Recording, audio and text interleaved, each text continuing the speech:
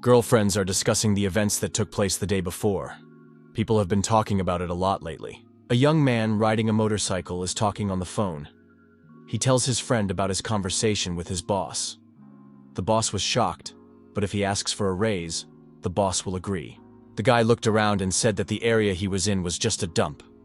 There were only homeless people walking around. A young man just passed by him. The sloppily dressed man looked around. He couldn't figure out where he was. His appearance attracted the attention of passers-by. The guy was very surprised by his surroundings. The stench in the air, the deafening noise coming from all sides. This was definitely not the kingdom he lived in. The guy didn't know what this place was, but it was definitely not an illusion. Everything looked too realistic. Passers-by looked at him and wondered what kind of poor soul had ended up here. Was he a homeless person?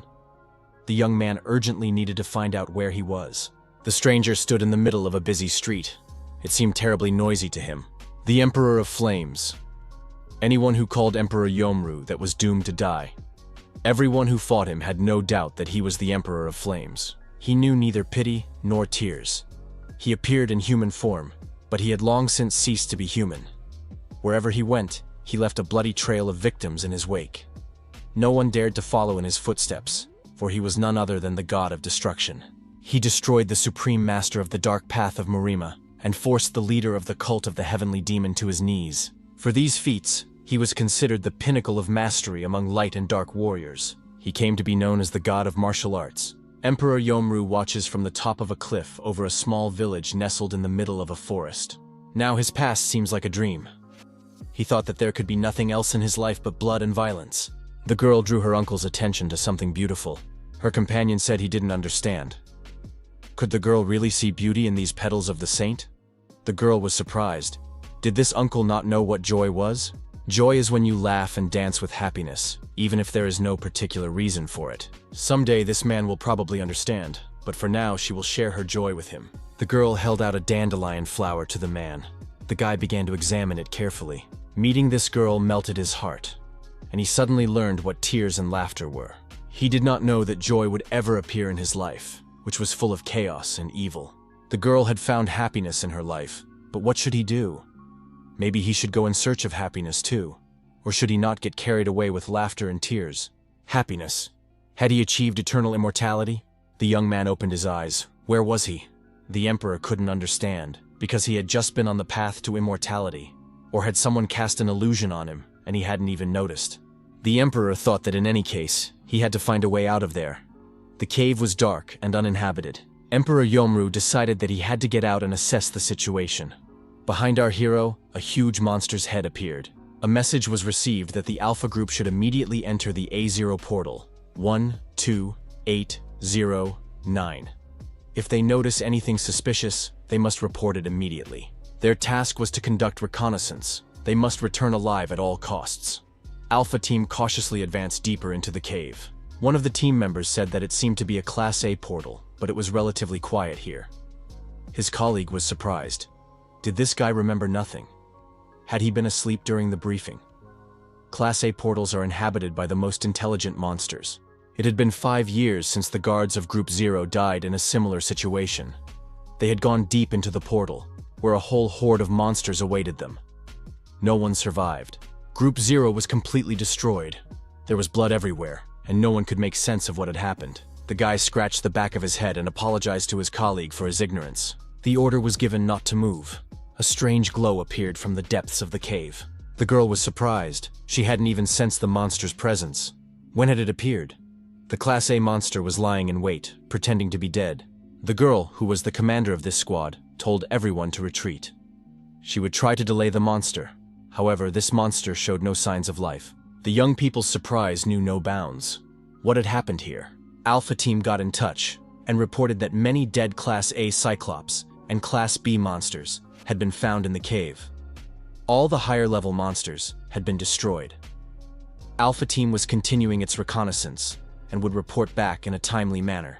The guy told the commander that he had reported the situation to headquarters. The girl praised him. The guy suggested that maybe these monsters were fighting each other.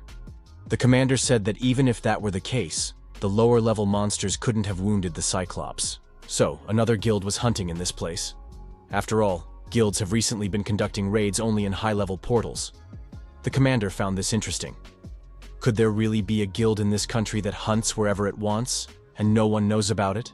After passing through the portal, Emperor Yomru found himself in an open space. There were city ruins all around. What kind of place is this, he wondered.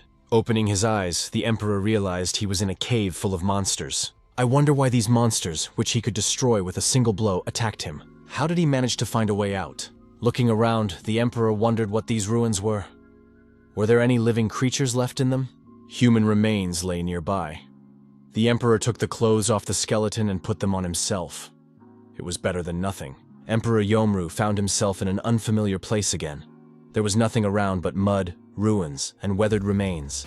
Our hero felt no signs of life around him. The Emperor had encountered the cult of the Heavenly Demon. Their mages used forbidden magic. He felt something similar now.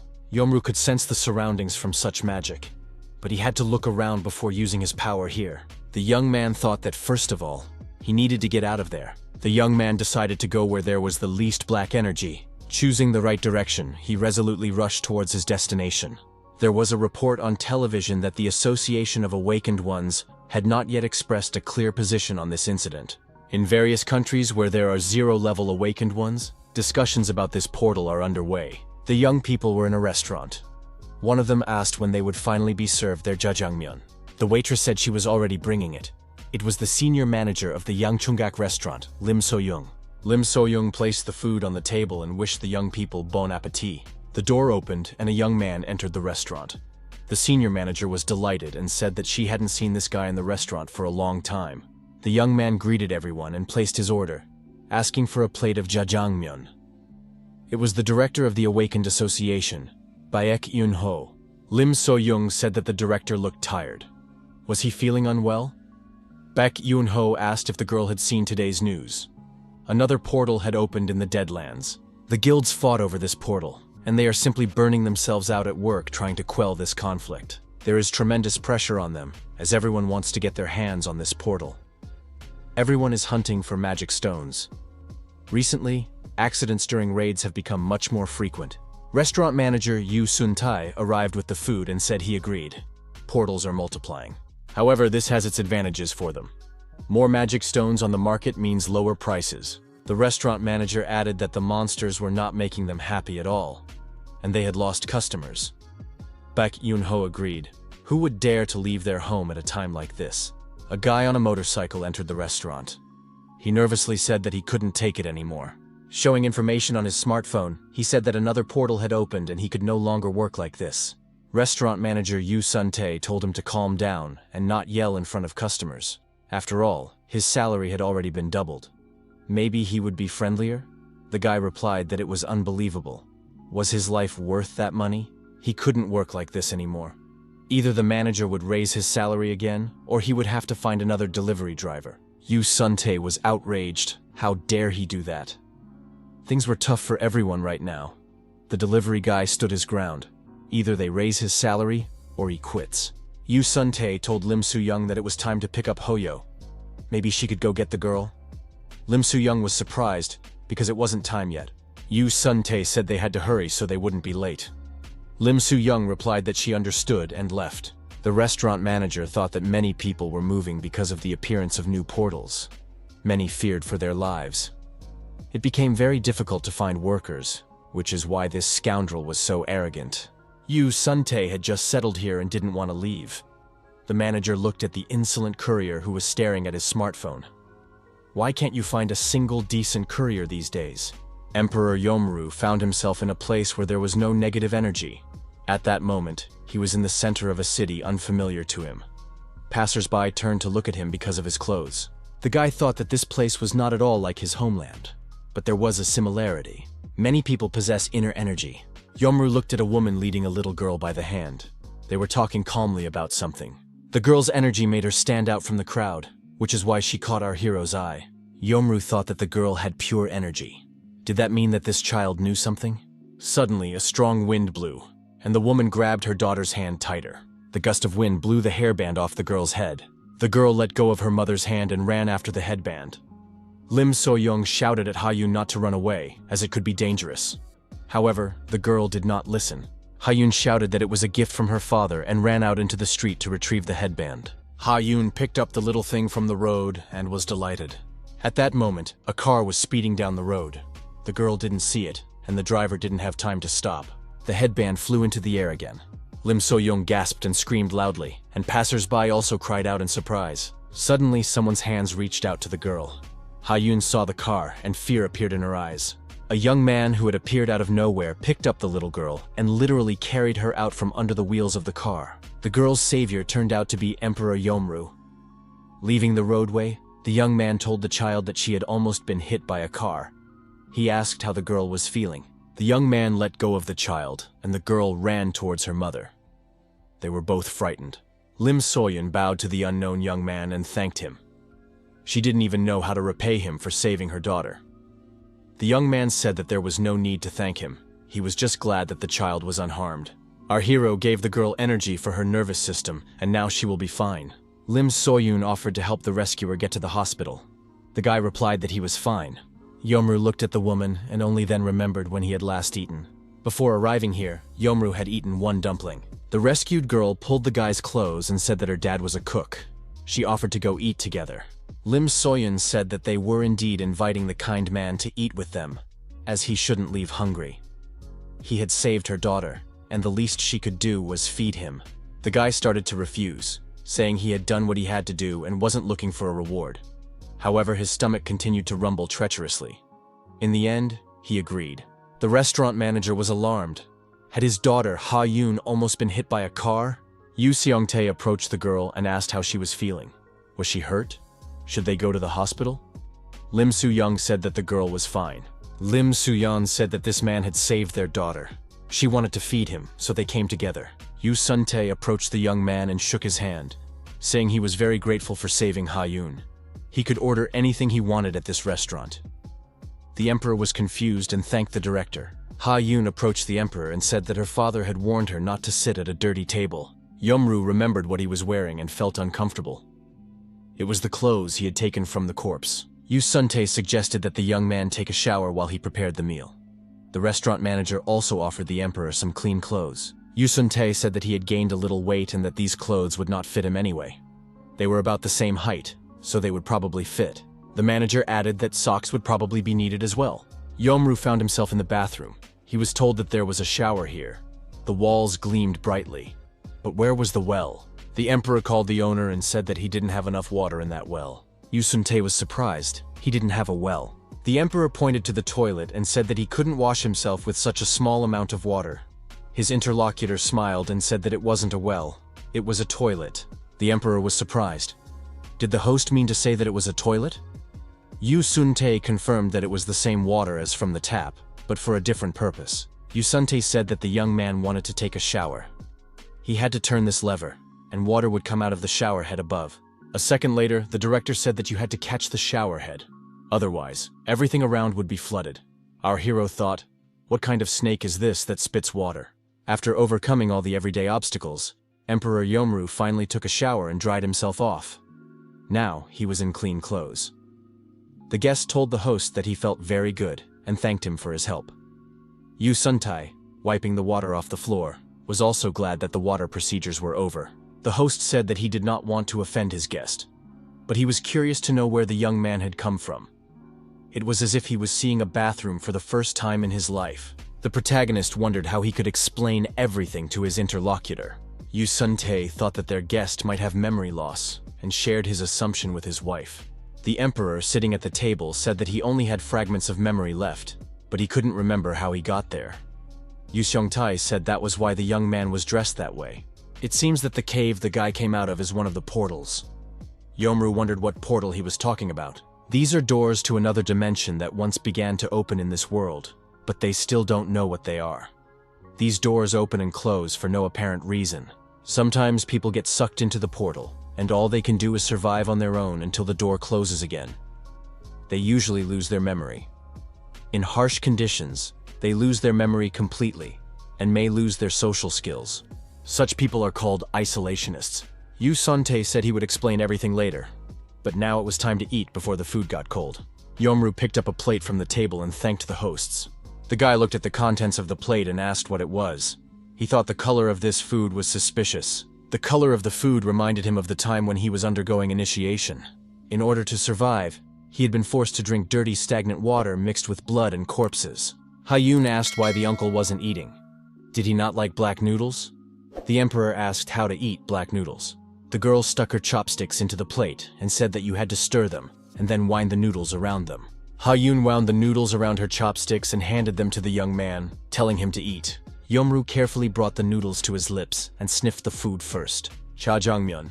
It looks a little strange, but the taste is excellent. He had never tried anything like it anywhere else.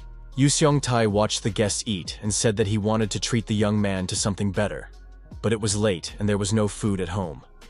Lim Seo-yoon added that they would definitely treat the young man to something tastier next time.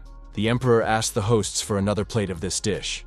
Ha-Yun laughed and said that her uncle had gotten himself dirty again. As he said goodbye, our hero thanked the hosts for such a hearty meal. Yu Seong-tae said there was no need to thank him. The young man should definitely come by anytime he wanted some jjajangmyeon. Yeomru saw a strange piece of paper stuck to the wall and asked what the writing on it meant. The restaurant manager replied that they were looking for an employee to deliver their food to its destination. They had couriers, but they all demanded too much money, so now they urgently needed a new courier. Yeomru asked if the ad said, "with accommodation." Did that mean they would give the courier a room? Yu Seong-tae nodded affirmatively. After all, there were few people willing to work. The protagonist thought that he needed somewhere to settle down, since he couldn't return to his world yet. This offer was very timely. He would work and at the same time learn how this world worked. The emperor asked the restaurant manager if he could get a job as a courier. Yu Seong-tae was surprised. Would a young man really want to do that? Yu Seong-tae scratched his head and said that they would be very grateful. But the fact was that hiring isolationists was associated with legal difficulties. Lim So-young told her husband that this man had saved their daughter. They should try to help him. His wife added that she had heard that a citizen could become a guarantor for an isolationist. The woman added that this was a fateful meeting. They should vouch for this guy, and he would be their courier. Her husband thought about it and said that his wife was right. Such a method did indeed exist. Yu Seong-tae told the young man that he agreed and would vouch for him. The emperor bowed, thanked him, and said he would try his best. Emperor Yeomru introduced himself to his new acquaintance and said that his name was Kang So and he was 35 years old. Yu Seong-tae was surprised. Kang So was his age, but looked much younger. The restaurant manager suggested that since they were the same age, they could address each other informally. Kang So replied that he agreed, and would be happy to work for Yu Seong-tae. The girl suggested calling him Uncle Kang So. That name would remind him to smile more often. The guy replied that she was not very good at coming up with names. The girl said that it was a very beautiful name, meaning broad smile. The emperor took the girl by the hand and said he agreed to take the name Kang So. Night fell over the city. The full moon shone in the sky. A flock of crows sat on the wires. These were no ordinary crows. Their eyes glowed like demons. From above, they watched the house where the emperor had settled. The emperor performed a meditation ritual in a separate room provided for him. The protagonist thought that there was a lot of pure energy in this world. In the daily lives of these people, there were many objects that he could not even imagine. It was unclear what their purpose was. It was a real world of wonders. The door to the room opened, and Yu Seong-tae stood on the threshold. The owner of the house was surprised. Why was Kang So sitting in the dark? Kang So replied that he couldn't find the lamp in the dark, so he was sitting there. Yu Seong-tae realized that he needed to teach the young man how to turn on the light. He went to the switch and demonstrated everything. Our hero found this very interesting. Lim Soo-young appeared and asked why their guest had gotten up so early. Kang So asked if Lim Soo-yeon was going to the kitchen to cook. Yu Seong-tae said that they would soon be opening the restaurant and had a lot of work to do. Our hero offered to help the hostess. Yu Seong-tae was surprised. Was the guy really ready to work when he could have slept in? He felt awkward about making Kang So work overtime. Kang So replied that he just wanted to repay the owners for their kindness. Yu Seong-tae asked the guy to clean up in that case. The owner took out a vacuum cleaner and said that this device would make cleaning easier. It's called a vacuum cleaner. Kang So was holding such a device in his hands for the first time. You have to press that button, and this device will suck up dust and dirt. Yu Seong-tae continued his instructions. Now you have to move the device across the floor like a mop. It's very easy. Kang So tried to solve the problem with his long hair, which was being sucked into this mop. He smiled and said that his daughter sometimes helps him too. Yu Sung-tae looked at his guest and was surprised.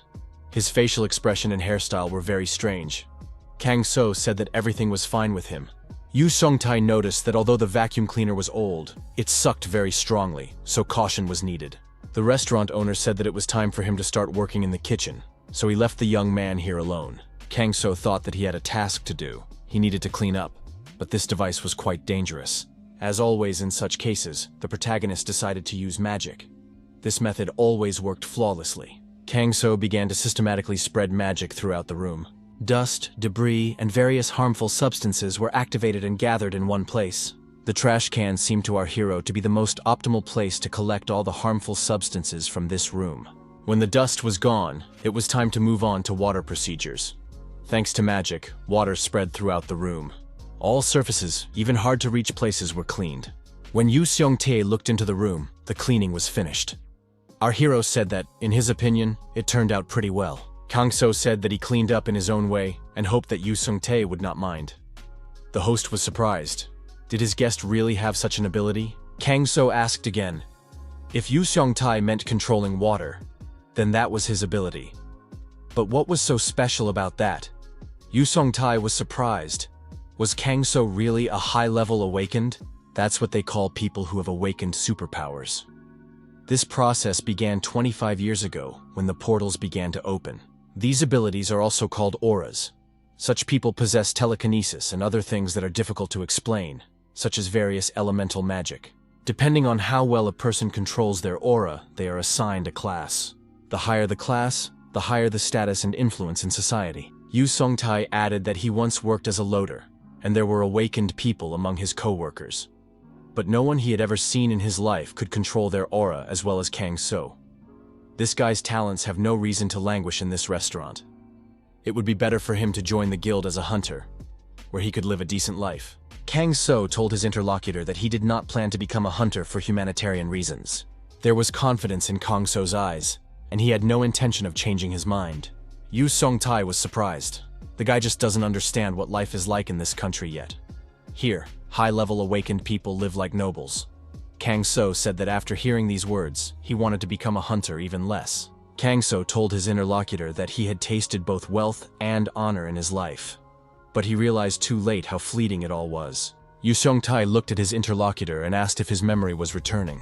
Kang So said that he used to live in a completely different world. However, one day he fell into oblivion and woke up in one of the portals his interlocutor had mentioned. He got out and made his way to this city, searching for pure energy. It so happened that in the city he saw a girl with pure energy. Kang So added that he saved Ha-yoon, who almost got hit by an iron carriage. Yu Seong-tae said that this explained a lot about his guest's behavior. Kang So apologized and said he didn't want to deceive these people. Perhaps he should have told the truth right away. Yu Seong-tae expressed regret and said that Kang So had been through a lot. It must have been very scary for him to find himself in a completely foreign world. Kang So was surprised. Did Yu Seong-tae really believe these stories?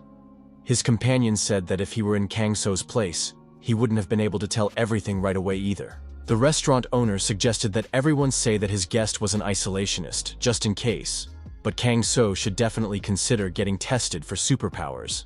In that case, Kang So's life could take a turn for the better. Awakened Support Department, Group 1. The name Sung Jin-ho was announced on the air. The man raised his head. Could they be calling him? His colleague said, "He was at work all night again? He won't last long." Jin-ho was upset. What now? Why did she come to nag him again?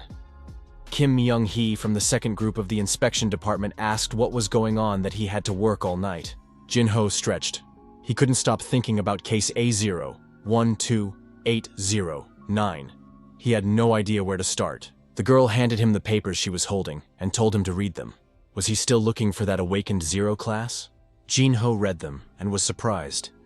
Kim Myung-hee said that the chairman had ordered her to close the case. That was exactly what was stated in the papers he had just received from his interlocutor. Jin-ho was surprised. Did the director really not want them to find the awakened zero class? Jin-ho clutched his head. How was that possible? Myung-hee replied that those were the chairman's orders. Jin-ho was perplexed, because for the first time ever their country had a chance to find its awakened zero class. Myung-hee pointed out that they still hadn't found that person, and everyone knew it, although they weren't even sure if it was possible to destroy them with their bare hands. They both remembered the destroyed Cyclops. And it was done by one person. Maybe it wasn't even a person. Jinho nervously said that it was definitely done by a human. He analyzed all the wounds of the monsters inside the gate. It was the mark of one person's fist, judging by the fingerprints. He checked several times, and the result was the same. This was their only chance. If they found this awakened one, the country would finally take its rightful place among the alliance of allied nations. Myung-hee asked, "What if they search for him but never catch him?" His interlocutor told Myung-hee not to worry. They would definitely find him. They had no other choice. The girl waved her hand and said she would take care of the chairman. He should conduct his investigation as quickly as possible. Jinho thanked the girl for her efforts and understanding. Jinho started to get ready. Myung-hee said she had an appointment. She was going to have lunch with her younger brother, whom she hadn't seen in a long time.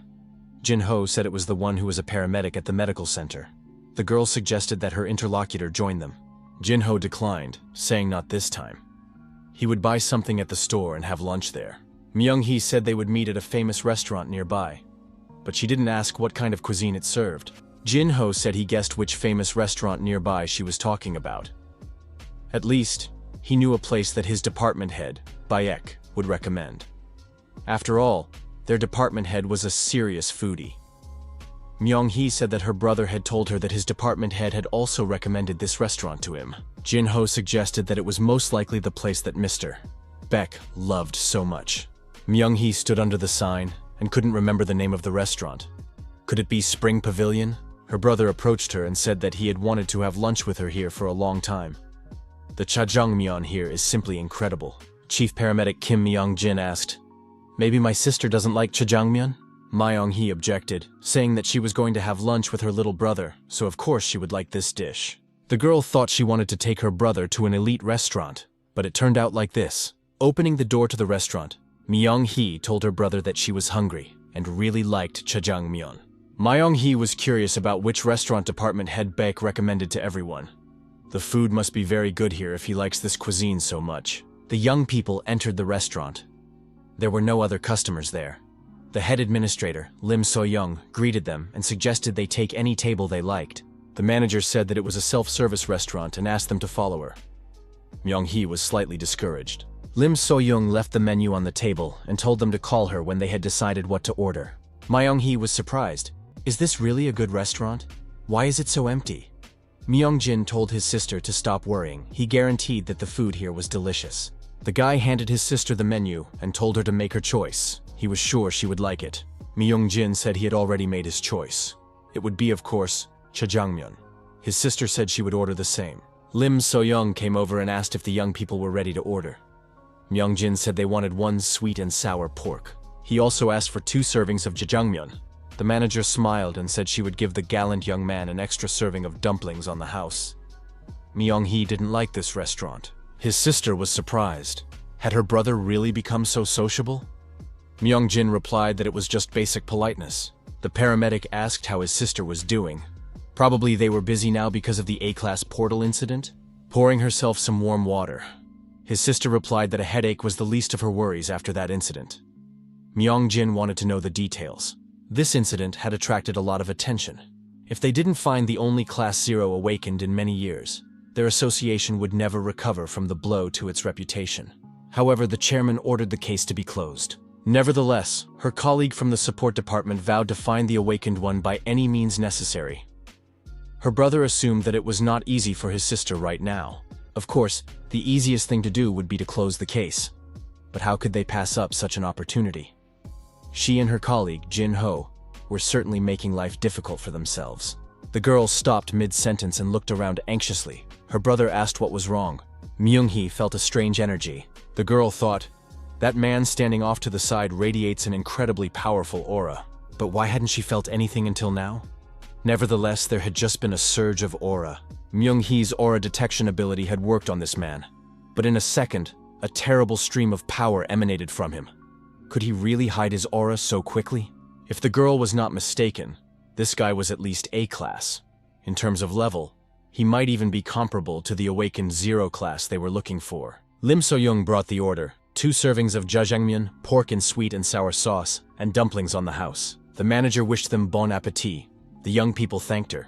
Myung-jin said that everything looked delicious. Myung-hee agreed and said that it really did look very appetizing. The girl tried the dark noodles, and maybe she was just imagining things because she was hungry. Awakened Zero class here? Who would believe that? The girl said that her brother had gone crazy. Myung-jin was upset. Did his sister not like it? The girl asked why he hadn't brought her here before. It's such a delicious dish. It's just great. How could she not trust this place? Myung-jin smiled. His sister had scared him. He thought she wouldn't like it. The young people enjoyed finishing their meal. Myung-hee said that this jjajangmyeon was so delicious that it was almost criminal. Kang-so thought that one of the restaurant's guests had an exceptional sense of aura. At that moment, he was playing with the restaurant owner's daughter. Kang-so looked at the visitors and thought that their energy was different, but both of them could be called masters. Perhaps these were the ones called the Awakened. He had to be careful not to reveal the level of his aura. He needed to learn more about the Awakened. After the restaurant closed, Kang-so used his ability to interact with the water element. Kang-so used his method again to tidy up the room. It's still not as clean as he would like, but it'll do. He was still getting used to life in this world, but the kind owners of the establishment had already taught him a lot. Now he knew that it was not a well, but a toilet. It took him a few tries, but he finally learned how to use the shower. Our hero understood that there was still a lot he didn't know. However, with time, he would learn everything. Kang-so knew that he was in no hurry. The Emperor decided that he should learn more about the Awakened Ones. Our hero heard a strange loud noise coming from outside. He rushed out of the room. He wondered what that growling sound could be. The director, Yu Seong-tae, was standing near the facility. He said that Kang-so had arrived just in time. He wanted to show him something. Kang-so asked Yu Seong-tae what the strange sound was. Could it have come from this thing? Yu Seong-tae confirmed it and said that it was a device for riding called a motorcycle. The motorcycle would be useful for the guy in his work as a courier. He still needed to learn how to ride a motorcycle, and that would take time. But Kang-so could get used to it for now. Yu Seong-tae gave his companion a motorcycle helmet and told him to put it on. Motorcycles are very fast, so they are very dangerous. Riders need protective gear. A helmet is such gear. Kang-so thought it was almost like the helmets that warriors wear. Yu Seong-tae said that if the guy put on the helmet, he could sit behind him. Kang-so said it was like riding a horse. Yu Seong agreed that it was somewhat similar. However, that was where the similarity to a horse ended. A motorcycle was much faster, but there was no need to be afraid. Yu Seong-tae told the passenger to hold on tight, and the motorcycle started to pick up speed rapidly. The driver asked if the passenger was feeling sick from the ride. Kang-so asked if couriers really had to get around only on this. Yu Seong-tae asked if his companion was afraid. If he was afraid of riding a motorcycle, he probably shouldn't work in delivery. There was simply no other way to get around quickly in the narrow alleys. Kang-so thought that the goal was to deliver food quickly. Kang-so wondered if it was too slow. And motorcycles are too noisy. He decided that he could move much faster using body lightning techniques. The motorcycle stopped, and Yu Seong-tae suggested taking a walk around the neighborhood. Most of their customers live in this residential complex. The residential complex is called Lazurni. There is a number on the side of the building. This is the sector number. The first digit of the apartment number indicates which floor it is on. Kang-so said he had a question. Yu Seong-tae said that it was very dangerous to live in this city because it was infested with monsters. Then why don't people leave? Yu Seong-tae replied that it is dangerous here, but not to the extent that people are willing to abandon their homes. The first monsters appeared 25 years ago. At that time, it was impossible to live in this city. But soon people realized that with the help of magic stones, protective barriers could be created around cities. Therefore, this city is relatively safe. Kang-so asked his interlocutor what magic stones were. Yu Seong-tae replied that they were something like nuggets that people found in the bodies of destroyed monsters. They contain so much energy that they have replaced the energy sources of the past. Thanks to them, there has been a leap in the development of science. But that doesn't mean it's completely safe on the streets. In any case, caution should be exercised. Yu Seong-tae opened a can of soda and offered his companion a drink. Kang-so was surprised. The can made a strange sound.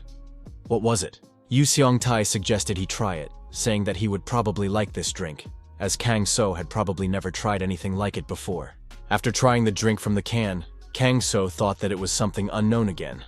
He was afraid to try it, but on the other hand, he was also afraid to eat jjajangmyeon at first. Kang-so felt a spicy sweetness that was refreshing and spread throughout his body. It was like an epiphany that struck a person like lightning after long and hard work. Kang So concluded that it was a strange drink. It was incomparable even to the magical panacea given to him by the elders of the Northern Ice Palace. Yu Xiongtae said that this liquid also helps with indigestion. Kang So thought that was incredible. After a short break, Yu Xiongtae suggested returning. Kang So asked his companion if he really needed to ride this device. Wasn't there a way to do without the motorcycle? Yu Xiongtae said that there were other means of transportation, of course, but nothing better than a motorcycle had yet been invented for a courier. Kang So told his companion that he could manage on his own 2 feet. Yu Xiongtae was upset because he had said that the delivery had to be fast. Otherwise, the noodles would swell on the way, and the dish would lose its appearance. Plus, customers get annoyed when delivery takes a long time. Kang So said that there was no need to worry about that. Kang So said that he would get there faster on foot than by motorcycle. Yu Xiongtae was surprised. How was that possible? Yu Xiongtae realized that it wasn't so unbelievable, because Kang So, who had been awakened, was apparently no less than an A-class. Kang So told his companion that if he didn't believe him, he could demonstrate it on the way back. Yu Xiongtae was curious to see for himself, and agreed. Kang So said that he remembered the way to the restaurant, so he would get there without any problems. Yu Xiongtae said that he certainly believed his companion, but just in case, Kang So could start running already. Yu Xiongtae, putting on his helmet, said that if Kang So really did overtake him, he would approve of delivery without transport. Kang So didn't get his nickname, Emperor of Flame, for nothing. He possessed an incredible gift of fire, called the Invisible Body Technique. As the name suggests, when he used this skill, he became completely invisible and could approach his enemy unnoticed and destroy him. After achieving enlightenment, the protagonist continued to develop his invisible body technique. He called it an improved version of the technique of the invisible body of emptiness. The girls talking about work did not notice a guy rushing past them. The young people relaxing during their lunch break also did not notice Kang So rushing past them. This ability not only made our hero invisible, but also made it impossible to detect his presence. This ability also increased his agility and speed to incredible levels. This new technique, combined with his supreme martial arts skills, earned him the title of God of Martial Arts, even more majestic than God of Destruction. At this time, Yu Xiongtae was trying to get to his restaurant as quickly as possible. He was speeding on his motorcycle at high revs. Upon reaching his destination, Yu Xiongtae took off his helmet and wondered where Kang So was trailing behind. Yu Xiongtae thought he was going full speed, treating it like a competition. Imagine his surprise when he entered his home. At the door, Yu Xiongtae was greeted by his wife and his daughter, who was sitting on Kang So's shoulders. Kang So told Yu Xiongtae to come in. Yu Xiongtae was surprised. When did this guy get here? Hayun said that Daddy was late. Lim Soyoung said that Kang So had been home for 10 minutes. Yu Xiongtae was surprised. 10 minutes. That's incredible. Yu Xiongtae, as promised, allowed the guy to make deliveries without transportation. Yu Xiongtae said that Kang So simply had to take the superpower test. I wonder what his class is. Kang So, to leave no doubt, said that he would take the test. The young people went to the center where such tests are conducted. Yu Xiongtae said that they had finally arrived at their destination. Kang So was surprised to see so many people. However, as a citizen who had come through the portal without any documents, Kang So had to go through many procedures. He had to fill out some paperwork. Kang So said that he had neither documents nor a residence permit. What should he write there? Yu Xiongtae explained that he should write Kong in the surname field and the restaurant's address in the residence permit field. The bureaucracy took them several more days. Yu Xiongtae thought that this pointless paperwork was very tiring, but he had to see it through to the end, because Kang So was their savior. Kang So asked his friend how exactly this test worked. Yu Xiongtae said that during the test, you have to put your hands on 2 balls, slightly larger than a fist. An electric current will pass between them. The stronger the electric shock, the lower the level. If he tolerates the electric current well, it means he is of a high level. In other words, those who are awakened to a high level have high energy potential. Kang So asked if it was good to have a high class. Yu Xiongtae replied that if Kang So had a high class, his life would immediately change for the better. Some particularly gifted individuals are valued as national treasures. In any case, a high class ensures a comfortable existence. Kang So replied that he understood everything. In our hero's place, another person would now be jumping for joy. However, Kang So knows better than anyone else that wealth and words are fleeting and insignificant. People have many passions and desires, and they are always insatiable. No matter how hard they try, a whole lifetime is not enough to satisfy them. The protagonist grew tired of the world of passions and withdrew to live in a remote mountain village. The emperor could not allow his peace to be disturbed again. It seems that from now on, he will have to work hard to hide his level. The young men parted ways, and Yu Seong-tae wished his friend good luck. Finally, Kang So turned around and asked his friend which room the test was in. On the second floor, the elevator announced that the doors were opening. Kang So thought it was a self-propelled box with self-opening doors. What's more, it even talked. Our hero was met at the entrance and asked if his name was Kang So. The man greeted him and said that he was Park Soo-in, the head of the second department, and that he would be administering the test. The young men shook hands. Park Soo-in noted that it had been a long time since they had tested isolationists.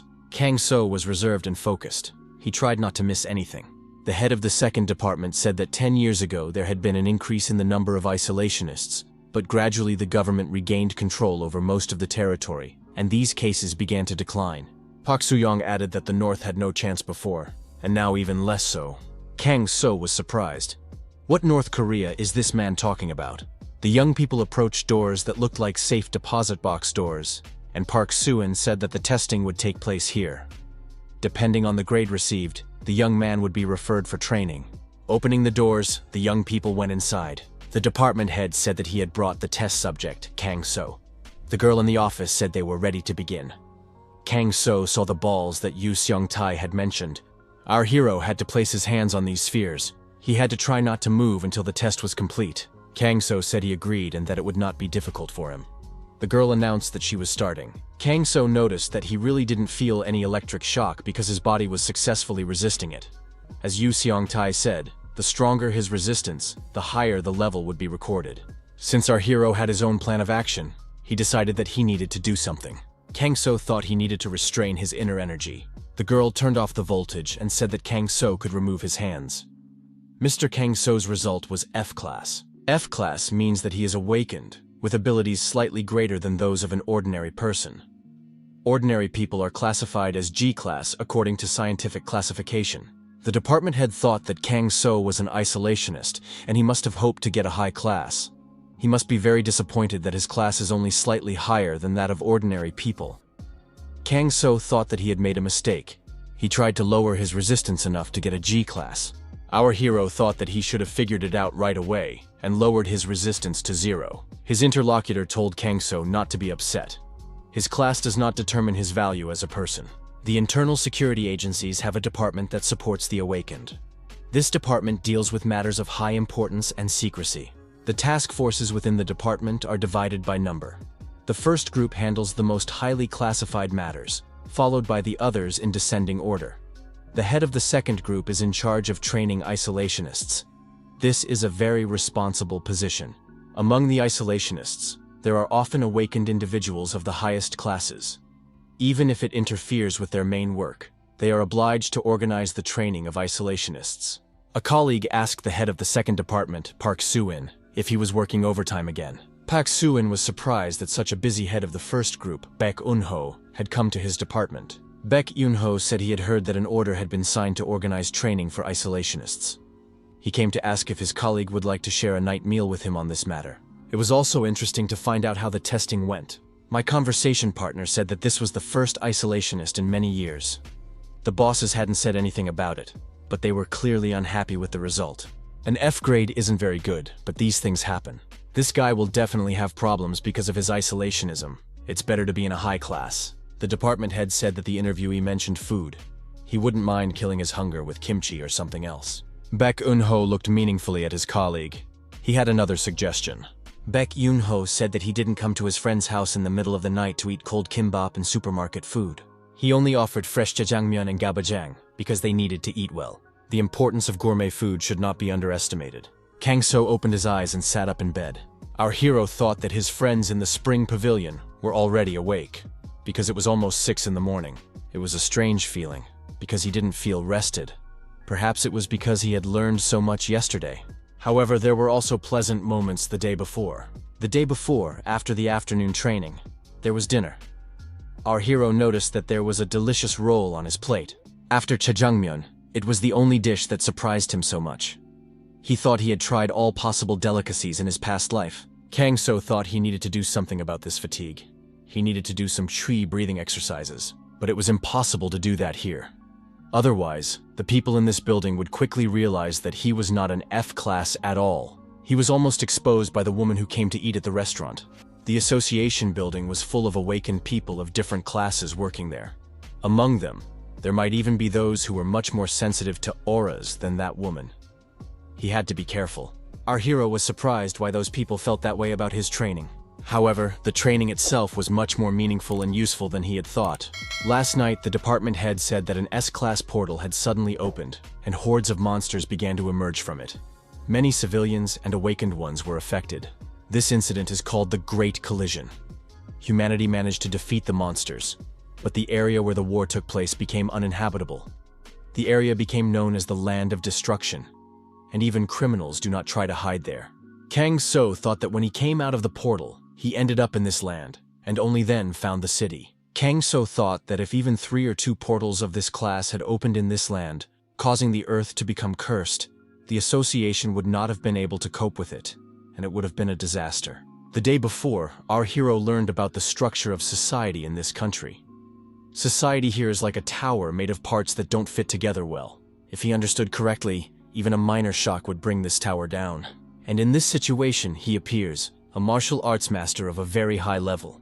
A quiet and inconspicuous life is almost impossible for him. Even if it is selfish, he wants to live the rest of his life in peace at all costs. He must not let anyone know his true class. Kang So sensed that a person with very pure energy was approaching. It was Park Se-woong. Park Se-woong knocked on the door and asked, "Mr. Kang So, are you awake?" The visitor entered, and our hero, looking at his appearance, noticed that Park Se-woong was very tired. Kang So poured boiling water into a cup and poured instant coffee from a packet. Kang So offered him the coffee. Park Se-woong said that Kang So surprised him greatly. He had only learned how to do this yesterday, and now he was already practicing brewing coffee the very next day. Our hero said that it was all thanks to the training he received from his department head. If he drank this coffee, he would feel much better. Park Se-woong took a few sips, and he really felt better. The department head thought, could this coffee be made from the magical ingredients of the portal? It was as if he had slept soundly and just woken up. Kang So thought that this man was putting his heart and soul into his training. So he decided to give him some coffee that he had energized as a token of his gratitude. Kang So asked the department head what they would be studying today. Park Yoon-soo replied that their first lesson would be on the topic of the dining room. The department head noted that he had requested a special menu today. Even in the morning, the cafeteria was quite crowded. It resembled a field kitchen on a military campaign. The department head said that work was somewhat like war, so Kang So was not far from the truth. But unlike camping conditions, the portions here were larger. Park Yoon-soo said that you could put as much food on your tray as you wanted. Kang So asked what would happen if there wasn't enough food for those who were late for breakfast. The department head noted that Mr. Kang So was very attentive to others, but he needn't worry. If any dishes ran out, the cafeteria staff would prepare more. Our hero found this unbelievable. The department head noted that they were living in an age of abundance after all the wars. Kang So said that abundance is good, but what surprises him most is something else. Our hero said that he was amazed by the speed of logistics and the amazing technologies for preserving and storing food for long periods of time. The department head thought that this guy was an isolationist, and that yesterday was only his first day of training. But he thinks so strategically, it's incredible. Park Yoon-soo said that it was all thanks to their scientists. Thanks to the scientists, they always have access to a huge variety of products. For office workers, the cafeteria is a place to relax and recharge. Kang So thought that mealtime was always the most enjoyable part of the day. The department head said that he rarely came to the cafeteria, usually grabbing a quick bite to eat. After the cafeteria, while in the elevator, the department head asked his companion if he enjoyed the food. Kang So nodded affirmatively. The department head said that was great, and added that he had given him a tour of the cafeteria. He thought that was enough for today. Kang So thought they would still have classes. The department head said that this guy couldn't be fooled. They still had a class on the gym scheduled. But for the F class, it wasn't mandatory. They could skip it. Being in the F class meant having less responsibility. The department head thought he was cutting back on classes because of his main job. He is forced to deceive the naive isolationist who doesn't understand anything yet. In the end, the young people came to the gym. Anyone with an awakened certificate has the right to exercise here. Park Yoon-soo added that anyone can come here regardless of their class. Kang-so saw that both boys and girls were exercising here. Any awakened person can use this gym. Only imposter criminals are not allowed here. Park Yoon-soo noted that if Kang-so wanted to train here, it would be quite good. However, our hero refused. Park Yoon-soo pointed out that it was completely free. He could explain what the gym was for, and it would be clear how useful it was. Kang-so thanked his interlocutor and said that he did not think he needed training. Park Yoon-soo asked what the guy's plans for the future were. Kang-so happened to see Yoo Seong-tae and Lim Soo-young standing nearby. They greeted each other. Kang-so thanked his friends for coming to meet him. Yoo Seong-tae asked what class Kang-so was in. Kang-so showed his hunter's license and said he was in class F. Lim Soo-young was surprised because Kang-so wanted to get a G class like a normal person.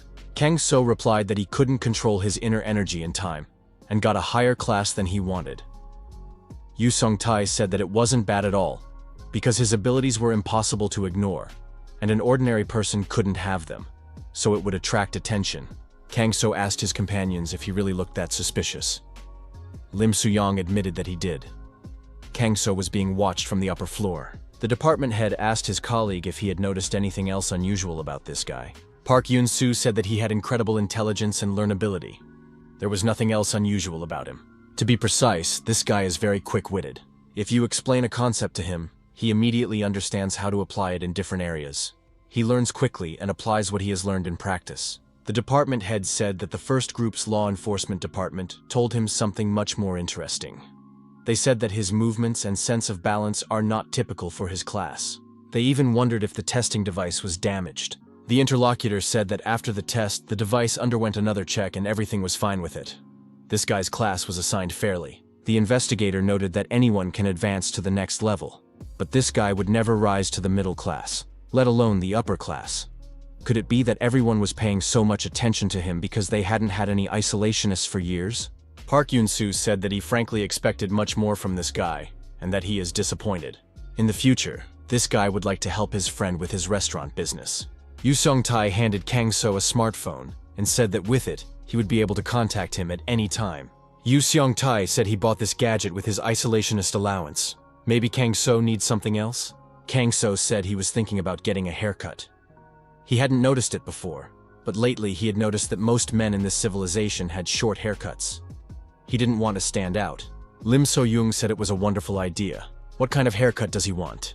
It seems that short hair would suit Kang-so. Yoo Seong-tae said that any haircut would suit this guy. Yoo Seong-tae said he needed to prepare ingredients for the next day's meals. He thought that when his wife started talking about fashion, it was time to turn off the lights. He believed Kang-so would be fine.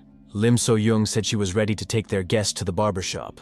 On the way out of the barbershop, Yoo Seong-tae said that this guy had changed so much that now you could see him a mile away. Yoo Seong-tae suddenly felt a strange, sharp feeling. It was as if the whole street was looking at this guy. The girls were indeed paying attention to Kang-so. Who is this handsome guy? Probably some kind of actor. This guy has model looks. The girls approached our hero and asked him for an autograph and to take a photo with them. Yoo Seong-tae intervened in the conversation and told the girls to excuse them, as they had plans. Yoo Seong-tae said that he wasn't some movie star, just a regular guy, so there was no need to ask him for an autograph. Kang-so wondered why he couldn't take a photo with these girls, and why this girl wanted his autograph. Yoo Seong-tae said that Kang-so was so handsome that the girls mistook him for a celebrity, and if he let them take a photo together, they would immediately post it on the internet. And if people started sharing his photos, he would start to be recognized on the street, and that would only cause problems. Kang-so didn't want that kind of life, did he? Kang-so thought that Yoo Seong-tae was right, and he would have to be careful. He shouldn't stand out too much in a crowd. The next day arrived. The restaurant was busy with orders. There were no free tables, and many people ordered jjajangmyeon. This time, our hero was serving the tables. The restaurant's main customers were girls. Kang-so wished each of them bon appétit. Kang-so took the menu and headed to a table where there were also girls. The girl said she had decided on her order and asked for 2 jjajangmyeon and udon with seafood. Kang-so told the girls to wait. He repeated the order, and Yoo Seong-tae, who was in the kitchen, said that the order had been accepted. One of the customers also ordered gabaju. Kang-so wrote everything down in his notebook. Work was in full swing.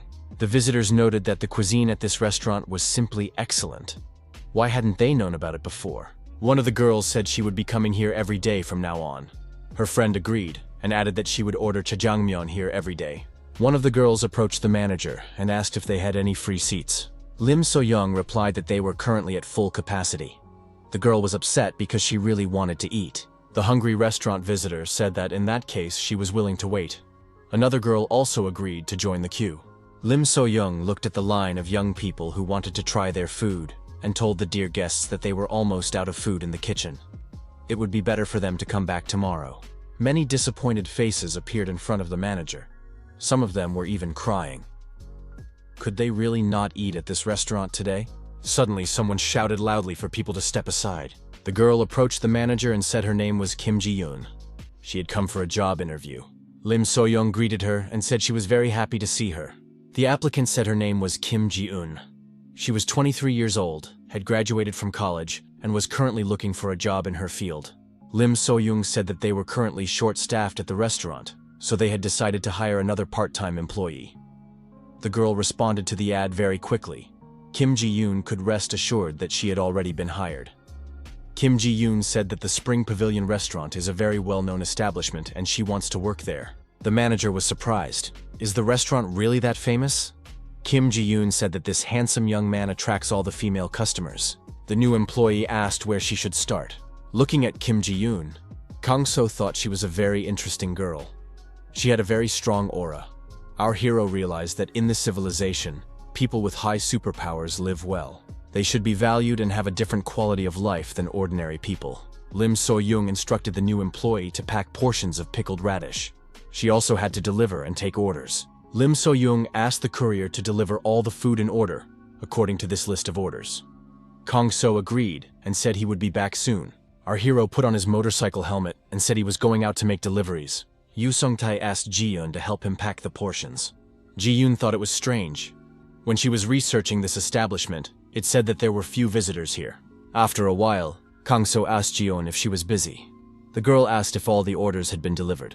Kang-so replied that it wasn't difficult. The addresses were only a stone's throw away. Ji-yoon said that the guy could pick up the new orders. The jjajangmyeon and jambong were already packed. Kang-so took the package with the orders and said he was leaving. After a while, Kang-so returned with an empty box. He said that all the orders had been delivered. Yoo Sung-tae told the guy to sit down at the table. He had already delivered everything for lunch. Kang-so asked Lim So-young if they were already preparing for the evening rush. Lim So-young confirmed this and immediately remembered that it was time to pick up Ha-yoon from kindergarten. Ji-eun asked Lim So-young if it was a girl. Lim So-young confirmed and added that she was 5 years old. Lim So-young asked our hero to pick up Ha-yoon from kindergarten. They were expecting an evening rush of customers and were barely able to prepare the food. Ji-eun said that she would also like to meet Ha-yoon. Maybe she should go with Kang-so too. Lim So-young agreed, saying that she and her husband could handle it. The young people moved along the planned route under umbrellas because of the heavy rain. Ji-eun introduced herself to our hero again and asked if she could call him Kang-so. Kang-so said he was 35, but the girl could call him whatever she wanted. Ji-eun was surprised and said that the guy didn't look 35 at all. Kang-so noted that many people say that to him. Kang-so apologized for the indiscreet question. But why did the girl decide to work at the Spring Pavilion? With her abilities, she should look for another job. Ji-eun pointed out that she didn't really have any skills. Ji-eun added that she wasn't pursuing any malicious goals. She just wanted to see the young man. Ji-eun pointed forward and said that there was someone at the door.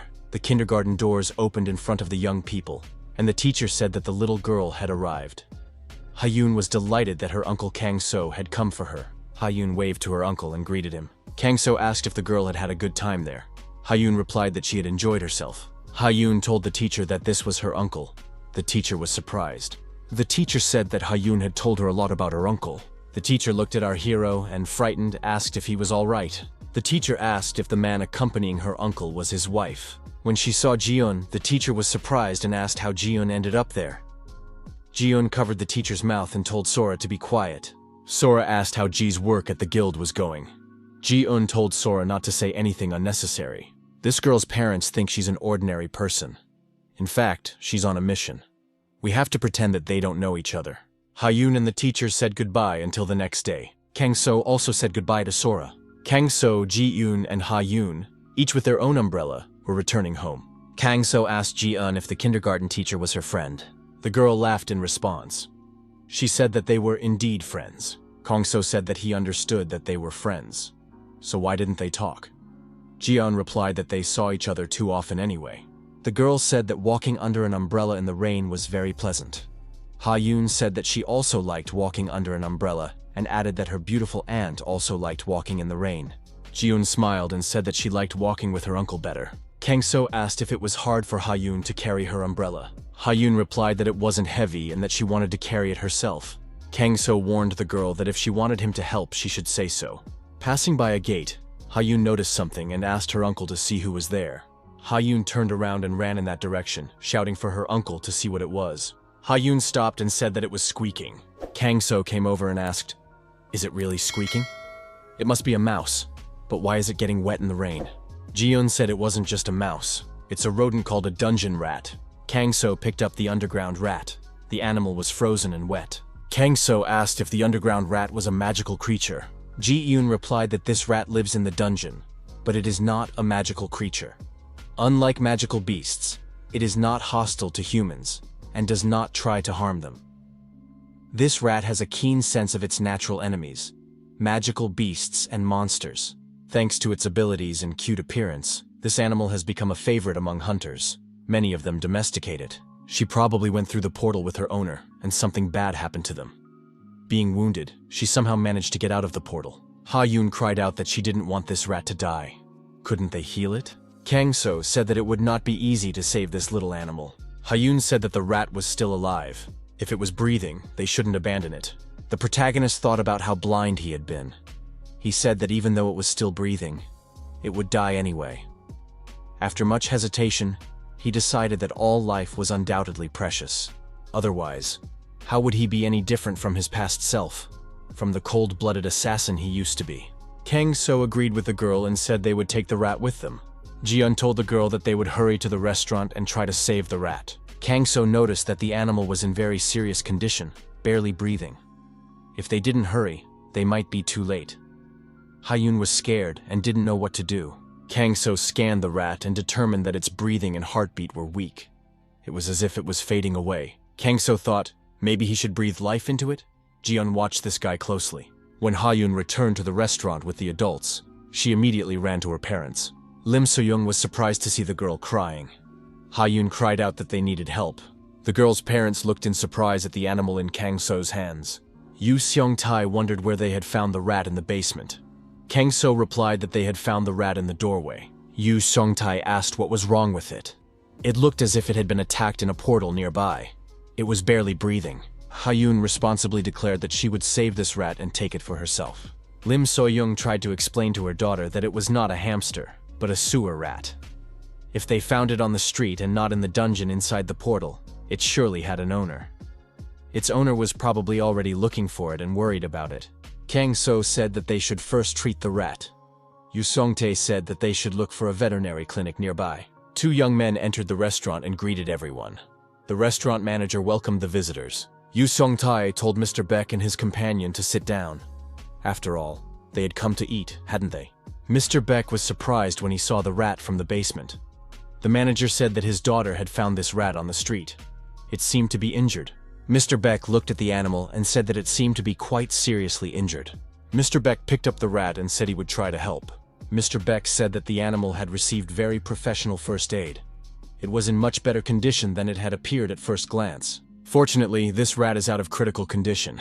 He will just add a little of his energy. When our hero first saw this man, he immediately realized that he was gifted. But he had no idea that he had such mystical powers. He collects energy from the environment and transforms it into healing power. Apparently, he is a healer. Mr. Beck's colleague said that this is their famous healer. The famous healer gave the animal to the girl, Ha-yoon.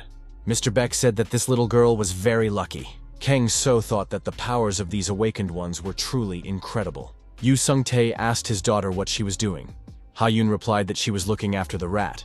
It seemed that she really was feeling better. Ha-yoon shouted that the animal was moving. Yu Seong looked closely and agreed with his daughter. The observers decided that the rat might want milk and poured some into a bowl for it. Yu Seong-tae told his daughter that the rat was eating, and that it was time for her to wash her hands and start eating. Suddenly, the animal began to thrash about and squeak. "What's wrong with it?" the adults wondered. Kang-so thought that the rat wanted to tell him something. Yu Seong-tae was surprised. What was wrong with the animals? Kang-so explained that the animal wanted to show him something and was leading him somewhere. The rat couldn't calm down and kept darting around. It definitely wanted to go somewhere. Kang-so thought it was a very intelligent animal, and it was strange that it didn't have an owner. Something must have happened. Yu Seong-tae suggested that his friend go and check it out. Yu Seong-tae said that Kang-so was the one who was quick on his feet. He just had to check what had happened. Yu Seong-tae said they couldn't ignore this signal. Otherwise, his daughter would be upset. Ha-yoon looked at Uncle Kang-so. She hoped he would help her and the rat. Our hero agreed for Ha-yoon's sake and added that something was bothering him too. Kang-so saw a strange energy around this animal. Yu Seong-tae didn't understand what kind of energy he was talking about. Kang-so said he had seen this energy before, but he didn't understand what it was yet. Kang-so suggested that the rat show them the way, since the animal knew where to go. Yu Seong-tae told his friend to be careful. Ha-yoon wished her uncle good luck. Kang-so left the building and quickly headed in the direction from which the strange energy was emanating. When he arrived at the location, Kang-so thought it looked like the portal he had come through to enter this world. It really was a portal. In the portal, monsters continued to advance and attack the fighters of the invisible front. Only 4 people remained, and the number of monsters was not decreasing. The leader of the group apologized and said that she would soon be exhausted and would no longer be able to maintain the barrier. Her colleague thought that this was truly the end. He was glad that he had had the opportunity to work with these people. The young people began to say goodbye to each other and joke around as much as possible in the situation. The group leader thought that only an S-rank hunter could save them, but that was just a pipe dream. Suddenly, the people listened and heard the squeak of a small animal. Something happened to the monsters. Some unknown force began to systematically destroy them. When the light appeared, people saw that all the monsters had been destroyed. The 4 heroes looked around and couldn't understand how this had happened. What had happened to the monsters? They had just surrounded them, and suddenly this shock. The leader of the group asked if her colleagues had heard the squeak of the Korongi. At that moment, Kang-so was bravely dealing with the remaining monsters. Kang-so also left only destroyed monsters around him. Last time, our hero did not exterminate all the monsters in the portal. The smaller ones remained alive. That is why the portal did not close. Kang-so thought that this time he would finish the job. However, one terrifying monster was approaching from behind. Kang-so noticed the villain in time.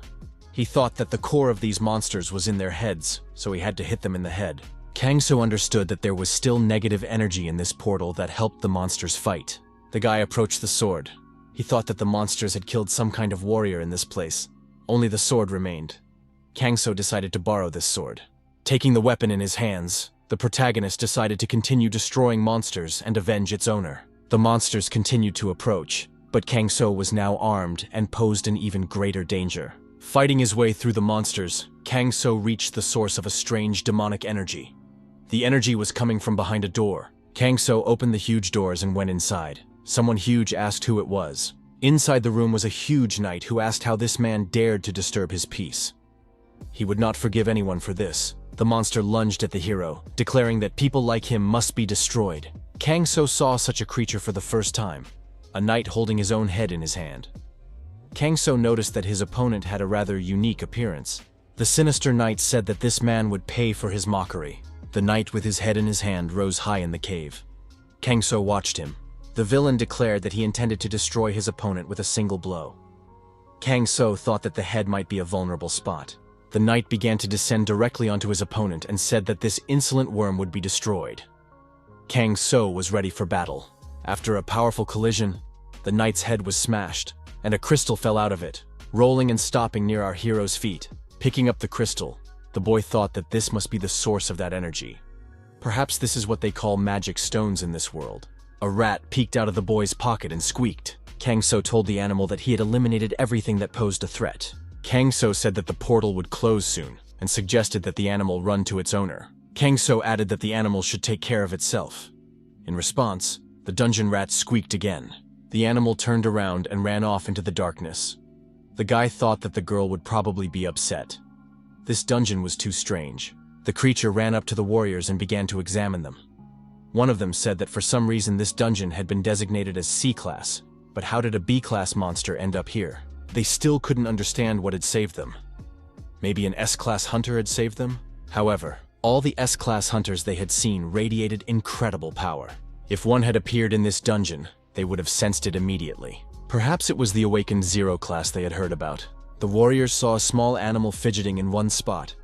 It was true, Korongi had survived. She was looking for someone. The leader of the group said she was looking for Sarkhoon. However, he was dead. The little creature ran up to the warrior's body and began to squeak plaintively. Suddenly, there were some strange sounds. What was happening? The guy said that the portal had already been emptied. The portal would close soon, so they had to quickly gather as many magic stones as they could. They agreed to meet at the exit in exactly 20 minutes. Information appeared that a special task force was coming out of the portal. They needed to be given full support. Representatives of a television company were already present at the portal exit, reporting for hunting news. Korongi had already managed to get out and was watching the rescue of the Special Forces team from the sidelines. Korongi sat in the rain again and cried. Hayun sat sadly near the empty box. Yushong said that the rat had returned to its owner, so it would be better that way. The girl replied sadly that she knew. Hayun said that she would never see the rat again, so she was very sad. Finally, Kang So entered the room. He asked why Hayun was so sad. Yu Song-tai said that the girl had never said goodbye to the rat. A rat came out of Kang So's breast pocket and squeaked softly. Hayun happily hugged the little animal. Kang So said that the name of this underground rat was Korongi.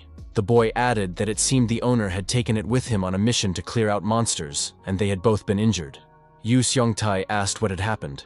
Kang So said that he found the rat's owner dead, and there was nothing that could be done, as it had been a long time since his death. Yu Song-tai was surprised. Had Kang So really gone to the dungeon? Kang So confirmed this.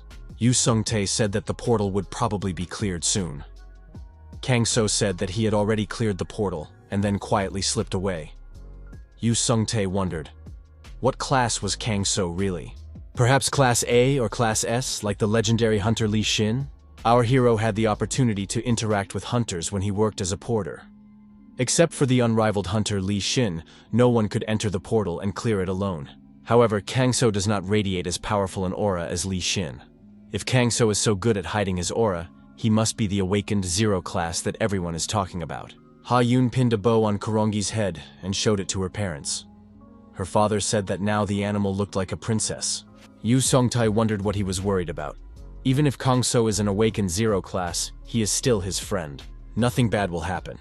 You have to think only about the good things. Ha-Yun, Yu Song-tai, and Kang So decided to keep the dungeon rat for themselves, so they got scolded by Lim Su-yong.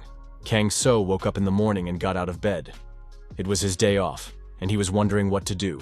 Train or look for a job for a few hours. The girl said that Kang So was always working because he didn't know how to relax. Why was it so difficult for him to just relax? He needed to do what he wanted to do. It was silly to work when he should be resting. Kang So thought that she would say that to him right now.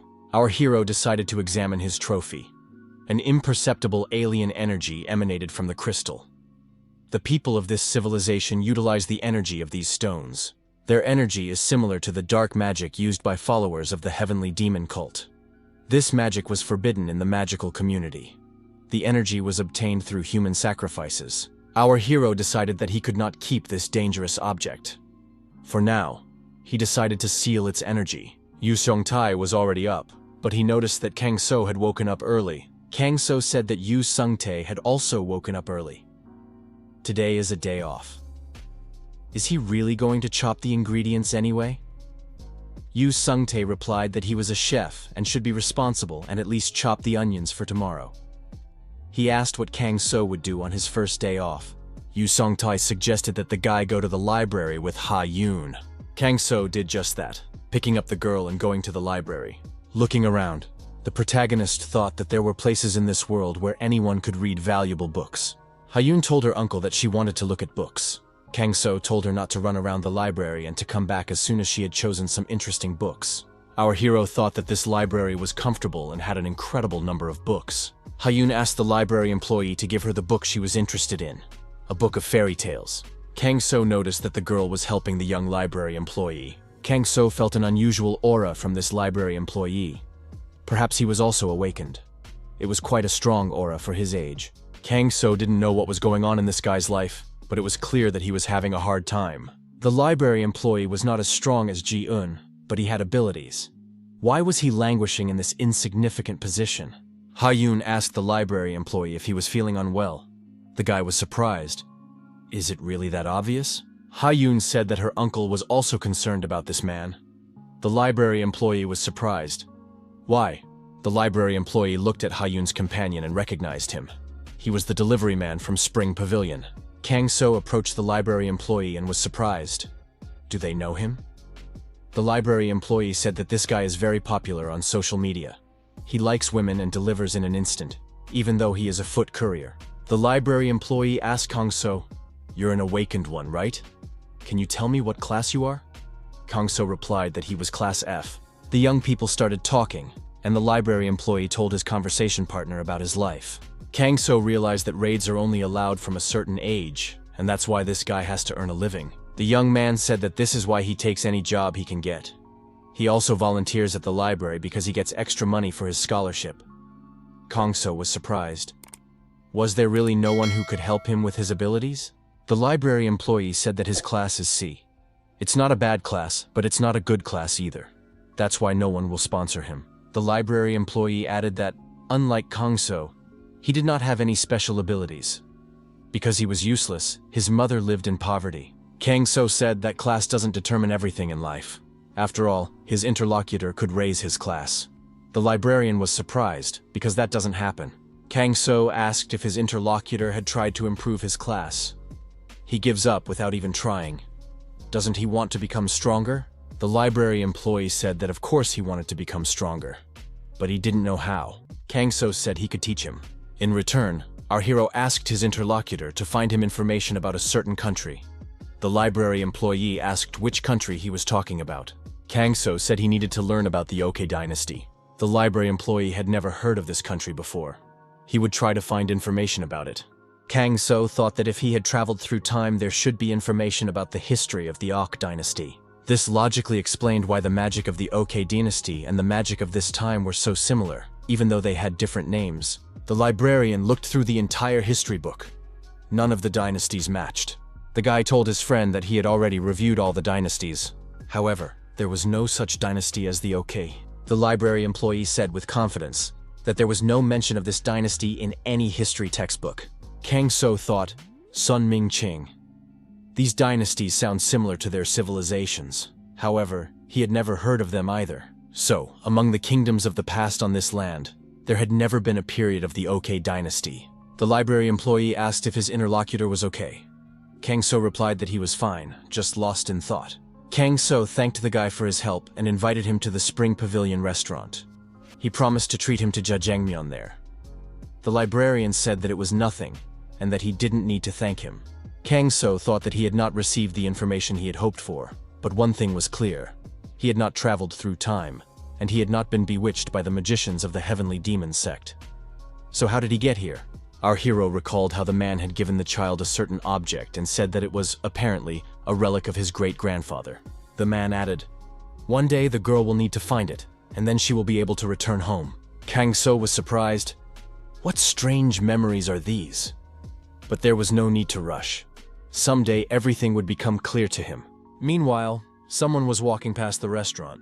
This stranger approached the motorcycle and decided to unscrew something in it, to permanently discourage the owner from riding it. The stranger said that Sang-wook had asked him to do it, so he shouldn't be blamed for it. Kang So approached the stranger from behind and asked who this Sanuk was. The guy got scared, turned around and asked who it was. Our hero said that you can't shout at such a late hour. The stranger repeated the question. Kang So replied that he was a delivery guy from Spring Pavilion. The guy realized that he was the new courier for this restaurant. He said that Sang-wook intended to make an offer to the owner of this establishment, so the courier should start looking for another job. The young man said that Mr. Sang-wook was making good money in the area and was tired of this successful restaurant. Kang So said that Mr. Sang-wook shouldn't worry about this restaurant. His conversation partner was surprised at where this guy's arrogance came from. The bully said that he would teach the courier a lesson and swung his fist to hit him. However, our hero grabbed his opponent's fist and twisted his arm. The hooligan was surprised. Why is this courier so strong? Kang So said that this guy himself would do well to come to his senses. Kang So slapped his opponent on the forehead, and he flew far back, rolling across the road. Kang So said that this guy could pass on a message to his stupid Sang-uk. Kang So told the bully to tell Sang-wook that he shouldn't mess with the Spring Pavilion restaurant. The frightened hooligan ran away, shouting along the way that he would deliver the message. The former courier of the Spring Pavilion wondered why he hadn't been called yet. The guy ran up to former courier San-uk and said that Don Man had returned. He was worth seeing. Sun Man, beaten up, barely made it to San-uk. San-uk was surprised. He had given this guy a chance, but he was back to his old ways. All he had to do was loosen the nuts on the motorcycle, but he came back like a beaten dog. Don Man knelt down and said that the new courier at that restaurant was not an easy person to deal with. It was the first time he had met such a monster. That courier told them not to even look at the Spring Pavilion, otherwise he would not let it go. Sang-wook angrily said that it was no surprise that the guy had been beaten up. Don Man, justifying himself, repeated that the courier was a real monster. San-uk said that in that case, they would all go together and teach him a lesson. After all, it was high time they got some exercise. Sang-wook made a phone call and said that everyone needed to gather. They were going to go see this new courier. The courier arrived with the order and placed it in front of the customer. The customers were young men with bats in their hands. Taking the food out of the boxes, the courier asked where he could pick up the dishes later. The customer was surprised, wondering what dishes he was talking about. Nothing. Does this courier still not understand anything? One of the customers, flexing his fists, said they would have to use their fists. They said that this courier had beaten their Don Man badly. The customer kicked the boxes with the orders and said that this courier had greatly upset their boss. The courier asked the customer if he was the Don Man. Don Man, who was nearby, said that he had passed everything on to his boss. The leader of the instigators told the courier to talk less. The villain grabbed his helmet and said it was time to take it off. Kang So grabbed the bully's arm and said that he would not advise such a weakling to talk to stronger people in that manner. Kang So squeezed his opponent's arm hard and said that Don Man must have warned them. The bully screamed in pain, saying that his hand hurt very much. However, our hero did not let go of his hand. Kang So looked at his opponents and said that he would have to teach them all a good lesson. After a while, Kang So returned to the restaurant. Yu Seong-tae asked who had placed the morning order. Kang So replied that there were people who wanted to eat well in the morning. Kang So added that these people liked it and even washed the dishes themselves. Yu Seong was surprised that even the plates were clean. Kang So said he had one question for Yu Seong-tae. Kang So asked if Yu Seong knew a man named Gu Sang-wook and what his relationship to the restaurant was. Yu Seong was surprised that the guy knew about this scoundrel. Yu Seong-tae said that this man was Kang So's courier. He constantly shirked his work and demanded a raise. Kang So said that he had a conflict because one of the customers was an acquaintance of his. Kang So added that they had behaved inappropriately, so he had to teach them a lesson. Yu Seong-tae was surprised. The restaurant manager thought that since his courier was so strong, he must have taught them a lesson that was not so small. During the fight with our hero, one of the bullies told the others to attack him and teach him a lesson. However, our hero, using extra energy and his magical abilities, scattered the hooligans in different directions. Kang So did not take his eyes off Lem and approached Don Man and his associate. Don Man, frightened, told his boss that he had warned him that they would have problems if they came here. Kang So concentrated energy in the fingers of his hand. Kang So placed his fingers on his opponent's body and told him to repeat after him aloud. Kang So looked the bully straight in the eye and spoke words that the bully repeated exactly. The bully repeated that he would never again plot evil against the owners of the Spring Pavilion. After dealing with these villains, our hero asked if that meant they had another leader. Don Man asked if he was referring to Sang-uk. Don Man continued that San-uk had said he would watch from the sidelines, but he did not know where San-uk was. San-uk, watching this from around the corner, thought he needed to get out of there quickly. After running a sufficient distance, Sang-wook thought that no one would catch up with him now. Suddenly, a courier wearing a helmet appeared in front of the villain and wondered why he was running so slowly. San-uk said that the guy in the helmet scared him. Sang-wook was frightened and asked his opponent who he was and why he was attacking people for some harmless prank. If he was a gangster, then he would have to call the police. The courier said that someone was coming in the middle of the night and trying to disable his motorcycle. What other pranks did Sang-wook have in mind? Sang-wook was surprised and wondered what this courier could do to him. Kang So said that diseased branches must be cut off before they infect the whole tree. Sang-wook got scared and yelled at his opponent not to come near him. Then he kept screaming out of fear for a long time. Yu Sung-tae was preparing ingredients for a future meal at his restaurant. A message arrived on the smartphone lying on the table. The message was from Sang-wook. The scoundrel apologized to the restaurant manager for all the bad things he had done. Kang-so asked his friend if it was Sang-wook who sent him the message. Yu Sung-tae confirmed that the scoundrel said he would no longer bother him. He would return to his village and work on a farm. Yu Seong-tae was surprised at how his friend had managed to raise this scoundrel. Kang-so said he just talked to him. Yu Sung-tae thought that he might be a scoundrel, but he was once part of the Spring Pavilion team. It was good that he had come to his senses. Ji-yoon entered the room and greeted the young people. The director apologized for having to call her in on her day off. Yu Sung-tae said that if Ji-eun hadn't agreed to help, they would have been in a panic. The girl replied that she had no plans for today. Yu Sung-tae scratched the back of his head and said that they were short-handed. His wife and daughter had gone to an event at the kindergarten. Kang-so explained that today was tree planting day. Ji-yoon said that her younger brother was also going to plant trees today as a charity event. Kang-so was surprised. Was her brother really interested in volunteering? Ji-eun added that he was just very kind. Ji-eun suggested they get to work without further discussion. She thought Kang-so was annoying her by constantly asking awkward questions. Yu Sung-tae expressed his hope that Lim Soo-yeon and Ha-yoon would have a good time. He felt uncomfortable at home when no one was there, even a little lonely. Kang-so said that the squeaky rat had also been bored lately. Yu Sung-tae said that new portals had been opening in the mountains lately. He hoped his family would be safe. Ji-eun noted that the Hunters Association was providing security at the festival, so there was no need to worry. The Sprout Kindergarten is also under the supervision of the association. Strong hunters are sent there to work, so even an A-class portal will not threaten the children. Yu Sung-tae said that Ji-eun's words reassure him. The restaurant manager was surprised at how Ji-eun knew all this. He had worked as a porter for the association for a long time, but he didn't know about it. Ji-eun hinted that she couldn't talk about it, that it was a secret. A young man is riding in the back seat of a car on a highway. He expresses dissatisfaction that he is unable to enjoy his day off and the good weather. Why was he called in today of all days? The young man added that Ji-eun was supposed to attend the event.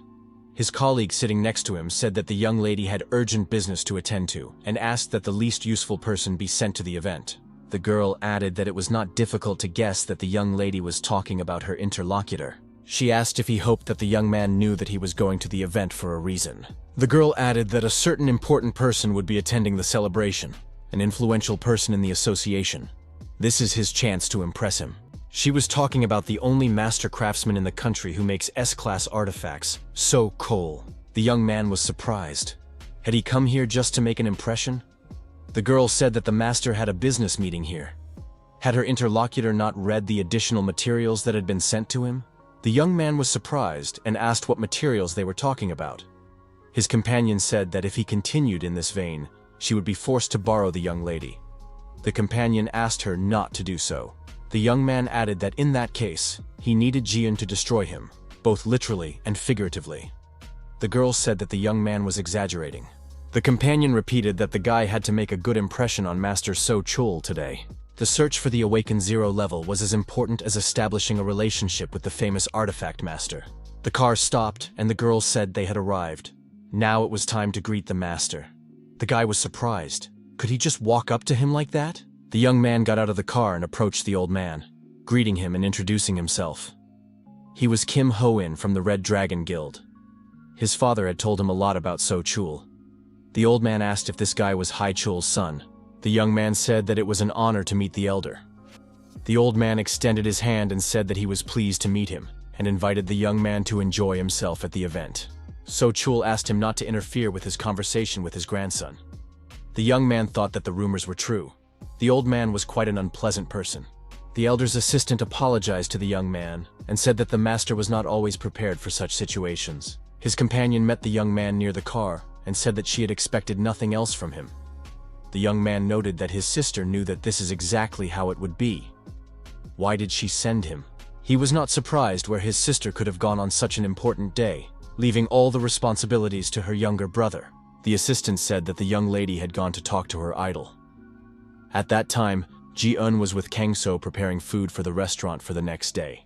Kang-so carved a small toy for the girl with a knife. He asked if she was upset that there was no spatula with a bunny on it. Our hero handed the girl a rabbit carved from wood and said that she would have her own bunny. Ha-yoon was delighted and said that her uncle was the best. After a while, Ha-yoon stood and cried bitterly. Ha-yoon was playing with her peers on the lawn. Her toy turned out to be broken. Her friend told the boys that she had warned them to be careful with the shovel. The boys apologized to Ha-yoon. Ha-yoon continued to cry because her uncle had made this rabbit for her. Now the rabbit was broken. Elder So-chul approached the children and asked the girl if she wanted him to fix her toy. So-chul asked if her grandfather could do it. The old man nodded affirmatively. So-chul added that her grandfather could do anything. He picked up the shovel to which the rabbit was attached and tried to fix the toy. The old man looked at the toy and thought it was an unusual piece of work. I wonder who made it. A young man approached them and said he had brought a scroll from the elder. The old man called Yoon-sik over and showed him the toy. He noted that it was very skillful work. The old man wondered if any of his students were capable of such delicate work. It would be difficult for him to replicate such a piece. The elder told the girl that her uncle must love her very much. Ha-yoon replied that she also loved her uncle very much. So-chul said that her uncle had tried very hard, so he would repair the toy. The old man exhaled magical energy, and it fell on the bunny attached to the handle of the shovel. So-chul gave the girl the toy and said that everything was fine now. Ha-yoon was delighted and thanked the grandfather.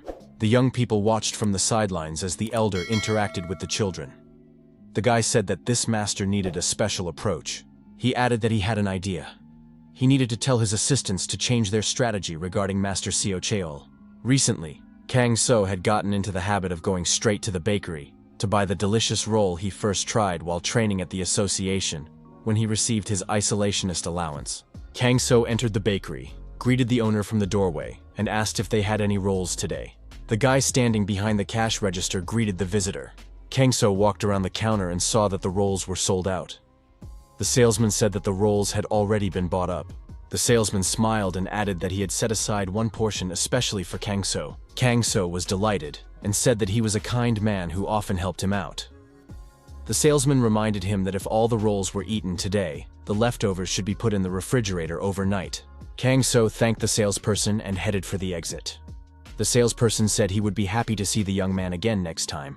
Leaving the store, our hero held the door open for a customer entering the store. The salesman greeted Misi. He said that today was a great day for a picnic. Kang So watched the salesperson and the customer from a distance for a while. After bringing the roll home, Kang So put it in the refrigerator first. The squeaky rat sat on his shoulder. Kang So said that the squeaker had already eaten a piece of the roll. If she wanted more, he would have to wait until tomorrow, when they would eat it together at breakfast. At night, our hero slept peacefully in bed. The squeaker was also resting, lying near the pillow. At some point, a sound reached the squeaker's ears. The rat jumped off the bed and followed the direction from which the sound came. The rat saw an open refrigerator.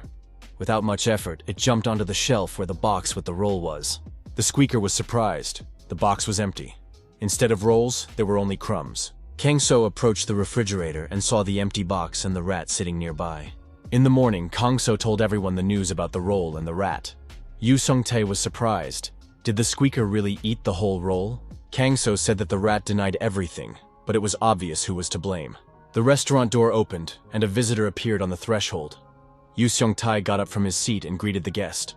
Yu Sung-tae was surprised to see Hyuk Hyun-nim standing in front of him. He asked what brought him there. Hyuk said he came to have a beer and brought a roll with him.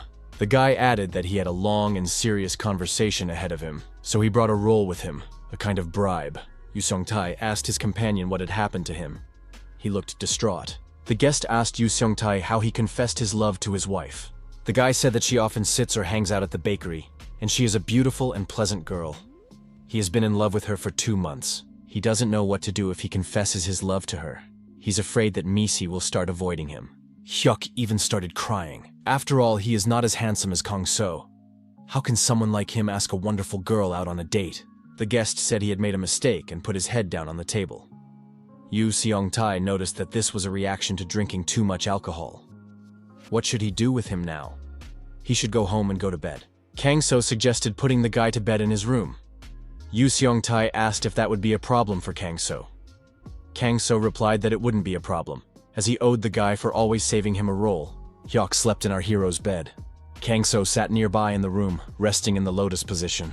Suddenly, the squeaker woke up and became strangely active. Kang So was surprised by what was happening.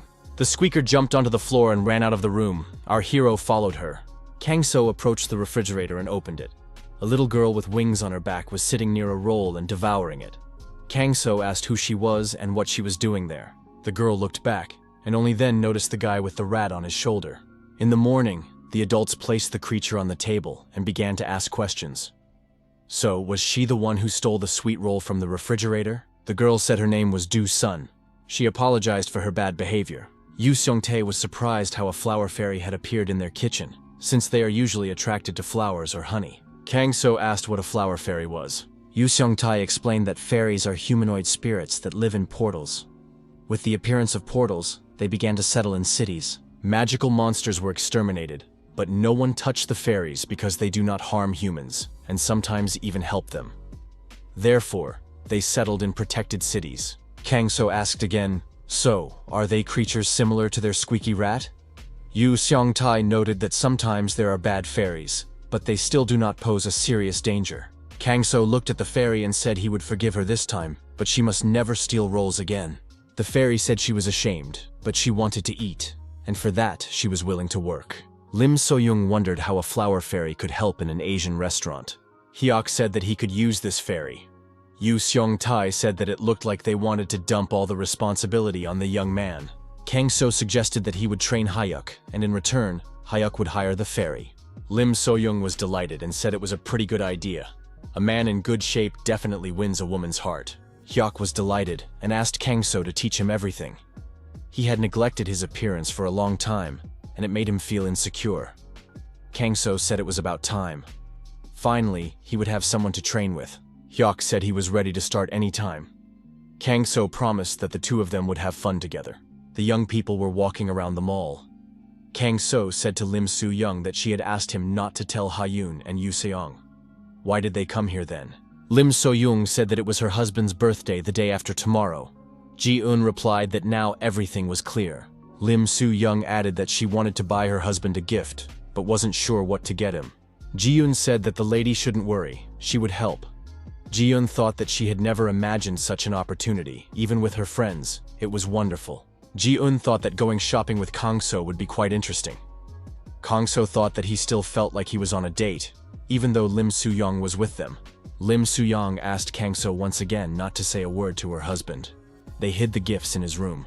Ji-eun asked the lady what gift she wanted to give her husband. Lim So-young said she was thinking of buying him shoes, but she wasn't sure if he would wear them. Ji-eun suggested buying vitamins or supplements as a gift for her boss, since he has been very tired lately. Lim So-young liked this idea, thinking that Ji-eun knows more about gifts. Kang-so asked Lim So-young if she would mind if he went shopping with the girls. The young man was advised to wear sunglasses and a cap, so that people would not notice how handsome he was. Ji-eun approached a stuffed toy and said that she thought Ha-yoon would like it. Kang-so agreed with her. A siren sounded in the shopping center. An announcement was made asking all shoppers to remain where they were. Someone said that the illegals had appeared. Ji-yeon explained that outlaws are awakened people who use their abilities to commit crimes.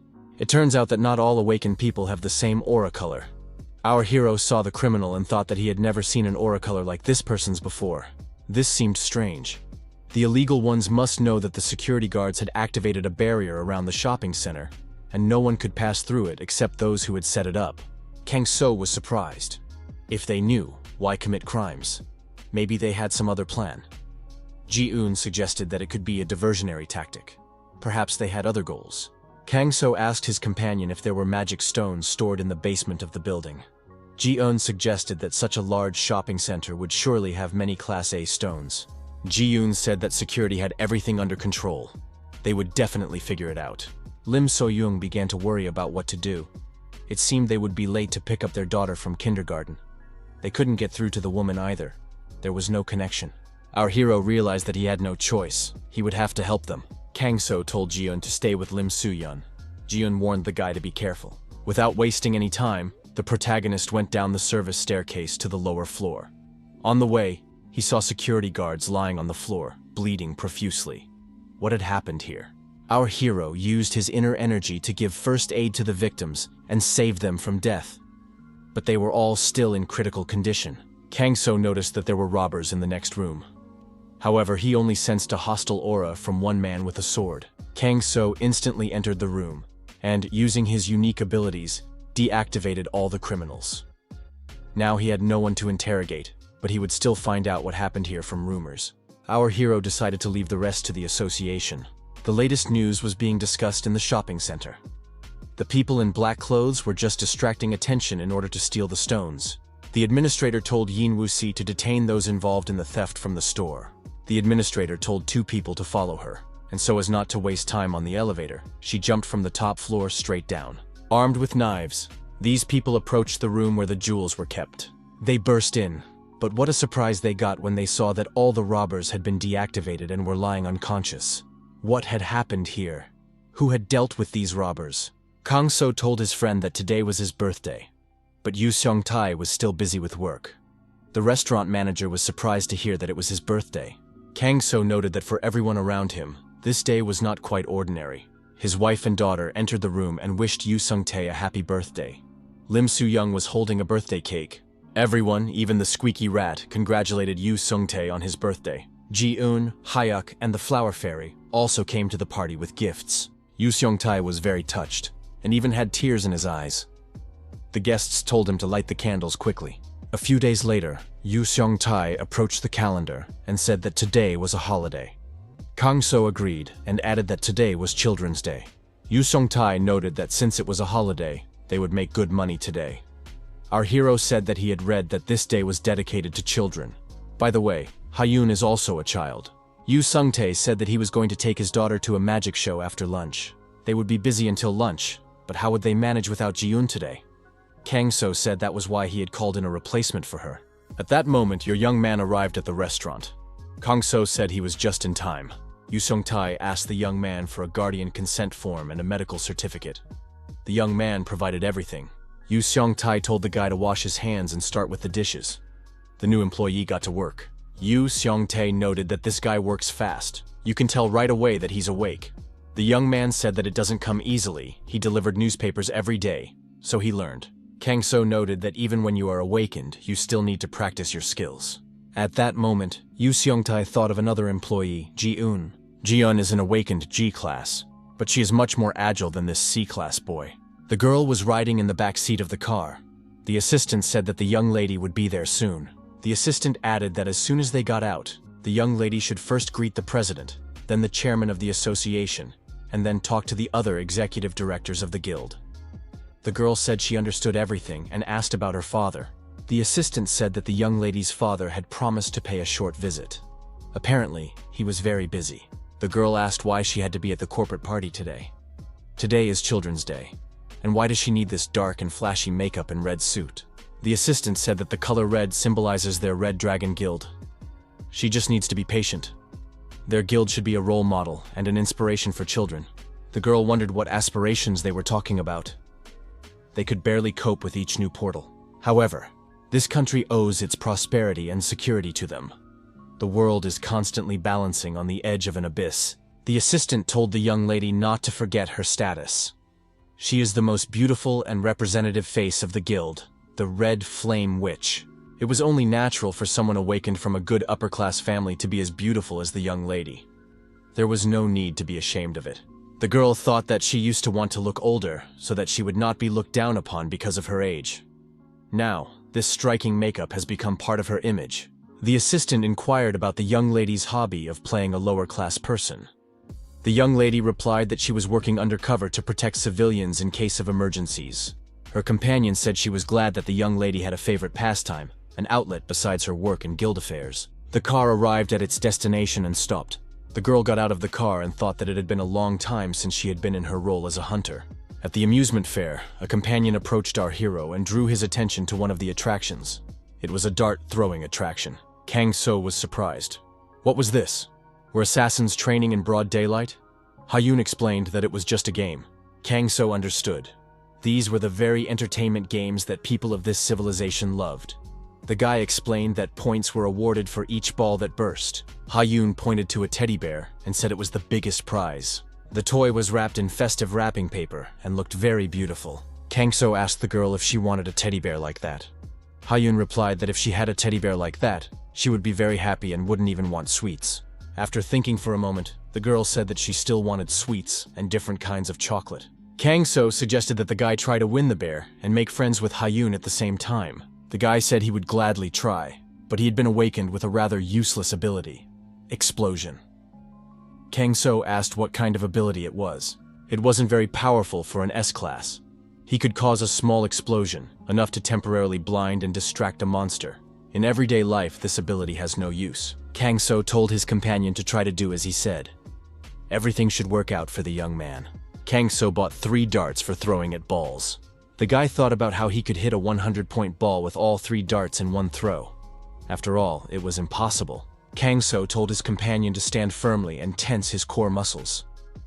If he was unstable when throwing, the center of gravity of the thrown weapon would be off. He needed to relax his shoulders and wrists and aim a little higher. The most important thing was to concentrate. The young man concentrated and took aim. The task was completed. The balloon burst, and the boy earned 100 points. The young man was delighted, and Kang So praised him. Hyun was also happy. Hyun carried the coveted prize in her hands, a teddy bear. An announcement was made over the loudspeaker that the show of the mighty wizard Wu Kang-kyul was about to begin. Hyun told her uncle that the illusion was about to begin, and they needed to hurry. The young people hurried after the girl. Kang So told her to be careful and not to fall. At that moment, on the roof of the neighboring building, the villains took out their firearms. One of them was afraid that they were putting themselves in danger. The second said that in any case, the order must be carried out. They had no other choice. They themselves would be destroyed if they did not carry out the order and start shooting at people. Were the criminals afraid of what would happen if they were caught? His accomplice said there was nothing to fear. They had this thing, he said, pointing to the glowing ring on his finger. Even if powerful awakened seekers searched for them, they would not be found. Their only goal was the blood flower. The criminals took aim, searching for a target to destroy. They were ordered to destroy the bloody flower. The real name of the bloody flower was Kim Ji-eun, the witch of the red flame. She must die, Hyun called the adults, saying she had found a good spot. Kang So thought that from there, they would be able to see the levitation tricks up close. Kang So thought that he himself knew how to levitate. The young man said that his favorite trick was when a person was cut in half and then put back together again. Kang So wondered if such tricks existed in this world too. When a magician cuts a body in half and then puts it back together again, the guy added that even when you know it's a trick, it looks very convincing. Our hero looked back. He thought he sensed a familiar aura. Could it be Ji-eun? Kang So saw a girl in red in the VIP box, from whom this strong aura emanated. Kang So asked who was sitting there. His companion said that those were VIP seats. Kang So asked, "So this woman is an important person?" The guy looked and was surprised. "It's the Black Rose." The guy added that in this country, if someone doesn't know this girl, they're probably a spy. In the future, she is expected to become the leader of the Red Dragon Guild. Kang So thought that this girl must be a very strong hunter if she is so popular. His companion said that she is the best hunter in the Red Dragon Guild. It is one of the 3 major guilds. Our hero thought, Ji-eun is a high-class girl. Ji-eun noticed her colleague and immediately began to hide from him. She wondered why these people from the Spring Pavilion were here now. However, she enjoyed looking at Kang So. Kang So thought that Ji-eun probably had reasons to hide her identity. The host announced that the great show Illusion was about to begin. The magician came on stage and released doves from his hat. The magician performed miracles, and various figures flew around him on stage. Kang So watched as the magician moved objects without using magic. Suddenly, our hero sensed danger approaching. A bullet fired from a sniper rifle appeared in the air. Kang So reacted lightning fast. Using his energy abilities, he deflected the bullet from its intended trajectory. The bullet hit the protective barrier and left a crack. The guards were surprised. What happened? One of the guards reported that a bullet charged with aura had been fired. Security realized that a sniper was at work. Several more bullets were fired at the target. An order was given to increase the power of the protective shield. It was necessary to protect the lady. It was clear that bullets charged with aura could penetrate the protective shield. They had to be stopped somehow. What kind of bullets were these if they could penetrate the strongest energy shield? The security officer wondered who was capable of such a thing and why they were shooting. Ji-eun jumped up from her seat and began to use her inner reserves to strengthen the energy shield. The security guard was confused. What was Black Rose doing? Ji-eun asked the man why he was sitting there. Wasn't he going to look for the criminal? Black Rose wondered what was happening to her friends at the Spring Pavilion restaurant. Security service representatives began evacuating civilians. Using identification marks, they directed the flow of people in the right direction. Lim So-yoon told her daughter not to be afraid, because her mother was right there with her. Ha-yoon cried and said that her teddy bear had been injured. The protagonist thought that Ha-yoon was crying because of the snipers. He would find those scoundrels and make them pay for it. Kang-so told his friends that he needed to step away for a moment. It seemed that the danger had passed. Using his unique abilities, our hero quickly figured out the sniper's location and, climbing onto the roof, approached them. One of the snipers was upset that his colleague had missed. After all, he was supposed to take out the red fox with one shot. His colleague said that he had aimed precisely at the head, but the bullet had ricocheted off something. Kang-so quietly approached the snipers from behind. One of the snipers suggested shooting a civilian to cause panic and then slip away under the cover of chaos. Kang-so was outraged when he heard this.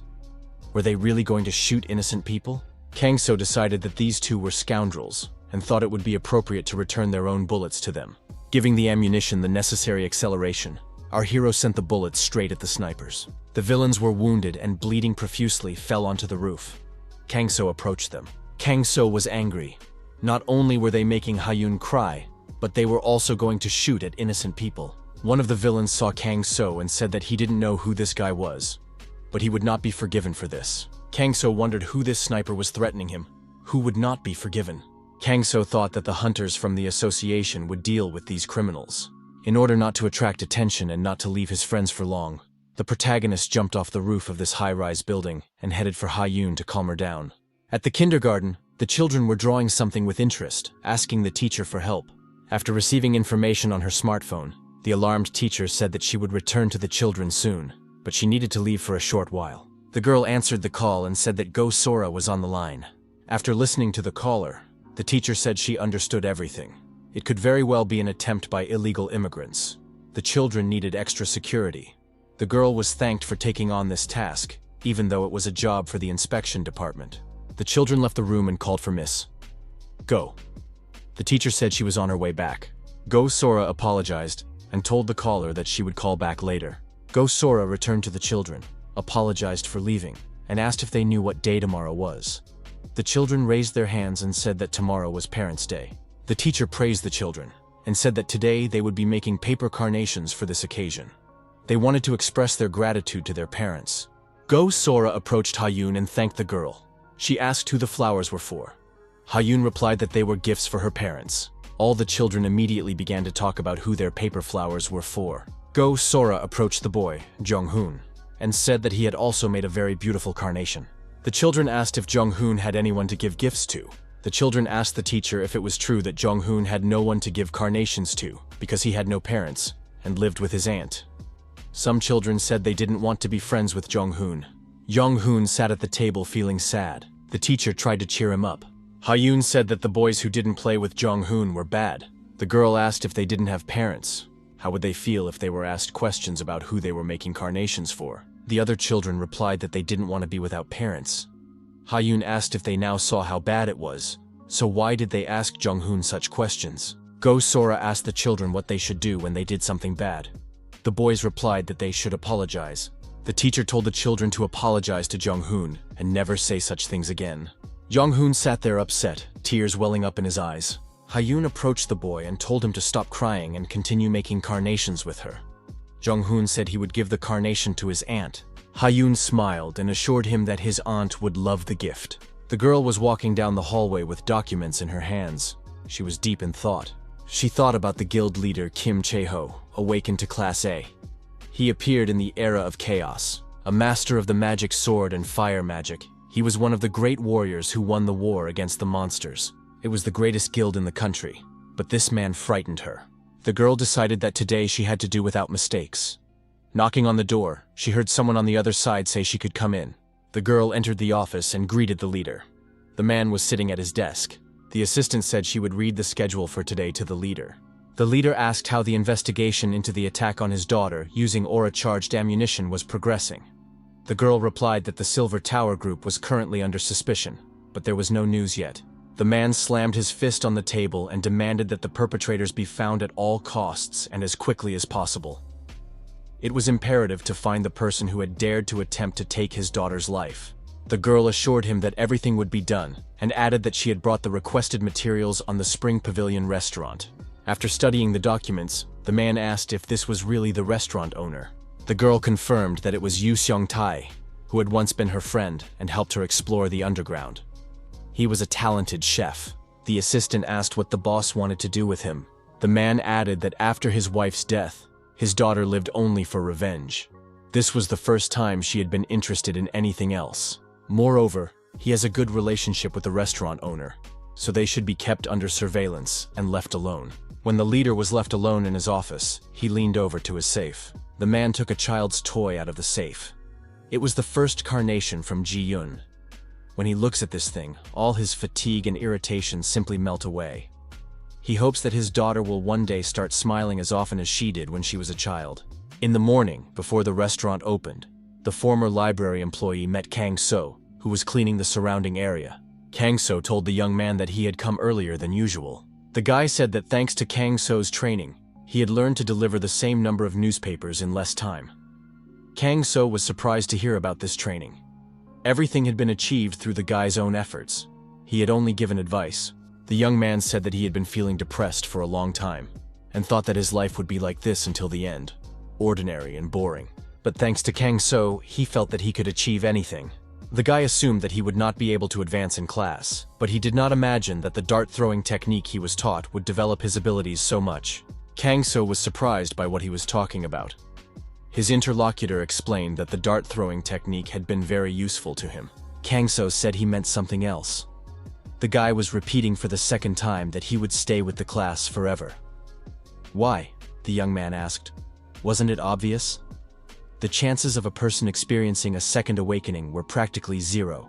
Even if one survives a second awakening, there is no guarantee that the class will increase. Kang-so thought this guy was wrong. Awakening is just the beginning. Our hero wondered, don't the people of this civilization understand this? Kang-so asked the young man what breathing techniques he knew. His interlocutor was surprised and asked, "What is that?" Kang-so realized that the awakened ones of this world did not know what this technique was for. That was why they had such poor control over their energy. The young man said he still had some newspapers to deliver, so he was leaving. The two said goodbye. Yu Seong-tae asked Kang-so what was bothering him. Kang-so wondered what his friend would do if he knew the secret to making all the awakened ones much stronger. Yu Seong-tae replied that he would share this secret with them. Kang-so asked if he would expect anything in return. Yu Seong-tae replied that if his home and family were protected by even stronger awakened ones, that would be enough for him. Yu Seong-tae added, "What good would this secret do him alone? It would be better to tell them because he himself was not capable of protecting the civilization. He wanted his daughter to live in a safe world." Kang-so replied that now everything was clear. His friend suggested that he calm down and drink some cola. Kang-so thought that he lived quietly undercover because he didn't want to cause turmoil in this world. In that case, if he shared the secret with this world, there would be more order in it, which is exactly what he wanted. He decided to develop a breathing technique for the awakened. Our hero worked hard. He didn't sleep for 2 nights and finally finished the necessary program. Thanks to this technique, the awakened will be able to concentrate the aura in their bodies and not lose it. Kang-so named his technique the method of a pure and righteous heart. The only thing left was to find a way to spread it. Kang-so asked Ji-eun what the president of the Hunters Association was like, what kind of person he was. The girl replied that he was a great man, whose name would go down in history. Frankly speaking, if it weren't for him, this country would not exist today. He was the one who deserved his position more than anyone else. He was always there when his help was most needed. Kang-so thought that this was exactly the person he needed. Fair, doomed by power, this is the kind of person who can take responsibility for distributing his manuscript. Kang-so thought that if everything Ji-eun said about him was true, then he was trustworthy and could be entrusted with this precious secret. Our hero decided that now was the perfect time to take a walk. The guild leader, accompanied by security personnel, followed in the specified direction. The president approached the guards, who immediately greeted him. The first thing the guild leader did when he arrived at work was to order a cup of coffee from his assistant. The president saw an unfamiliar manuscript on his desk, which naturally piqued his interest. What could it be? The method of a pure and righteous heart. Could it be a novel about martial arts? The assistant brought the president a cup of aromatic coffee. The boss asked if the assistant knew what the manuscript was. The assistant looked at the notebook and told the president that he did not have that information. It seemed to be something related to martial arts. The boss smiled and said that in such books, there is always a hero who finds an ancient manuscript on martial arts and becomes stronger. If reading books gave you such abilities, it would be just wonderful. However, something about this manuscript definitely interested the guild master. The handwriting was not very beautiful, but it was energetic. The notebook stated that this method of pure and righteous heart was intended to concentrate the awakening of the aura in one's body. This information greatly interested the head of the guild. The method involves strengthening the connection between the dantian and the energy core. This allows a person to use their aura without unnecessary loss, which will make the awakened much more effective in battle. Those who study this method will understand that the modern class system of awakened ones is not decisive, but only the beginning of human development. The guild leader thought that the author of the method, who had a pure and righteous heart, was sharing it with humanity free of charge, and only hoped that this method would be used solely for the purposes of peace and security. Scientists around the world are conducting research on the possibility of raising the level of the awakened.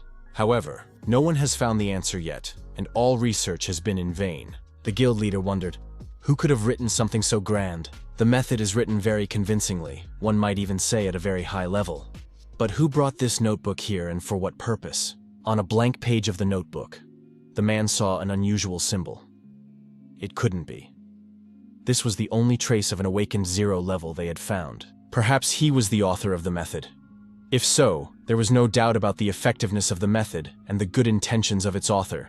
The guild leader thought that this method would not cause him any personal trouble. The man had no objections to everything being as the author of this manuscript wanted. Even Li Xin had problems in the field of energy conservation.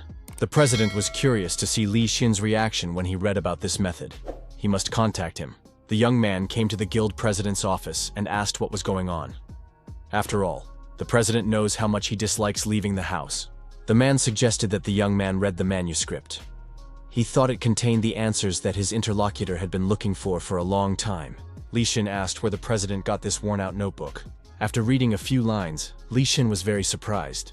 What was this? The president smiled and replied that he had been waiting for that expression. Now he could say with certainty that his day had been a success. Li Xin repeated his question. What is it? The man replied, can't you see? The method of a pure and righteous heart. The president added that his interlocutor had flown abroad several times to meet with awakened 0-class individuals and asked them how they coped with their violent energy. Li Xin said that this was indeed the case, but he only received useless answers. For example, to experience reawakening and be reborn in the 0 class. Li Xin said that this was very similar to the real solution to the energy problem.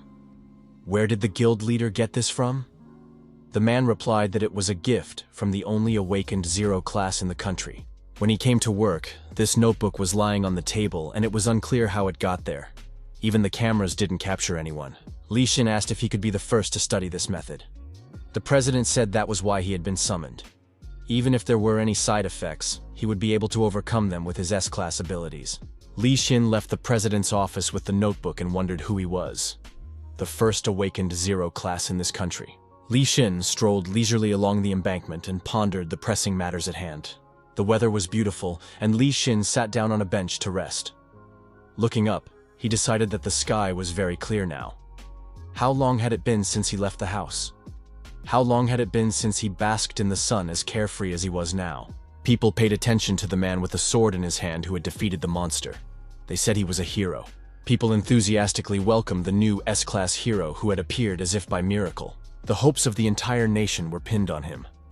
Li Xin was the man who closed the S-class portal. However, his comrades were destroyed, and he began to fear his own power. Since then, he has lived in constant struggle with his power. The more he tries to control it, the more it spirals out of control, making him increasingly lonely. Although thanks to him, many people were able to return to a peaceful life, Li Xin continued to look at the sky. He continued to live, and it was not easy for him to cope with his superpower. Li Xin understood that he still hadn't mastered the method perfectly. He mustn't relax. Li Xin hated his own power for a long time. However, thanks to mastering the method of a pure and righteous heart, he was able to overcome it and break through the 0 class barrier. The awakened 0 class who wrote this method was truly his benefactor. Li Xin noticed the people sitting nearby. They were delighted that their food had been delivered in literally 5 minutes. Did this courier have an ability related to speed? He was clearly no less than Class B. The courier in a motorcycle helmet delivered food from the Spring Pavilion restaurant to the young people. The delivery included a small portion of gabaju, 3 jjajangmyeon, and 1 jampong. The customer said they hadn't ordered fried dumplings. The courier said it was a gift from the restaurant and wished the young people bon appétit. Li Xin watched the courier with interest. Li Xin heard the name of the restaurant and after finding it on his navigator, decided that it was not far away. Li Xin decided to visit this restaurant. Our hero was told that he had been on top form today and was offered a glass of water to cool down. Ji-eun, watching Kang-so drink water, asked, "Is something wrong?" Kang-so replied that everything was fine with the water. However, he sensed the presence of a young man. He had felt his presence in the park.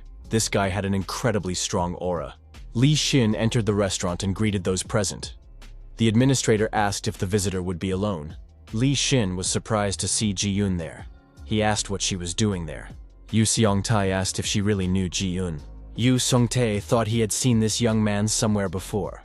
Ji-eun said he was her cousin. She added that he had a standard face. Everyone said they had seen him somewhere before.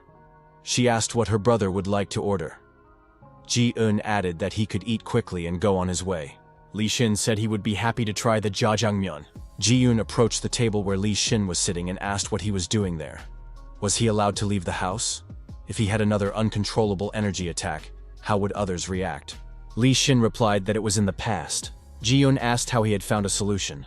The guy replied that Ji-eun would find out everything at the next training session at the association. Ji-eun asked Li Xin to keep his mouth shut around these people. They think she is a normal girl. Lim So-young brought the guy his order, jjajangmyeon, and added that since he was Ji-eun's relative, they made him a larger portion. The guy thanked the hostess. After trying the dark noodles, Li Xin concluded that it was a very tasty dish, and his eyes sparkled with happiness. Li Xin thought that even though the noodles were a little burnt in places, they were still very tasty. It had been so long since he had eaten such fresh and not overcooked jjajangmyeon. Li Xin was excited. He thought he would never experience such simple pleasures again. Suddenly, Li Xin had a vision. He imagined everyone in the restaurant lying unconscious in their own blood. Li Xin thought he had an emotional surge, and his aura skyrocketed. Ji-eun approached the young man and said that if he had finished eating, he could leave quickly. Li Xin stared at Kang-so, who was taking orders from other customers. Li Xin couldn't understand what had just happened to him. When he came to his senses, he felt a great sense of relief. Li Xin thought the situation was dangerous. Although he had studied the method of a pure and righteous heart, he still had little experience. Kang-so thought how good it was that he was able to suppress the guy's energy with his own energy in time. Our hero was curious about who this guy was. He had studied the method of a pure and righteous heart so well, even though this method had only been released a few days ago. If he knew Ji-eun, then he must be someone important. Kang-so thought that this guy was a little clumsy, but he knew the theory well. It was an amazing talent. Maybe this was the only S-class in the whole country? Ji-eun asked Li Xin if he liked the food. She added that he should leave and never come back. The young man replied that he understood. Li Xin answered a phone call. He said he understood and reported to the chairman that he would be there soon. Ji-eun became concerned. What happened? Li Xin told the girl that the chairman was calling him to a meeting. Ji-eun replied that he should hurry. The young people said goodbye, and Ji-eun noted that they would meet again soon, but not here. When Li Xin left, Ji-eun breathed a sigh of relief, thinking that this guy might give her away. Ji-eun turned around and saw Kang-so standing in front of her. She said that he was her cousin, honest. Kang-so replied that he understood everything. Arriving at the guild leader's office, Li Xin asked why the boss had summoned him. The president asked if the young man had already studied this method. Li Xin replied that he had, and the effects were simply dizzying. The guild leader noticed that the young man was not enthusiastic. Perhaps there was something negative about this method. Li Xin replied that at first he was enthusiastic, but after careful study, it suddenly became clear to him that if this method were made available to the masses, it would cause chaos. The president said that when he realized that this was a real working method, he thought so too. But there was something he feared more than the side effects. The president asked if Li Xin was concerned about the motives of the author of this method. The guild leader added that, like his interlocutor, he was wary of this person. Not just afraid, but a feeling of both fear and respect. Li Xin wondered, What were the motives of the awakened Zero class? In the office, a young man brought a cup of coffee and offered it to his sister. She must be tired. The girl thanked him for the coffee. The guy asked if she was overworking again. Probably a lot of work to do? His colleague replied that illegal activities had become too active lately. Her conversation partner said he agreed with her. He had heard that the bomber had also become more active. The girl noted that because of this scoundrel, investigators were almost dying of stress at work. The support department was under enormous pressure because of the attack on the Black Rose. She asked her colleague if he wasn't just as busy at work right now. Had he really just come in to get a cup of coffee? The guy replied that he had something for her and asked if she was free next Thursday evening. The guy said he had managed to get some tickets to the ballet The Golden Star. He wanted to go with her if she could. The girl winked and said that the ballet sounded very tempting. Did he want to go there with some other girl, but she refused? The girl added that she couldn't refuse if her younger brother asked her. Of course she would go. The young man told his sister not to forget and to mark the event in her calendar. The girl took the calendar and said she would do as her younger brother asked. The guy thanked his sister and said he was going back to work. After drinking her coffee, the employee said that her thoughts seemed to have cleared up and thanked her brother for the drink. The following Thursday arrived. The family from the Spring Pavilion restaurant was also going to the ballet. Ha-yoon asked her father and uncle if she was beautiful. The men expressed their admiration. Yoo Seong-tae said that Ha-yoon was a real beauty. Kang-so added that the girl was simply adorable. Lim So-young looked at her husband and said that he was dressed very smartly today. Yoo Seong-tae said that Kang-so looked very well dressed. Ha-yoon agreed, saying that her uncle looked like a star today. Kang-so thanked him for the compliment. Yoo Seong-tae told his friend that he had a bad feeling. Kang-so was surprised. Did he look bad? Lim So-young explained that they were worried about Kang-so. He could attract unwanted attention with his dazzling appearance. Kang-so thanked them again for the compliment. The young people went to see the ballet Golden Star together. Yoo Seong-tae thought that Kang-so really did attract attention wherever he went. Our hero found the situation strange. Why did he feel the same dark energy in such a spacious and crowded room as he did in the dungeons? Kang-so decided to find out the source of this energy. The guy noticed that the Black Rose had appeared here. She was wearing a red dress again. The Black Rose in a red dress seemed a little strange to him. Maybe the girl didn't want to attract attention? The Black Rose saw our hero in his suit and noted that he was quite attractive. The girl blushed with embarrassment. Kang-so, of course, recognized Ji-yoon. Kang-so wondered whether he should tell the girl that the source of the strange energy was illegal activities taking place somewhere nearby. But if he said that, how would he explain himself later? After all, the F class doesn't have that kind of intuition, and she would realize that he was a zero class. However, he himself wasn't sure about anything yet. It was better to find out for sure. The young man and the girl were drinking alcohol. He said that insignificant people can have fun. It will be the last ticket in their lives. The girl said that she had brought Mr. Asmodeus an exclusive wine in honor of his holiday. The guy said that this was just what he needed. Blood red wine.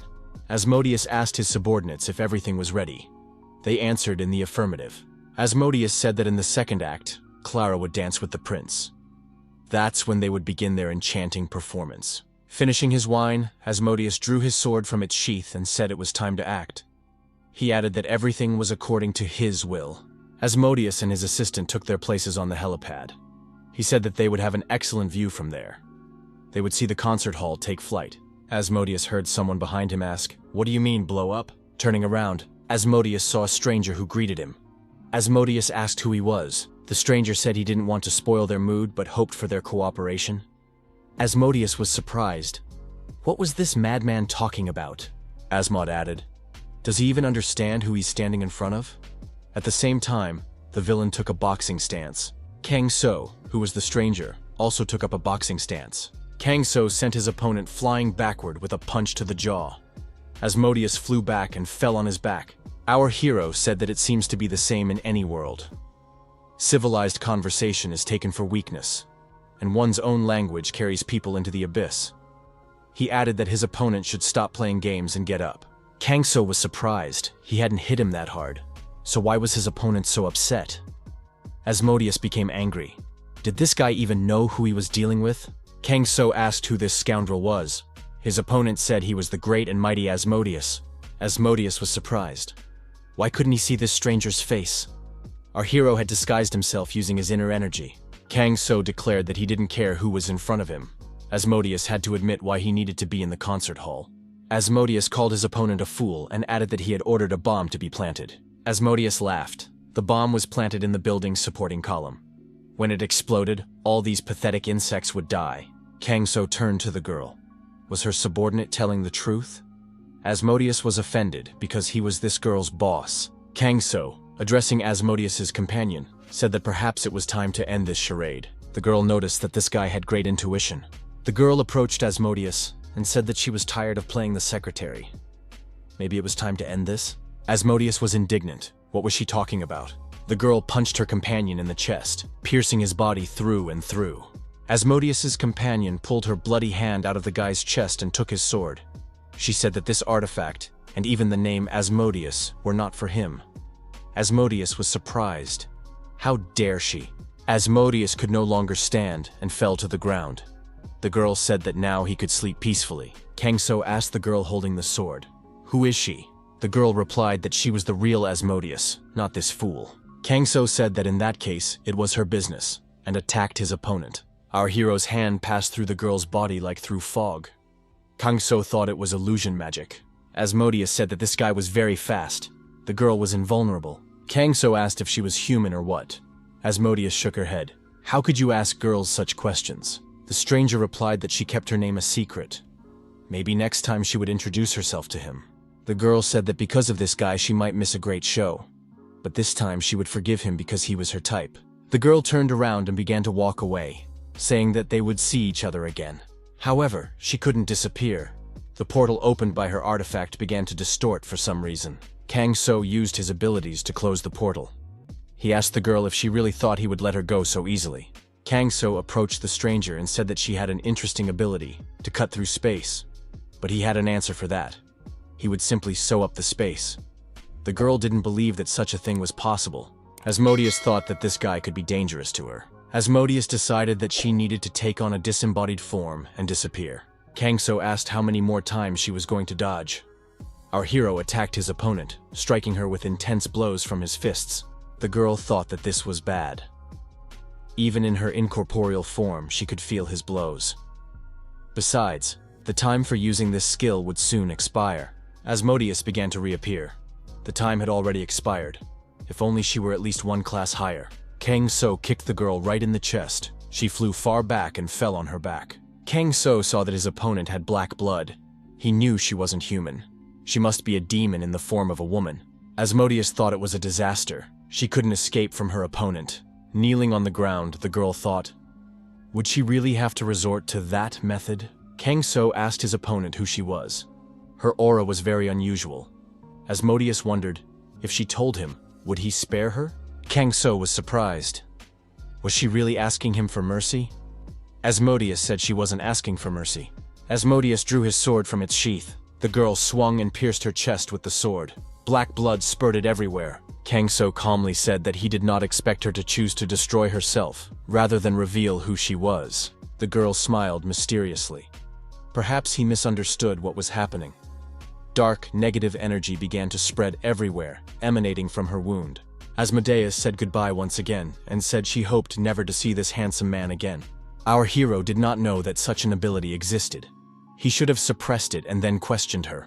The girl's companion rose and, bleeding profusely, said that she had betrayed him, and that he would take revenge. Kang So told him to share their plan, and then he would take revenge on her for this guy. The villains said that the bomb would detonate during Clara and the prince's dance. There is a pyrokinetic among the audience. Kang So was already thinking about a plan of action. He realized that he needed to get into the auditorium immediately. The performance had already begun. The ballet on stage was in full swing. Among the audience were Yu Seong-tae and his family. Ha Yoon said it was very beautiful. Lim So-young said that next would be the waltz of the flowers, and then the most interesting part, the dance of Clara and the prince. Li Xin, accompanied by security, surveyed the perimeter. He knew that the next act would be Clara and the prince's dance. Li Xin thought that the person who had broken into his office was definitely a 0 rank. He left a message saying, there were illegal people in the Myeongsan concert hall, and disappeared. The guild leader said he didn't know how this person knew, but most likely, there were people like that. The president ordered Li Xin to take a squad of law enforcement officers and go there.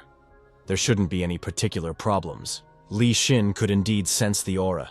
Judging by the blueprints, it was coming from the technical floor. Li Xin told the law enforcement officers that they had to evacuate the civilians first.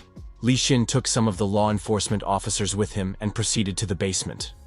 The rest of the law enforcement officers were busy with the urgent evacuation of the auditorium. Li Xin thought that the director of the association had given them the building plan, which greatly expedited the search. Li Xin saw a man standing off to the side and thought he had a suspicious aura about him. The man approached Li Xin and said that entry was prohibited. They had to leave the area, no matter who they were. Li Xin thought that the entrance was forbidden only to him and swung his fist. The ensuing blow threw the man far back, and he broke through the door and flew into the next room. Li Xin entered the forbidden room and, seeing strangers there, said he had a warrant for their arrest. After a while, with the help of security personnel, the strangers were deactivated and knocked to the floor. Kang So thought that there were no problems with these people. Li Xin was surprised by the fact that one of the arrested men was smiling strangely. Li Xin asked what he was up to. Li Xin grabbed the guy by the chest and told him to confess. What else were they hiding? The stranger was surprised. Can I smile? Li Xin decided to take tougher action and use force. He grabbed the stranger by the chest and said he wouldn't ask 3 times. The arrested man was frightened and said that everything was in the concert hall. There is a bomber among the audience in the concert hall. This information greatly alarmed Li Xin. The evacuation of the concert hall was in full swing. The audience was asked to hurry. A group of illegal immigrants had been found in the building. It was necessary to leave the building without causing unnecessary panic. Yu Xiongtai's family was still in the hall. Ha Yun, sitting on her father's shoulders, asked where Uncle Kang So was. Was he okay? Suddenly, one of the audience members stood up in the middle of the hall and said that they had realized too late. He would sacrifice his blood and despair to the Great One. There was a powerful explosion in the hall. It was clear that this was a suicide bomber, and an illegal one at that. The next moment, our hero appeared near Yu Xiongtai's family and apologized for being late. Yu Xiongtai asked where Kang So had been for so long. Armed men appeared at the doors and said they would not let anyone out. The audience must accept that they will become victims of the Great One. The law enforcement officers outside couldn't open the door. It was clear that the doors were locked from the inside. Li Xin kicked the door open with a powerful blow and entered. He told the criminals that their colleagues in the basement had been arrested. They must stop resisting and surrender. The spectators recognized this man. They said it was Li Xin, an S-class hunter. One of the criminals, holding explosives in his hand, said that he would not surrender and would take Li Xin with him. The villain shouted that he was a second-generation pyromancer. Everyone present would die in the glory of the Great One. The criminal began to ignite. Li Xin thought that this pyromancer had completely lost his mind. This was serious, and he would not be able to contain the force of the explosion. Even if the villain was destroyed, he would have time to ignite the spark, and detonation would occur. Suddenly, a source of energy appeared nearby.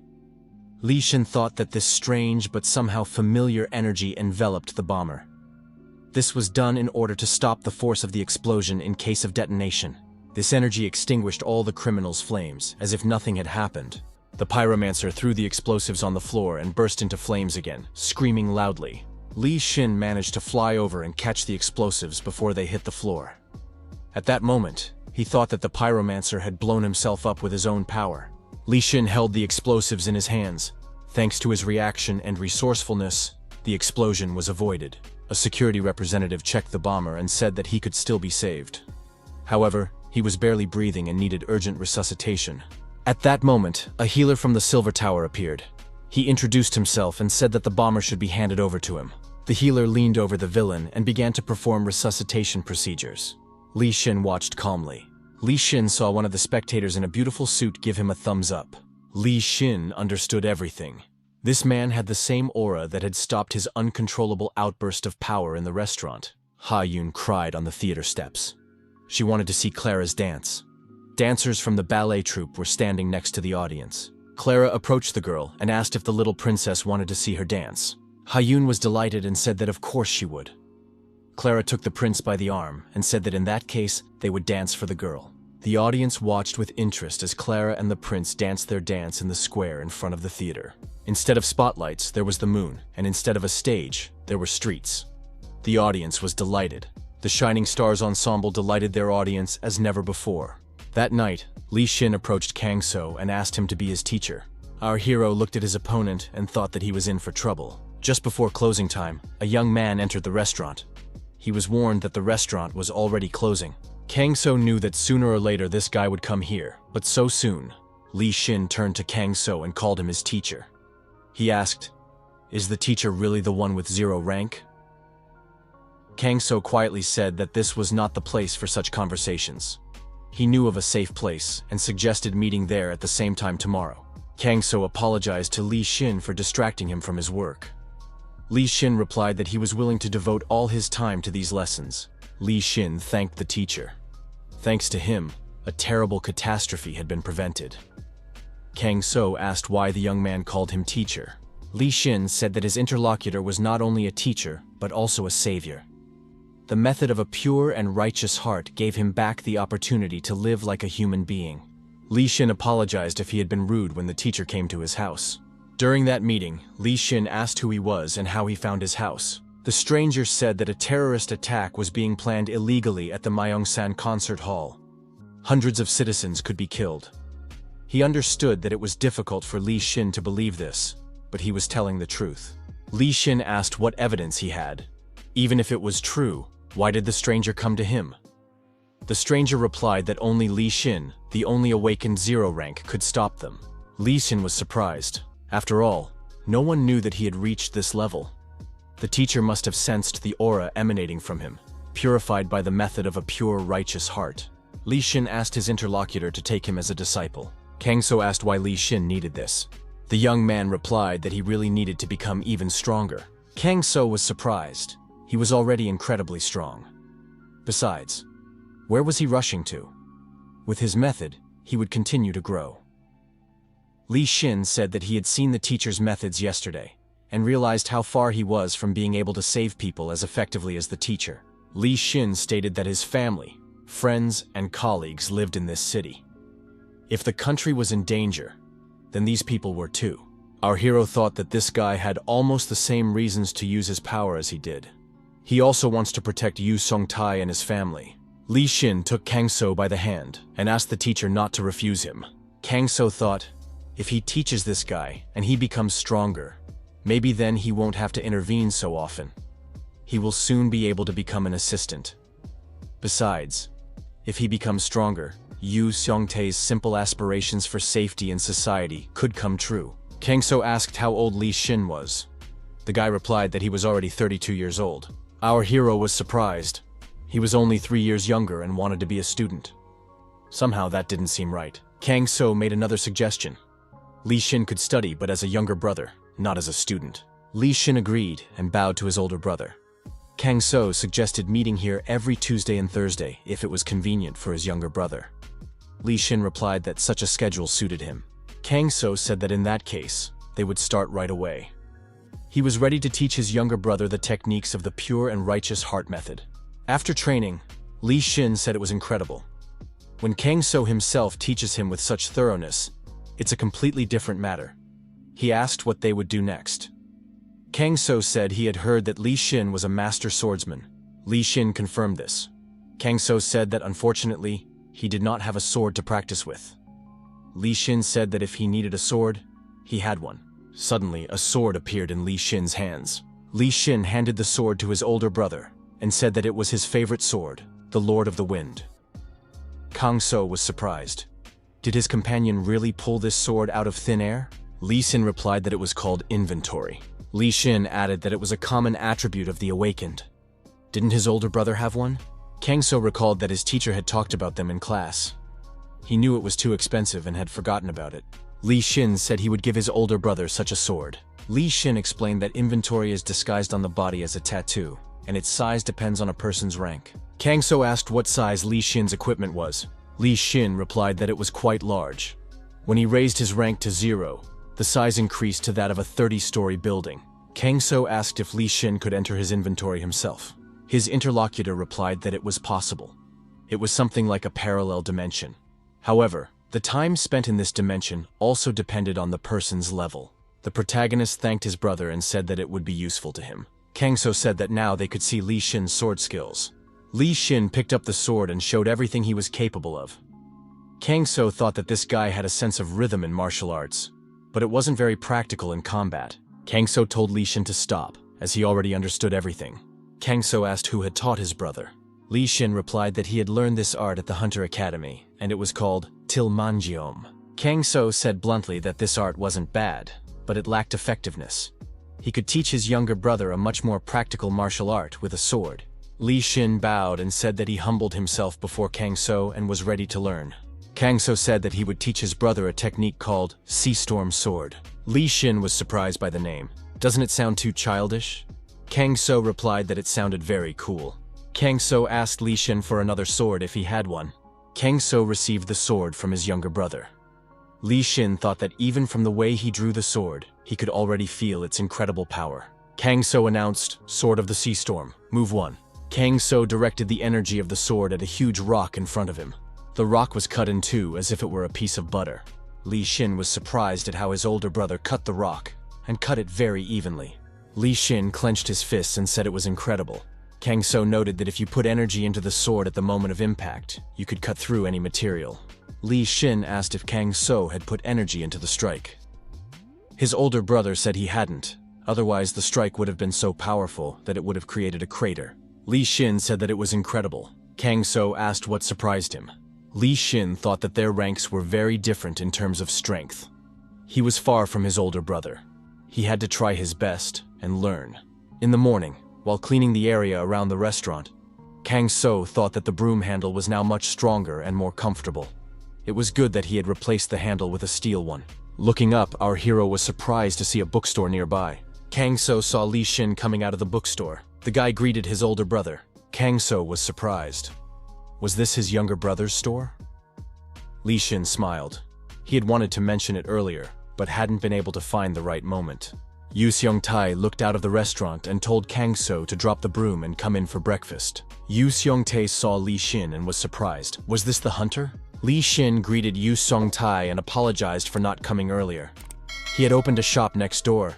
Yu Seong Tae thanked the young man for recently saving his family. Li Shin said that he had opened a store next door and that now they would be friends as colleagues. Yu Seong Tae was surprised. The hunter was working in a store across the street from them.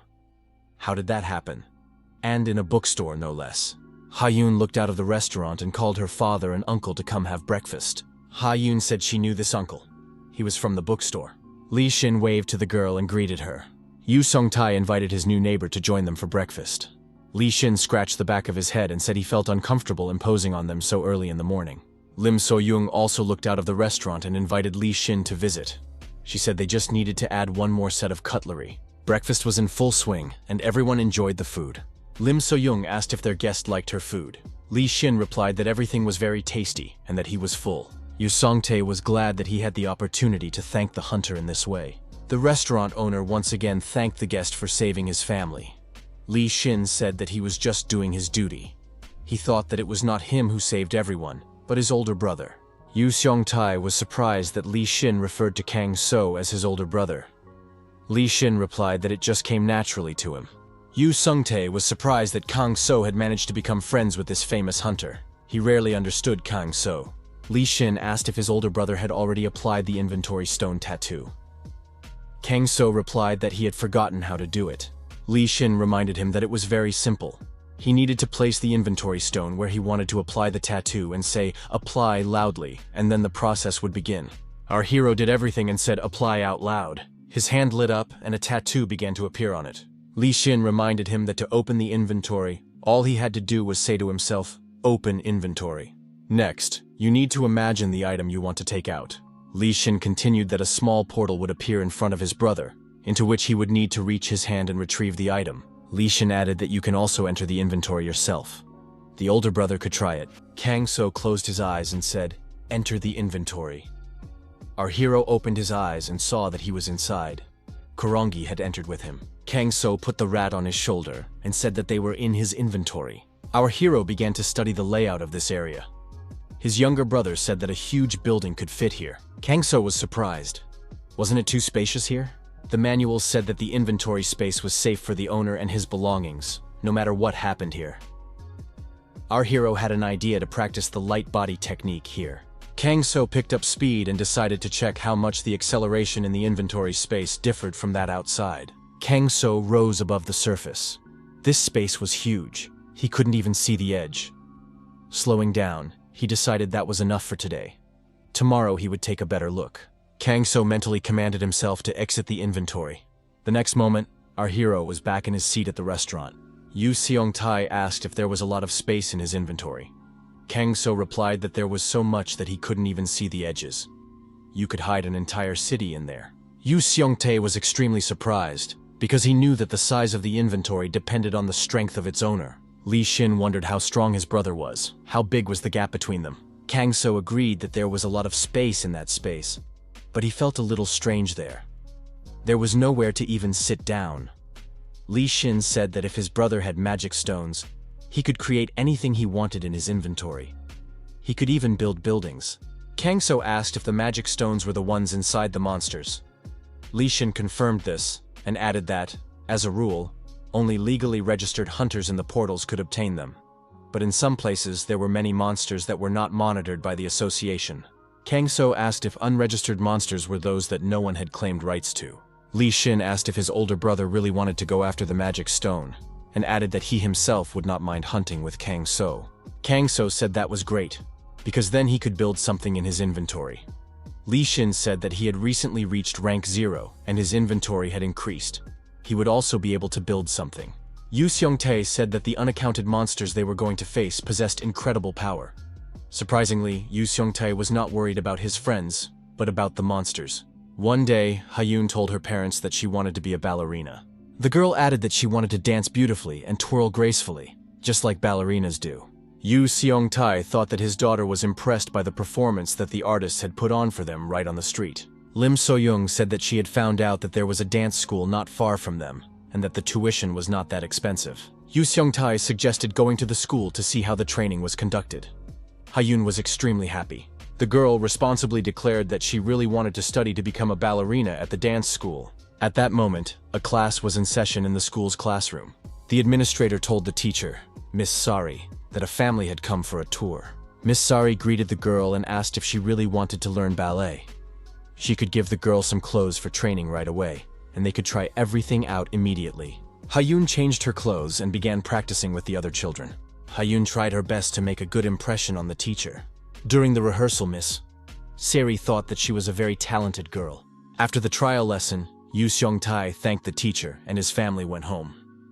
A young man standing nearby asked Sari if it was the family's first time there. Sari said that it was their first time there and that they wanted to enroll the girl in dance classes.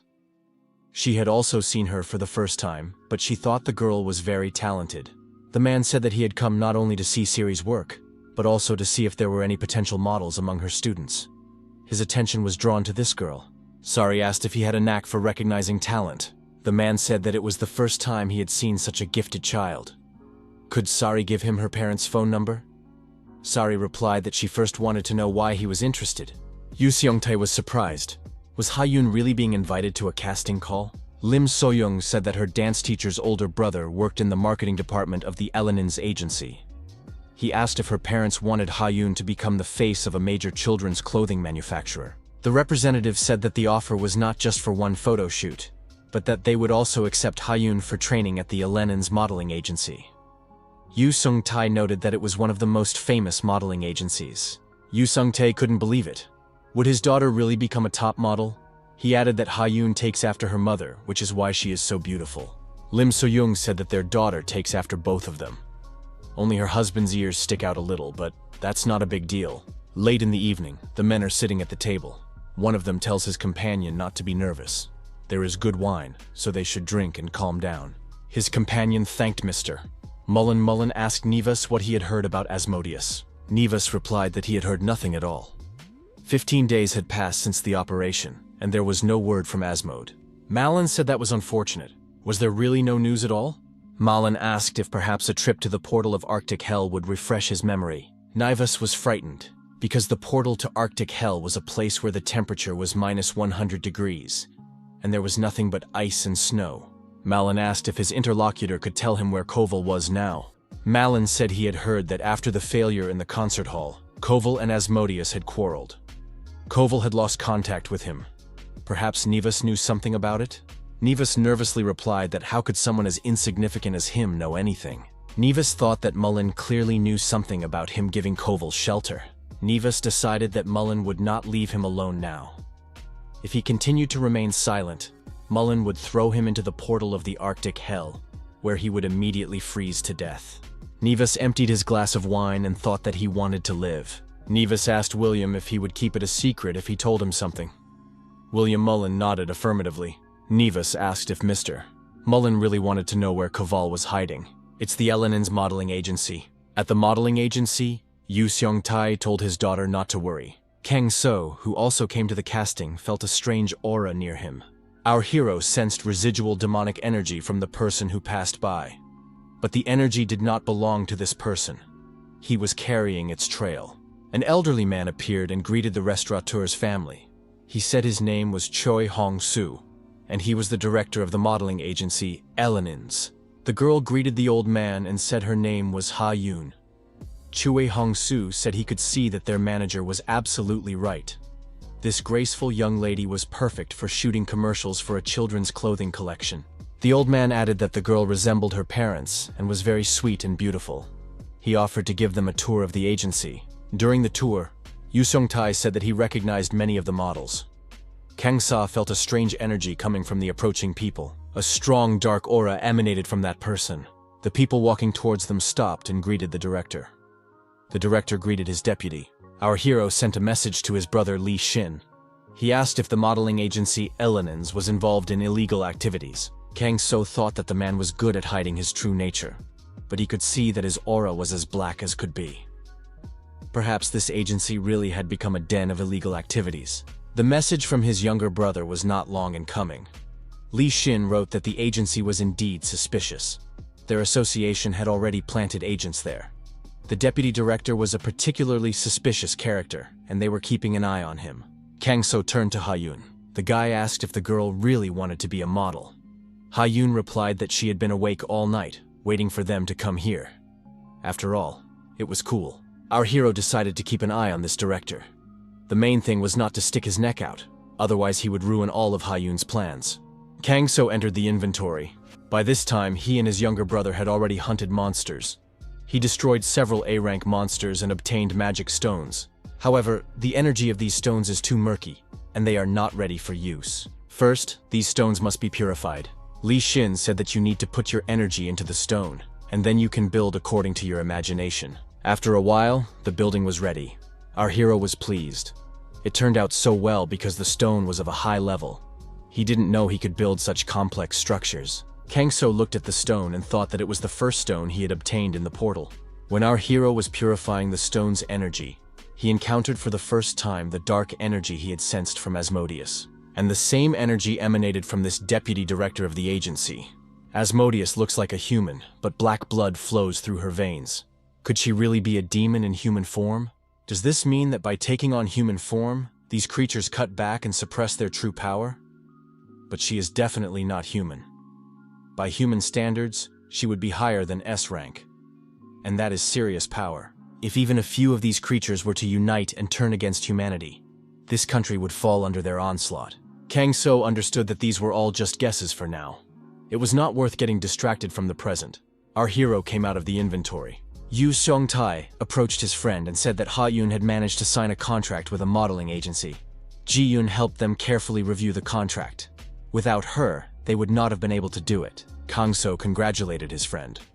So Ha-eun was going to be a model?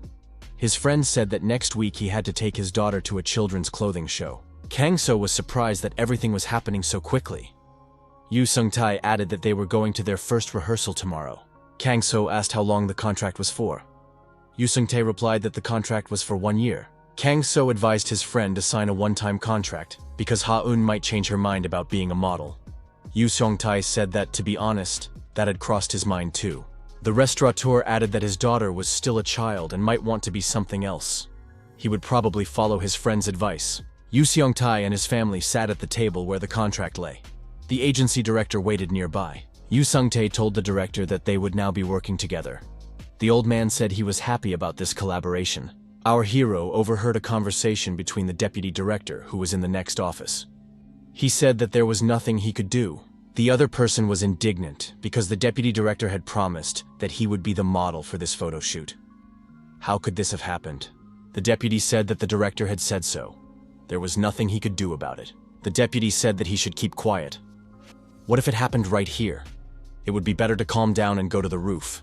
They would talk there. Kang So thought that this guy was suspicious. Why was he going to the roof? Our hero noticed a similar energy in Asmodeus. If the source of this energy is the same in these people, perhaps they really are from the same gang.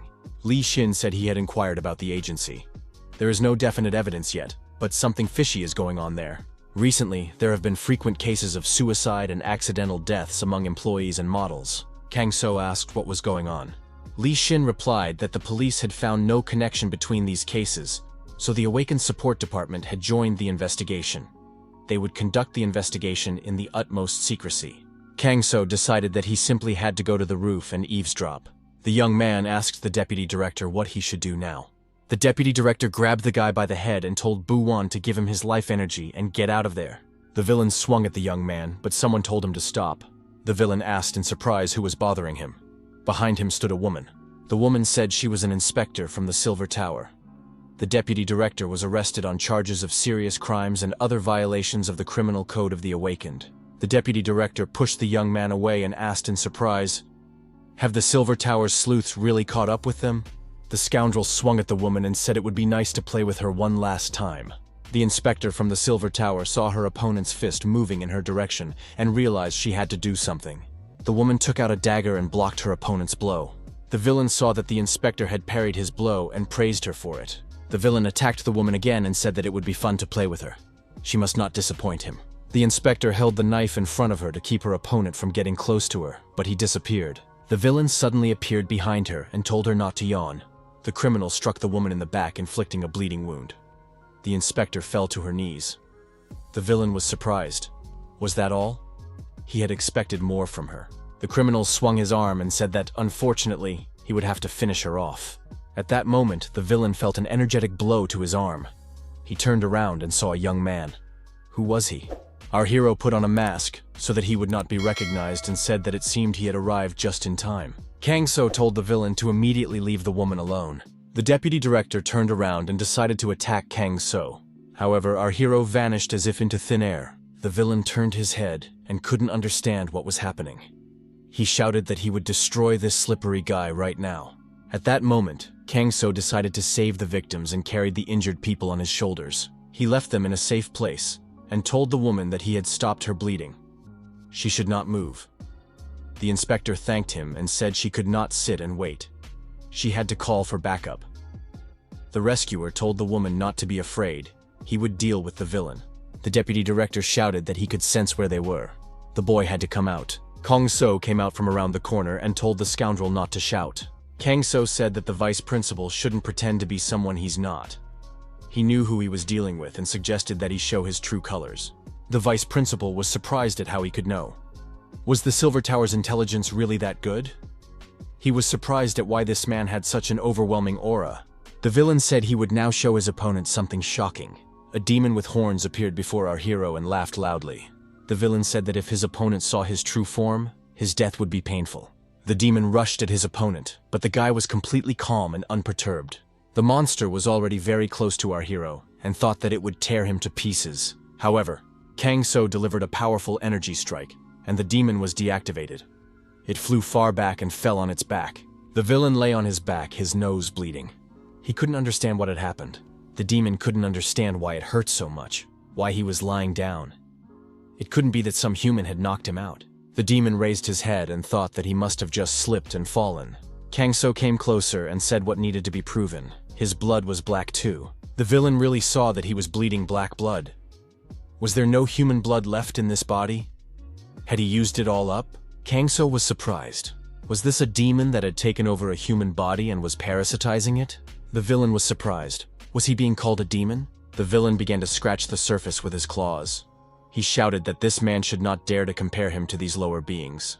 Kang So watched in amazement to see what else this demon could turn into. The next moment, a terrifying, bloodthirsty monster appeared before our hero, growling loudly. It said that this man was only able to strike it because it was caught off guard. But now that it had fully assumed its form, the man would truly meet his end. The monster pounced on Kang So and shouted that he would now perish. Kang So touched the monster's claws with 2 fingers. The monster felt its arm begin to twist. The terrifying beast screamed loudly in pain. The monster's arm no longer obeyed him, hanging limply. Kang So placed his fist on the monster's back and said that this was the dexterity of light speed. After that, the monster flew far away and, bleeding profusely, fell to the ground. There was a terrible explosion. Everything was engulfed in flames and smoke. The monster couldn't believe it. Even in its true form, it couldn't reach its opponent? Surely this was the man who had defeated Asmodeus. Where did he come from? Kang So approached the villain and said he would ask again. If he was neither human nor demon, then who was he? The monster replied that he had the pride of a warrior and would not answer. Our hero stepped on his opponent's tail, and he screamed loudly in pain. Kang So swung his fist and said that he would not simply destroy him unless he asked him to. The monster was frightened and said he would surrender. He would tell everything. He belonged to one of the demon tribes sent by him to the second intermediate dimension. Their task was to obtain spheres of despair. Kang So was surprised. What are these spheres of despair? These spheres are formed when a person experiences extreme fear or despair before death. They are made by extracting the compression of these human emotions. Demons who know how to collect spheres of despair are called collectors. Kang So said, "It seems that this demon is proud of his profession. How many souls has he already destroyed?" The demon cried and replied that not very many. Other officers had destroyed many more. Kang So grabbed the demon by the throat. The villain cried and begged for mercy again. He was just following orders and did nothing wrong to this person. He would no longer hunt in this area. Kang So said that was the wrong answer. The demon says he did nothing wrong? Who will bring back the lives he has already destroyed? Kang So decided to seal the demon's power so that he could never harm anyone again. Kang So squeezed the villain's throat harder.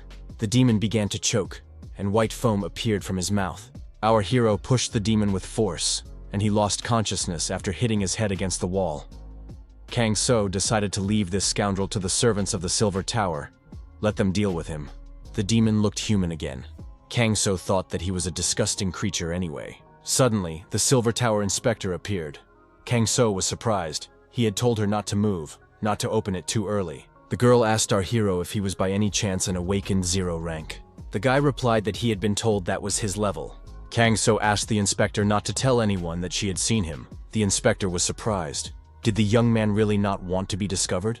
Kang So said that he liked his normal life and was tired of sacrificing himself for the common good. But most of all, he didn't want his loved ones to suffer because of him. The inspector thought that this guy was saying the same thing as Li Xin.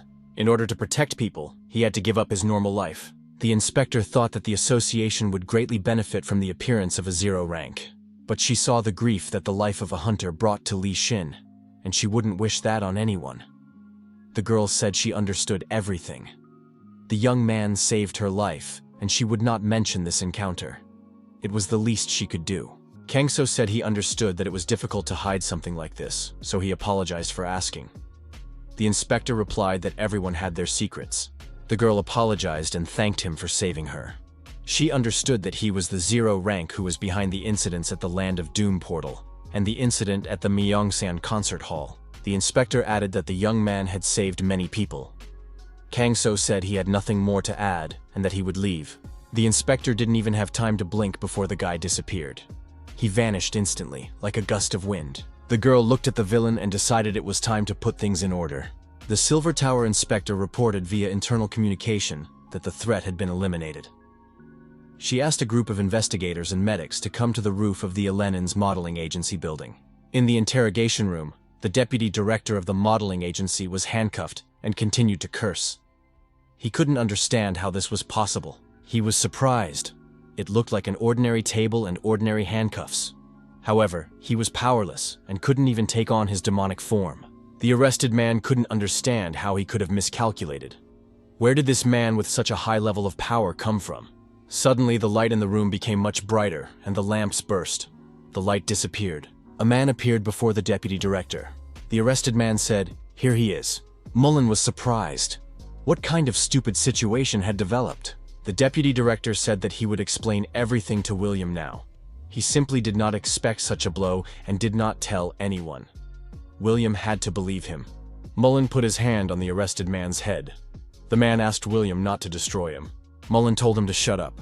Mullen was surprised that he couldn't see this man's aura. The arrested man's memories were too vague. Mullen said, "I knew this man would be of no use. He remembers what to say in such cases, doesn't he? There is no place for idiots among demon officers." The arrested man asked William to believe him. The one who did this to him was really just a simple man. Mullen repeated once more that his opponent should be quiet. Mullen pierced the prisoner's body with his cane.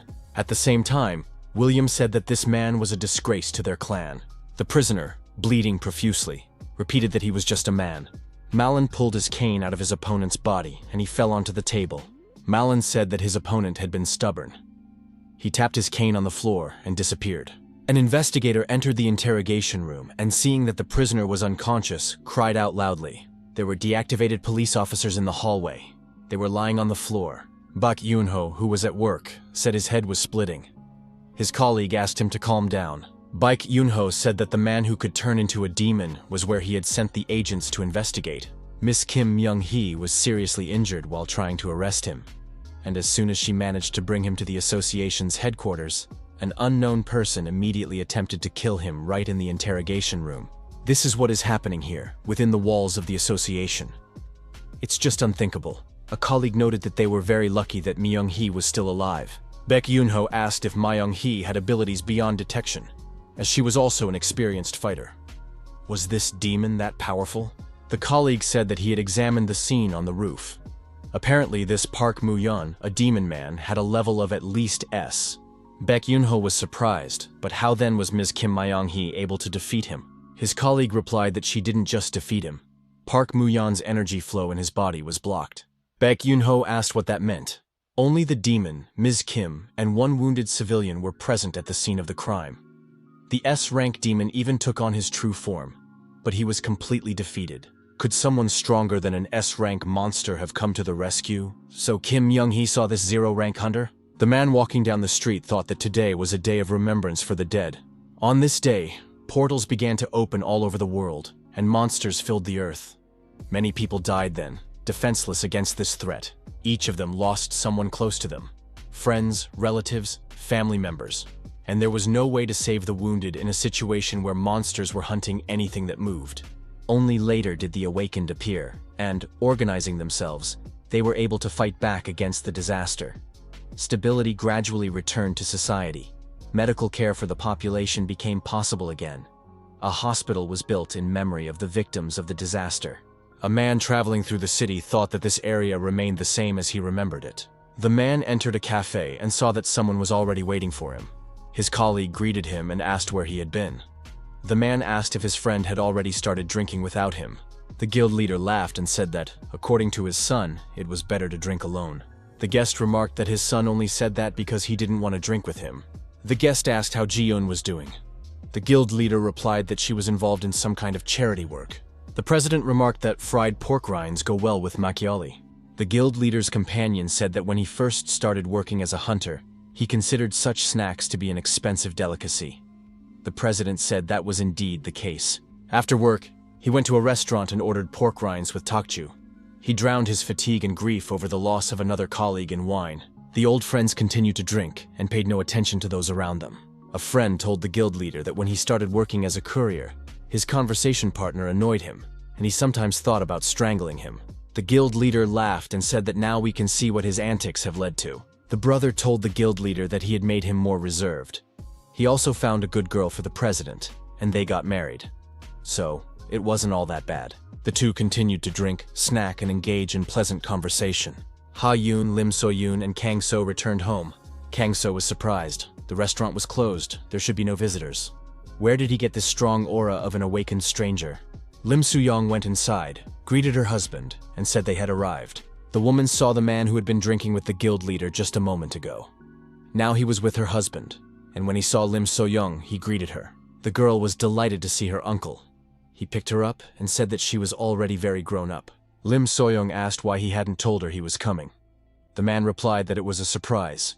He had decided to take the day off for mourning. He added that he didn't want to cause his sister and her husband any unnecessary worry. He was on his way to the rest home and stopped by on the way. Yu Seong-tae said that they were happy to see him and that he could come visit them anytime. Yu Seong-tae introduced our hero and said that he was their friend and a new employee at the restaurant, the very isolationist they had already told them about. Our hero and the guest greeted each other and introduced themselves. Holding his companion's hand, Kang-so thought that he was an unusual awakened one. His aura was not as powerful, but it possessed incredible purity. Judging by all appearances, he was a harmless person. Our hero would even say that he felt a kind of warmth and friendliness from this person. The guest asked if they were going to the rest home. Yu Seong-tae replied that that was exactly what they had planned to do. The man suggested doing it right away. Yu Seong-tae agreed. Everyone went to the rest home dressed in black. The man said that Hyun looked beautiful, even in black clothes. Lim Soo-yeon and her brother stood near their parents' ashes. Lim Soo-yeon told her daughter to say hello to her grandparents. The girl bowed her head and greeted the elderly couple. Lim Soo-young said that this was their daughter, Hyun, and added that her parents should rest in peace. After that, the girl played on the playground. The men sat on the sidelines. Yu Seong-tae told his brother-in-law that he had something. The restaurateur added that he couldn't say where he had learned this, but hoped it would comfort his brother-in-law. Yu Seong-tae said that the nightmare of the neighboring province, the monster Arachniac, who had killed their parents, had already been destroyed. Yu Seong-tae added that Li Shin himself had participated in the hunt. An official statement on the matter would be released soon. Arachniac is the name of the monster that Kang-so and Li Shin destroyed. Our hero thought that he had not understood earlier why Yu Seong-tae was so happy when he learned about the destruction of this monster. The man was surprised. Did Li Shin himself go hunting? He couldn't even believe it. His conversation partner shed a tear. His parents had now been avenged. Yu Seong-tae wondered why his brother-in-law was crying. The host announced that the fashion show of the Alensis modeling agency was now open. Children in beautiful outfits came out onto the catwalk. Yu Seong-tae happily announced that his daughter was also present. Hyun walked down the runway in an unusual outfit for her. Yu Seong-tae took out his camera and started taking pictures of his daughter. He said that he was still amazed at how beautiful she had turned out. Kang-so thought Hyun was really cute. The next day at the Rostachek kindergarten, the children were delighted that Hyun had become a model. Hyun thanked her classmates for their congratulations and said she felt a little awkward. The boy Hyun had previously defended gave her a gift, origami. Hyun was very happy with this toy. Hyun was surprised. Did he make it for her himself? The boy blushed with embarrassment and turned away.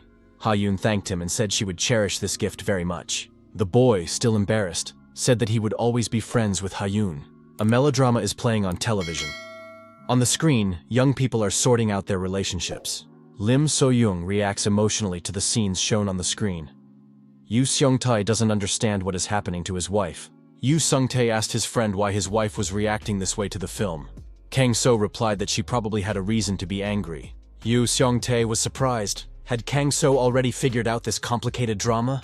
Our hero immediately recounted to his friend what had happened in the film up to that point. Yu Seong-tae was surprised. How did he manage to understand everything so quickly? He wasn't watching this drama for the first time. Kang-so was surprised. Was his friend really not interested? During the television news broadcast, Lim So-young called her friend and began discussing the events of the previous episode. On the news, the anchor announced that awakened level 0 individuals from different countries were arriving in this country. This event would take place in honor of the country's first awakened level 0 individual. Yu Seong-tae said that this was incredible. The strongest hunters would gather for a summit in their country. Colleagues at work were discussing business plans. One of them asked on the phone, "Is it really necessary to build a plot around a girl in a beautiful dress?" The girl said she couldn't do that. Where could she fit such a plot twist? The caller replied that she should come up with something. After all, she was a screenwriter. The caller said that it was her job to come up with a plot and said goodbye. The screenwriter wondered how she should communicate with the series producer. Ending the conversation, the enraged girl said that this stupid series had to be ended. Her colleague told her to calm down. She had an idea. Her colleague explained that they could rewind the plot 5 years into the future and introduce a new character, a little girl named Chang Mi. The producer was surprised. Wouldn't that be too unexpected? The other woman was surprised. What's wrong with that? Viewers will be very interested to see what the main character's daughter is like. And at the most interesting moment, she will meet Namju. They will make sure that the ratings for the last season go through the roof. The producer said that Kim was simply brilliant. That's exactly what they would do. Now all that remained was to find a very beautiful actress for the role of the daughter. On this occasion, the girls decided to go to a restaurant and have a bite to eat. There, they intended to try jjajangmyeon. Lim So-young welcomed the new visitors to the restaurant. Lim So-young thought she had seen one of them somewhere before. The girls placed their order, 2 jjajangmyeon. Lim So-young couldn't shake the feeling that the visitor's face was familiar. She replied that the order would be ready soon. The girl answered the incoming call and said that Bae Hap Choi was listening. The producer told her that a cake would also need to be included in the story. After the call, Bae Hap told her companion that she had been advised to include a cake in the story. The girl added that she had heard that their studio was recruiting child actors from the Alenins agency. Lim So-young remembered this girl. She was the screenwriter of the series The Revenge of the White Rose, Bae Hap Choi. The screenwriter's assistant asked, "If the girl is a model, of course she is beautiful.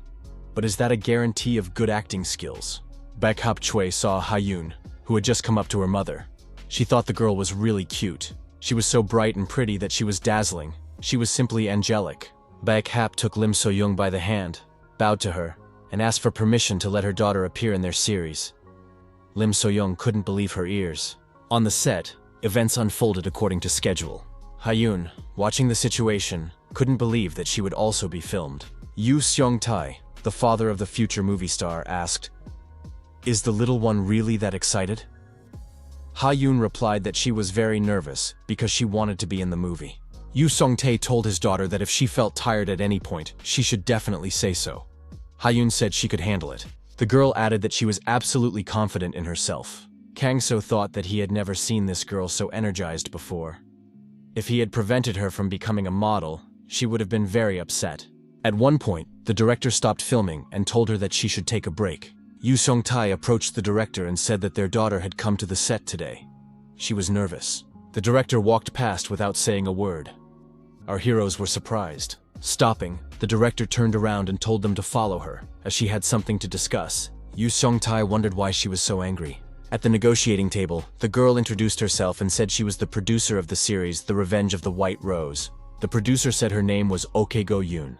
She had heard about these people from the screenwriter Miss Choi. Ok Go-yoon asked if their daughter had not been trained in acting. Yoo Seong-tae said that she could learn very quickly because she was talented. Kang-so was surprised at how she could so bluntly criticize a child for not having training. The father said that his daughter really wanted to act in this series. Ok Go-yoon said they would give it a try. You have to start somewhere. Ok Go-yoon thought that screenwriter Choi Bai-han had been telling her that she didn't want anyone else for this role except this girl, otherwise she would quit. She had to agree just to get her off her back. The girl is very cute, and she definitely fits the description in the script. Still, a child model as an actress is too much. The screenwriter was simply enchanted by this beautiful girl. She probably thinks being an actor is easy. The producer was angry because of the screenwriter's antics. Her wonderful series was in jeopardy. Ok Go-yoon thought she should annoy the girl on set with bright lights and smoke. Then the girl would just cry and run away. The producer thought that life was cruel.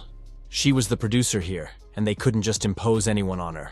Yoo Seong-tae looked at the woman's expression and asked if the producer was okay. The phone rang. The producer wondered why the secretary of the Red Dragon Guild director would be calling her. Ok Go-yoon apologized and said she needed to answer. The secretary asked if she had heard that a girl named Ha-yoon would be playing in the series The Revenge of the White Rose. Was it true? The guild chairman's secretary said that her boss's wife really liked the series. She said that she wanted the series to be released regularly. The secretary added that the producer shouldn't worry about funding. She could count on the director's full support. Ok Go-yoon thought that no matter how talented she was, she needed sponsors for her work. The producer said she understood everything. She would shoot more scenes with the young actress. The secretary expressed her joy that they understood each other. As a token of gratitude, Ok Go-yoon could expect a gift after filming the series. She and her film crew would receive vouchers to a resort owned by the guild. Ok Go-yoon thanked them for their understanding. The secretary added that if Ha-yoon and her support team encounter rude treatment, the producer could get into trouble. Ok Go-yoon looked at her guests and realized that they were not ordinary people. The producer replied to the secretary that this would definitely not happen. After the conversation ended, Ok Go-yoon thought that she had almost gotten herself into trouble. It turned out that this girl was a relative of the guild director. OK Go-yoon felt that she had not made the best impression on these people. It seemed that she would have to fix that. The girl said she wanted to continue the conversation. So, Ha-yoon dreams of becoming an actress? OK Go-yoon asked the girl if she could call her Ha-yoon. The girl nodded affirmatively. The producer smiled and said that she was a very cute girl. She thought she would make an excellent actress. She had excellent diction and a clear voice. OK Go-yoon said she was ready to get to work and would now familiarize those present with the script. The girl thought she needed to be reserved and patient for the sake of her vacation at the resort and funding for her next project. Ha-yoon began to read her character's lines from the script aloud. 5 years later, Baek Chang-mi is walking in the park with her daughter, Bewlee. A young man approaches the girl and asks if she is White Rose. The girl stops and turns around. The guy says that it is indeed her. How many years has it been since they last saw each other? The girl says that it has indeed been a long time. Biolai asks her mother who the man is. Her mother replies that he is her friend, and that her daughter can say hello. The girl says hello, tells him her name, and says she is 5 years old. The young man is surprised. If the child is 5 years old, that says a lot. Does Chang-mi want to tell him something? The young man crouched down and told the girl that she was very beautiful, just like her mother. Biolai asked why the man was crying. The girl also started crying and wiping away her tears, told the man not to cry. She felt sorry for him because he was crying. OK Go-yoon stopped filming and said it was wonderful. The actress wiped the girl's tears and said that she was very good at it. The actor said that he even had tears in his eyes when he looked at the girl. The assistant producer was surprised. Had this girl never acted before? She did a great job. The man saw that the producer was also crying. OK Go-yoon said with tears in her eyes that it seemed she had found her, the muse of her creativity. Kang-so continued to do his job, delivering food as a foot courier. Once again, our hero returned to the restaurant after completing his order. Yu Song-tae said that Kang-so, as always, had returned very quickly. He could wait and not rush. Kang-so was surprised. He was in a hurry because he thought that more orders had surely come in. Yu Song-tae handed his friend a glass of water and offered him a drink. Ji-eun thought Kang-so was simply incredible. The customer's address was very far from here, but he returned in the blink of an eye. Ji-eun thought that even she, with her A rank, couldn't handle this guy. However, she liked him not for his abilities. How is it even possible that he was given an F rank? Such speed could be expected from a B rank, or at most, a G rank. Why would this guy be a courier when he has such abilities? Kang-so sensed the movement of a familiar aura. New visitors entered the restaurant. Kang-so and Ji-eun looked back. Ji-eun recognized the woman. She was the head of the inspection department. She told her colleague that they would eat well now and their mood would improve. Already at the table, the head of the inspection department's companion said that this flamma was destroying him. He thought he was taking the right dose, but it didn't work out very well. As before the Great Catastrophe, there were medical drugs that people began to abuse. Flamma was the name given to a hallucinogen. It had an analgesic effect, even a psychological one, causing people to forget even emotional pain. Flame helped people forget even the fear of death. Not only citizens abused Flamma, but also hunters, whose lives had become much more difficult with the appearance of demons, and the number of such abuses only grew. The initial effect of Flamma is good, but then it only leads to self-destruction. The head of the inspection department thought that in this terrible time for all of humanity, someone was also selling drugs. This was unforgivable. Kang-so heard that the conversation was about drugs. Kang-so looked at the guy and wondered if it was drugs that were emitting this dark energy from his pocket. This dark energy was familiar to our hero. It seemed like he had already felt it when he delivered the order last time. The guy said that there had been a series of emergencies lately, so their team couldn't even sleep properly. He touched his chest and said that his companion had forgotten to take this evidence to be examined, so he had taken it with him. The girl was surprised. Did he just take the drugs and leave? The guy said he would hand them over for examination when they went back. He was in a hurry. Kang-so thought that everyone was indeed busy right now, and that these drugs were indeed connected to criminals. Yu Seong-tae turned to his friend and said he had an order. Kang-so replied that he was ready to fulfill it. Kang-so put on a medical mask and walked past the head of the inspection department so she wouldn't recognize him. The girl looked into the courier's eyes and thought she had seen him somewhere before. She remembered the man who had helped her with the criminal on the roof of the advertising agency. The girl suddenly jumped up from her seat. Her companion was surprised by what had happened to her. As she got dressed, she said she would be back soon, and that her companion could finish eating without her. The head of the inspection department ran out of the restaurant and rushed to the courier. She asked him to wait for her. The girl approached the courier and asked if they had met before. She said that he was the man she had met on the roof of the Alenan's agency building. Kang So lowered his mask and said that he knew he couldn't hide from her. Our hero asked his interlocutor if she had any business with him. The girl replied that she did indeed have business with him. The Hunter Support Agency no longer had the strength or resources to fully combat the rampant crime. With his abilities, this young man could save many lives. The girl bowed and said that not only the association, but also the townspeople needed his help. If he was concerned about anonymity, she could arrange that. They needed his help. Kang So asked his interlocutor if it was difficult for her to keep their previous meeting a secret. He added that he was indebted to her for that. He agreed to help her if she kept his name a secret.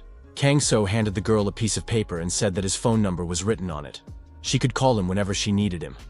The girl thanked our hero for this. Ji-eun watched this scene from the restaurant. Ji-eun couldn't believe that her friend was talking to the association employees with such a serious expression on his face. Ji-eun wondered if her colleague was a secret agent of the Silver Tower. Kang So told his conversation partner that he had overheard her conversation at lunch. He knows where to find dealers of this drug. On the outskirts of the city was an old abandoned industrial building. In cages are huge dogs with horns on their heads. Inside the building, a man sits in a chair, surrounded by his subordinates. An unknown man kneels before them. The man in the chair is angry with the man on his knees. He doesn't want to believe the story. Did the police really break in and take all the goods?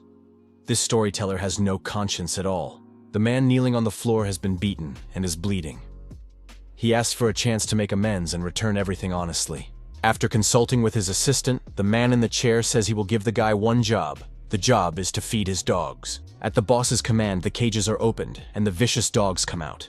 They growl viciously. Our hero repeated to his companion that he knows where to find drug dealers.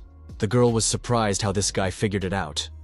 Kang So said that her employee had the very same drug in his pocket. Kang So added that he had just made a delivery, and the place where he delivered the food radiated a lot of that energy. He immediately suspected something was wrong, but now, after this conversation, he was finally convinced. That night, he would pay them a visit and destroy their lair. The drug lord was still sitting in his chair.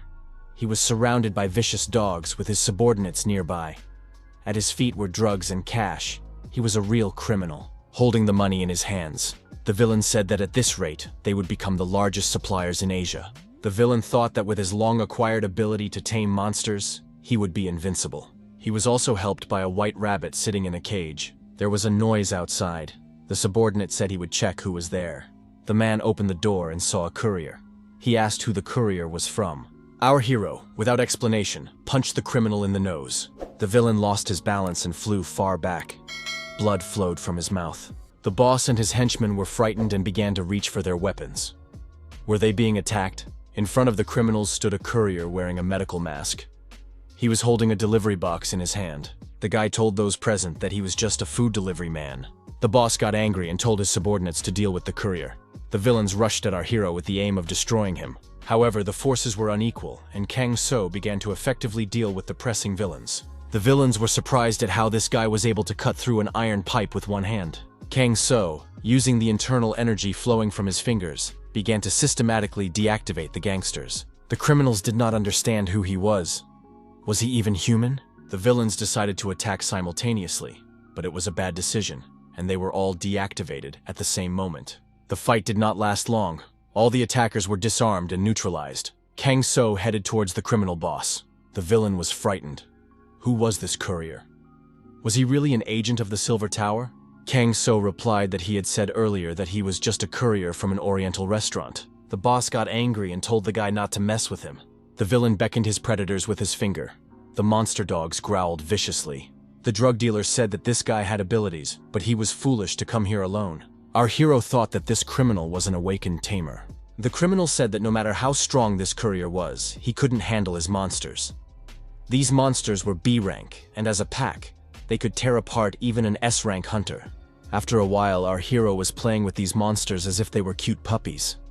The villain couldn't understand what was happening. What were his monster dogs doing? Monsters instinctively recognize those who are far superior to them in strength and obey them. Kang So told the criminal that even his ability was powerless against the monster's instincts. The villain was frightened. Could he be facing an S rank, or perhaps even higher? The criminal got scared and fell to the floor, saying he would surrender. He asked what the courier wanted. Kang-so told the criminal that he knew many people had suffered because of these drugs. He had to hand over the drugs immediately. The drug dealer laughed. "What drugs are you talking about?" The criminal asked where the courier had seen the drugs. Why was he accusing him of distributing something he didn't have? Kang-so thought that when he was walking here, he could sense the aura of these drugs. Where did it all go? Kang-so looked around and noticed someone locked in a cage, trembling with fear. The criminal yelled at the courier not to touch his rabbit. Kang-so picked up the animal and sensed that it was afraid for some reason. Kang-so told the animal not to be afraid, that he would save it. The courier felt that the animal wanted to tell him something. Kang-so told the villain that the rabbit was complaining about him. The drug dealer was surprised. How could a rabbit complain? Kang-so told his opponent that he had the ability to command animals, but he treated them roughly, as if they were objects. Unexpectedly, thanks to this rabbit, bags of white powder appeared around him. The criminal shouted loudly in frustration. After a while, Ha-yoon was playing with a little white rabbit at home. Lim Soo-young asked our hero to stop bringing animals home. It was too much. Lim So-young said that her daughter really liked the rabbit, so they would keep it, but no more animals were needed. Kang-so replied that next time he would not be so careless. Kang-so thought that he brought this rabbit because it could be useful. Ha-yoon said she would name the rabbit Pom-pom. The police cars arrived at their destination. The inspector reports to his boss that they have arrived at the location specified for the arrest. They found them already well neutralized. The leader of this gang, Gap-sik, was buried under a mountain of bags of flammable liquid. The inspector asked the department head how she managed to do it. The girl replied that she preferred to keep her secrets to herself. The head of the inspection department thought that she was once again indebted to this man. Yu Sung-tae thanks everyone for congratulating his daughter on the premiere of the series. Ha-yoon thanked everyone. The girl added that she would do her best for her viewers. Ji-yoon said that this girl is just adorable. Kang-so and Lee Shin also congratulated the family on the premiere of the series. Lee Shin said that the premiere of the next episode would begin any minute. Yu Seong-tae invited the guests to come into the restaurant and make themselves comfortable. He also wished everyone bon appétit. Lim So-young, greeting the guests, said that they had a lot of dishes here, so the guests should not be shy and try everything. Kang-so looked back and sensed someone very powerful in the sky. At that moment, a passenger plane was flying in the sky.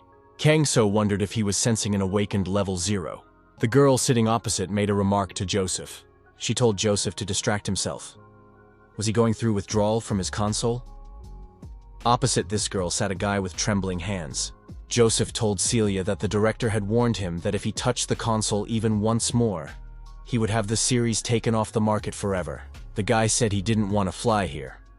What kind of joint exercises could these countries have? It's just a waste of time. His companion replied that there was nothing they could do about it. Only other awakened individuals could examine zero-level awakened individuals. Joseph said that meant the exercises themselves were pointless. Was their real purpose simply to assess the abilities of awakened zero levels? Well, what if that turned out to be true? Celia replied that maybe it would turn out to be true. In any case, it was necessary to make a good impression about their country. Celia asked if Joseph would share with her how he intended to test the boy's strength, since she was his assistant. Joseph replied that he would certainly like to test him, but was it necessary to do so? His assistant replied that it was necessary. If he didn't want to, she could provoke him. Even the awakened have weaknesses, because they are human too. Joseph asked if Celia knew how dangerous it was to provoke an awakened zero level. It was like touching a nuclear bomb. The girl replied that she understood everything and suggested that Joseph get some good sleep. Suddenly, Joseph said that he sensed the approach of magical monsters. Joseph thought that 4 wyverns were approaching, and indeed monsters were approaching the plane. Military personnel approached Joseph and his assistant. The officer introduced himself as Colonel Ronald, responsible for the young man's protection. Ronald reported that a pack of 4 monsters was approaching the plane. The colonel told the young man to fasten his seatbelt and that they would handle the situation themselves. Joseph replied that there was no need. He was getting a little bored anyway. The guy began to concentrate his inner energy in front of him, turning it into a glowing ball. The ball began to grow in size, and the plane found itself inside it. It was a protective sphere. Joseph clenched his fist and said, "Fire fist!" At that moment, an energy charge emerged from the sphere and struck one of the wyverns. The monsters tried to break through to the plane, but the protective sphere prevented them from doing so. Joseph continued to perform manipulations, which ultimately led to energy attacks on the attacking monsters. The monsters continued to circle around the plane. The guy said that dealing with these wyverns was like swatting a mosquito. Another attack on the surviving monster ended with the wyvern being destroyed. The young man held his palms together and said that it was all over. Celia asked the colonel if they could consider the danger to be over. The colonel nodded affirmatively. Joseph said he was bored again. He hoped that after landing he would be able to find something to entertain himself. The plane landed at its destination airport, and people came to meet them at the ramp. The guild president, who arrived accompanied by young people, said that they had been waiting for their guests for a long time. Li Xin thought that the friendly country had sent Joseph, an awakened zero rank, here. The guild president thanked Joseph for taking the trouble to come here in person. He introduced himself, saying his name was Yun Han Chong, and he was the president of the Awakened Association. Joseph also introduced himself. Joseph, looking at Li Xin, said that he was the zero-rank awakened one in this country. Li Xin also introduced himself and said he was pleased to meet him. He thought Joseph seemed like a normal guy. Li Xin thought that his opponent didn't have such a strong aura. However, he hides his true power. It is indeed zero level. Joseph said he had a professional question for Li Xin. The guest asked if Li Xin was a gamer. Li Xin replied that he used to love games, but for several years now he has had no time for them. Joseph sympathized with his interlocutor. The foreigner asked if his conversation partner would mind if they played together sometime.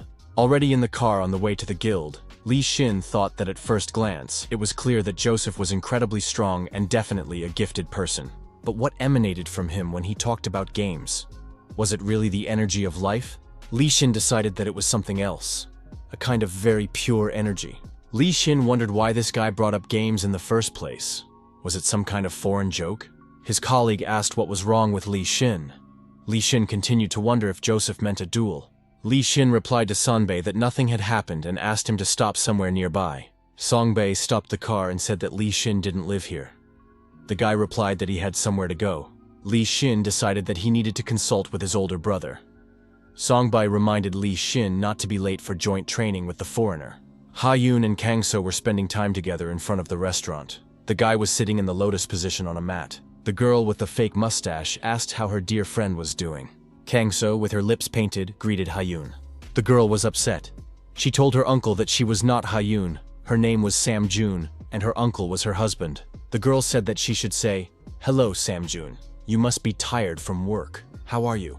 Kang So said that it was difficult for him and asked if Ha Yun would play the female role. Kang So saw the lipstick and asked the girl what it was because it wasn't hers, was it?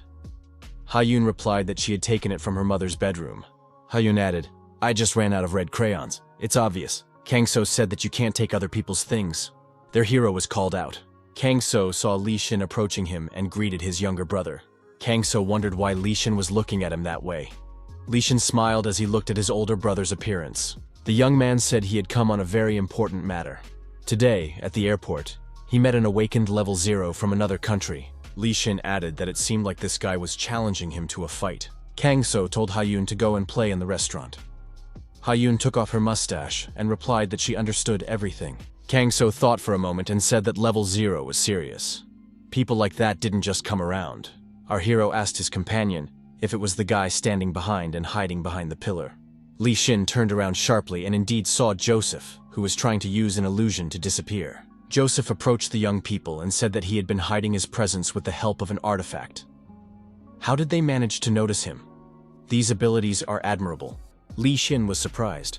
Had Joseph been following him? Should he report this incident to the embassy? Joseph apologized and asked Li Xin not to take it as an insult. The foreign guest wondered who this man standing with Li Xin was. He was certainly not an ordinary person. Kang So and Joseph stared intently into each other's eyes, each studying his opponent. After a few seconds, Joseph asked what Li Xin thought of his proposal to play together. Li Xin replied that he agreed. Li Xin asked if his conversation partner meant a fight. He added that he agreed and was ready right now. Kang So told his friend that it was pointless. Li Xin replied that his brother should not try to stop him. He could not leave this insulting challenge unanswered. Our hero felt that the foreigner was not aggressive at all. Joseph expressed his joy that Li Xin had agreed to his proposal. Kang So thought that he still wanted to fight. Our hero asked his younger brother if they were going to fight. Wouldn't it be better to do it in the Deadlands? After all, Here they could destroy half the city.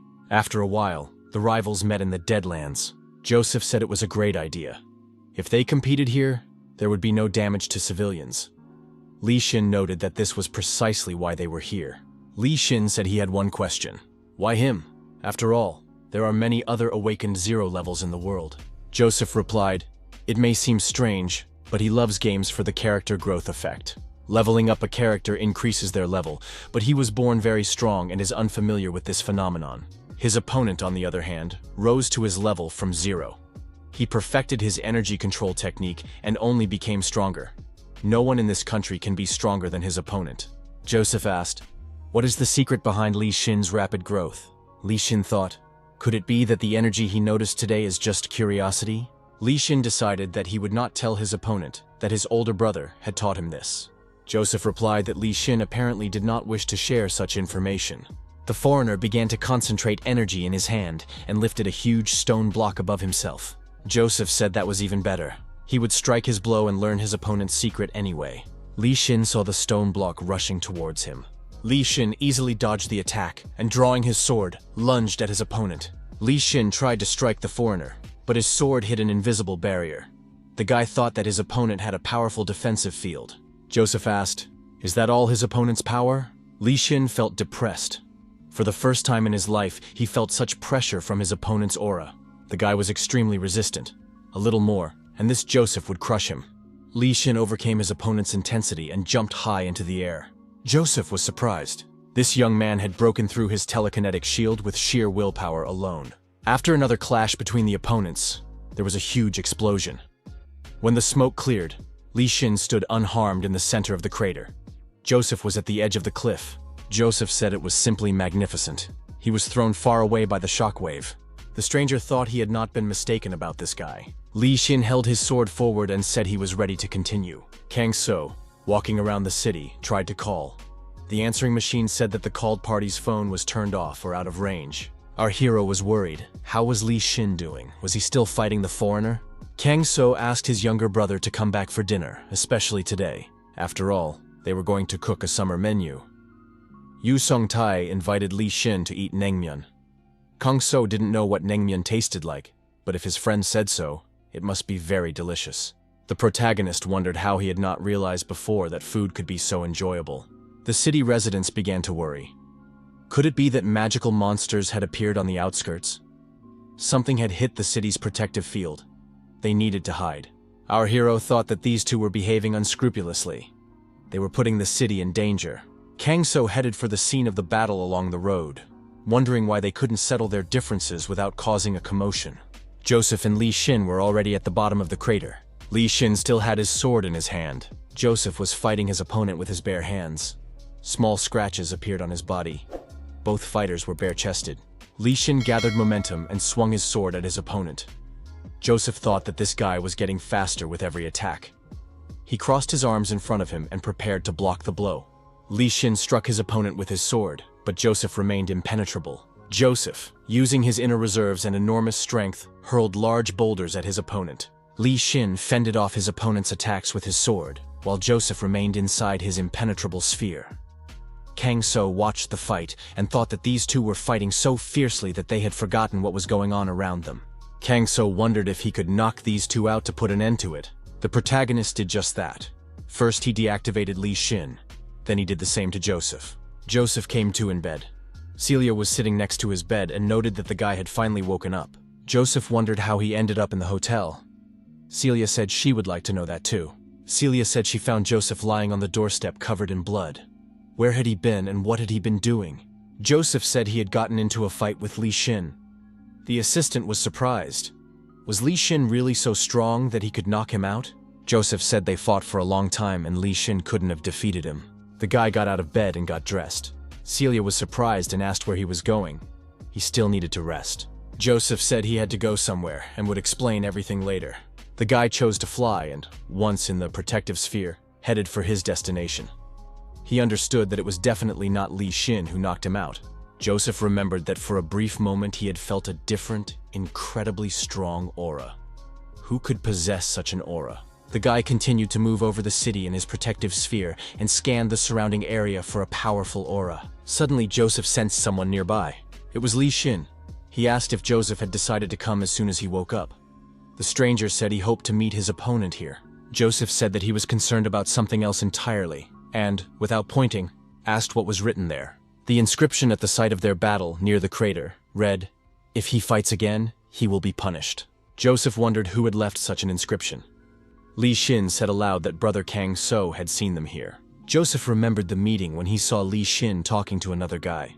Perhaps it was that same brother. Could that guy Kang So be the one who knocked him out? He must be crazy. Hayun and Kang So were sitting at the same table, eating.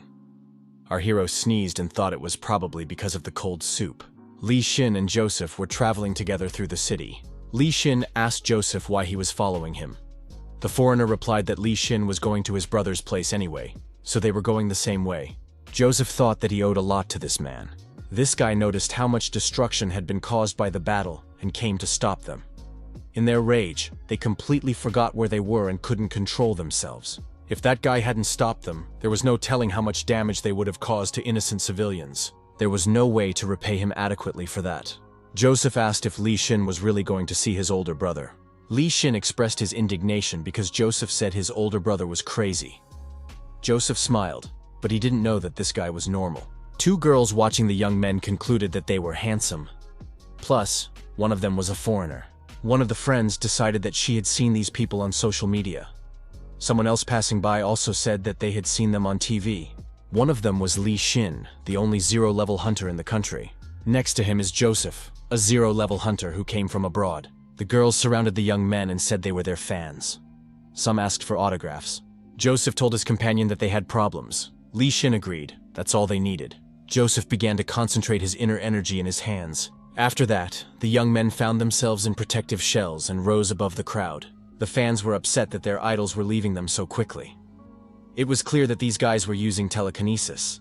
Joseph expressed his hope that they had not disappointed these people.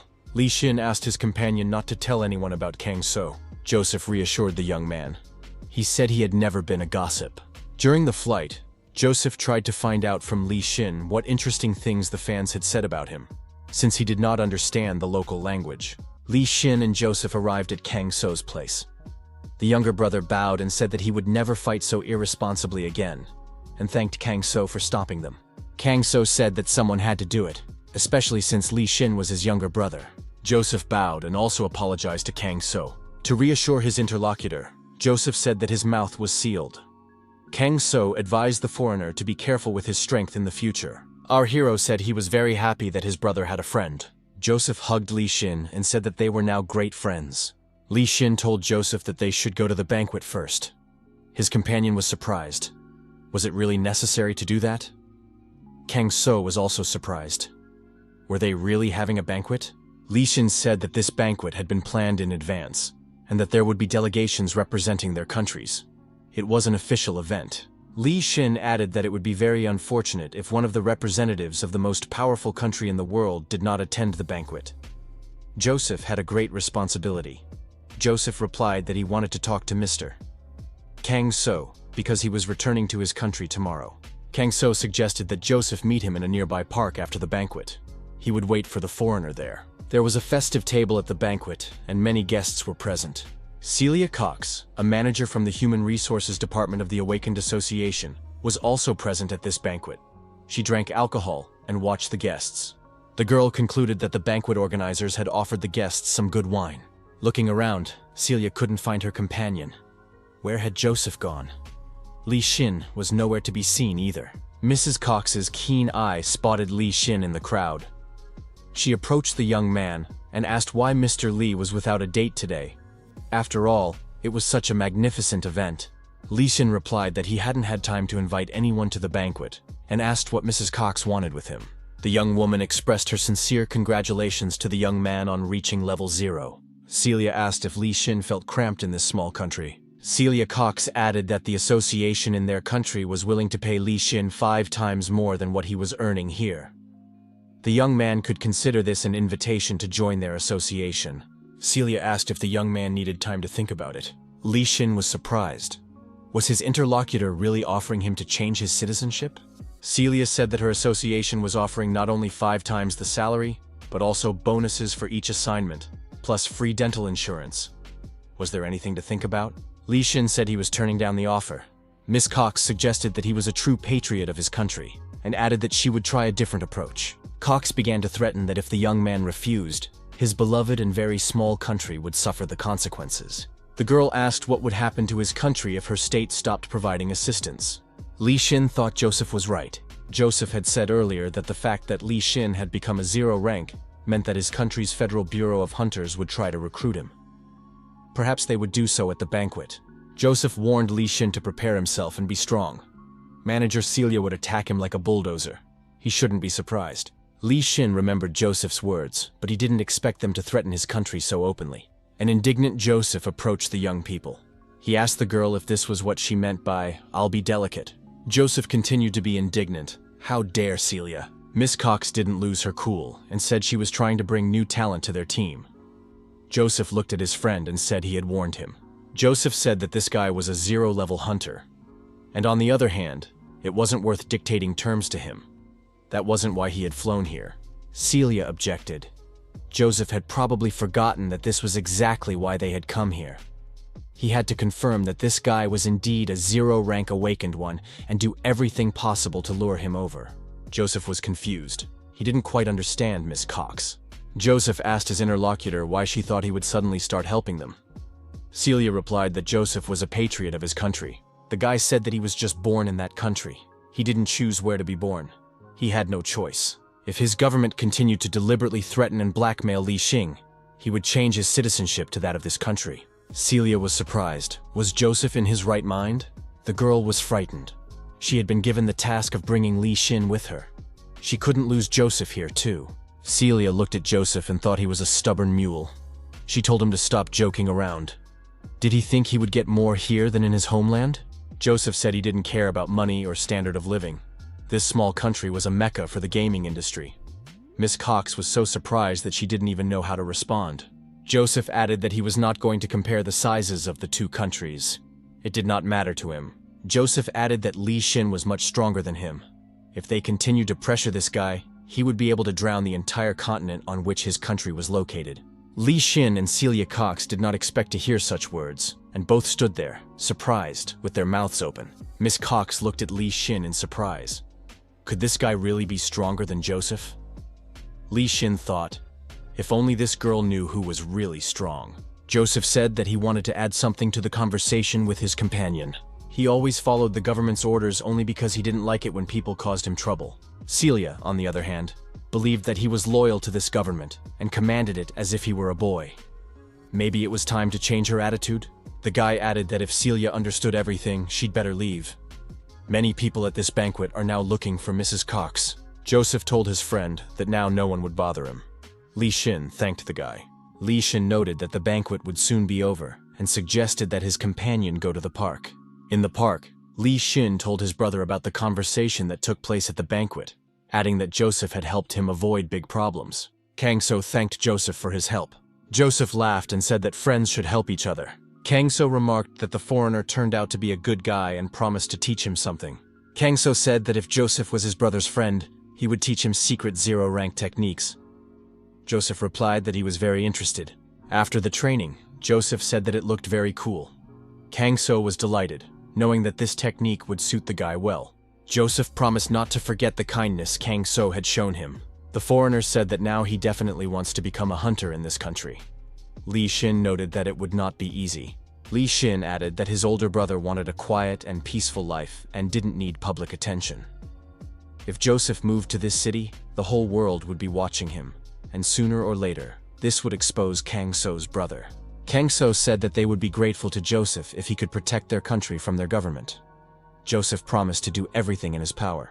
Kang So went into the restaurant and told his friend that he was back. Yu Song-tai said he wanted to take a vacation and go somewhere with his family. The restaurant owner asked if Kang So could replace him from next Monday until the end of the week. Kang So asked where Yu Song-tai was going. Yu Song-tai said that his daughters and the entire film crew of the series had been given vouchers to a private resort.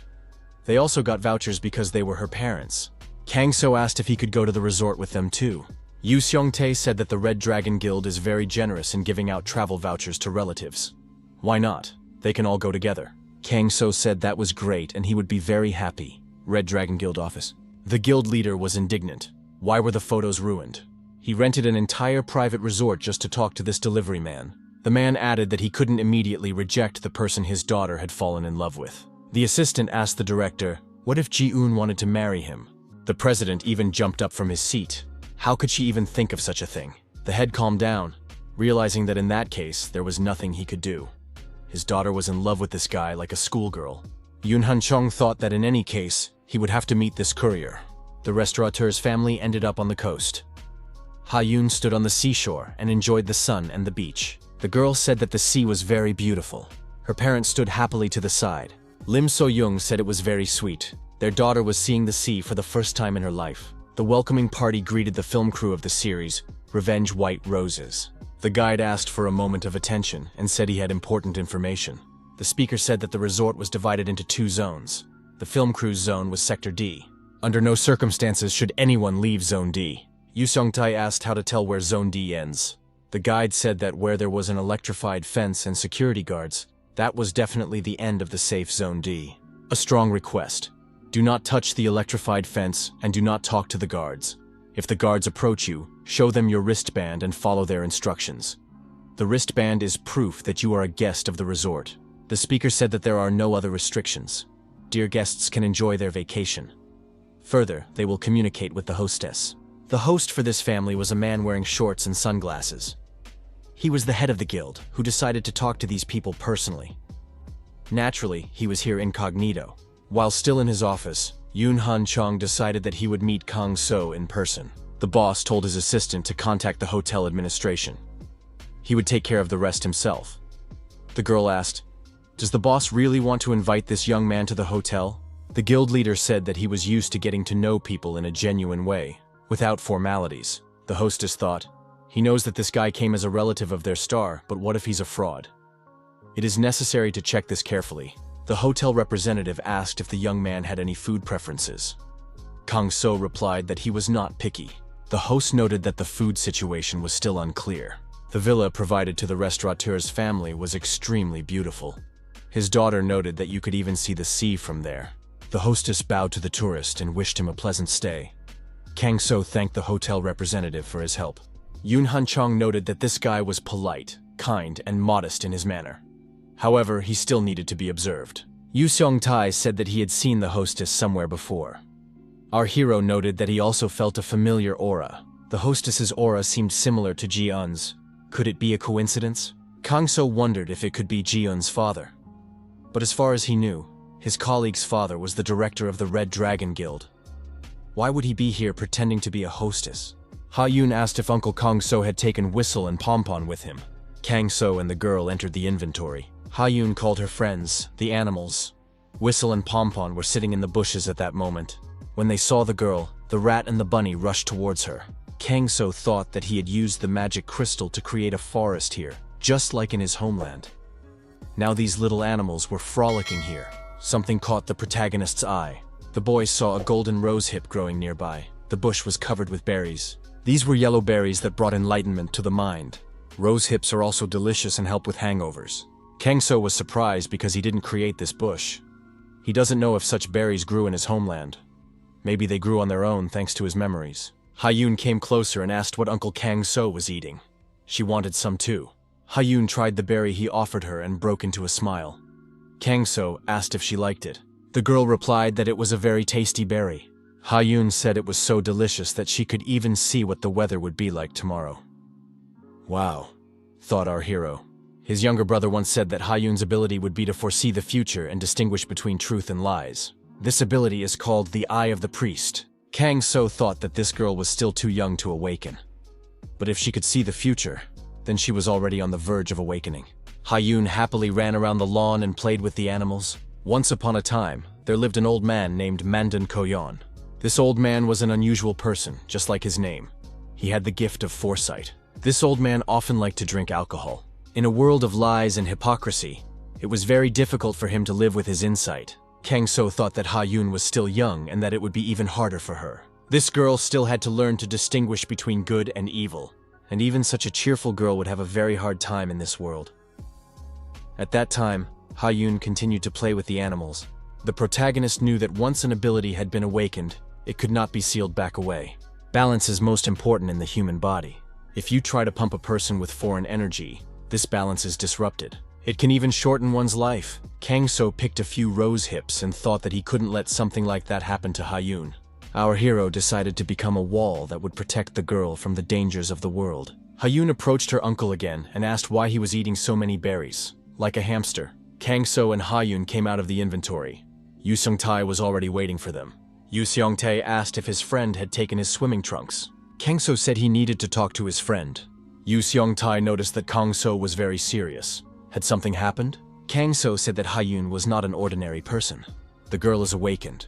She has the ability of a prophet, and even at the S level. Yu Seong-tae couldn't believe it. Kang-so said that it was an innate ability. The girl had simply experienced the awakening. Yu Seong-tae was a little upset, awakened, and at such a young age. He wanted his girl to live a normal life and be happy. With such a rare gift, she would have to devote her life to a dangerous profession. Yu Seong-tae asked if Kang-so could do anything to seal her awakening. Kang-so replied that it was impossible. Sealing the ability with someone else's help greatly shortens a person's lifespan.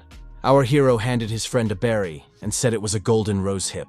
If he regularly gathered these berries for Ha-yoon, it would maintain her chi harmony and spiritual powers. There were many golden rosehip bushes growing in his inventory, so there would be enough berries for every day. Kang-so told his friend not to worry about his daughter. It is impossible to get rid of the ability, but it is possible to live with it if there is a teacher nearby. The main character said that he wanted to teach the girl martial arts. He hoped that it would be useful to her. Ha-yoon needed to know how to protect herself and her parents. Kang-so added that Ha-yoon was as dear to him as if she were his own child. Ha-yoon turned to her uncle and said that she could see her older sister over there and pointed. The girl said that she was watching them from there. Why didn't she come down to them? Our hero only now began to realize what an amazing ability this girl had. Ha-yoon suggested asking Ji-eun to play with them. Kang-so told the girl that Ji-eun seemed to be busy at the moment. They would manage without her for now. Ha-yoon thought, "Are all adults so boring?" Ha-yoon said she would just pretend she hadn't seen anything. She could do that. Ji-eun continued to watch the family through her binoculars. At that moment, the girl was in the hotel across the street. Ji-eun was surprised. Why was Ha-yoon looking at her? It must be a coincidence. Ji-eun was impatient. She had to get out of there and see them. Ji-eun thought that if she went out the door, the secretary would find her. So she decided to leave the room through the balcony. This method seemed to her to be the least likely to attract attention. However, Ji-eun was discovered. The secretary entered the room and saw Ji-eun trying to jump off the balcony. Ji-eun told Secretary Jin that she had just gone out to get some fresh air. Secretary Jin asked, "Do you have to stand on the railing to get some fresh air?" Ji-eun, justifying herself, said that she just wanted to stretch after sitting at the computer for a long time. The secretary reminded her that Ji-eun was at work and should behave accordingly. Jin added that the lady was the heir to the Red Dragon Guild and had many responsibilities. Ji-eun was angry. She had just thought about leaving when Secretary Jin immediately appeared. Earlier, Ji-eun thought that she could also come incognito, like her father. Secretary Jin asked what Miss Kim was doing there. Ji-eun was upset that Secretary Jin recognized her. The secretary assumed that Miss Kim was here for work, or was she mistaken?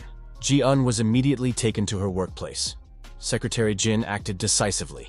The secretary brought a stack of papers and said that the lady understood what she would be dealing with today. Jin noticed that her daughter's resemblance to her father, the guild director, was incredible. Ji-eun was upset that Secretary Jin was constantly following her, as if she had orders not to let her mistress out of her sight. Secretary Jin said that her mistress hated paperwork and was unpredictable in her actions. For example, she had sneaked into the resort undercover. Ji-eun was outraged by what the secretary was implying. The restaurateur and his family arrived at a local restaurant.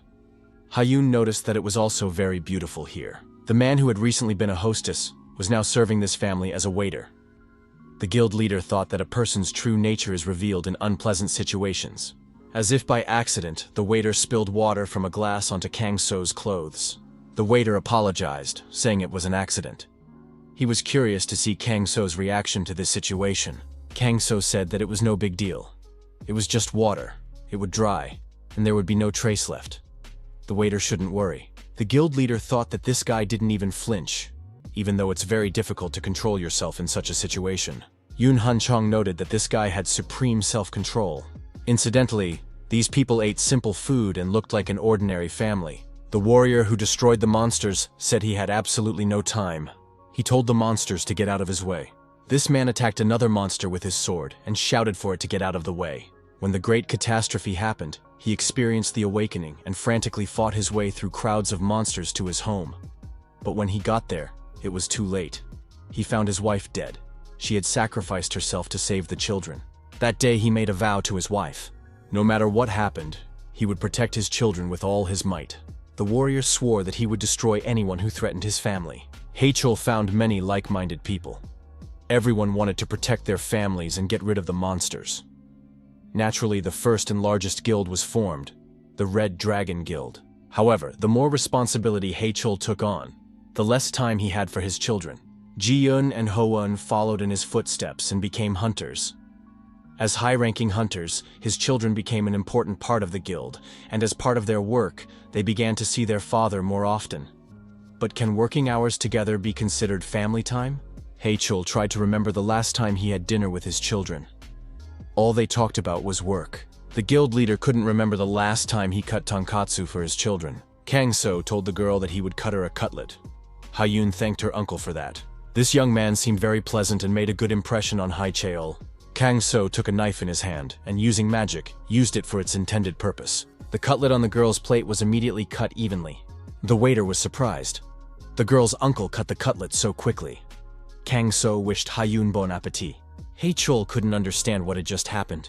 Did this guy really cut the cutlet? Or maybe he wielded the table knife as if it were a sword. The cut on the cutlet was so even, as if it had been cut with a scalpel. Even other awakened ones couldn't do that. The guildmaster wondered who this young man really was. Continuing to analyze, the waiter suggested that this guy had even cut the cutlet not with a knife, but with his aura. There was not a single scratch left on the plate after this cutting. With the energy required for such a cut, the plate would have also been damaged. Haechul doubted that even in their guild there was a person capable of such delicate work. There were rumors that this guy was F rank, but that was not the case. Was he really just an ordinary delivery boy from an ordinary Asian restaurant? Perhaps he was a secret agent of the Silver Tower. But then the management would have noticed how talented he was. A girl approached Haechul from behind, put her hand on his shoulder, and said she wanted to talk to her father. Ji-eun said she had something serious to discuss. The girl asked her father what he was doing there. Haechul was surprised that his daughter knew about it. He had disguised himself perfectly. Ji-eun said that it didn't matter. He shouldn't evade the question and should tell her what he was doing there. The guild leader replied to his daughter that he had simply decided to check out the resort services from the inside. After all, he was a master of disguise. Ji-eun continued her interrogation. Then why didn't he leave the table where Kang-so was sitting? Haechul continued to wriggle out of the situation. He told his daughter that he was not interested in this young man, but in the family he had come with. His daughter continued. In that case, why is her father interested in this family? Haechul did not give up. Yu Seong-tae once worked as a freight forwarder in the association, and they know each other. He was very happy to meet him by chance. Haechul added that his daughter now works at this man's restaurant. It's a small world. Ji-eun wondered if she had been worrying for nothing. The guild leader added that he was not interested in Kang-so at all, and it did not matter to him who he was. Her father stated that the most important thing for him was for his daughter to be happy with him. Ji-eun asked if it would be a marriage that was disadvantageous for the guild. Haechul said that he had raised his daughter to be independent. She didn't need a boyfriend to lead the guild. Her father asked if his daughter could spare some time to see him and her brother. He hadn't had dinner with his children in so long. Haechul added that this time there would be no talk of business, only family conversations. Ji-eun smiled and said she agreed. Kang-so and the restaurateur's family's short vacation ended without incident. A few days passed, and Ha-yoon was playing with her peers at the playground. The boys were arguing about who would swing with Ha-yoon. Her friend said that the boys could take turns swinging with her. The mothers of these children stood aside and watched the little ones while talking. A stranger appeared from behind a tree and watched the children. One of the girls noticed the man who came out from behind the tree and headed towards her. The stranger deliberately fell to the ground and groaned in pain, pretending he had hurt himself. The girl asked what had happened to the man and approached him. The man got up and said that he had fallen and seemed to have broken his leg. Could the girl help him? The girl replied that she would help the man get back on his feet. Ha-yoon sensed something was wrong and shouted for Mi-yeon not to approach the man. Ha-yoon took her friend by the arm and said that the man wasn't hurt at all, that he was faking it. The man stood up and said, "Is this girl saying that he is a liar? Is she accusing an innocent adult uncle?" The stranger raised his hands and said, "So this girl is bad." The girls were frightened and began to cry. Ha-yoon shouted for the squeaker to help her. The rat hiding in Ha-yoon's hood flashed its eyes and jumped out. Kakorangi decisively, without hesitation, rushed at the stranger. The man was frightened and jumped aside. He couldn't understand what it was, a bird or a mouse? The mothers heard their children's cries and rushed to their aid. What was going on there? Ha-yoon said that this man was lying. He wanted to steal Mi-yeon. The villain lay on his back and tried to get rid of the rat. He thought he had been exposed and needed to run away. The stranger threw away the squeaky rat and shouted for everyone to get out of the way. He ran away. As he ran away, the villain thought that this rat had ruined everything for him. The villain also thought that the second girl who had approached had ruined everything too. Suddenly, someone ran out from around the corner and attacked the villain. This stranger shouted for the villain to stop immediately. The villain lost his footing and they both fell to the ground. Tape and rope fell out of the villain's backpack. The man who had jumped out from around the corner grabbed the villain by the leg and shouted that he couldn't run away anyway. The villain began to kick his opponent with his free leg. The guy shouted that he would not let him go anyway. The criminal said that now he would have to use his aorta on him and swung his fist. The criminal asked, "Can't this guy see that he's awake? Does he really want to go to the other world?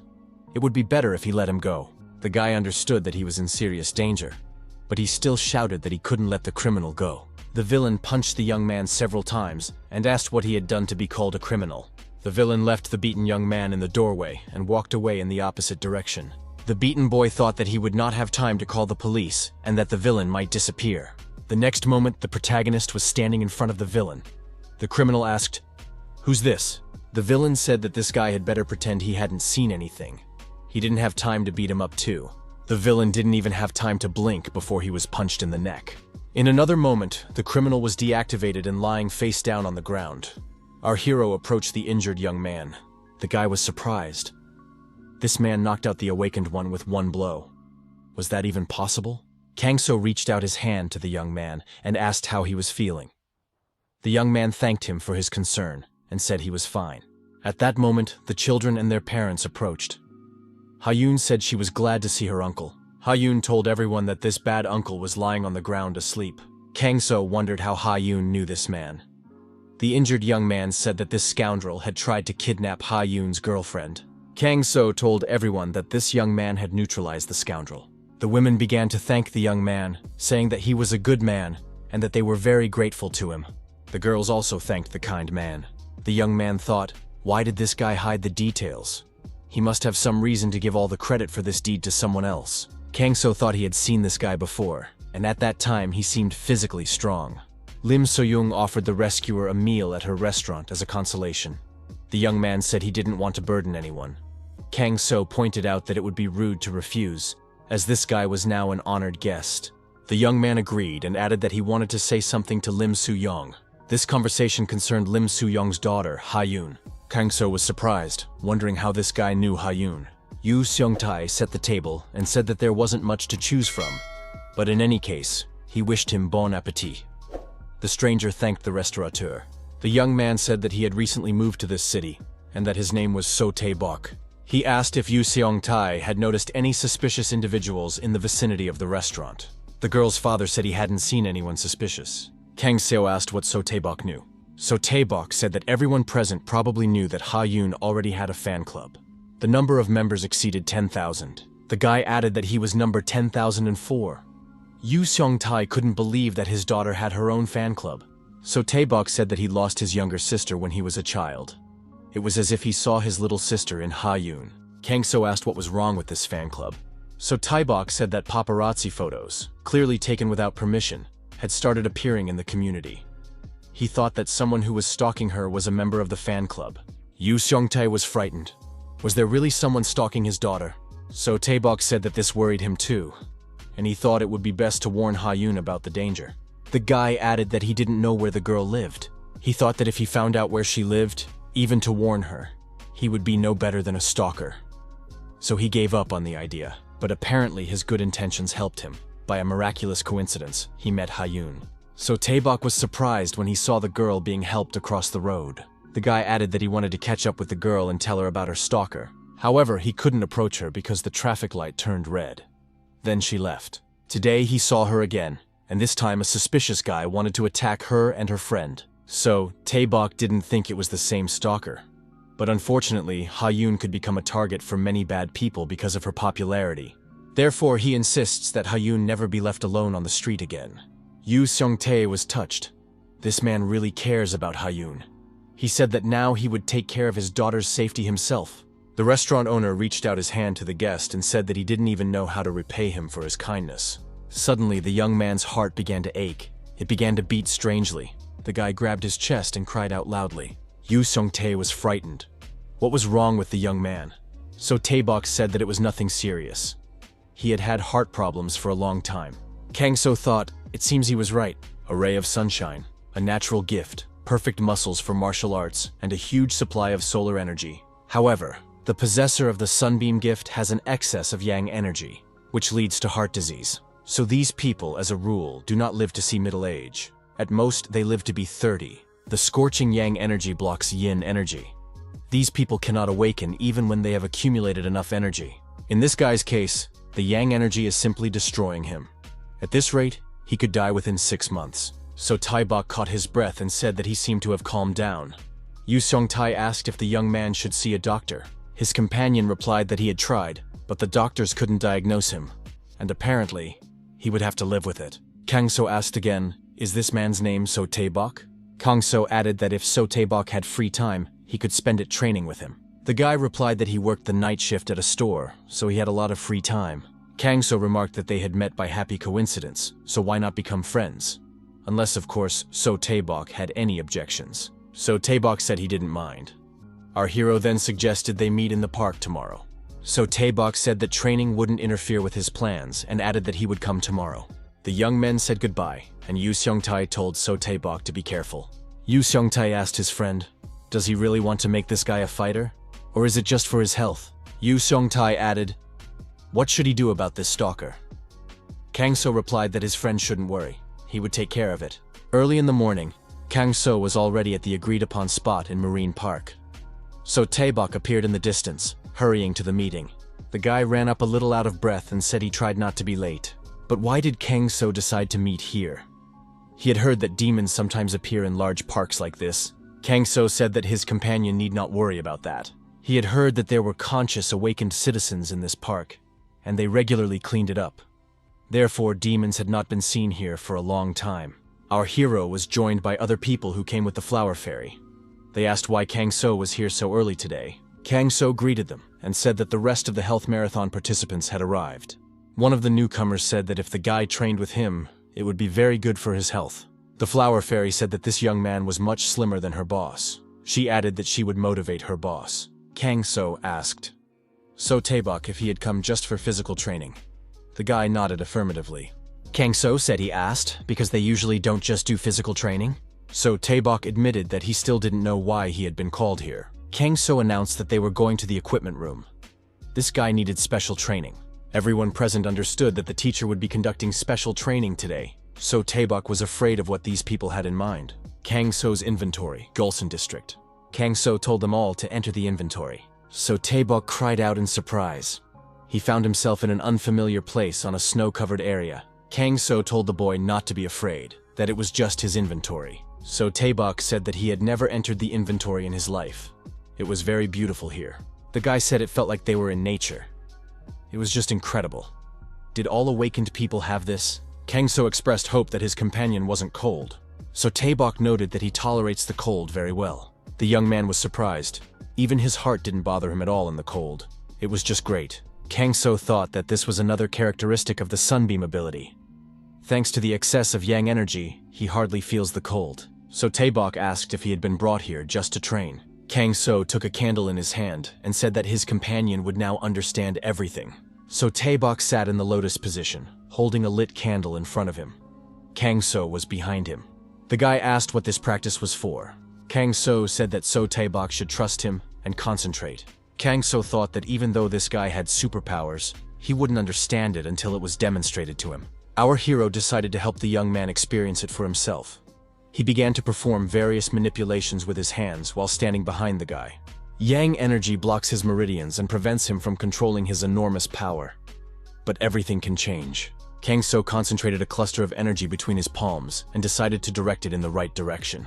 The protagonist placed his palms on the young man's back, thereby driving this energy into his body. So Taebok's heart was pierced by a stream of energy. The flame from the candle So Taebok was holding grew to incredible proportions. The young man screamed loudly in fear. So Taebok threw the candle aside and fell onto his back. The young man did not expect such a reaction. The extinguished candle lay nearby. So Taebok got up and asked what that was. Kang So replied that the candle showed the level of power. It was made so that its flame would burn in the hands of the holder according to his energy potential. Could the candle really show the power of one's aura? But that was impossible. So Taebok said that he was not awakened and had a G rank. Where did someone like him get an aura, especially one so large? Kang So said that the guy is special. He has a unique energy system, and an excess of yang energy causes blockages in his meridians. That is why the association's equipment did not recognize his power. Kang So said that he had just cleared the young man's meridians. That would be enough for now. So Taebok was surprised. So Kang So had cured him? The young man began to cough, and blood appeared in his mouth. Kang So said that this was only a cleansing of the meridians, and it would not last long. It cannot be done often, as it will have serious side effects. Kang So added that these symptoms would soon pass, but that wasn't the problem. All living things strive to maintain their form, but their yang energy is constantly seeking a way out. The heart beats wildly, and muscle mass builds up on its own without effort. All this is the result of the body's struggle with an internal threat. Yang energy cannot be kept locked up. His condition is the result of a blockage of yang energy. Inside, So Taebok burns the same flame he saw in the candle. One day, the flame may break free and burn him. So Taebok was frightened. He did not like this prospect. Kang So said that the young man had no more than 6 months to live, all because of the flame that was blocked inside his body. So Taebok was frightened. Was there really nothing that could be done? Kang So replied that there was, which was why they had come here. So Taebok asked if he would have to practice in this icy place, and then he would recover. Kang So replied that this was not entirely the case. The cold would make him feel better, but it wouldn't help with his illness. So Taebok had to learn how to safely release his yang energy. Over the next 15 days, they would train using a special method. As a bonus, the young man would learn martial arts. His immediate goal was to light this candle with his own efforts. So Taebok was surprised. Would 15 days be enough? Kang So said that it wouldn't be enough for others, but the young man had a special ability called Sunbeam, so he would be able to do it. Kang So warned that the training would be grueling. If the young man was not ready, he could refuse. So Taebok thought that Kang So would never lie to him. If his life was in danger, the choice was obvious. He said he agreed. So Taebok said he had nothing to lose and asked Kang So to help him. Kang So said that the young man had made a good choice, and taking him by the shoulder, lifted him off the ground. Kang So threw the guy high up in the air and said they were starting the lesson. So Taebok was frightened again and shouted that it was too sudden. The training continued, and now the young man was developing his physical endurance. He was in a half-squat position, trying to hold burning candles. So Taebok ran bare-chested through the snowy areas. No matter how hard the young man tried, he still couldn't light the candle. The training continued. 15 days passed. Our hero, standing on top of a cliff, watched the young man. Kang So said that now So Taebok could prepare to leave. The teacher added that the young man's time had come. So Taebok sat in the lotus position again and held an unlit candle in front of him. At some point, the wick on the candle ignited, and the flame began to grow in size. The teacher said that now the guy could even control the size of the fire. So Taebok agreed with Kang So. The student said that it was all thanks to his teacher. Kang So admitted that even he did not expect such results. So Taebok added that compared to his teacher's fire last time, he still had a long way to go. Kang So said that last time he just released the accumulated energy. Now that all the meridians are cleared, the condition has become more stable. The young man asked if that meant he was now completely healthy. Kang So replied that all his meridians were now open. He felt no pain in his heart. So Taebok said that he really couldn't even remember the last time his heart had hurt. Kang So noted that the size of the fire could be increased with constant practice. The size of the fire would be an indicator of his strength. The stronger the fire, the stronger the young man. So Taebok was surprised by his newfound abilities. Kang So said that the last competition here would be a contest with him. Was the young man ready for this? The student bowed and said he was ready to try and fight the master. So Taebok took a boxing stance and prepared to attack. The student shouted that he was attacking and lunged at his master. Kang So blocked his opponent's attack with a slight movement of his hand and directed his movement in another direction. So Taebok tried many more times to land at least one blow on his master, but it was all in vain. So Taebok thought he had become much faster, but his master seemed to be on a completely different level. Kang So kicked the ground hard, and the resulting shockwave threw his opponent up into the air along with a piece of the ground. So Taebok thought that his teacher possessed incredible power. But what if he used it against him? The guy pushed off and, gaining speed, flew straight at his teacher from above, moving from side to side to confuse his opponent. So Taebok approached his teacher, who stood calmly in one place. At one point, the student found himself behind Kang So. He tried to punch him. The blow reached its target and was so powerful that Kang So was knocked aside. So Taebok was surprised. Had he really managed to deliver a fiery fist strike? Kang So said it was amazing. So Taebok had achieved the ability to use energy for his strikes. Our hero said that now his student could safely descend the mountain. So Taebok thanked his teacher and said that it was all thanks to his efforts. Kang So asked if the young man was ready to retake the test in the Silver Tower. So Taebok asked if his teacher meant the test for the rank of Awakened. Kang So nodded affirmatively. He thought the results would be quite positive. The next day arrived, the Awakened Association. The girl was surprised. Someone who wasn't awakened received a G rank, and now he wants to retake the test? So Taebok asked, would it really not work? The girl told the guy to put his hands on the balls and wait. The young man complied, and the girl thought, there will always be people like that. These dissatisfied people cannot accept their low level and constantly ask for a retest. After a while, So Taebok left the association building and ran up to the teacher. Kang So asked what the result was. So Taebok told his teacher not to be surprised. He had been told that he was an awakened A rank. Kang So thought he knew it all along. He congratulated his student and said it was a gift for the occasion. The gift was a healing root that contained a strong charge of yin energy. It would replenish the young man's missing energy. So Taebok burst into tears and said that the teacher had saved his life, taught him martial arts, and now he had given him a gift. The student said that he did not even know how to thank his benefactor for everything. He definitely wanted to do something for his teacher, if only it was within his power. Kang So said it wasn't necessary, but if the student wanted it so badly, then he had one request for the young man. A few days passed. Hyun was walking down the road with her mother. The girl was humming a song. A paparazzi with a camera appeared from around the corner and said that Hyun was very cute after all. He would take many good photos today. Suddenly, a man snatched the camera from the paparazzi. The man was indignant. What was going on? The stranger said that secretly photographing people without their consent was a crime. The paparazzi was indignant. Who was this man to interfere in other people's business? The stranger took off his sunglasses and introduced himself. He was Miss Ha-yoon's bodyguard. A storm was raging over the city. There was a lot of lightning and heavy rain. At the bottom of the sea, near the crevice, there were many monsters. Glowing lights appeared from the crevice, and a loud growl was heard. The lights began to approach and turned into the eyes of a monster, which said that the time had finally come. The monster told its people to go to the land. Its monsters could frolic and eat whatever they wanted. The monsters could destroy people and extract their aura of despair. The monster told its people to crawl onto land and do its bidding. The rain continued to fall without stopping. Our hero's restaurant was operating as usual. There was freshly cooked chicken soup on the table in bowls. Kang So tasted the dish and said it was delicious. Yu Seong-tae was pleased with this assessment. Ha-yoon also told her father that it was very tasty. Lim So-young told her daughter not to rush because the dish had not cooled down yet. The television news anchor reported that the rainy season in the region was continuing. The Awakened Association issued a warning about the possible appearance of water monsters. Citizens should exercise caution and return home safely. Yu Seong-tae explained to his friend that this happens during prolonged rainfall. During this season, many amphibious monsters are usually reported. They usually appear in large numbers, and water makes them stronger. Our hero realized that water monsters are a problem at this time of year. Suddenly, someone asked for help. It was the flower fairy, Dosun. Kang So let the flower fairy in and asked what had happened. Dosun said she needed help because her friends were in danger.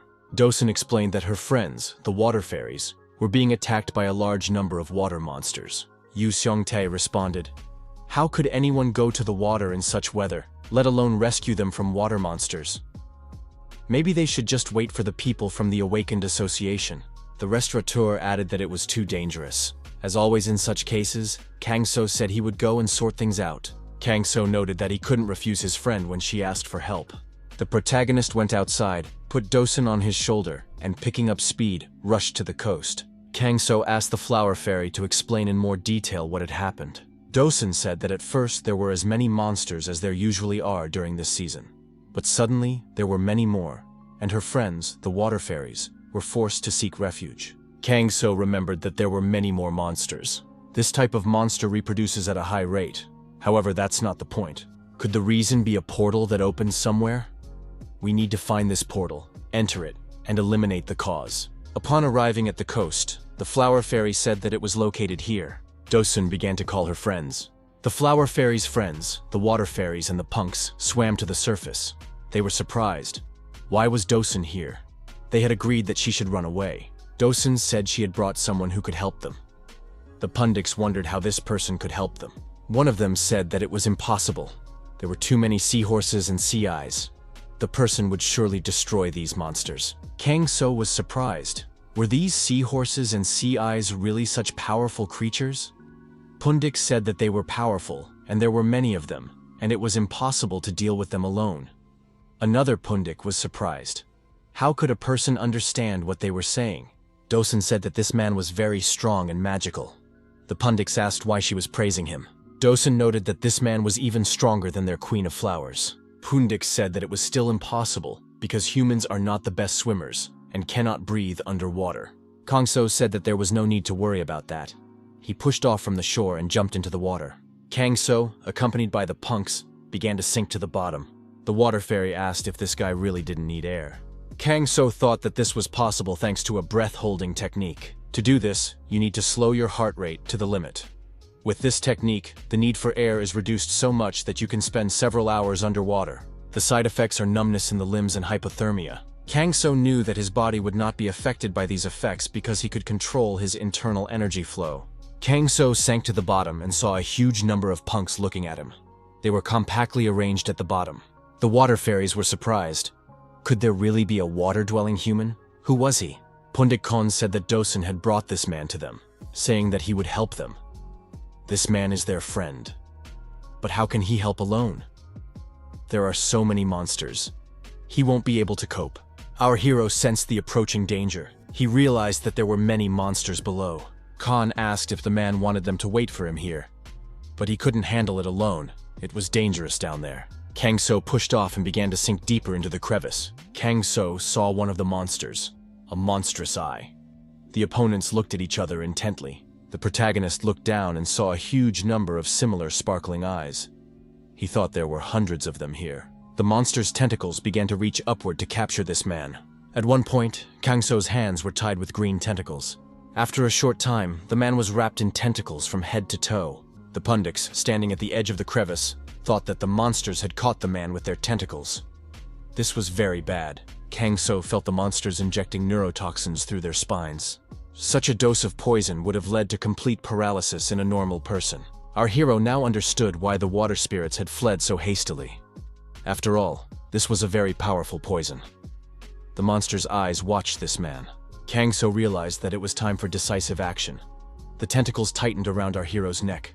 The guy knew that this poison had no effect on a master like him. His body resisted any toxins. Kang So took a deep breath and tensed up. In an instant, all the tentacles entangling him were torn apart. Our hero did not understand why so many demons had appeared in this place at once. They seemed to be guarding something and did not want to leave. Kang So wondered what exactly the monsters were guarding. The monster eye continued to watch the man. Kang So delivered a decisive blow with his fist and destroyed the monster. The guy began to move around the area and deal with the monsters present here with powerful blows. Kang So cleared his path and moved deeper and deeper. He was interested in another monster. Kang So approached a monster of incredible size. It was the one guarded by smaller monsters. Descending to the very bottom, Kang So found himself right in front of a huge monster eye. Kangso had no choice but to deliver a powerful slashing blow with the edge of his palm to this monster. Kangso moved from monster to monster, cutting the monsters into pieces with powerful blows. It was incredible. The pundits said it was impossible to believe. How could a human be so strong? This was clearly no ordinary person. Kangso thought he had already destroyed many, but they seemed to be coming from somewhere like a stream. Strangely enough, there were even more monsters now. Kangso saw something deep inside the cave and felt a strange aura emanating from it. It looked like a portal. The guy thought he had to destroy the portal, otherwise these monsters would keep coming. That's why they were guarding this place. Our hero did not want to harm the home of the water spirits, the Paniki. The protagonist began to accumulate his inner energy. He saw no other way out. Kangso began to create powerful whirlpools at the bottom of the sea. Kangso decided to direct the resulting tornado straight at the portal. The guy put all his strength and maximum energy into pushing the tornado from its place and directing it towards the portal. Kangso was getting closer. The portal was already very close. Our hero was swift. Huge masses of water, swirling in a whirlpool, approached the portal. There was a huge burst of energy. Its direction was toward the open portal. The people on the surface saw a huge column of water rising from the seabed. The man under the umbrella, standing with his back to the shore, heard that something had happened behind him. Turning around, he was surprised to see what kind of energy surge it was. This man was one of those who fought monsters on land. Kangso made his way to the shore, with the flower fairy sitting on his shoulder. Pundiks were swimming nearby in the water. Our hero apologized for destroying the portal. He had also partially collapsed the water fairy's cave. The water fairies were not upset, because everything could be rebuilt. They decided to thank this man. People who were busy destroying monsters ran up to our hero. The guy thought that he had failed to hide the power of his blow under the water. Kangso told the punks that they had already thanked him, and that it was time for him to leave. With that, the guy quickly disappeared. The punks were afraid that they had been ungrateful. The flower fairy thought that this man was simply amazing. Was he really in such a hurry to get home? The man holding a glass of wine in his hand angrily crushed it. Malin was angry. Had the portal disappeared? To clarify the information, divers were sent to the bottom of the sea. Underwater researchers conducted a survey of the seabed. After surfacing, they reported on the information they had gathered. The divers said that there were at least several hundred monsters on the seabed, and that they were being destroyed there. The diver reported that the portal seemed to have been destroyed. The guy thought that even during the rainy season, sea spirits could reach C rank. An experienced hunter could easily deal with several at once. But underwater, there may be individuals that have reached B rank and above. Usually, such monsters are lured out of the water and fought on land. However, how could so many monsters be destroyed, especially underwater? This man assumed that only Li Xin was capable of such a feat, but he is currently elsewhere on a mission. So, this time, the one with 0 level intervened. A subordinate approached the young man and said that an order had come from above to stop the investigation. The young man asked who had given the order. The subordinate said that the chairman himself had given the order. The young man went straight to his boss's office. He wondered why the investigation had been suddenly halted. Could it be that the hunter with 0 rank had reached the higher-ups? One thing he knew for sure. This man had enough power to destroy this world. The young man thought that Myung-hee had last seen him during the Koval case. Why hadn't she said anything yet? He should check. Myung-hee thought that this time, during the sea monster attack, Kangso must have intervened again. This guy always shows up when things get really tough. If he hadn't helped her against Koval, she could have said goodbye to life.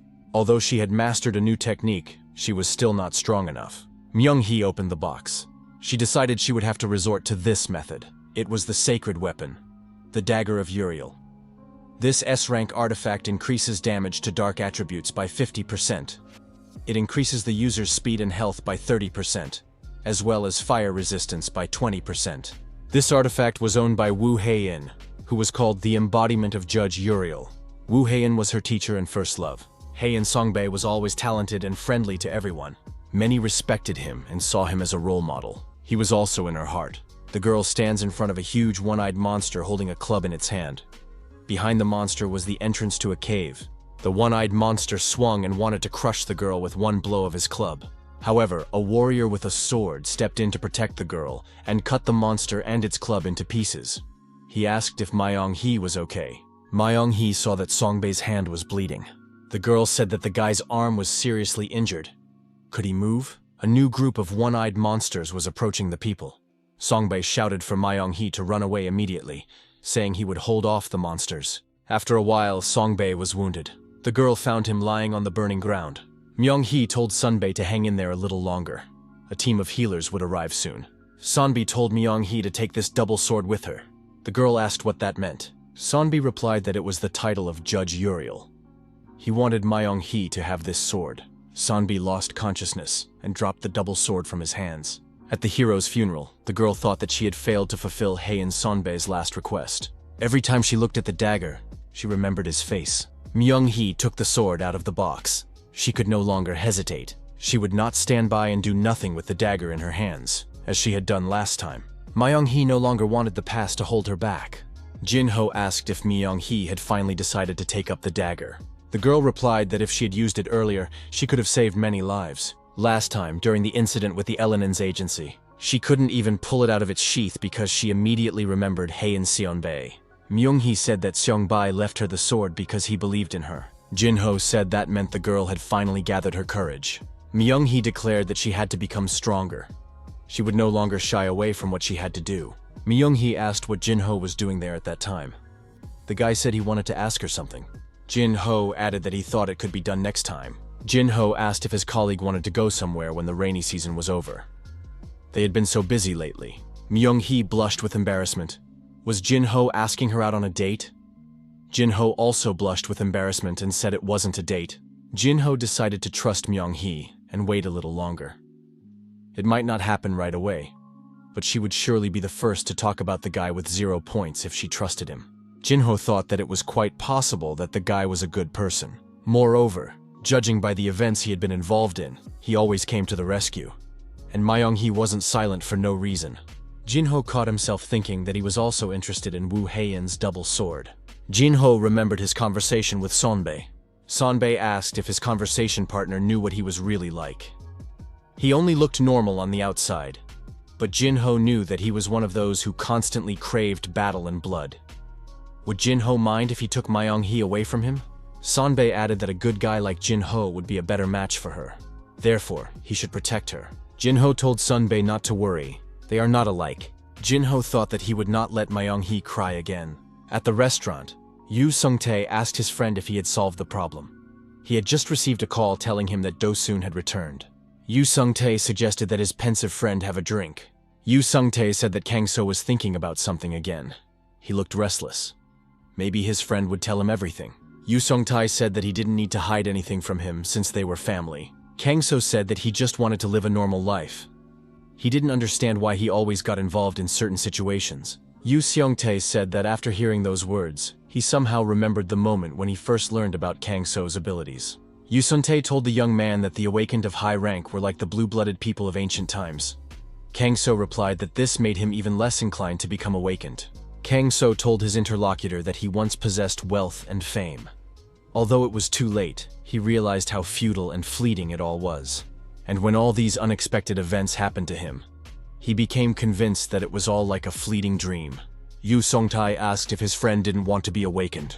The restaurateur added that he felt sorry to see Kang-so wasting his life with such abilities, but he couldn't interfere. It seemed to him that the guy had his reasons. Kang-so said he hadn't mentioned any reasons. In that place, he wielded enormous power and hardly lived a normal life. So why, now that he had started living like a normal person, did he constantly get into trouble? Yoo Seong-tae was surprised that his friend was concerned about such questions. Perhaps it wasn't easy for him? Yoo Seong-tae, pouring alcohol, added that he couldn't always understand Kang-so. But still, if Kang-so still had such warm feelings, it was proof that he was a normal person. Their meetings also took place only because Kang-so saved Ha-yoon. Yoo Seong-tae stated that it's not just a calm and quiet life that can be called normal. Helping loved ones in trouble is also part of normal life. Kang-so tries to help people and live a quiet life so that no one will find out that he is awakened. Kang-so shouldn't get hung up on the phrase ordinary life. He just needs to relax. He should consider helping those in need to be part of ordinary life. Yoo Seong-tae added that it was good that Kang-so seemed to have found a little more peace of mind after meeting his family. Yoo Sung-tae was also pleased, as it had helped him as well. Kang-so thought how fortunate he was to have met Yoo Sung-tae. Now our hero has sorted out his confused feelings. There is a cave at the bottom of the sea. Deep inside the cave, a guard stands at a large door. The man struck his fist and asked in surprise, Have the water spirits who went to their lair been completely destroyed? Were they really destroyed by those weaklings? The servant told his boss that a man had appeared and swept away everyone in his path. Although I didn't believe it, could all this really be the work of one man? The monster, a subordinate, asked Lord Dagon to give them another chance. He asked for mercy. The man sitting on the throne was surprised. What mercy was he talking about? Dagon, lord of the water creatures, added that he simply could not stand all these problems. The destroyed servant was dragged away by his subordinates. Dagon said that twice as many soldiers should be sent there. Another monster approached Lord Dagon with a report. The monster reported that Mr. Mullen had arrived. Dagon was surprised. Why did this man come here? It was better not to get involved with him. Dagon leaned back on his throne and said that he was tired of everything. The servant should say that he was not there and send Mullen away. However, Mullen was already there and said that Mr. Dagon was still as idle as ever. Mullen raised his hat and greeted Mr. Dagon. Dagon said that they hadn't seen each other in a long time and asked what had happened. Mullen replied that it seemed that he was too concerned. Perhaps he remembered that the volume of pill deliveries was absurdly small. Or perhaps he was concerned that Dagon was still leading an idle life. He wanted to alleviate this concern a little, which is why this meeting took place, to check something. Dagon said that he had been trying very hard lately. It seemed that worry was in his blood. Dagon added that he was no longer the same person he used to be. Mullen noted that the army of water spirits that had occupied the land had been completely wiped out along with the portal. Dagon was surprised because he himself had only just found out about it. How did Mullen know? Mullen added that, unlike other collectors, Dagon has recently been trusting only his own people. Could he still not understand how reckless such behavior was? Mullen noted that this was precisely why Mr. Dagon was in such a state. Dagon was furious, and there was a burst of energy. Dagon immediately appeared in front of Mullen. He looked down at his guest. Dagon smiled and asked what this man had just said about him. Mullen said that was exactly what he meant, but he had only come to convey that he was concerned about Mr. Dagon. Mullen smiled and struck the floor loudly with his cane. He expressed his hope that they would work well together in the future. Dagon was furious. How dare this man? After all, Mullen was lower in rank than him. Dagon shouted that the guy had only said what he wanted to say and then ran away. If Mullen didn't work for him, he would have been destroyed right then and there. His subordinates tried to calm Mr. Dagon down. Dagon pulled himself together and said he had calmed down. The Lord of the Water Creatures thought that, if he understood correctly, all this was happening because of that man. Dagon was outraged that this guy dared to cause him problems and even destroy the portal. Dagon decided that he must destroy him personally. On the shore, the water monsters continued their attack on the people. The hunters put up a worthy fight. The man in the hood with a staff in his hand ordered the hunters to continue their attack. All they had to do was protect their leader, and victory would be theirs. The man with the staff was Gu Sang-jun, the second commander of the 7th Division. He was the one who could control plants. Monsters also have their own personalities depending on their characteristics. Water monsters cause floods during the rainy season, and flora monsters suck up this water, feeding on it. If their ranks are the same, water monsters become prey for plants. For this reason, the 7th Division easily dealt with monsters every year. This will continue to be the case in the future. One of the hunters saw someone unknown come out of the water onto the shore. He was unlike the other monsters. Lord Dagon stood on the shore. The monsters that accompanied him were nearby in the water. The hunters reported to the commander that a young man had appeared. They asked if the boy was okay. Dagon just smiled slyly in response, his eyes sparkling. After a while, the 7th Division was completely destroyed by Lord Dagon. The Lord of the Water Monsters yawned and said he wanted to go home. The commander of the 7th Division lay motionless nearby. Dagon said that the more he thought about it, the more it infuriated him. After all, such weaklings could not destroy all the sea monsters on their own. He had only wasted his time. Dagon raised his foot and was about to strike the commander of the 7th Division, who had stirred. Suddenly, someone shouted at him to stop immediately. What was he doing? Dagon looked back. What was going on? Had reinforcements arrived? Myung-hee and Jin-ho were standing in front of Dagon. The girl asked if he was responsible for this. Dagon asked what she was talking about. This trash? Dagon kicked the commander of the 7th Division aside and said that he hadn't even had time to warm up before lunch. Jin-ho cursed and called the guy a real freak. Jin-ho thought that they had rushed here because the connection had suddenly been interrupted. What had happened here? This guy didn't look like a normal black man. Who was he? Dagon came closer and, jumping up, kicked each of the men in the chest. He said he was just a common thug. Myung-hee and Jin-ho flew backward but remained on their feet. They took out their cold weapons. Dagon was surprised. Usually one such blow was enough. These two held up well. Myung-hee asked a clarifying question. Was this guy from the demon clan? She had encountered this dirty aura somewhere before. Jin-ho looked at his companion and thought that Uriel's dagger was glowing. He had never seen such a manifestation before. Dagon thought that this fool Koval had already told everyone about them. He was really useless. Dagon was surprised. Were these two trying to resist, even though they knew about him? The Lord of the Water Monsters called the humans nobodies, and concentrating his energy in his fist, prepared to attack. A clash ensued, during which Myung-hee skillfully wielded her dagger, but she was unable to reach her target. Dagon constantly dodged her attacks. The water monster said that the girl was quite agile, but she was still at the level of an insect.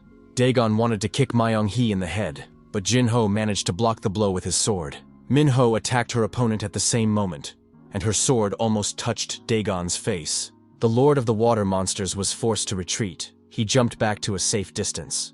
The monster looked at these people and thought that they complemented each other's shortcomings. They moved as one. Dagon constantly felt the presence of that dangerous dagger. Dagon declared that these people harbored hatred toward his race. Could they really compare to his race in terms of strength? The villain thought that these two were interfering with his mission. Myung-hee said she didn't know what her opponent was talking about, but it seemed that her dagger had worked. Dagon's opponent split up and tried to attack him at the same time. The villain said it was a cheap trick. Dagon grabbed the attackers' swords with his bare hands. He asked if they really thought they could defeat him by attacking from two sides at once. Myung-hee continued to attack and shouted that she had one more strike left. For a moment, Dagon was even frightened. The girl's dagger was very close to his neck. The next moment, there was an explosion, and a flash temporarily blinded the attackers. When the smoke cleared, people saw that the boy had undergone a transformation. He had changed. Now, standing before Myung-hee and Jin-ho was a tall monster that bore no resemblance to the young man. Dagon said that things were getting more interesting. The Lord of the Sea Monsters announced that the second round was beginning. Approaching his opponents, the monster said that these bugs had never seen anything like this before. Jin-ho noticed that not only had their opponent's appearance changed, but he also had much more energy. Myung-hee said that it was already difficult to fight their opponent, and now he had become even stronger. Moreover, even the wound on his cheek that they had inflicted had healed. Myung-hee thought, if you remember when he was in the form of the blacksmith, he had become twice as strong. Myung-hee rushed into the attack and expressed her hope that Uriel's dagger would continue to work. Dagon used a water cannon against his opponent and attacked her with water bombs. Myung-hee was able to dodge, but she thought that this water cannon was very powerful. One hit could kill you instantly. Jin-ho approached his opponent from behind, and swinging his sword, was about to deliver a devastating blow. Dagon turned slightly, saw his opponent, and struck first. Jin-ho was stopped. Dagon, upset, said that he had just started to have fun when some fly appeared. Myung-hee moved closer and said that if her opponent was distracted again, he would get a blow from her. The girl struck with her sword and, delighted, thought that this time she had succeeded. In response, Dagon just laughed. Myung-hee was surprised. It couldn't be. Her opponent's severed body had completely healed. Could it be that Uriel's dagger no longer had any effect on him? Dagon reminded her that he was the Lord of Water. Did she really think she could destroy him with a weapon that wasn't even fully awakened? Myung-hee was surprised. What did that mean? What did he know about this dagger? Dagon approached his opponent and said that she was quite pretty, if you looked closely. With the words, "Don't talk nonsense," the girl tried to attack her opponent, but Dagon easily dodged the blow. Dagon did not calm down and asked if his opponent wanted to belong to him. Dagon stuck out his forked tongue and said he could let her live until he got tired of her. Myung-hee refused. Dagon said he was sorry and grabbed the girl by the arm. A sword appeared in his other hand. Dagon swung his sword and said that in that case, he would have to destroy her right now. Myung-hee thought that she had turned her back on her opponent and her hands were tied. The worst possible situation. The girl believed that she would not be able to avoid the enemy's blow. However, at the most crucial moment, Jin-ho reappeared and blocked the water monster's blow with his sword. Jin-ho freed the girl and asked who this villain dared to grab with his dirty hands. Myung-hee was surprised. How did Jin-ho manage to use his skill when it was raining? The guy said that he had mastered the skill of space blocking. Sun Jin-ho is an electronics expert. As in the plant world, electrical abilities have tremendous power against the properties of water. However, there is one problem with such skills. They cannot be controlled during the rainy season. Due to the current properties of water, there is a risk of unintentionally damaging random objects. Therefore, Jinho mastered the skill of blocking space. It is a simple technique that allows you to isolate a specific space from external influences. Due to the limitation of the electric discharge, not only the accuracy, but also the effectiveness of the strikes increases. Jinho noticed that, judging by the monster's slow recovery, the skill was effective. Perhaps if they used their most powerful strike, they would have a chance of winning. But this space-blocking skill was limited to a distance of 1 meter. To deliver such a blow, it was necessary to pierce the opponent with a sword. Jinho saw the problem in that it was impossible to get close to the enemy. Myung-hee said she would try to distract the enemy, and Jinho would act on command. Jinho said it was a very dangerous idea. Daegon was indignant. Why were these two whispering right in front of him? He was getting ready to activate his water cannon again. Myung-hee pointed out to her colleague that their opponent had fully recovered. Jinho agreed to try. Myung-hee and Jinho simultaneously attacked the water monster. Daegon attacked his opponents with water bombs again and said that these stupid bugs would now die. Myung-hee and Jinho began to maneuver to avoid colliding with the water bombs. While maneuvering, Daegon thought that the electric shock had hurt this man very much. It was necessary to restrain him from now on. The monster thought that this girl was much more of a problem. She was quite good at dodging his attacks. Daegon increased the intensity of his fire, believing that she would not be able to dodge every one of his projectiles. Myung-hee was surprised after another attack from her opponent. The direction of the water cannon shots changed trajectory. Myung-hee reached her target and found herself in close proximity to her opponent. She said that she might not be able to hit him, but she could prevent him from continuing to fire. Myung-hee delivered a devastating blow to the villain, and black blood gushed from his body. Daegon, realizing he was wounded, was not afraid at all. The wound began to heal before their eyes. Daegon swung at his opponent and reminded her that he had already told her that her attacks no longer had any effect on him. Myung-hee smiled and said that she knew that herself. Myung-hee's blow was a distraction. At that moment, Jinho crept up behind his opponent again and pierced him through with his electric sword.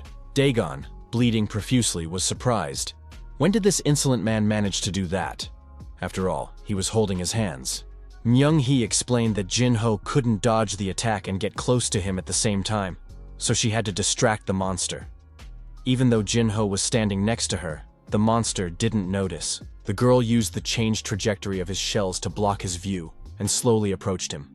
That was their plan. Jinho said that the opponent lost because he overestimated his strength. Daegon raised his head and let out a loud roar. A powerful burst of energy was released. Daegon fell to his knees. Jinho continued to hold his electric sword in his opponent's body, thereby continuing to affect the monster's organism. Daegon fell headfirst to the ground. His lifeless body lay at the feet of the special agents. Jinho asked if they had destroyed him. Suddenly Daegon laughed and the people were frightened. Daegon got to his feet and said he was excited. Myung-hee was surprised. Her opponent had recovered even after such a blow. Daegon praised the people for managing to wound him with completely ordinary weapons. Daegon noted that he was made of water, and when surrounded by water, he was immortal. Jinho thought that he lacked power. In that case, he would try to hit him a few more times. Jinho tried to strike his opponent, but Daegon dodged effectively and said he no longer wanted to charge himself with electricity. At that moment, Daegon activated his water cannon again. Jinho used his sword to cut through the water projectiles flying at him and said that it would not help the monster. Jinho believed that with his electric sword, he would be able to drive his opponent away. At one point, the opponents clashed with their weapons and looked each other in the eyes. Daegon said that this man was too narrow-minded, but what could be expected from some insect? The monster asked if this guy knew why his girl wasn't helping him. Jinho looked back and saw a water ball. Myung-hee was inside this water ball and couldn't get out. Jinho increased the pressure on his opponent, but nothing changed. Jinho thought that the monster should have watched a little longer, and he would have been able to copy his space block, and at such a size. However, first he had to free Myung-hee, otherwise she might suffocate. At that moment, the guy was attacked, and his body was pierced by his opponent's weapon. Jinho cried out, and blood appeared from his mouth. Myung-hee saw that the guy was wounded, but she couldn't do anything. Daegon watched as Jinho tried to get up. The monster said that this man should crawl and wriggle like a worm. Daegon came closer and pressed his knee on Jinho's back as he lay on the ground. The villain asked if it was okay to show your back during a battle. Dagon lifted Jinho's head by his hair and told him to watch as his colleagues slowly died because of his haste. Doesn't she look like a rat that fell into the water? Jinho mentally apologized to Myung-hee and Hyein Sunbae for not keeping his word and failing to protect the girl. Dagon looked at Jinho's limp body and realized that he was still alive, just unconscious. The monster was upset because now the most interesting part was about to begin. Dagon said he was tired of everything. He was going to destroy everyone and go home. He added that he was especially tired of this girl. Dagon declared that this was precisely why she would die in agony. His water projectiles flew toward the sphere. Myung-hee thought that it was because of her that Jinho had been hurt, and in the end, she couldn't save anyone. The girl closed her eyes and mentally asked someone to help her. At that moment, a courier in a helmet appeared and without hesitation, delivered a devastating kick to the monster's head. The courier flew further and headed for the water ball that was holding the girl. The ball was destroyed and Myung-hee fell to the ground. She survived. Dagon was surprised. How did that happen? He didn't even feel anything until this man approached. The courier took off his helmet, approached Dagon and asked, was it really him? The courier took off his helmet in front of the water monster, revealing Kang-so. Our hero asked, is this villain really the very big snake? Myung-hee lifted Jinho and felt relieved to see that he was alive. He had lost a lot of blood, but his vital organs were intact. Myung-hee thought that Kang-so had helped them again, but how did this courier know they were here? Kang-so and Dagon stood facing each other. Ha-yoon grabbed Kang-so's shirt and told him to listen to her. She said something was happening on the other side. There was a very large snake tormenting people. It was suspicious at headquarters. Why is no one answering? Kang-so asked again about the huge snake that was tormenting people. Our hero asked the monster if he was that snake. Dagon realized that the air had changed. Why didn't he sense this man's approach? His level was very different from everyone else's. Dagon was outraged. Did this man really think he could call him a snake with impunity? The water monster declared that he was the great lord of the water, and activated his water cannon again. The villain said his name was Dagon. Kang-so was calm and was not afraid of the water shells. There was a powerful explosion, and the flash made it impossible to see what was happening at the epicenter. Dagon laughed. No matter how strong his opponent was, he was still just a human. However, the villain saw his opponent emerge from the flames and rush towards him. Dagon immediately drew his swords and crossed them, trying to parry his opponent's attack. However, Kang-so's blow was devastatingly powerful. Dagon received a powerful blow to the chest and, coughing up blood, thought that this guy had easily broken the water swords. Dagon was thrown high into the air by his opponent. The monster decided to change his battle strategy. Dagon decided that in this case, he would pressure his opponent with force and swung a huge water hammer. Kang-so remained unperturbed. Dagon brought the hammer down on his opponent, and another powerful explosion rang out. Dagon laughed. How would his opponent react to this? Kang-so raised his hand, and using his inner energy, stopped the hammer's movement above him.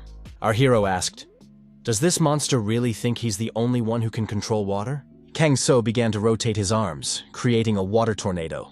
Dagon was surprised. Could this man also control water? The monster was amazed at the incredible power of the water tornado that had formed.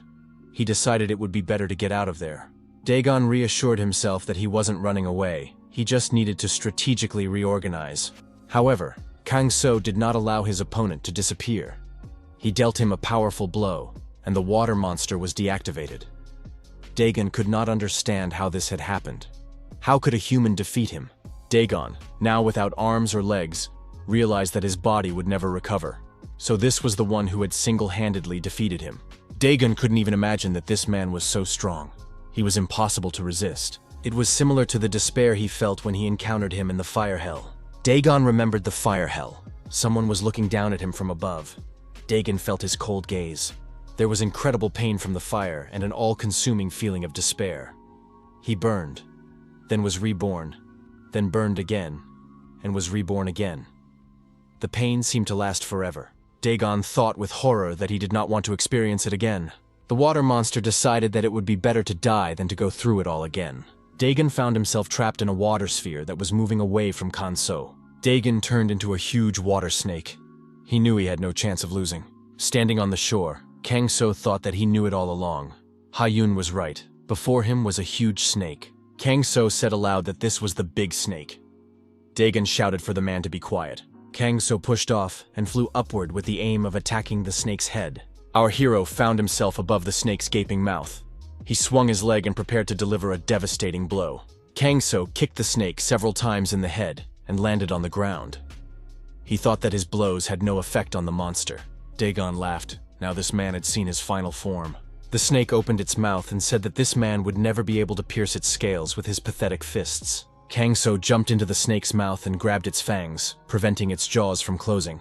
At that moment, Myung-hee hoisted her wounded comrade onto her shoulders and decided to drag him to a safe place away from this raging monster. Our hero asked if the snake really thought he could only control water. Dagon tried to close his jaws to crush his opponent, but nothing worked. The snake threw the man down. Kang-so fell to the ground.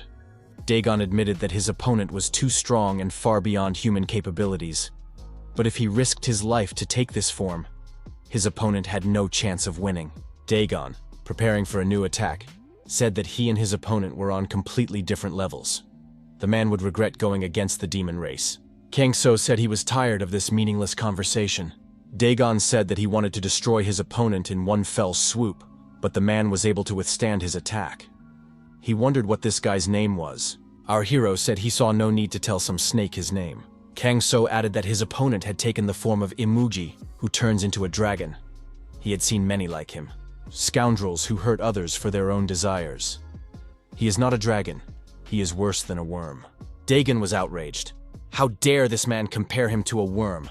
This worthless man is unforgivable. The snake began to writhe and choose the right moment to attack his opponent.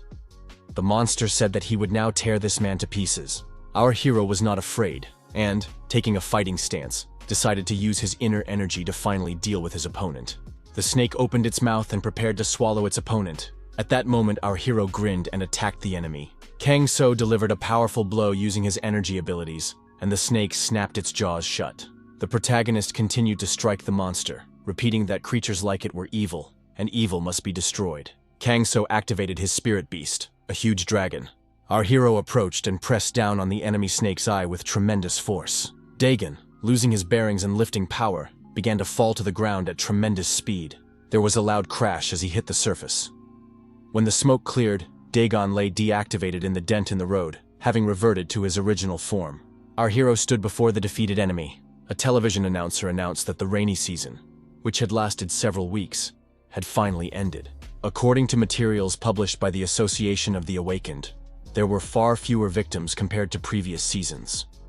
A man lay in the hospital with an oxygen mask on his face. His body was bandaged. The announcer added that the level of water monsters was much higher than in previous years. Such a case is very unusual. Myung-hee stood in front of Jin-ho's hospital bed. The girl couldn't help herself and rushed to hug her wounded colleague. Jin-ho was surprised, but he didn't mind Myung-hee's behavior. In the restaurant, our heroes listened with interest to the television news. The announcer said that reports continued to come into the studio about the so-called man in the helmet who had been helping residents and then disappeared in an unexplained manner. Experts say that this young man in disguise is directly linked to the decrease in casualties during the rainy season. Kang-so played a scene from adult life with Ha-yoon. Someone was watching our hero from behind a tree. Kang-so continued to do his job as a courier, delivering orders to different parts of the city. A television announcer reported that after the rains, increased humidity was expected due to the influence of sunlight. Clear, cool days were expected to follow. Kang-so was punctual and neat in his work, as always. The current food delivery was no different from the previous ones. Kang-so walked around the city on foot. Our hero sensed with his spinal cord that someone was following him, but he was thoroughly disguised. Kang-so thought that the person following him was able to recognize his presence and hide his tracks. Could this be a new magical race? Kang-so had to answer the question of who was following him and why. Why did the person following him decide to hide and not reveal themselves? Kang-so decided to use an illusion and disappeared from view. A strange bird was watching our hero. Suddenly the bird turned into a young man. The guy looked around but didn't see anyone. He noted with annoyance that he had missed his target. Suddenly, Kang-so grabbed the guy from behind and asked how he dared to follow him. Wasn't that too bold? The young man was frightened and immediately disappeared. All that remained in our hero's hands was his hat. Kang-so noticed that instead of the guy, a black cat appeared and tried to run away. Our hero thought that this person had used some unusual abilities. Kang-so set off in pursuit of the cat, thinking that he would not be able to catch the unknown man anyway. In the end, Kang So also caught the cat. Kang So asked the animal why it was following him and why it had transformed itself.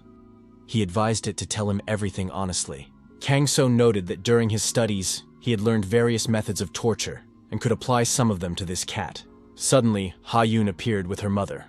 The girl asked what Uncle Kang So was doing with the animal. Kang So wondered where Ha-Yoon had come from and said that the girl looked very cute. Ha-Yoon approached her uncle with the intention of freeing the cat. The girl said that it was wrong to torment the poor goblin and that he should be released immediately. Kang So was surprised. Was he really holding a goblin in his hands? In the restaurant, Kang So and the stranger sat across from each other at the table. Yu Seong-tae, standing nearby, said that it was indeed a goblin. Yu Seong-tae added that they had watched The Rhythm of Goblins on TV. They were young guys who danced to lively music. Yu Seong-tae explained that these are goblins, and they look almost the same as humans. In fact, they are half-spirits, which is why they are called half-spirits. They are not originally from this world.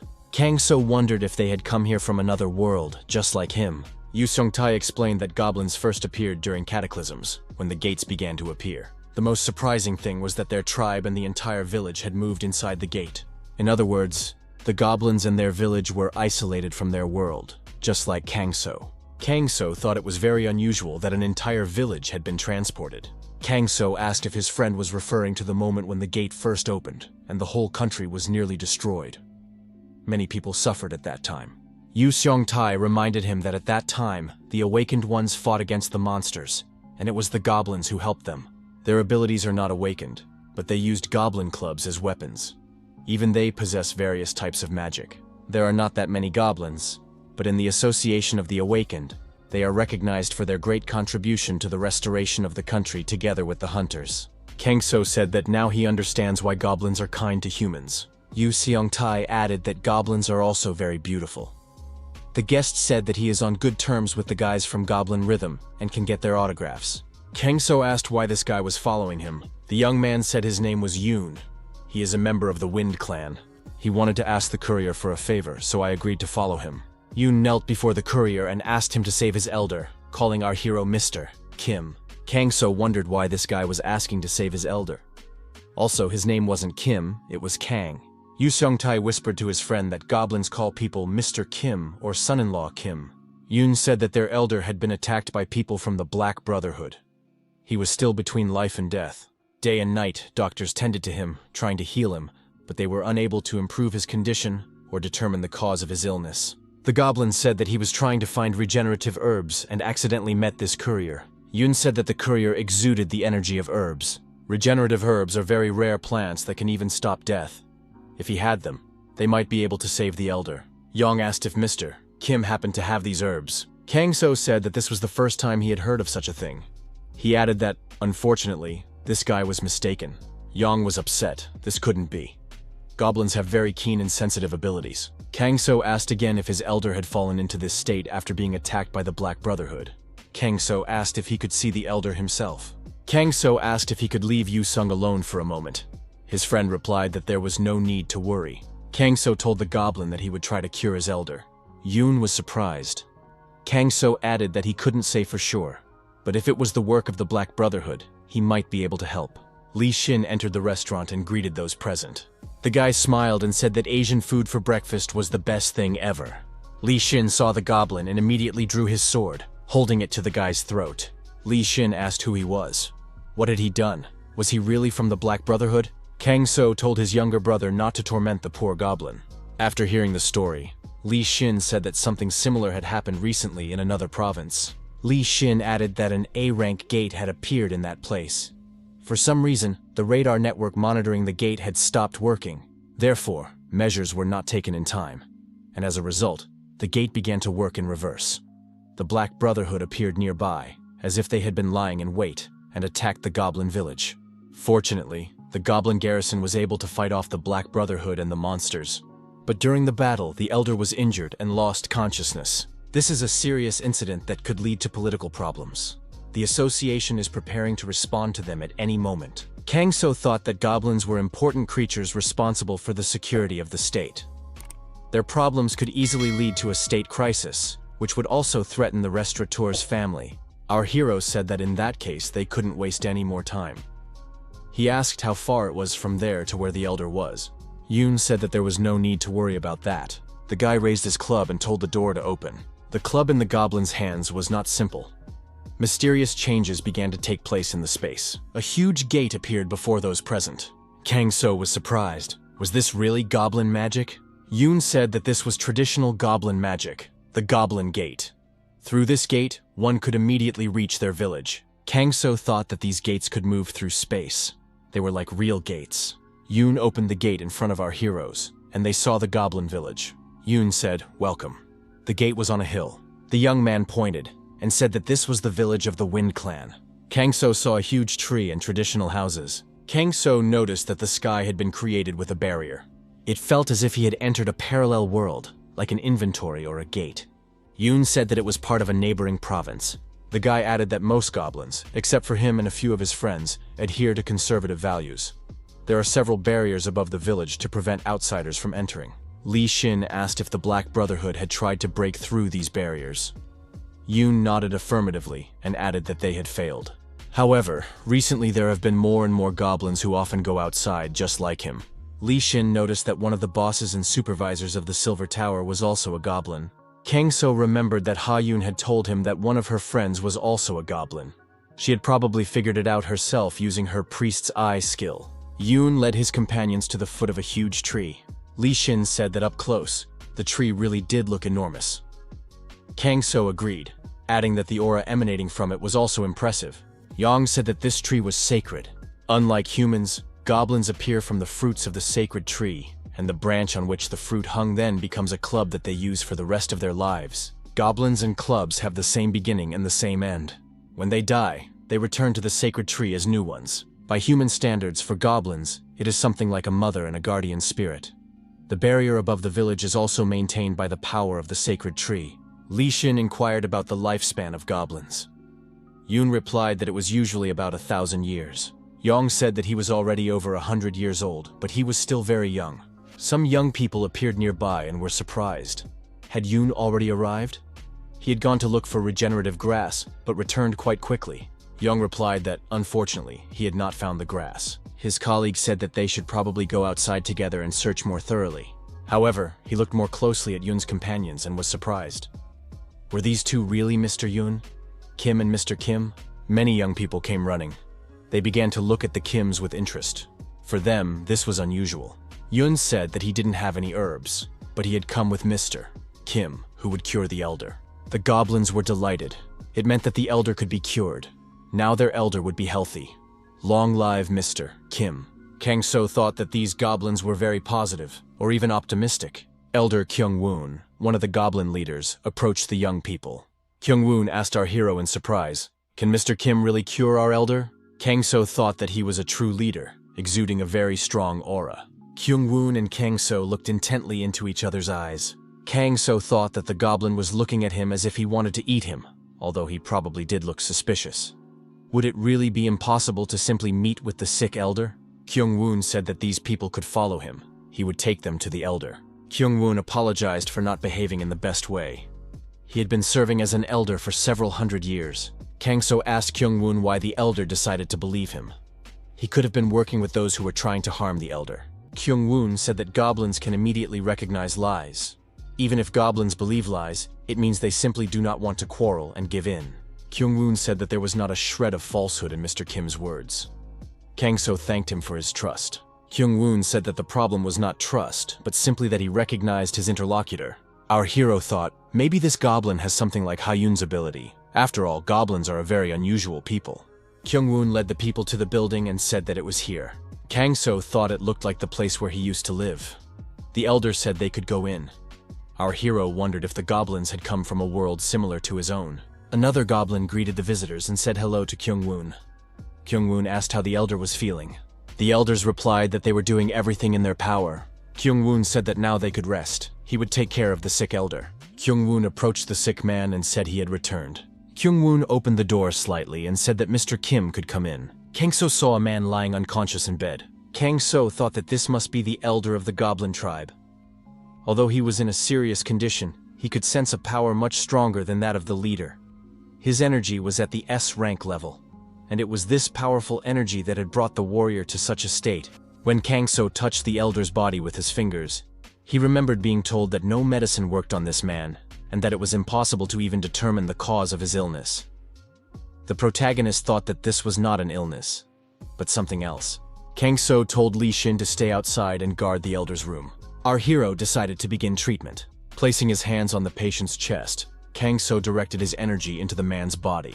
The goblin's core, the goblin fire, is located in their chests, and the demon's energy can be faintly felt in the elder's chest. It is unclear how it entered the body, but it absorbs the goblin fire. This means that someone learned about the goblin's weak spot, and was even able to deceive their keen senses. Kang So thought that a spell had been used against the elder, and it had been done very skillfully. The demonic power was holding the goblin's fire. It would be too dangerous to just take it out. Kang So continued to manipulate the flow of energy from his body to the elder's body. The demonic energy spread through the patient's body like poison. First, it needed to be weakened. To do this, our hero decided to penetrate inside. Using his unique abilities, Kang So entered the elder's body and found himself face to face with the demonic energy. Now Kang So's task was to destroy this monster. Kang So took a fighting stance and said that this monster could attack him. The bloodthirsty monster growled and prepared to attack. Kang So, using his hand-to-hand combat skills, jumped up and delivered a devastating kick straight to the monster's head. Kang So tore the poisonous monster's body apart, but it began to regenerate and recover. The eye of the dying monster appeared before our hero. Kang So said that he came here to destroy the bacteria, and this monster turned out to be the bacteria. The monster, now missing 3 heads, tried to recover. The heads that had been separated from the body continued to growl and flash their eyes. Kang So thought that this monster was using the goblin's firepower to regenerate. If he delayed, the elder's energy would run out. It was dangerous. Kang So decided to take physical action and lunged at the nearest monster head. Kang So began to energetically attack the monster's eyes. Suppressing the monster's activity, our hero decided to finish it off with one blow. Touching the commanding eye, Kang So decided it was time to slowly finish it off. Our hero succeeded. He was able to completely separate the demon. Once outside, Kang So continued to hold the demonic energy in his fist. The elder sighed and came to his senses. Kyung-woon was overjoyed that his elder had regained consciousness. Yoon supported the weakened elder. The elder thanked Yoon for bringing a precious person here. Kang So said that the enemies had used magic that was slowly extinguishing the goblin fire inside the elder. Li Xin asked if his friend had completely freed the elder from this magic. Had he succeeded? Kang So replied that he had simply removed the magic that was inside. Li Xin was surprised and asked what had happened to the magic. Kang So replied that he had absorbed and purified it. Li Xin was even more surprised. Was it possible to do that so easily? The elder introduced himself to our hero and said that his name was Hui, and that he was the elder of the goblin tribe of the wind. The elder said that he owed his life to the guest and did not know how to thank him. Hui wanted to get up, but our hero sat him back down. Kang So said that he had removed the source of the illness, but the elder had lost a lot of strength, so he should not exert himself too much. Kang So took the medicinal herb Imencho out of his pocket. This herb should help him recover his strength faster. Yoon said he was right. They call this herb the healing herb Hesencho. Kang So said that now he understood what herb Yoon was talking about earlier. Hui smiled because it was the same herb, just with a different name. Elder Hui said that he raised Yoon as his own son. Hui added that the boy volunteered himself, saying that he would find a special person and definitely save him. Kang So said that he himself was going to come here because he had a question. Kang So asked the elder to tell him more about what had happened. Hui stated that this was not the first time the Black Brotherhood had attacked the Goblin Village. The elder had never understood what exactly they were trying to achieve. However, this time he noticed something strange. Unlike previous attacks, this time they brought a large pack of wild animals with them. It felt as if they had carefully prepared for the attack. However, at that moment, the elder did not attach much importance to this. There were just a few more of them, and it was still not enough to oppose the goblins. To be honest, a few skilled craftsmen could have dealt with the robbers. There were more of them than usual, but fewer masters. Perhaps that was why Elder Hui was suddenly overcome with a strange uneasiness. At that moment, a weapon appeared, emanating an unpleasant demonic aura. The elder repelled the attack, but the weapon crumbled too easily. It was as if it had been created specifically to shatter into pieces. Then the elder felt something hit his chest. Hui fell to his knees and began coughing up blood. He could feel a foreign object in his chest. The goblins pounced on the villain and began to interrogate him about what he had done to their elder. The villain only gloated. He had bitten into a poison pill. Only then did Elder Hui understand the reason. Why the Black Brotherhood outnumbered them, and why they had lured him in, deliberately staging an attack that was doomed to fail from the start. Kang So asked if it meant that the Black Brotherhood had no intention of breaking through the barrier. Was their goal to defeat the Elder with that weapon? Elder Hui nodded affirmatively. However, thanks to Mr. Kang So, he was able to survive. Kang So asked what had happened to the remains of the weapon. Hui replied that the remains of the sword had completely evaporated, and the surviving members of the Black Brotherhood had committed suicide. Kang So stated that if even a part of the weapon had remained, it would have helped the investigation. Elder Hui said that while Kang So was healing him, he was conscious, although he could not move. Hui said that thanks to his savior, he felt a tremendous power that he had never encountered before in this world. The elder asked if Kang So had come from another world, like the goblins. The protagonist replied that he was also a foreigner. He had come here from a country called OK, but couldn't find a way back, so he decided to stay here. Kang So said that the goblin village was very similar to his homeland. Maybe they were from the same world? Elder Hui said that they were from a country called Chusen. He had never heard of OK. Hui added that they came from different places but were in the same situation. Maybe they could try to find a way to return to their lands together. Hui added that if they joined forces, something would work out. He extended his hand to our hero. Several days passed. The president was informed that the defense minister had requested an audience the following day. The minister of defense said he would like to apologize for the attack on the goblin elder. The president told his assistant to schedule the meeting for the day after tomorrow. The assistant added that the minister of defense had called them as soon as he found out that his secretary was the traitor. The president said that the goblin elder could have died, and if he felt guilty, he should wait another day. The president added that he needed to go somewhere on personal business. The guild leader added that it was a personal matter, so he did not need an assistant. The assistant said that he couldn't let the president go alone. It was too dangerous. The guild leader replied that he didn't see anything dangerous about it. The president said that he was just going to a regular Asian restaurant to have dinner there. The guild leader was surprised. They say this guy managed to heal the goblin elder, but there's a high chance that's a lie. It was unlikely that he had found the cause of Elder Hui's illness. Even their best healers had been unable to find a way to cure him. How could he have suddenly achieved a complete recovery in a single day? The president was certainly very happy about the elder's recovery, but there were many things that were unclear. Moreover, Li Xin managed to reach level 0 with his technique, but it is hard to believe that he was able to do it alone recently. In addition, Li Xin does not remember exactly how he acted. His alibis do not match and even contradict each other, and no one could have dealt with the underwater monsters if they were in his place. Myung-hee's report was also suspicious. The same was true of Koval, who had wiped out the Flammer organization, which was distributing a new type of drug. And even with the one who is now in a special prison in the association, the half-demon Dagon, who was captured alive. The report mentioned the intervention of a masked stranger. He must have helped achieve 0 rank, and Myung-hee must be aware of this. Jin-ho has probably already figured it out too, as there are no reports. However, the president did not give the order to track down this stranger because he had concluded some kind of agreement with him. In exchange for teaching them the technique, the president promised not to bother him. But if all these mysterious incidents were solved with his help, then he is an awakened one, possessing greater power than Li Xin. Perhaps he was even stronger than anyone else in the world. And it was unknown what would happen to the country if this man was angered. The guild leader couldn't leave a person who posed a threat alone, so he didn't tell anyone and conducted his own investigation. First, he assigned someone to follow Li Xin and Myung-hee without revealing his intentions. As expected, their routes largely coincided. For example, an Asian restaurant, and also that guy whose appearance could not be seen in the photos. Either the delivery man from this restaurant is the awakened one, or he is somehow connected to him. And he decided that today he would meet him in person and find out who he was. The fate of an entire state depended on it. The president was pleased about one thing. It seemed that he was ready for dialogue. If necessary, he would have to risk his life. Otherwise, he would not have helped them. The guild leader decided to begin preparations and activated the hologram on his wristwatch. The hologram represented the person who had to be released. The holographic man grew to life-size and headed toward the taxi. The guild president, who was inside this hologram, rubbed his face and thought that nothing was even noticeable. It was an artifact of appearance change invented by Master So Chul. Outwardly, he was an unremarkable old man. The old man looked up and wondered why it had started raining.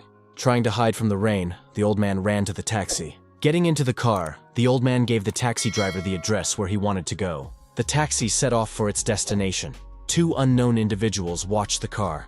They were the leaders of the Black Brotherhood, brother and sister, Zhong and Hong. The brother asked if this old man was the president of the association. The sister nodded affirmatively and wondered where he was going without security, having changed his appearance. The brother said that now everything would go faster, and they would soon become famous. The girl suggested that he recognized their abilities. All this was done for him. It rained heavily that night, so there were many orders and they had to close early because they ran out of food. It sounded like an excuse, but on a rainy day, you can't resist onion pancakes with rice vodka. Yu Song-tai said it was amazing. A golden crust, a delicious aroma, the sound of a pancake frying. Add a glass of rice vodka, and it would be unforgettable. Kang-so said that his friend really loved food.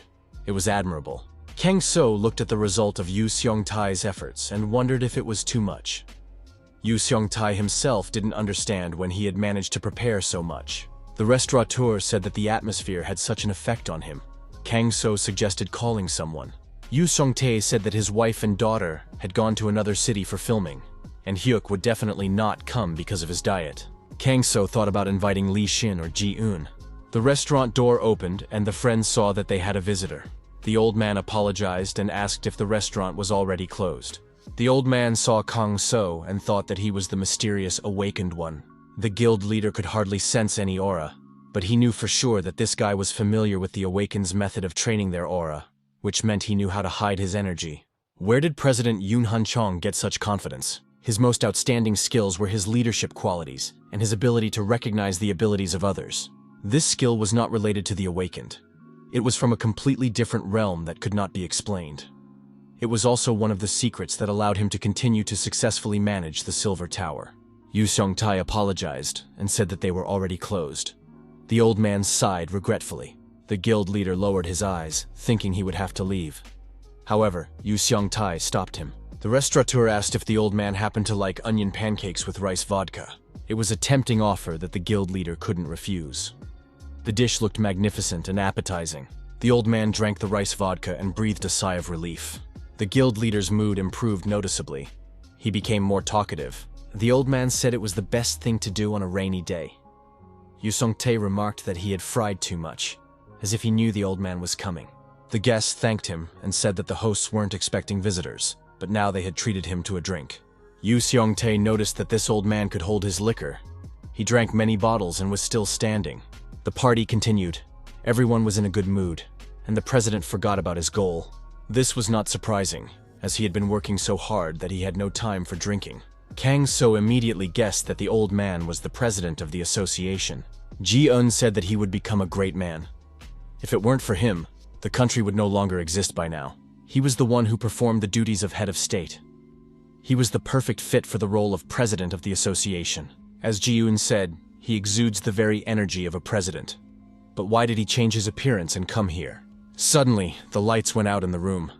The leaders of the Black Brotherhood were preparing to attack. The girl said it was time to start hunting the tiger. Chong and Hong were on the roof of the restaurant at that moment. Using her energy abilities, the girl was going to concentrate her energy. The lights came back on, but they were flickering intermittently. Despite the rain, it seemed suspicious. Yu Song-tae looked at the lights and said that he had recently changed the bulbs. Those present began to listen. The lights went out completely again. Yu Song-tae said he would go check what had happened. Yu Song-tae lit some candles and placed them on the table. Kang-so got up from the table and said that he would check everything himself. Our hero added that the host should not leave while the visitor was there. Yu Song-tae thanked his friend and said he would be grateful if Kang-so checked. Kang-so said he would try to solve the problem quickly. Yu Seong-tae told the visitor that his employee was very capable. The girl on the roof absorbed all the energy of those she touched. That was her ability. The advantages of her skill were that she became physically stronger depending on how much energy she absorbed. Also, while she absorbed the energy of the crystal that generated electricity, she was able to bring about complete darkness. Her sister said that everything was ready. When absolute darkness fell, it was her brother's turn. He said he would quickly take care of things in return. The brother moved in the complete darkness created by his sister. He knew that now no one could see him. The leader of the Black Brotherhood jumped off the roof. His skill was perfect camouflage in the dark. Thanks to this, none of their targets had survived so far. Our hero found himself face to face with the villain, who was holding a knife behind his back. The attacker even flinched in surprise. Who was this man? Was he really an employee of this restaurant? The villain thought he was going to quietly kill only the chairman, but this employee was here for no reason. The villain thought that he couldn't leave any evidence behind, so he moved towards our hero with the knife in front of him. The knife was already very close to Kang So's neck. The villain thought that this guy was finished. However, with a slight movement of his hand, Kang So deflected his opponent's knife aimed at him. The villain was surprised. How did he manage to deflect that blow? After all, he couldn't even see it, let alone feel its presence. Kang So stretched out his arm and struck his opponent's forehead with his finger. The villain flew backward with a cry. The blow was so strong that the criminal somersaulted and spun around several times. Chung landed on his feet and was surprised how this guy could see him despite his absolute camouflage. The villain shouted, "Who is this guy? Is he a secret agent from the Silver Tower?" Our hero said he was just a delivery guy from this restaurant. The villain, of course, didn't believe him. Kang So said that whether his opponent believed him or not, he would not allow him to disturb the restaurant's customers. Today, they had a special visitor. Therefore, it would be better if the guy left quietly. He was surprised. Did the delivery guy think that because he hit him once, he could do whatever he wanted now? At that moment, the girl jumped off the roof and, putting her fist forward, intended to hit our hero. Hong thought that she would use the energy she had received and put it into the blow. After that, the delivery man would not remain intact. However, Kang So saw the attacker and, turning around, raised his hand, thus deflecting the attack. The girl was amazed. Had he compensated for her energy? Kang So completely absorbed Hong's energy. At the same time, our hero said that you can't use someone else's energy. The delivery man from the restaurant grabbed the girl by the arm and, using a hand-to-hand combat technique, knocked his opponent to the ground. Coughing up blood, Hong lay on her back on the ground and moaned in pain. Kang So asked if the attackers wanted to continue.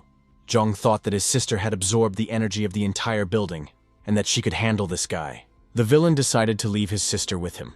He himself decided to focus on their immediate goal.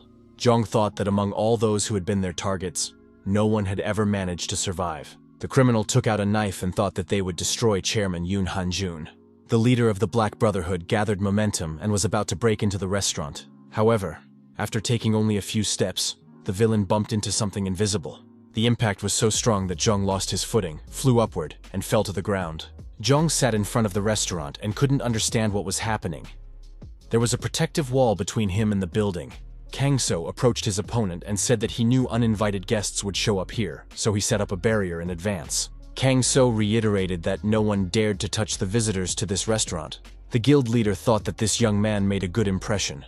He asked the restaurateur if he could tell him more about the delivery man. Yu Songtae asked again if he meant Kang So.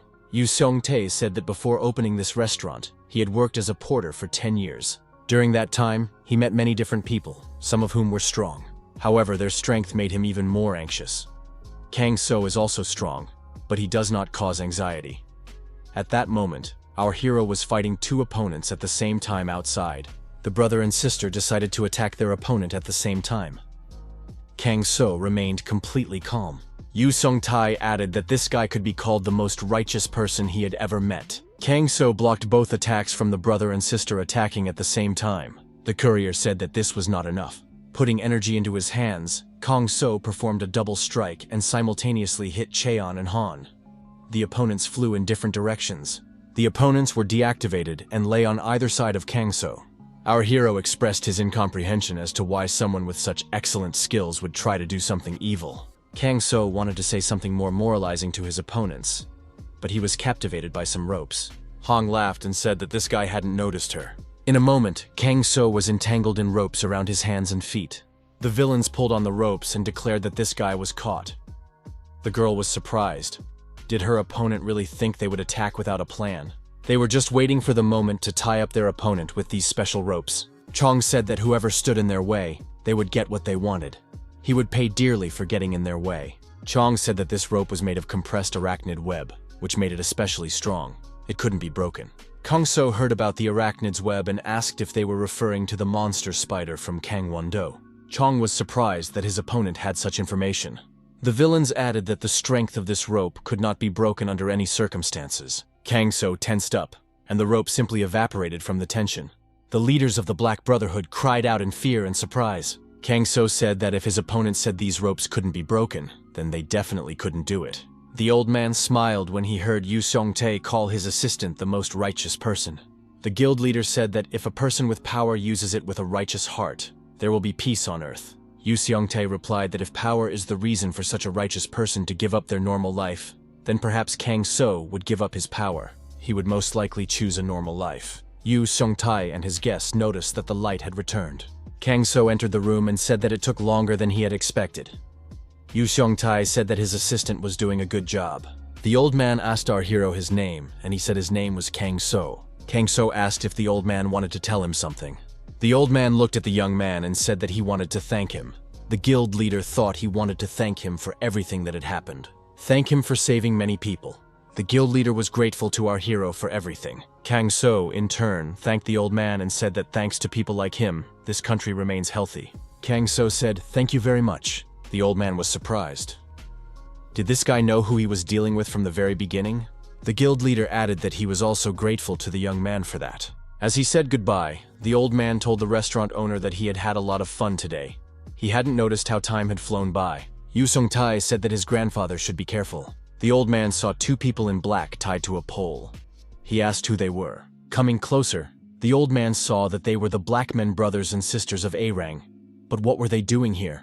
One of the prisoners had a note sticking out of his pocket. After reading it, the old man realized that they were indeed the Blackmen who had been hunting the chairman. The guild leader left the restaurant completely satisfied with today's meeting. As always, it was fun at this place. Together with the Sun-tae family, they came to the water park. Sun-tae said that Ha-yoon really liked it here. Tae-bok was not acting as a bodyguard, but as a member of Ha-yoon's chocolate bun fan club. Kang Sung was simply enjoying his vacation. However, it didn't last long. Soon, Kang Sung faced a serious problem. The problem was that the overly exposed bodies of those around him constantly caught his eye. Kang Sung wondered if they were wearing too little clothing. Our hero didn't even know where to look. However, he had no choice, and his gaze was constantly drawn to these almost naked bodies. It was a crisis moment in Kang Sung's life. The senior instructor asked his subordinates what they were doing. The young people replied that they were looking for their boss, Myung-hee. The water park was not a gathering of wolves on the hunt. They had come here to protect their boss from men with bad intentions. That was their calling. The senior instructor said that he had come here as a volunteer. He was there to ensure the safety of citizens and maintain order. That was their calling. The employee asked the boss to be honest with them. The boss knew that Kim Myung-hee would be here today, so he applied to be a volunteer. He even gave up his vacation. The senior instructor said that was not true. The employee asked why the chief had not gone on vacation in that case. The young people admitted that the boss was very stubborn and did not want to admit what everyone else could see. Everyone in the department knows that the boss likes Kim Myung-hee. If the boss delays, someone else may beat him to it. Kim Myung-hee is also popular in other departments. The employees suggested that the boss not worry and trust them. They know how to organize everything. The boss said that these two are asking for trouble. Have they decided to play a joke on him? In that case, he will have to show them who is in charge. At that moment, Song Jin-ho was called out. The young people looked back and saw Kim Myung-hee. The girl said she had heard that Jin-ho would be here later. Why did he bring his employees with him? Sun Jin-ho thought that Myung-hee had always been so beautiful. The girl was surprised. Why did Jin-ho suddenly blush? Maybe he had heat stroke? Kim Myung-hee came closer and touched Jin-ho's forehead. The young man, of course, blushed even more. The girl came up really close, and Jin-ho started breathing faster. Myung-hee said that it didn't seem to be hot. Jin-ho said that he was fine. Myung-hee said she was worried about him. Jin-ho repeated that he was fine. Myung-hee said that Jin-ho had only recently regained his strength and shouldn't overexert himself. The girl waved her hand and said she would be in the next area. They could see each other later. The young people advised Myung-hee to be careful. Jin-ho thought that this girl was worried about him. The young man turned away and heard someone call out to the beautiful girl. A young man approached Myung-hee and asked if she wanted to talk to him. The young man said he was the head of the 4th department of the legendary guild. If the girl had time, they could have some fun. Myung-hee said that she had come here to volunteer, not to have fun. She didn't have time and had to leave. The head of the 4th department of the legendary guild grabbed the girl by the arm and said that there were plenty of volunteers here without her. She didn't have to work today. Myung-hee thought this guy was very annoying. Suddenly, another person grabbed the annoying young man by the arm. Jin-ho, for it was he, noticed that the girl had refused. The annoying young man became angry. Who was this guy? The head of the legendary guild asked if he was her boyfriend. Jin-ho wondered who he was to Myung-hee. The young man remembered how they had fought Dagon, and he had been unable to protect Myung-hee. He had broken the promise he had made to Hae-in Seonbai. He didn't even bother to heal his wounds, so he wouldn't forget that shame. He was still too weak to protect Myung-hee. Jin-ho thought that was why he couldn't bring himself to take the first step. Before Jin-ho could answer, a little girl ran up to Myung-hee and called her mom. Myung-hee didn't understand what was going on. The young people were also surprised. Ha-yoon winked at the girl and quietly told her to play along. Jin-ho and the commander of the 4th squad of the legendary guild were even more surprised. Jin-ho didn't understand how this had happened. The annoying young man realized that he had gotten involved with a married woman. Jin-ho asked when Myung-hee had found the time. The girl discreetly elbowed Jin-ho in the jaw. The young man staggered. Myung-hee asked loudly if he was okay. She said her hand had accidentally slipped. Those around them said that this annoying guy was harassing a married woman. What a disgrace.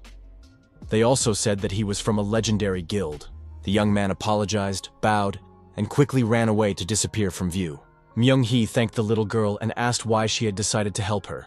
Ha-yoon replied that her uncle had taught her to help those in difficult situations. Ha-yoon then said goodbye and ran away. Ha-yoon returned to her uncle, Kang-sun. Kang-sun picked up the girl, and together they greeted the volunteers.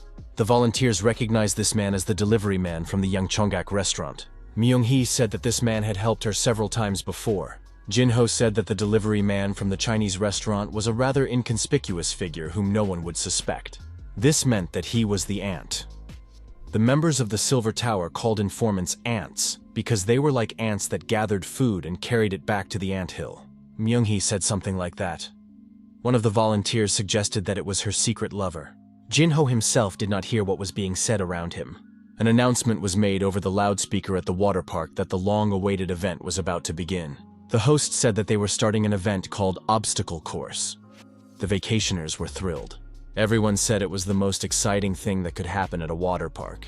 In this competition, participants had to overcome obstacles and reach the finish line as quickly as possible. Sung-tae asked Kang-sun if he was interested in it.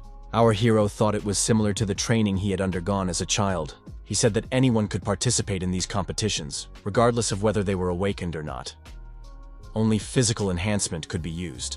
One of the attendees asked if this was too advantageous for the awakened. Would there be a prize? The host said that there would be no concessions for the awakened, and of course, they had prepared a prize.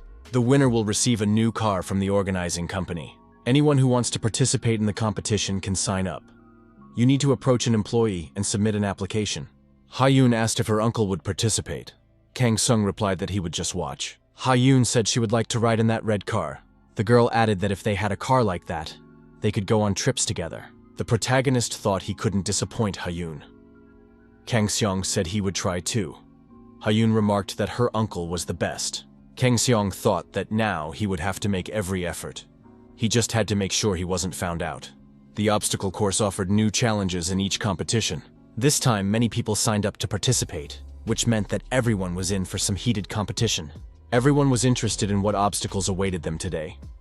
It was also curious to see who would be the winner, able to overcome all the obstacles.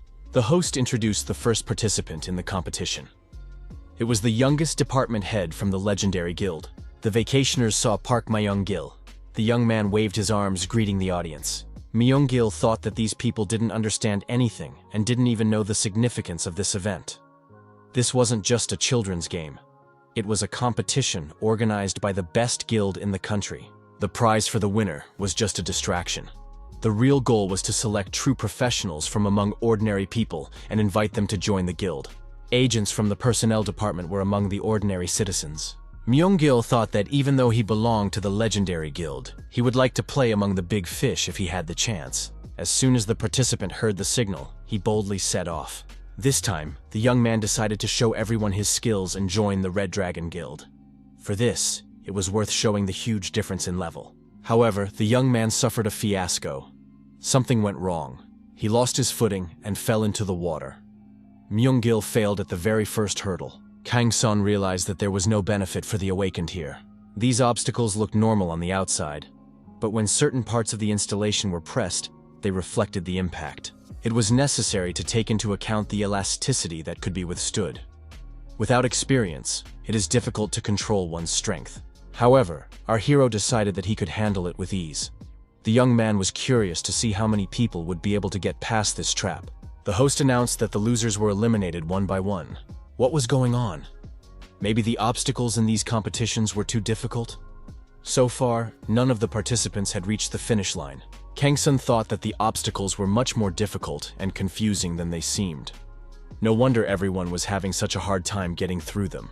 Kang Sung understood that it was easier than easy for him.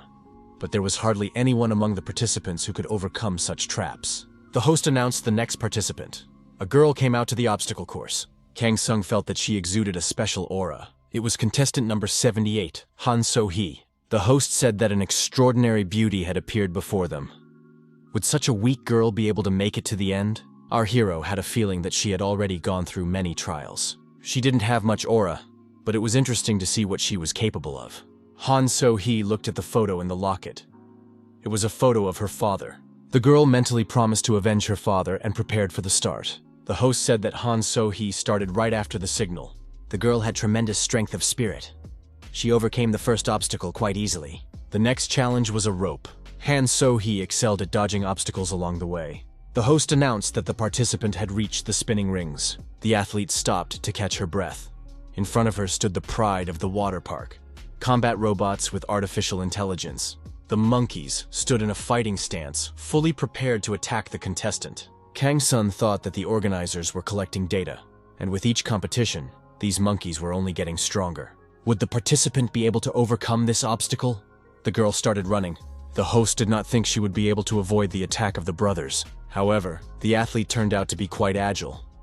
She managed to dodge the blows, but there were two monkeys, and it was very dangerous. The host said that Han So-hee was now between a rock and a hard place. The vacationers watched the contestant's progress with bated breath. The girl jumped high and cleared the obstacle from above. At the same time, the monkeys attacked each other. Han So-hee landed, leaving the monkeys behind her.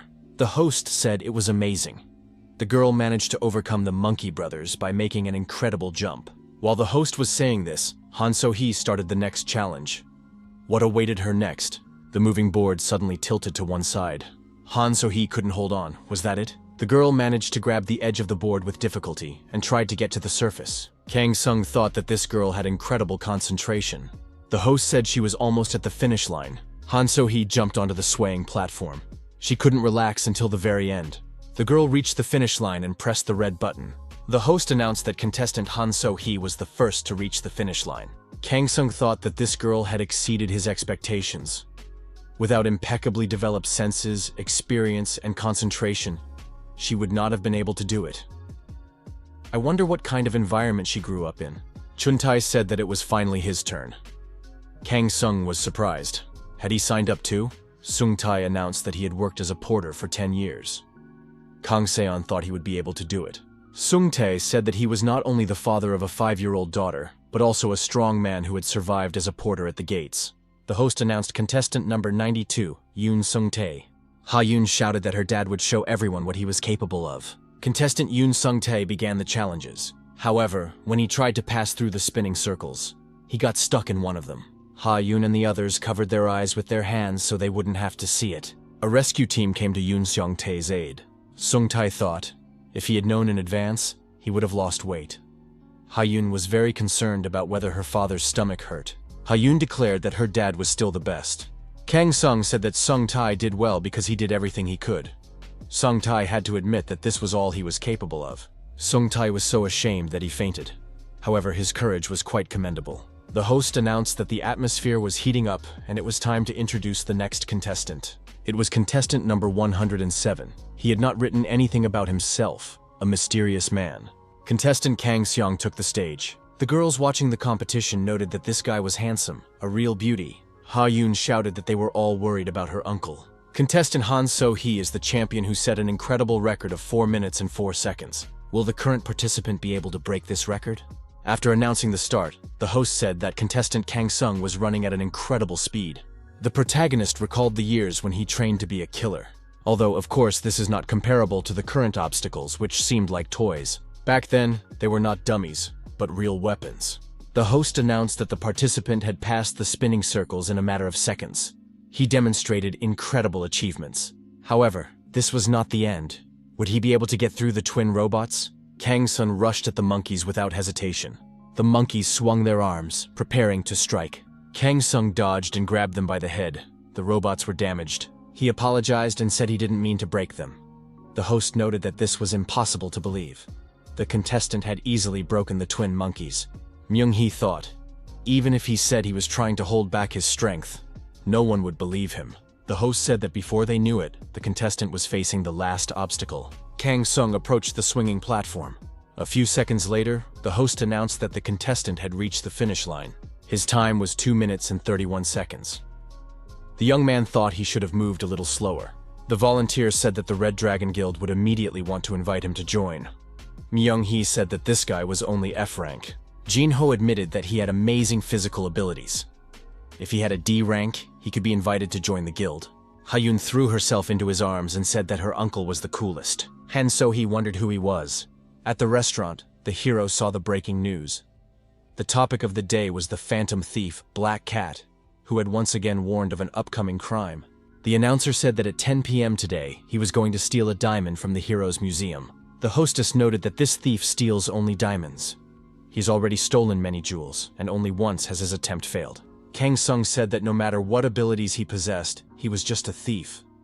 Why was there so much fuss about him? The woman replied that his abilities were not just outstanding. The Black Cat always warns of his plans in advance with notes. But no matter how much security is tightened, the thefts have never been prevented. The strangest thing is that he always returns the stolen diamonds. Kang Sung was surprised.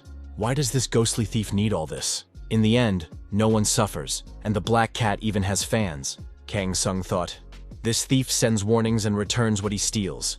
Maybe he just wants to show off his abilities? A young man entered the restaurant and asked the hero for help. The Museum of Heroes.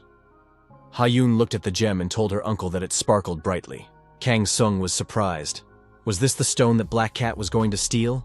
Kang Sung wondered, why does anyone need this stone? The young man explained that he had been at the scene of the crime twice, but had been unable to arrest the thief. Kang Sung was surprised. Was the thief so clever that he couldn't be caught? Kang Sung was indignant. Why bring Ha-yoon to such a dangerous place? The young man replied that otherwise Kang Sung would just stay at home and watch TV series. Kang Sung asked who the people gathered outside were. The young man explained that they were fans of the Black Cat.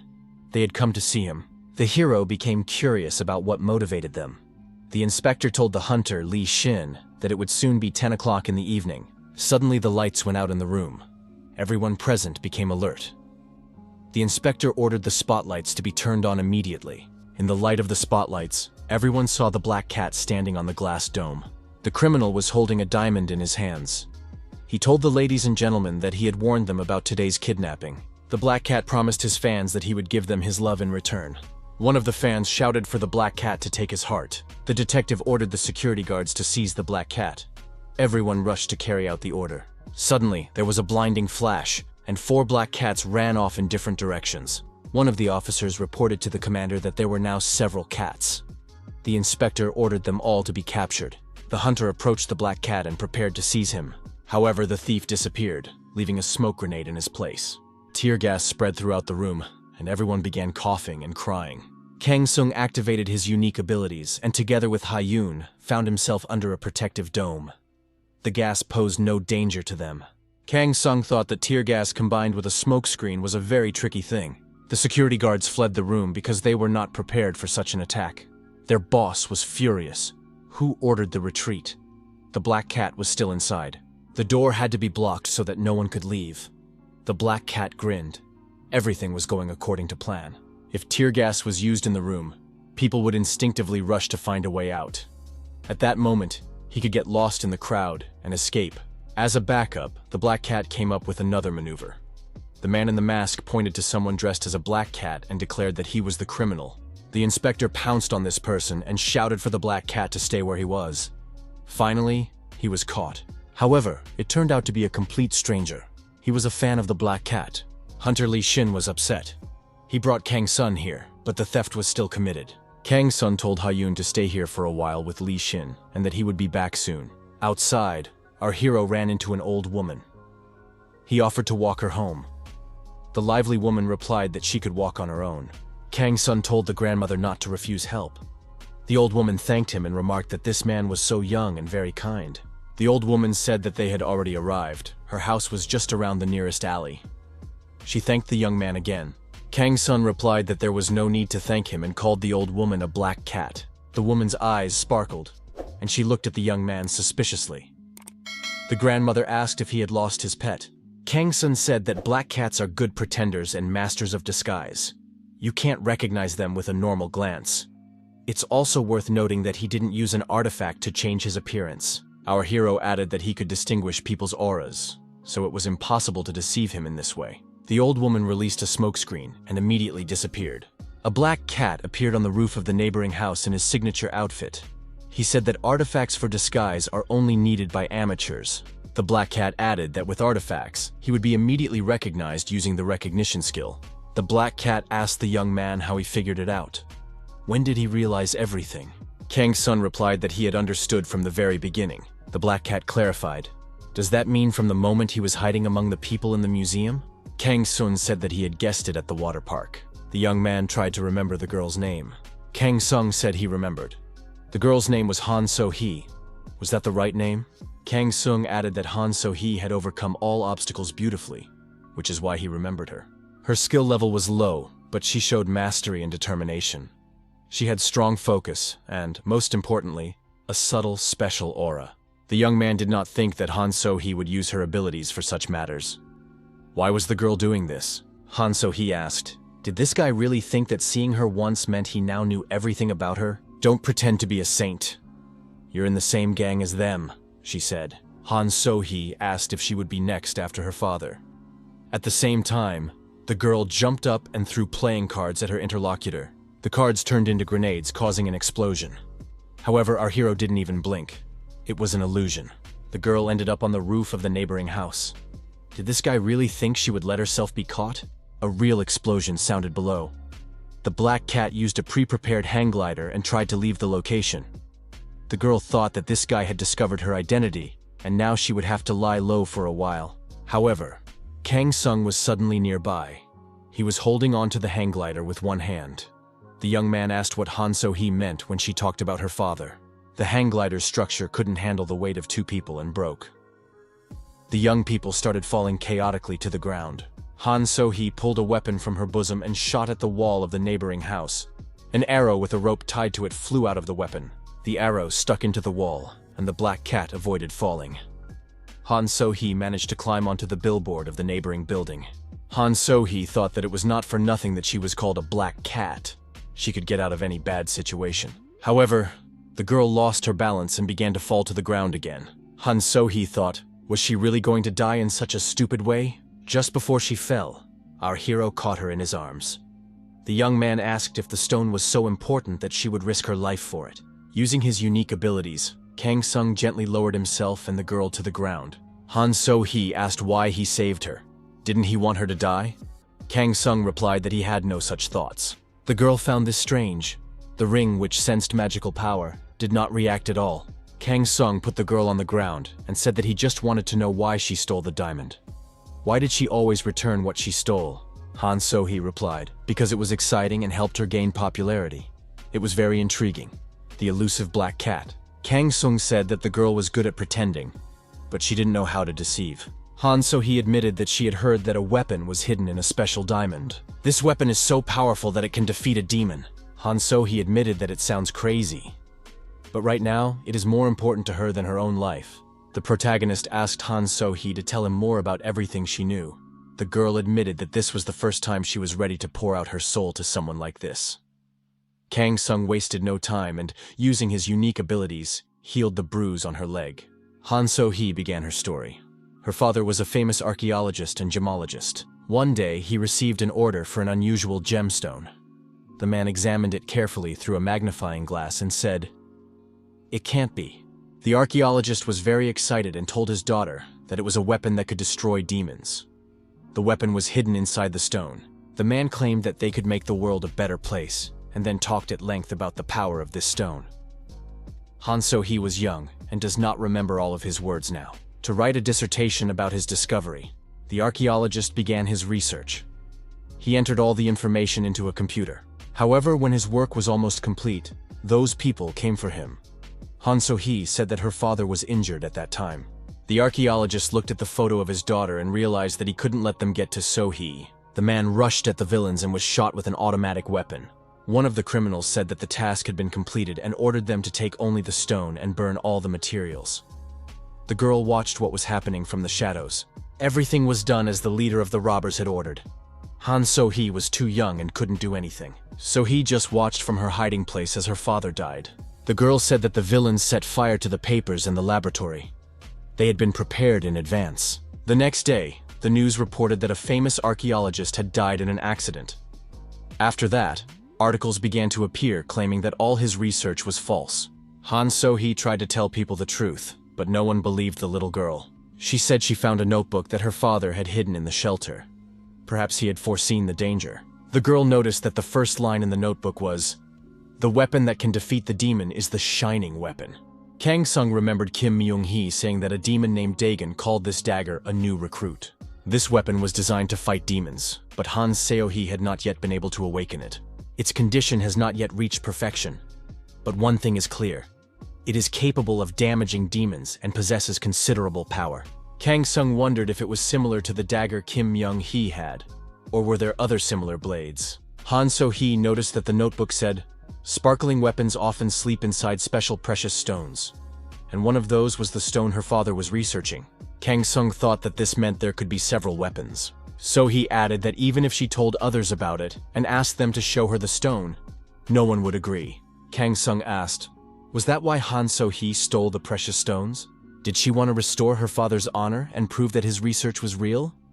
The girl nodded affirmatively. Kang Sung said that he believed her and believed in the existence of a weapon capable of destroying demons. He also believed that the weapon could be found inside the stones. The young man added that he was not going to turn Han So-hee into the police. The protagonist said he had one condition, so he naturally asked about this condition and noticed that her leg no longer hurt. Kang Sung said that a man would be coming soon, so he asked how she would recognize him. Kang Sung explained that the password would be Night Dew. The young man had previously told Myung-hee that they should help anyone who said this password. This person would help, and she would no longer have to steal stones to study them. Han So-hee was surprised. Should she really believe this? Kang Seon said that now it was her choice. After all, he trusted her. Kang Sung took a stone out of his pocket. So-hee was surprised. It was the stone she had hidden in her hair. But how and when did he manage to take it? The young man said that the black cat had already examined the stone, so it could be returned to its place. Our hero noted that whatever the reason, stealing is wrong. So he admitted that this was not the stone she was looking for. Han So-hee thought that this guy was doing whatever he wanted. Kang Seong went on his way, and the girl realized she hadn't even had time to thank him. An old castle on the outskirts of town. A man hiding his face under a hood stood with a rose in his hand. An old man approached him. The old man with a cane in his hand knelt down and addressed the Lord. Millen asked the Lord to spare some time for his poor slave. The man in the hood cut another rose from the bush and asked what had happened to Dagon. Millen replied that he was in an interdimensional prison in a small state on Earth. The ruler asked if Millen, with his abilities, could get in there. The old man replied that if the Lord would grant him a little of his power, he could.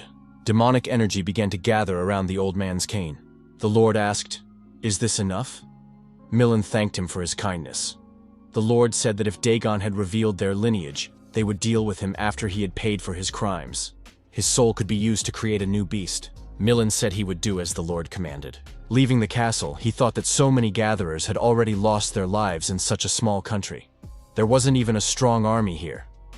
If it weren't for the promise, these people would have disappeared from the face of the earth long ago. Millen wondered, had the deity learned of their plans?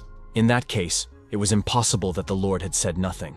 Near the fountain in the recreation area, an elderly man with glasses was reading a book. The man complained about his eyesight and said that the font in this book was too small. To see the letters better, the old man lifted his glasses. He had only one good eye. A little boy walking by with his mother saw the old man's face and started crying. The child told his mother that this grandfather was very scary. The woman replied that they were leaving now. Ha-yoon approached the old man and greeted him. He did not expect this from a child. The man lifted his glasses, looked at the girl, and asked if she was afraid of him because his face looked scary. He was also very large. Ha-yoon smiled and said she wasn't afraid because her grandfather had a kind heart. After all, he always sat there and thought about his friends. The old man laughed and said that the girl was very funny. The man added that she was right, and for that he would give her something. The old man put a piece of candy in the girl's hands. Ha-yoon was delighted. The girl thanked the grandfather and wished him luck. Kang Sung thought that this old man had a powerful aura. He would have to ask Sung Tae who he was. Sung Tae said he knew this old man, who was as big as a bear and had scars all over his body. He was Kim Jong-tae's grandfather. He was a very famous man, one of the members of the 7 Fearless Squad. His name was even enshrined in the association's Hall of Fame. 25 years ago, when the gate first opened, these 7 awakened ones defended the city. Ordinary people volunteered to defend their families and loved ones and gathered together for this purpose. Among them was a retired military man, Grandpa Kim Jong-tae, who became the leader of the group. At that time, he was already about 50 years old. His level was not that high, but he fought bravely.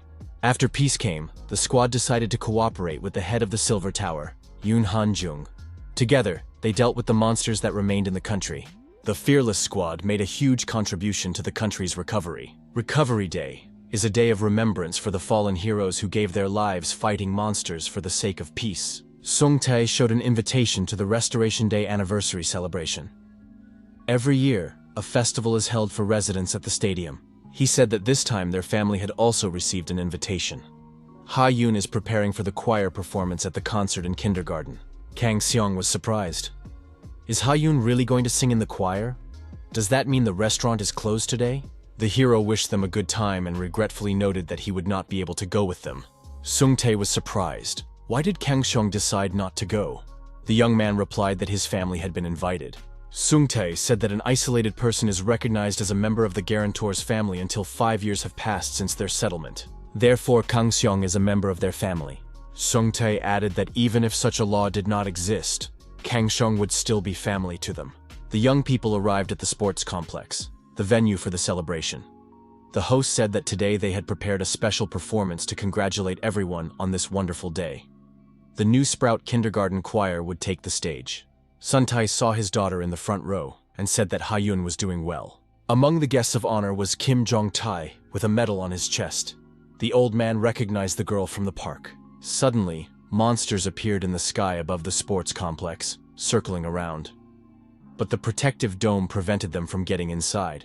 The monsters tried to break through the dome, but without success. The spectators were frightened, and the organizers announced that everyone should go down to the shelter. At that moment, terrorists were in the security room, forcing the employees to lie face down on the floor. The leader approached the computer and tried to deactivate the protective dome. The audience saw the dome disappear. Now the monsters posed a direct and obvious threat. Kang Sung was surprised. Why had the protective barrier disappeared? Kim Jong-tae was not afraid and prepared to meet the descending monsters to fight them off. Among the guests at the event were armed warriors who fearlessly entered into battle with the bloodthirsty creatures. The commander of the armed detachment ordered everyone to stay together and remain in formation. The first detachment was to evacuate civilians, while the second was to hold back the flying monsters. The commander asked how long it would take for the hunter Li Xin to arrive. His assistant replied that the hunter was currently outside the city and would not arrive soon. The assistant reported to the chairman that black men were located in Zone 11.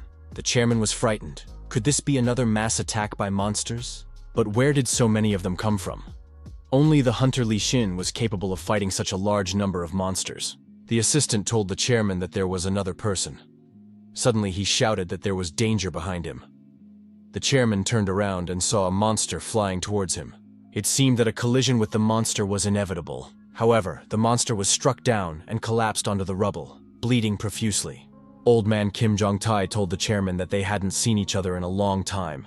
He added that Han Jong now holds the high position of chairman and should be addressed formally. The chairman recognized Jong-tae, shook his hand, and said that greetings would have to wait. The old man lifted his glasses and asked where those nasty creatures were hiding. Sung Tae called his wife and asked if Ha-yoon was okay.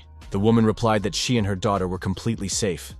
She had taken the children off the stage, and all the kids were now with her. His wife said that the teacher was looking for a way to get to a safe place. Sung Tae breathed a sigh of relief and said he would come for them soon. Kang Sung stopped him and told him not to rush. If his assumptions were correct, then this attack was not organized by the black men. If Sung Tae went there, he would also be in danger. Kang Seung told Sun Tae to calm down and listen carefully. He added that Sun Tae should stay here and help evacuate people, and he would bring his wife and daughter himself. The women tried to move the children to a safer place. Ha-yoon told her mother that there was someone standing ahead. There was indeed a man ahead, hiding his face under a hat. He was holding a sharp knife in his hand. The stranger laughed and said that these children were unlucky. Those who saw them could not be left alive. Ha-yoon was not afraid and stepped forward decisively. Monsters continued to circle above the stadium, and people panicked, trying to hide so they wouldn't be caught. The next moment, there was a crash in the sky, and the monsters, struck down, fell to the ground one after another. What had happened? Kang Sung rushed to help. He thought that he had wasted too much time helping to evacuate people. The hero hoped that Ha-yoon and her mother were all right. The villain held out his knife and approached Ha-yoon. He asked why the girl was smiling. Kim Jong-tae suddenly appeared between Ha-yoon and the criminal. With a blow from his huge hammer, he knocked the villain out. The criminal, his face smashed and bleeding, fell to the ground and was neutralized. Jong-tae looked at the children and said how good it was that he had arrived in time. The children looked at the old man with fear. His body was covered with scars. Ha-yoon cried out that she knew this grandfather. Jong-tae turned around and also recognized the little girl. The old man asked if Ha-yoon was okay and if she was hurt. The girl's mother thanked the man for his help. The children were surprised. Did Ha-yoon really know this huge man? The girl replied that he was a very kind grandfather. She added that he only punished bad people and there was nothing to be afraid of. Suddenly, more people appeared behind the old man. Their leader laughed and was surprised to see Jong-tae there. The villain said that old people should stay at home. Why did he even show up here? Someone whispered something in the bandit leader's ear, and he laughed even louder. So, was he standing before the leader of the Fearless Seven? The very same Kim Jong-tae? The criminal said that they were lucky. If they sacrificed the old man and the children, he would be very pleased. Kim Jong-tae told Ha-yoon to step aside and wait a moment. He would deal with the villains himself and take the children to safety. The terrorist leader ordered his men to kill everyone. The villains raised their weapons and rushed to attack. The old man took a fighting stance and said he would see who would win. Kim Jong-tae lunged forward and kicked the main terrorist in the chest. The blow was so powerful that the villain flew far back, coughed up blood, but still remained on his feet. The criminal asked himself in horror who this old man was. Jong-tae, hammer in hand, advanced on him again. The criminal realized he was wrong. This old man was not just awakened, but a real monster. The armed bandits attacked Kim Jong-tae again. The old man swung his fist and struck the approaching enemies with force. With one blow, Jong-tae knocked down 3 of them at once. The leader of the villains watched the old man but did not dare to join the fight. Finally, the terrorist leader said that this would not work and ordered the use of a secret weapon. The fat man with a mask on his face threw a pill into his mouth and said he had been waiting for this moment. The villain swung his arm and rushed at the old man. A negative aura emanated from him. Even Kim Jong-tae's hammer couldn't help. After the first blow, the old man flew far back. Jong-tae slammed into the wall with all his might and shattered it. The thug approached Jong-tae, who was bleeding profusely. The old man remained standing. Jong-tae looked his opponent in the face and said that he had decided to settle the score. The old man thought that the big guy was quite unusual. He was not only huge, but also aggressive. The big guy threw a powerful punch, but Jong-tae dodged to the side. The blow left a dent in the ground. The old man figured this guy had totally lost his mind but gained some crazy strength. The blow was so powerful that the dust that rose up made it impossible to see anything around. After the blow, when the dust settled, the bully looked around. He couldn't understand where the old man had gone. The old man suddenly appeared behind him and said that he shouldn't underestimate him. He wasn't so old that he would fall from such childish blows. Jong-tae lifted the big guy above him and threw him on top of his comrades. Everyone below was crushed. The big guy with the broken neck also remained lying on the ground. Jong-tae grabbed his back and said that his health was not what it used to be. Suddenly, the old man fell to his knees and clutched his chest, coughing up blood. Ha-yoon ran up to her grandfather and asked how he was feeling. Jong-tae told the little girl not to worry, that it was just his age catching up with him. The children approached the old man and told him that he was the best and very strong. Now they were no longer afraid of him. Stake thanked the children and expressed his satisfaction that they were all right. Kang Sung thanked Kim Jong-tae for protecting the children, and added that he would never forget what he had done. Our hero said he still had unfinished business. Kang Sung was going to deal with the flying monsters that continued to circle in the sky. A helicopter appeared in the sky above the monsters. The passenger in the helicopter tried to contact our hero. Hunter Lee Shin reported that he had arrived at the scene. Kang Sung said there was no need to delay, and that the operation to destroy the monsters could begin immediately. Lee Shin would show everyone what he had achieved. The hunter jumped out of the helicopter, and while in free fall, already picked out a target among the flying monsters. Lee Shin's experienced eye determined that all civilians had been evacuated, in which case he could use his technique.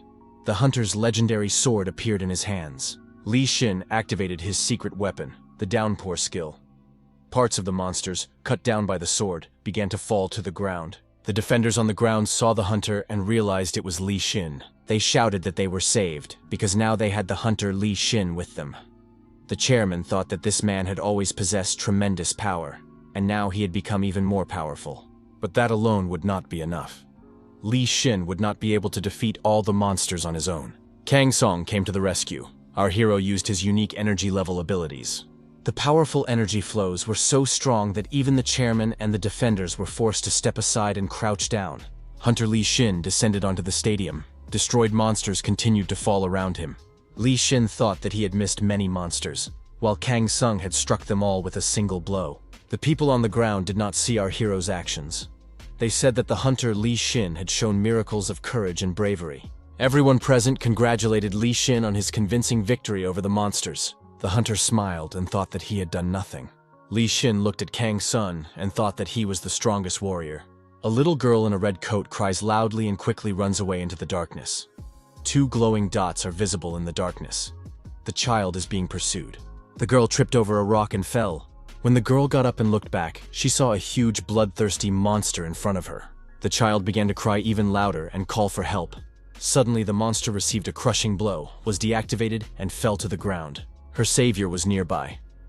The young man with a sword in his hand asked if the little girl was okay. The girl rushed into the man's arms and hugged him tightly. The next moment the lights came on and the cameraman said, "That's a wrap." Filming was over. Film director Cho Gim-ho said that Ha-yoon was a very good actress. Ha-yoon said that it was all thanks to her uncle Jin. He helps her a lot. Actor Yoon Jin added that the girl is also very modest. The director praised the actors and suggested they take a short break. After the success of the series The Revenge of the White Rose, Ha-yoon was invited to star in the film Uncle and the Girl. Cho Gyum-yeon, the sound director and younger brother of the director, said it was amazing. The series was a huge success. He found the right actress for the role of the girl. The sound director said that he turned down other offers and chose her. Cho Gum-ho warned his brother not to try to steal Ha-yoon from him. Cho Gum-yeon told his brother that the girl would definitely be interesting. He knows Milky Way's girls, right? The director replied that, of course, he knew this popular girl group, sponsored by the legendary guild. Cho Gum-yeon added that he had been entrusted with shooting a new music video for this group, and they needed a child for one of the roles. The sound director noted that this was a great opportunity for Ha-yoon and good publicity for the future film. Such talent needs to be developed and shown to everyone. Filming locations for the Milky Way's girls music video. Ha-yoon said that everything here was very bright and cool. The girl happily agreed to appear in the music video. Woo Kang-sun had the opportunity to work as a bodyguard, so he accompanied Ha-yoon to the shoot. Ha-yoon greeted the director. The director told the girls to come over and say hello to the child. The girls greeted him and said they were the group Milky Way's girls. The girls noticed that the girl was very small and asked how old she was. Ha-yoon introduced herself and said she was 5 years old. The director said it was time to get ready for filming. The girls took Ha-yoon with them to try on beautiful dresses. One of the group members told the manager that she was very hungry. The girl held her stomach and said she needed to eat something. The manager replied that she had to wait a little longer because she had to look good on camera. Ha-yoon's mother said she felt sorry for these girls. Behind the glamorous life of celebrities lies a lot of effort, tears, and suffering. The woman added that she knew all this very well. Kang Sung asked her how. The woman replied that she had once been a trainee herself. They rehearsed a lot. She was even selected for a group, but in the end, she gave up on her idol life. Kang Sung asked if she had gone through a lot but gave up right before her debut. The woman confirmed this. She added that she had met her future husband. She had a choice, to be loved by millions of fans or by just one person. She replied that she chose the latter, which she does not regret. because now they have Hyun. Although she respects the choice of those who decided to become the darling of millions, she hopes that Hyun will not regret her decision if she faces a similar choice. Kang Sung said that she would not regret it, because Hyun is very wise. The girls told the director that they had already changed their clothes. Cho Gum-yeon said that this was exactly what he wanted, the very angel he had imagined. The director said he had a good feeling about it, and asked everyone to take their places in the shot. A woman approached the director and greeted him. Gyum-yeon asked who she was. She represented the fan club president, and her name was Yoo Ha-yoon. The chairperson had prepared some light refreshments for the participants. Even the Red Dragon Guild did not know the identity of this chairperson. Yoo Ha-yoon said that if no one objected, they would prepare everything now. The girls were delighted and thanked her. The director said that it would not be very convenient right before filming. However, under pressure from the girls and Ha-yoon, the director relented and agreed, especially since filming requires a lot of strength and energy. A real buffet of the highest quality was laid out in front of the participants. The girls were grateful to Ha-yoon. It was the first time the director had seen such a luxurious feast. It was very delicious. What kind of fans does Ha-yoon have? A young man was sitting on a bench in the park reading a newspaper. A girl was secretly watching him. The girl approached the young man with a bouquet of flowers, bowed, and handed him the flowers. The director stopped filming and said he didn't believe it. The girl's acting is unconvincing. What's wrong with her face? What's the problem? Cho Gyum-yeon said that the actress's face showed no emotion. In this scene, she was supposed to give flowers to the man she secretly loved. The director noted that she was doing well at first, and asked why her facial expression suddenly changed at the crucial moment. The actress was indignant. How could she express her feelings looking at such a face? The director took the manager because he said he would film him from behind. Jim Yeon looked at the manager and said that no matter what, she had to act well. After all, the girl could imagine someone else in his place. Had she never dated a guy? The manager reminded the director that the girls were idols. If they dated someone, it would turn into a scandal. Cho Gum-yeon thought about it and agreed. The arguments were convincing. However, the allocated funds were small, so maybe he shouldn't have hired a professional actor. The girls perform excellently on stage, but they act like beginners on camera. At this rate, they won't finish filming even in 2 days. The director had an idea and turned to Miss Ha-yoon's uncle. Could the young man take off his glasses for a minute? It wouldn't take long. The girls looked at Kang Sun and were pleasantly surprised. This guy is just gorgeous. The director realized that he wasn't imagining things. Someone with looks like that is born once in 1,000 years. The girls suggested giving the male role to this person. Cho Gum-yeon asked our hero for a favor. He could help him get into the right emotional state. Kang Sun said that he wouldn't be able to do it, as he had no plans to appear on television. Ha-yoon's mother asked if Kang Sung didn't like the camera. The young man replied that he didn't want to appear in front of everyone so as not to harm the restaurant and those who worked there. The woman replied that there was no need to worry about that. The actor's face would not be visible in the shot anyway. The director confirmed this. The actor would not even have any lines. Kang Sung agreed. The sooner the shooting was over, the sooner Ha-yoon could go on vacation. The girls were delighted and said that was very good. A young man in a hat and with a briefcase in his hand stands pensively waiting. The girl and the angel watched this man from around the corner. The girl blew lightly and directed the airflow toward the young man. The resulting wind blew the hat off the man's head. The hat flew through the air a little and landed at the girl's feet. The girl, blushing with embarrassment, picked up the hat. The director shouted, "Cut!" That was just what was needed. The manager was surprised. Just replacing one person with another made a noticeable difference. The girls told the manager that there was nothing they could do about it. The actress asked the manager if anything came to mind when he saw such an attractive person. The manager admitted that this young man was handsome. With a face like that, you can achieve a lot. A silver tower, inside which there is a special prison. The prisoner said that it was very boring here.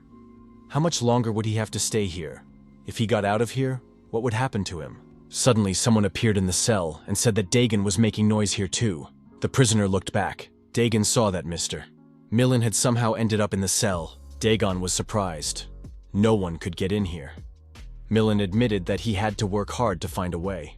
Dagon suggested that this man had been sent here to summon him, and said that he should be untied immediately. Millen said that Dagon had misunderstood everything. The man said that the Lord was very angry because someone, whom the Lord had generously given a chance, had passed on all the information about other beings to humans. Dagon said he wanted to meet with the master so he could explain everything. Millen replied that it was too late. In his current state, Dagon was very weak. Dagon broke the stone that the Lord had given him and lost his power. Now he is unable to even remove his shackles. Milan asked what Dagon could do even if he met with the Lord. Dagon said that Milan should not dare to speak that way, or he would regret it. Milan said that even in such a pitiful state, Dagon's pride had not gone anywhere. The man struck the prisoner with his cane and pierced his chest. Milan said, "What belongs to Caesar will return to him.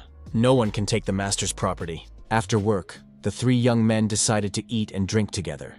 Sun Tai said that it had been a long time since they had gotten together like this. The young man agreed, because their sports activities had made it impossible for them to meet. Sun Tai noted that the young man had changed a lot during the time they had not seen each other. His shoulders had broadened and his body had become stronger.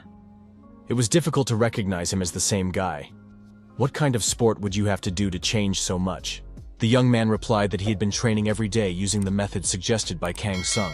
Kang Sung thought that the exercises combined with meditation techniques had proven to be very effective. With such results, he would not lose to an awakened D rank in battle. It was incredible that an unawakened person could achieve such results. Sung Tae smiled and said that the time had come. The young man was surprised. What was he talking about? Sung Tae replied that he was talking about confessing his love to that girl, Miss Baek Myung-hee. The guy added that she was currently on a business trip. When she returned, he would confess his love. East China Sea, Crystal Research Center. This center is a state institution and conducts research on the effective use of crystals. After the cataclysms, instead of electricity and oil, crystals began to be tested around the world as alternative energy sources. In a country with no oil reserves, crystal research has become of paramount importance. The future of the country depends on the success of these experiments. The center's main building is located in the capital, and there are also branches in the Yellow Sea, the Sea of Japan, and the East China Sea. Baek Myung-hee, an employee of the Crystal Research Center, was sent on a business trip to one of the branches. Myung-hee's mentor, Yoo Jin-yeon, an employee of the Crystal Research Center, approached the girl and asked if she was very tired. Jin-young noted that the project was gradually coming to an end. Soon they would be able to return to the capital. Myung-hee admitted that working in the capital was much calmer. Jin-young agreed, because that was where they belonged in the first place. Yoo Jin-young had succeeded both in her work and in her personal life. She was Baek Myung-hee's senior colleague, and at the same time, her role model. Jin-yeon asked Myung-hee if she had found a boyfriend yet. The girl blushed with embarrassment and said that there was nothing like that. Jin-yeon asked another question. In that case, did she like someone? Myung-hee admitted that there was someone she had been thinking about a lot lately. This person tries very hard and it looks very noble. When she first saw him, she didn't like him. However, he then started exercising regularly. Now he looks just great. His figure has improved a lot. His muscles are strong, and his back is strong. Jin-young suggested that Myung-hee was definitely in love. Myung-hee expressed doubt that he could like such an unremarkable girl like her. Jin-yeon was surprised. Does Myung-hee really lack confidence? She works for a state-owned company, is neat, beautiful, and also slim. Myung-hee smiled and said she was just an ordinary person. Jin-yeon added that she was also modest, but that was too much. After a short break in the fresh air, Jin-yeon said it was time to get back to work. They had to finish the project successfully. Myung-hee was curious about the cost of the research. The amount would probably exceed 100 million. Jin-yeon said she had no doubt about that. Suddenly, everything around them shook violently. The girls were naturally frightened. What happened? Was there an explosion somewhere? One of the employees, with blood on his face, announced that it was an attack by the black men.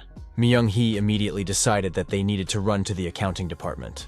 The accounting department had materials that needed to be destroyed. Breaking news was being broadcast on television. The young people continued to eat, drink, and listen to the news. The announcer reported that there had been an explosion at a branch of the Crystal Research Center. The causes are being investigated. The Association of the Awakened believes that this was an attack by the black men.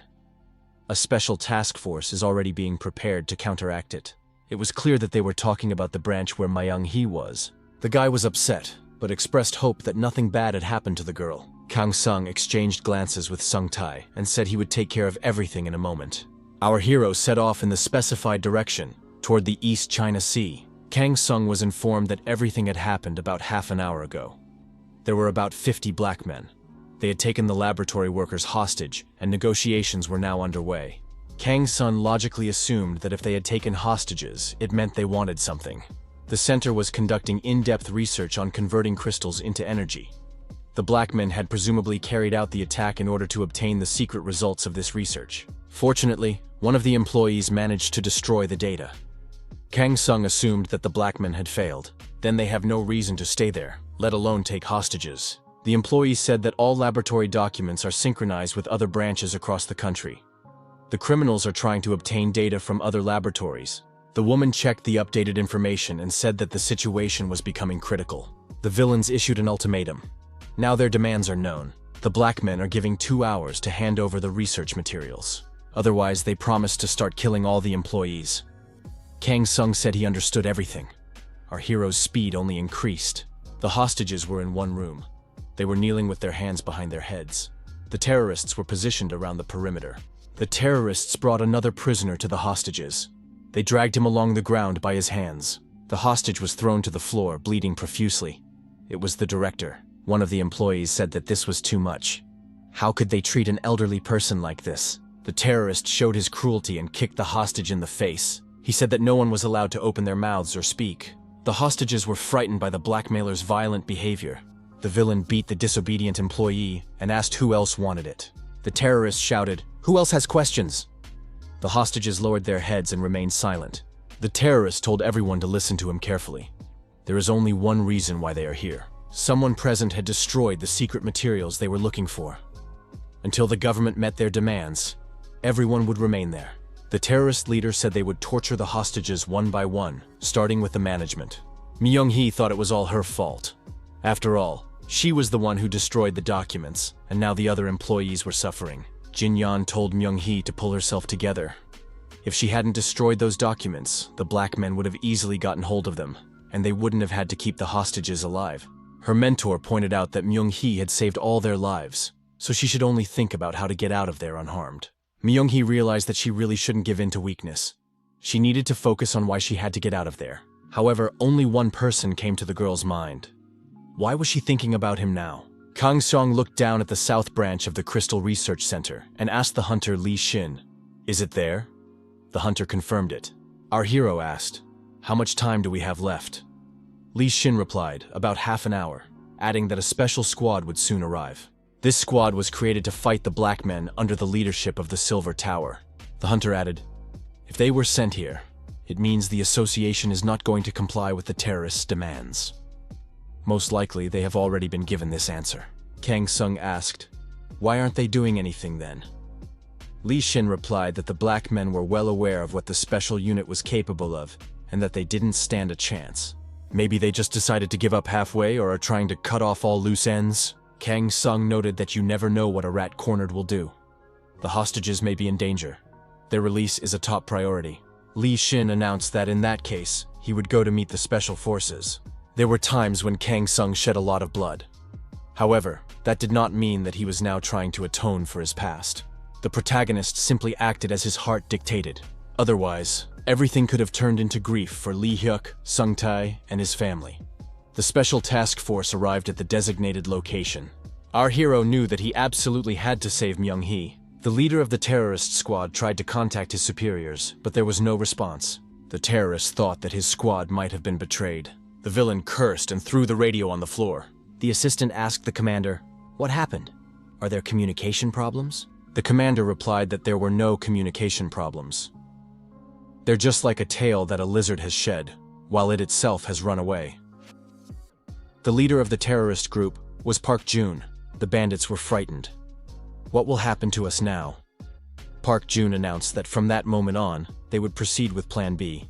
Either they would succeed, or they would die. Park Jun said that a special unit from the Silver Tower would soon arrive. Fighting them was pointless. Park Jun ordered his fighters to get out of there, using any means necessary. This was his last order. The commander added that he would try to buy them some time. The fighters volunteered to help the commander. Park Jun said that they would not succeed. Among the representatives of the special unit was that man. The terrorists continued to hold the hostages, guarding them around the perimeter. One of the villains told his colleague that the order had been given to move on to Plan B. That meant they would retreat. The villain laughed and said that they were not going to die here alone. A canister of poison gas appeared in his hand. The terrorists put on protective masks and sprayed the gas. The hostages began to choke and scatter in different directions. However, the black men with weapons in their hands did not allow the laboratory staff to escape. Myung-hee thought, "Are they all going to die now?" However, the terrorists noticed that the gas was dissipating. The poison gas cylinders were sealed in protective spheres. What was going on? Why was the poison gas hanging in the air? The terrorists still did not understand what was happening. However, the spheres with gas hung over their heads. Suddenly, the poisonous gas struck the terrorists at tremendous speed, and they dropped their weapons and flew far back. The surviving criminals did not understand what to expect in the future. Suddenly, smoke appeared, and the terrorists began to lose sight of each other. Shots rang out, and the armed criminals were destroyed. Representatives of the special forces emerged from the smoke. The shots continued, and all the terrorists were destroyed. The hostages breathed a sigh of relief. Are they really saved? The rescued people saw Hunter Lee Shin together with the special forces. The commander of the 3rd Squad, Park Cholgon, told everyone to take their positions. Cholgon added that everyone should calm down and follow instructions to get out of there safely. The hostages realized that they would be able to return home today. Lee Shin had to admit that the special forces were working smoothly and professionally. Park Cholgon said that this was their job. The special forces commander noticed a glowing ball on the chest of one of the terrorists. Cholgon picked up the object and thought that someone had attacked the black men before they arrived. Hunter Lee Shin was the only one present who knew who was responsible. Of course, it was Kang Sung. Park Cholgon told Hunter Lee Shin to take care of the hostages' safety. Lee Shin asked where Commander Cholgon was going. The officer replied that his task was to capture all members of the hostile group. There was someone he absolutely had to catch. Outside the building, the terrorists, retreating, engaged in fierce combat. They did not want to suffer defeat silently. Suddenly, a man appeared out of the smoke. Only his outline was visible. Magic swords flew in all directions from this man. The terrorists' bullets did not reach their target. The magic swords knocked the bullets down, and they fell to the ground nearby. The shooting stopped, and the terrorists realized they had run out of ammunition. After that, a representative of the special forces attacked the terrorists and destroyed them one by one. The special agent grabbed one of the terrorists by the throat and lifted him off the ground. The villain began to beg for help. The special agent asked, "Where is their leader?" At that moment, there was an explosion. The special agent was instantly protected by a protective sphere and was unharmed. The chief terrorist held fire in his palm and said that he would not allow his people to be destroyed, even if his old comrade stood before him. The villain asked how Park Cholgon was doing. The special forces commander recognized Park Jun. Finally, he met the traitor. The old friends engaged in hand-to-hand combat. Park Jun said that his old friend had become stronger. Was he now the leader of the special forces unit? Cholgon said that if Park Jun hadn't left them, this place would be his. Park Jun said he wasn't interested in any positions. The commander of the special forces asked, "Why did Park Jun leave the association? Why did he betray them?" Cholgon said he didn't hear the answer, so he would have to find out during the interrogation. He attacked the terrorist again. Park Jun swung his sword and dealt a crushing blow to his opponent. Cholgon staggered, but remained on his feet. Park Jun attacked again and kicked his opponent in the chest. Cholgon flew far back. Gas cylinders flew after the special forces commander. Park Jun snapped his fingers, and another explosion rang out. The terrorist said that the Park Cholgon he knew would go all the way if he wasn't stopped. Park Jun saw the special forces soldiers shooting the terrorists. Why hadn't his men left yet? Cholgon emerged from the blazing fire and asked his old friend, "When are you going to watch?" "You can't get distracted during a fight," Park Jun said. "I didn't expect anything else," Cholgon replied. Cholgon delivered a crushing blow, and his opponent, coughing up blood, lost his balance and fell. The special forces commander said that this guy had never been able to finish the job before. Cholgon added that if Park Jun had used a little more force, he could have finished him off. Why did he stop? Because they were friends? Cholgon asked, "Is Park Jun really going to remain silent? In that case, they would indeed talk during the interrogation at the association." Cholgon added that the chairman was waiting for Park Jun. The terrorist remarked that he had nothing to say. Park Jun said he didn't want to make excuses and couldn't look the chairman in the eye. Park Jun took a sword in his hands, but Cholgon deactivated his opponent with a blow to the neck. The special forces commander hoisted his former comrade onto his back and said they would talk in the interrogation room. Many buses arrived at the Hunters Association building in the capital. They were met by representatives of the press and officials. The attack on the Crystal Research Center ended with the hostages being freed. The survivors met their loved ones with tears of joy in their eyes. Myung-hee thought that everyone had families waiting for them. The girl tried to pull herself together. Myung-hee realized that she had survived a nightmare. She needed to go home, take a shower, and go to bed. The bakery owner ran up to Myung-hee and said he couldn't stay home. The young man said he was very worried about her. Myung-hee, as always, blushed with embarrassment and asked, "Why?" The guy also became embarrassed and couldn't answer honestly right away. Plucking up his courage, the young man said that he liked Myung-hee and wanted to get to know her better. The bakery owner said he wanted to be the man who was right for her. Of course, he still had a lot to learn. Feeling very embarrassed, the guy asked the girl out on a date. Myung-hee burst into tears. The young man was surprised. "Am I really that repulsive to her?" The girl said that wasn't the case. Wiping away her tears, Myung-hee said she was very happy. Myung-hee hugged the bakery owner and said she agreed because she liked him too. The young man skillfully parried his opponent's attacks with his sword.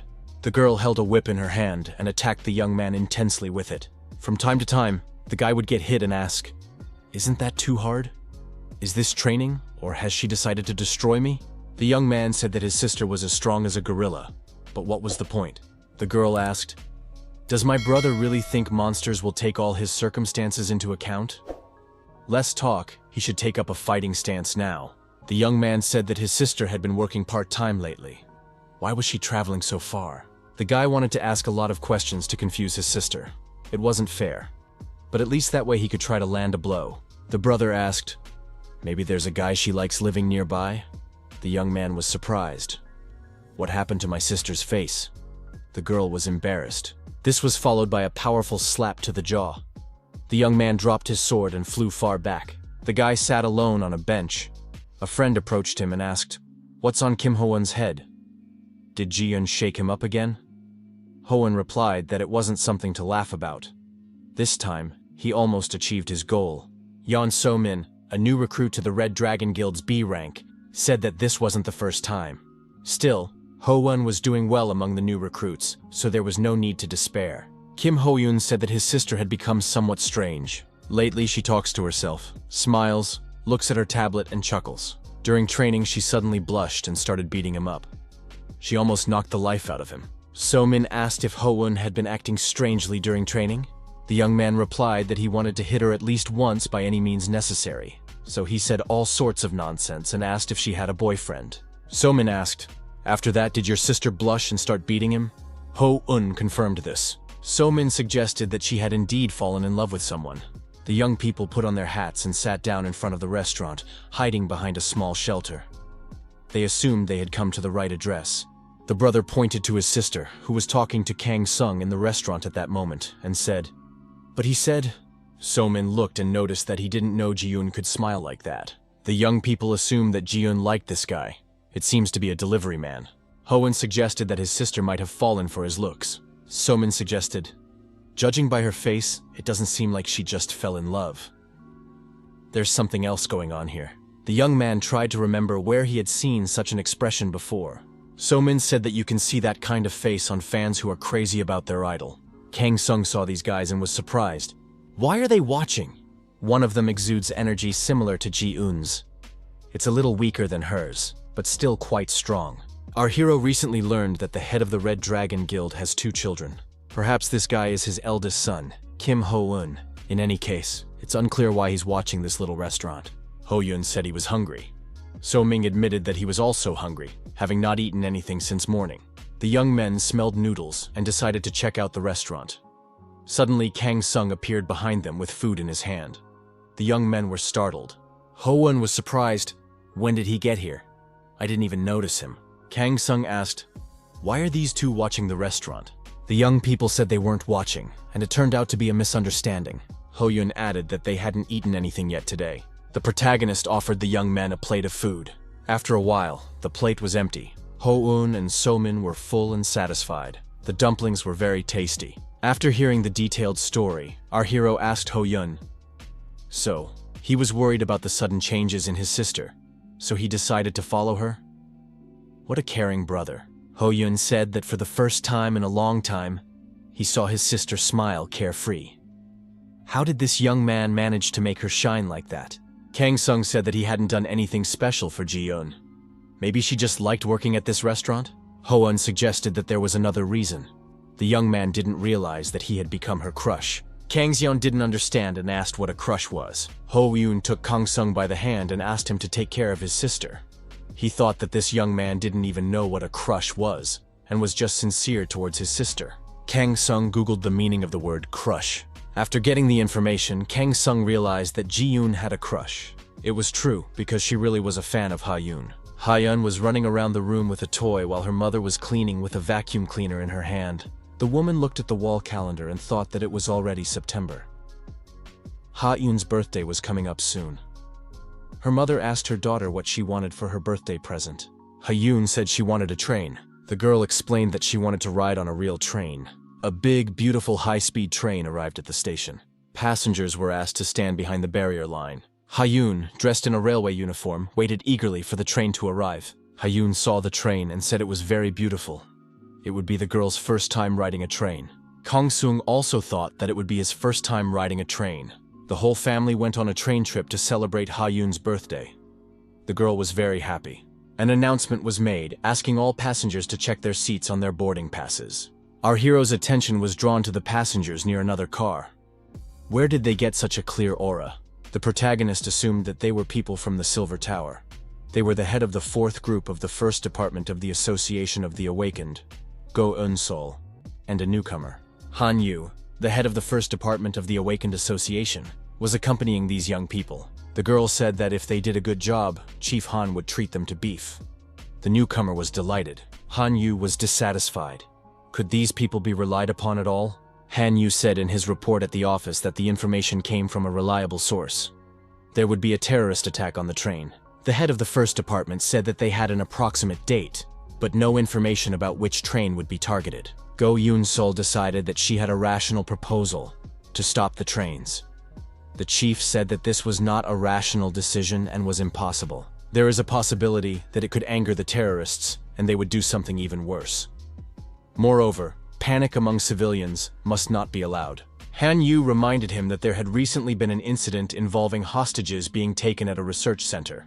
Therefore, stopping train service would not solve the problem. Han Yu said that he would have to take action personally. All employees must be involved in checking the trains. Go Eun-sol told her boss that he could trust them. Han Yu wanted the employees to take this matter seriously. He was most concerned about this girl. As long as there was no bomb on this train. The train departed from the station. Ha Yun said that the view outside the window was very beautiful. Kang Xian thought the girl was very cute, took a photo, and decided to post it on the fan community. In fact, Gong Xian was an active member of the fan club under the nickname Shy Girl. The young man decided to send the photo to Ji Yoon as well. Kang Sun noticed an old woman moving around the car. Something about her seemed suspicious. The old woman complained that her back hurt very much. However, Kang Sun noticed that she was not actually an old woman. She was disguised, but her hands gave her away. Apparently, a transformation technique had been used. Most importantly, this old woman exuded an ominous dark aura. An even stronger aura emanated from her bag.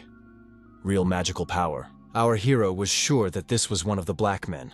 He had sneakily made his way onto this train. Kang Sun was ready to deal with this black man right now, but today was an important day for Ha Yun. He couldn't ruin the child's birthday because of one black man. Our hero decided to act quietly and quickly. He said he would be back soon.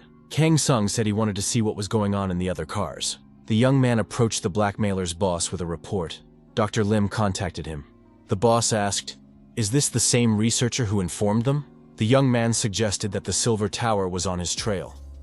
After the incident at the research center, the circle of suspects was narrowing, and he felt the pressure. So he said he would like to make one last deal with them for a big job. This man had been very useful when he worked at the center. Now he wanted to participate in a big deal and wash his hands of it. The boss told his assistant to agree to the deal, but after getting the information, to deal with this person. After all, Dr. Lim surely knows a lot about their organization. The assistant said that Dr. Lim chose the train as the meeting place. It will be a little difficult to deal with him right away. The boss said that the doctor was smart and asked Chil-gu what to do in such a situation. Chil-gu suggested blowing up the entire train and destroying everyone at once. After all, the main thing is that there are no clues left. He likes that. That's why Chil-gu is their trump card. He has to go and figure it out himself. The villains told the boss to trust them. A luxury train car, A passenger is nervous and glances at his watch. Why aren't they here yet? The passengers were a broker, a trader from the Crystal Research Center, Dr. Limit. An old woman sat down next to the doctor and apologized for keeping him waiting. The man did not expect anyone to come to the meeting looking like that. The old woman suggested that the doctor might be under surveillance. The woman said that they had to be careful not to be exposed. The old woman took out a box and said that her nephew hadn't eaten anything since morning. The man was surprised. The woman said she had brought food and added that the doctor should open the box. Inside the box, among other things, was a crystal of the highest quality. The old woman asked if the doctor would like the food. Dr. Lim said it was amazing, a very large crystal. The broker thought he could sell the crystal and go abroad. He told the woman he would eat it later. The doctor said he had something for the woman too. There was a flash drive in the doctor's bag. The doctor said it wasn't fake or cheap. The doctor whispered in her ear that she would like the contents of the flash drive even more. The woman expressed her confidence in this. The old woman said she had to leave soon. Dr. Lim warned her to be careful. The old woman thought that this doctor did not understand stones. She had given him a difficult crystal. It was a time bomb that would explode with a force equal to the purity of the crystal. When the train approached the next station, there would be an explosion. Kang Sun passed by the old woman. The woman continued on her way. The old woman said it was time for her to get off, opened the door, and jumped out of the moving train. The woman landed deftly on her feet, and the train continued on its route. The old woman straightened her posture and continued on her way. The woman took off her mask, and it turned out to be Chil Gu, a representative of the Blackman. He said that it was very hot in this mask. Chil Gu opened the bag and wanted to take out the flash drive. The criminal was frightened when he looked inside the bag. How was this possible? Where had it gone? After meeting the old woman in the train car, our hero found himself holding a flash drive. He thought he was seeing it for the first time. Kang Sung approached Dr. Limit. The young man thought he didn't want to ruin Ha-Yun's birthday over such trifles. After all, he was going to deal with it quietly. Our hero defused the crystal bomb by absorbing its magical power. He decided to pass on the data from the flash drive to someone who could use it. Go Eun-sol dozed off while sitting on the train. She felt a little seasick. The girl woke up unexpectedly and thought that trains were a good place to sleep. She found a bundle in her hand. Eun-sol unwrapped the paper and saw a flash drive inside. The paper had a note saying that this flash drive had been taken from Blackman. Details could be obtained from the doctor in the luxury car. Kang Sung returned to his friends. Ha-Yun continued to look out the window. Kang Soon said that he had been everywhere, even in the luxury car. There was nothing unusual there. Ha-Yun told her uncle that she had something and reached into her bag. The girl took out some cookies and handed them to our hero. After all, he had kept the train safe. Kang Seong assumed that Ha-Yun knew everything. An old smithy on the outskirts of town. The blacksmith and his assistant were working on making a sword. So Chul took the sword with both hands and hardened it by dipping it in water. When the sword was ready, the blacksmith checked his work and was satisfied. The old man took the sword to a specially prepared room. The assistant was also satisfied. The young man said that he was finally free. It was Kim Yoon-sik, So Chul's apprentice. He had completed his 18th task. The old man hung the sword on the wall next to the others. There was a knock at the door, and Myung-hee appeared on the threshold. The girl asked how So Chul was doing. The blacksmith asked when she had arrived. Myung-hee replied that she had been there for 10 minutes. She had been waiting and did not want to disturb him. So Cheol said that this time they finished quickly because they had found good materials. The blacksmith added that the stones in the dungeon were of good quality. Myung-hee was glad to hear that. So Chul didn't think the girl had come to talk about trivial matters. What had brought such a busy person here? The girl said she had come because of the weapon of light. Myung-hee placed the crystal on the table and said that the stone had been found recently. The girl added that it was the seed of the weapon of light. So Cheol said that when she brought that girl, he was very surprised. His teacher's notes contained similar words. A weapon that contains the will of the gods. A divine weapon. There, he described the weapon of light. The old man added that there were other lines there, and they coincided with the theory of the creation of this weapon. The teacher created a sword that was recognized as the best in the world and became a national treasure. As absurd as it sounds, he died under the rubble of the building. So Chul received a notebook from him with notes and secrets of weapon making. It contained not only techniques for creating artifacts, but also legends. Most of them were related to the divine weapon. It said that there were 2 ways to obtain it. The first was to pass the high-level gate trials and receive it as a reward. The second was to make it from a stone that contained divine energy. So Chul initially thought that all these stories about divine weapons were just exaggerations. Uriel's dagger fit this description, but it did not seem that remarkable. It would be difficult to reproduce it exactly, but if he had the materials, even with his abilities, it would be quite possible to create something similar. However, after reading his teacher's notes, Sochil changed his mind. Perhaps the weapon of radiance can be revived. Could a weapon really have its own will? The old man pondered. So what he had seen before was not a divine weapon. After that, he submitted a request to the association and managed to obtain a stone in which the weapon of light was in a dormant state.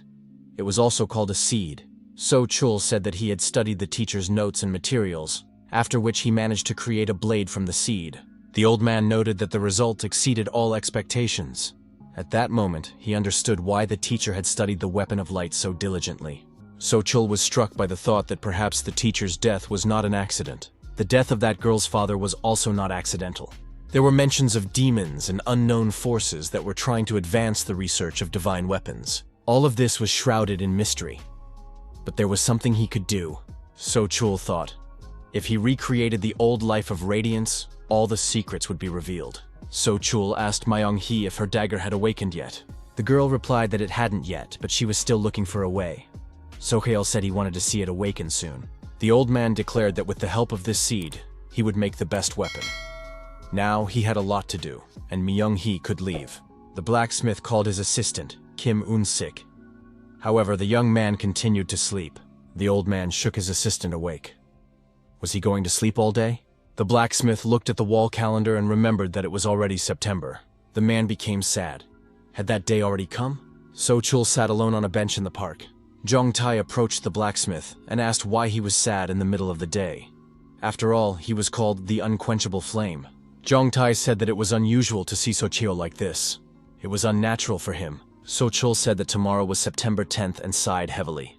September 10th was the day the black man had dealt with his granddaughter. Bright light attracts gnats. When Sochil took over his teacher's business, there were those who hunted for his abilities and the S-rank artifacts he made. One day, the blacksmith received a phone call. They said that the black man had kidnapped his granddaughter. Their demands were simple. Secretly make an artifact for them. However, So Chul could not give a powerful weapon into the hands of villains. He refused to comply with their demand. As a result, the villains killed the girl. After that, every time he looked at children, the old man remembered his granddaughter. To those around him, he seemed like just a grumpy old man, but he was very gentle with children. Jong-tae told his friend to be brave. His feelings were understandable, but his granddaughter would not have liked to see him in such a state. Jong-tae told his friend that the girl he was talking about usually walks home from kindergarten at this time. She is the girl who was not afraid. Jong-tae added that she also looked at him and said he had a beautiful soul. The old men heard the girl humming the song. Once upon a time there were 3 bears. Jong-tae turned around and saw Ha-yoon. The girl was walking with her uncle and continued to hum, "Papa Bear, Mama Bear." Ha-yoon was delighted to see her grandfather.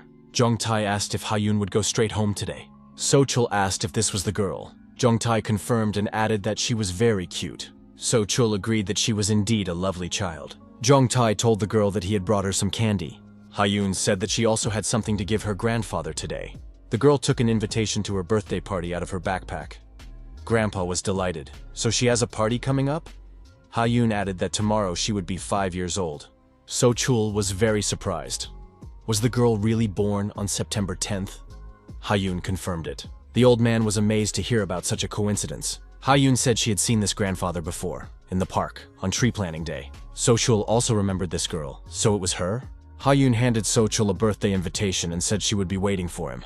Ha-yoon told the old man that she wanted him to stop being sad. Ha-yoon went home with her uncle, and the old people waved goodbye to her. So-chul told his friend that he understood why he felt that way about this girl. The birthday arrived.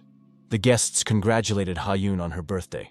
In front of the girl stood a large birthday cake with lit candles. Ha-yoon made a wish and blew out the candles. Jong-tae gave the girl a present. Ha-yoon thanked her grandfather. The old man said that it was a gift from So-chul. He was busy and couldn't come, but asked him to give it to her. Ha-yoon opened the box with undisguised interest. Inside the box was a bracelet and a note. The girl's mother said it was a genuine artifact and a very expensive item. Mr. So-chul had made it himself. It was indeed very valuable. The birthday girl's mother said that they felt uncomfortable accepting such a gift. Jongtae noted that his friend would not take the gift back. Hyun also noticed the note. Sochul wrote that the girl should accept this gift. If she didn't need it, she could throw it away. This bracelet could save her life. No one knows what will happen in the future. It is not worth repeating his mistakes. The bracelet should be put on the girl's wrist. Kang Seong said that she would have to accept the gift if the old man insisted. It seemed that he really liked Hyun. She couldn't refuse the old man's gift. Kang Seong saw Hyun waving her arms and humming something about potatoes. The young man asked the girl what she was doing. Hyun replied that tomorrow she was going to dig sweet potatoes with her kindergarten, so she was practicing. Kang Seong was glad that the girl had so much energy. Our hero said that if Hyun waved her arms so vigorously, she might hurt the tubers or her friends who were nearby. It is important not to be the strongest, but to use even a little strength wisely. Hyun said she understood her uncle. She should handle the hoe more gently. The girl promised to do as her uncle recommended and bring back a lot of sweet potatoes tomorrow. The next day arrived. The children arrived at the designated place to harvest. The teacher said that today they would be digging sweet potatoes in this field. But first, they needed to learn the basics and have some snacks. Many children said they wanted to start digging as soon as possible. The teacher announced that today's snack would be chocolate buns. Would anyone really refuse? 2 dots lit up in Hyun's bag. Q had been there all along.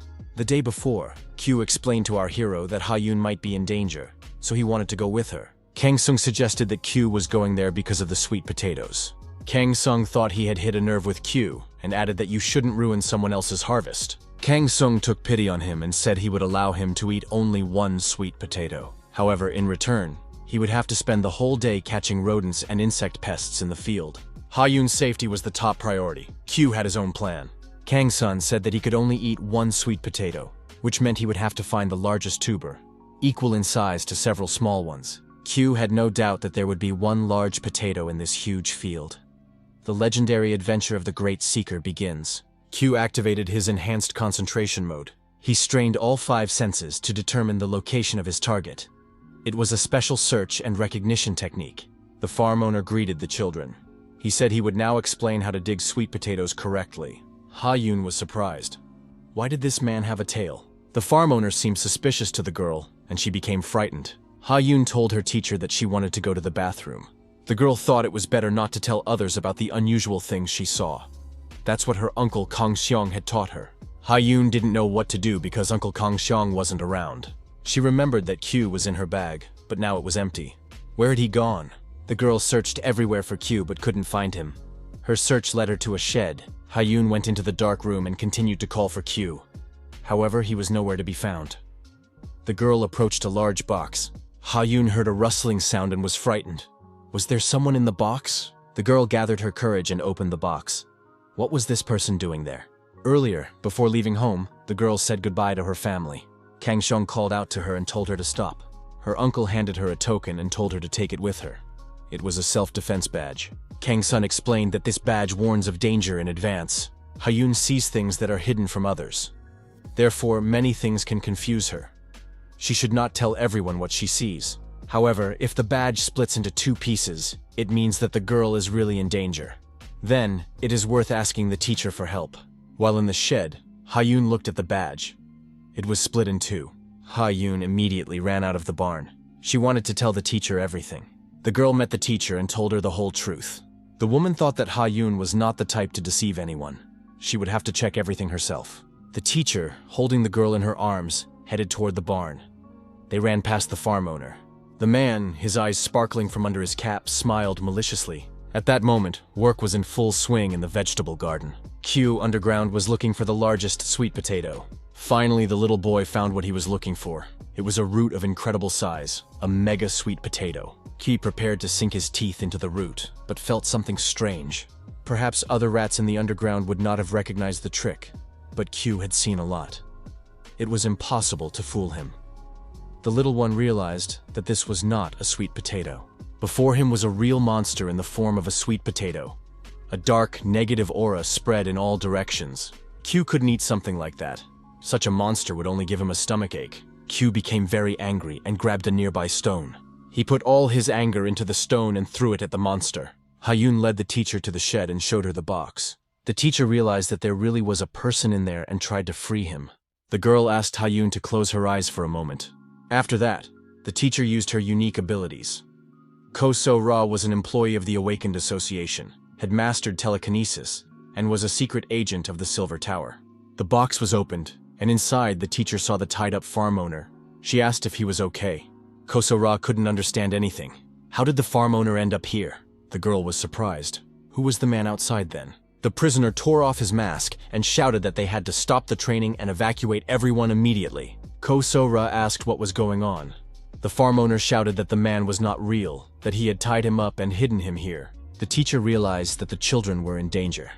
She told Ha-yoon to hide here and not come out. Ko-so-ra realized that something bad had happened, and that she needed to get back to the children as soon as possible. The teacher ran out of the barn and ran into the imposter. The man continued to grin maliciously and asked where Teacher Ko was rushing to. The girl sensed a hostile aura about him. Who was he really? Why was this imposter pretending to be the owner? And most importantly, what was he going to do with the children? The villain laughed. Did the teacher really want to know? Ko-so-ra took the initiative and, gathering momentum, tried to kick the imposter in the jaw. Ha-yoon heard a crash, the doors flew open, a cloud of dust rose, and someone flew into the barn. When the dust cleared, the girl saw the teacher trapped in a protective sphere. Ko-so-ra told Ha-yoon not to come closer. It was very dangerous. The villain declared that this was extremely unexpected. How could an ordinary teacher repel his blow? Ko-so-ra left the room again. The villain suggested that the girl was a secret agent of the Silver Tower. However, according to him, she would not be able to prevent his plan from being carried out. It was Stingtail, a representative of the hippopotamus demon race. He said he was interested in something else.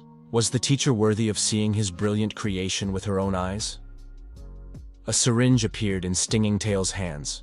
Ko-so-ra noticed that the creature's appearance had changed. In addition, she could sense a repulsive demonic energy. He was definitely one of the demons. Ko-so-ra thought that in that case, she couldn't back down. The girl activated her abilities and used the power of her mind to send the barn door flying toward the monster. Stingtail couldn't withstand the collision with the door and flew far back. There was a powerful explosion.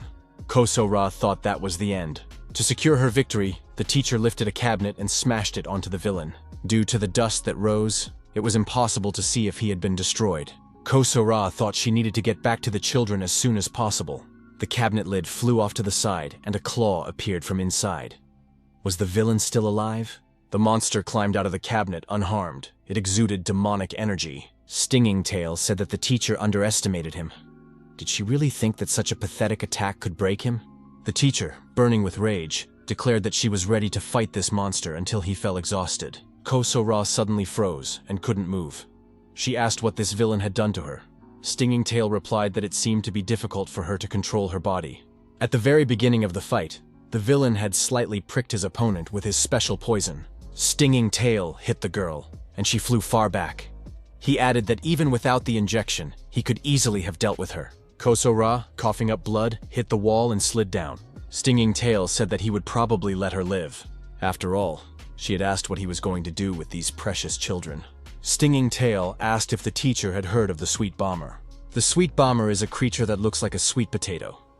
Even the awakened find it difficult to distinguish it from an ordinary vegetable. However, it is actually a demonic beast that suddenly appeared after the destruction of the gate. It explodes upon contact with animal saliva or a strong blow. Because of it, many people suffering from hunger died at the beginning of the Great Change era. Stingtail said that this sweet bomber is one of his masterpieces. The villain noticed that the teacher had understood everything correctly.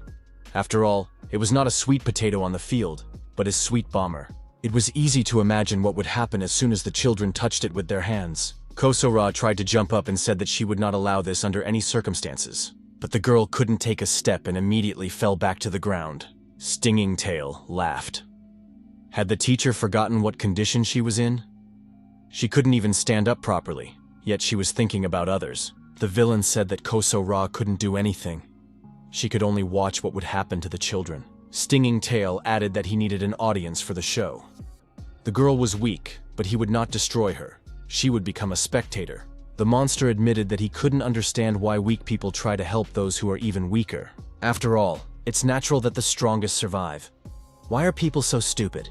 The teacher asked why the monster wanted to do this to the children. They weren't guilty of anything. Stingtail replied that he liked to torment the weak. He wants to see the insides of small creatures burst and blood spatter everywhere. And if you add to that the teacher convulsing with guilt, It will be even more fun. The villain said that now Kosora understood why he had chosen her as the audience for his performance. There was an explosion. The villain added that it had started a little earlier than he had expected. Kosora thought, if only she were a little stronger. Stinging Tail regretted not seeing everything with his own eyes. However, it was time to gather the energy of despair. This energy remains from children who died in a similar way. Q continued to aim and throw stones at the monster. The stones hit the monster and flew off to the side. After a while, the monster began to change, and holes appeared on its body, from which demonic energy began to escape. Soon there was an explosion, which was heard by Stingtail and Kosora. The teacher shouted for the children to stay calm and not be afraid. Q rushed to the remains of the monster to what was left after the explosion. But another explosion thundered, and Q flew far back. Kang's son picked Q up and told him he was doing a good job. The hero declared that now Q could trust him with this matter. Stinging Tail didn't understand what was happening. In fact, nothing was happening. The monster wondered why he wasn't getting any energy. Kosora thought that meant the children were still alive. It was too early to despair. She had to distract the villain with something. The girl said she didn't know exactly what had happened, but it seemed that Stinging Tail's plan had failed miserably. Was this really his brilliant creation? The villain was outraged. How dare a human speak of him that way? She must shut up immediately. Stinging Tail struck the girl again with his claw, and she flew far back. The monster realized that now he would not be able to create the Ring of Despair and gather the necessary amount of energy. The villain looked at the teacher and decided that it was all her fault. Stinging Tail said that this pathetic and weak creature was rejoicing too soon. The monster declared that he would destroy her first, and then send the children after her. The villain ran towards the girl, but Hayun appeared in front of them. The girl spread her arms out to the sides, trying to protect her teacher. Kosora screamed in fear, asking what Hayun was doing there. The monster roared that in that case, he would destroy them both. Kosora hugged the girl and said that it was too dangerous. At that moment, Stinging Tail was blocked. Kang Sung appeared behind him and asked how this scoundrel dared to touch Hayun. The hero and the monster found themselves inside a sealed sphere. Kang Sung grabbed the villain by the neck and said he would have to teach him a lesson. Stinging Tail was surprised to find himself inside the inventory.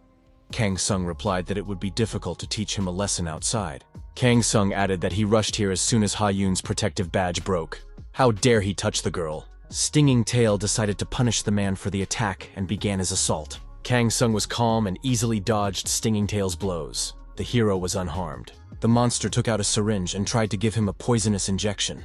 The villain swung and struck Kang Sung in the head with the needle. However, Kang Sung easily blocked the attack, and the needle did not reach its target. Stinging Tail couldn't believe it. Could a human really block his attack? Kang Sung counterattacked and inflicted significant damage on his opponent. The monster was deactivated and could barely continue the fight. The villain was furious.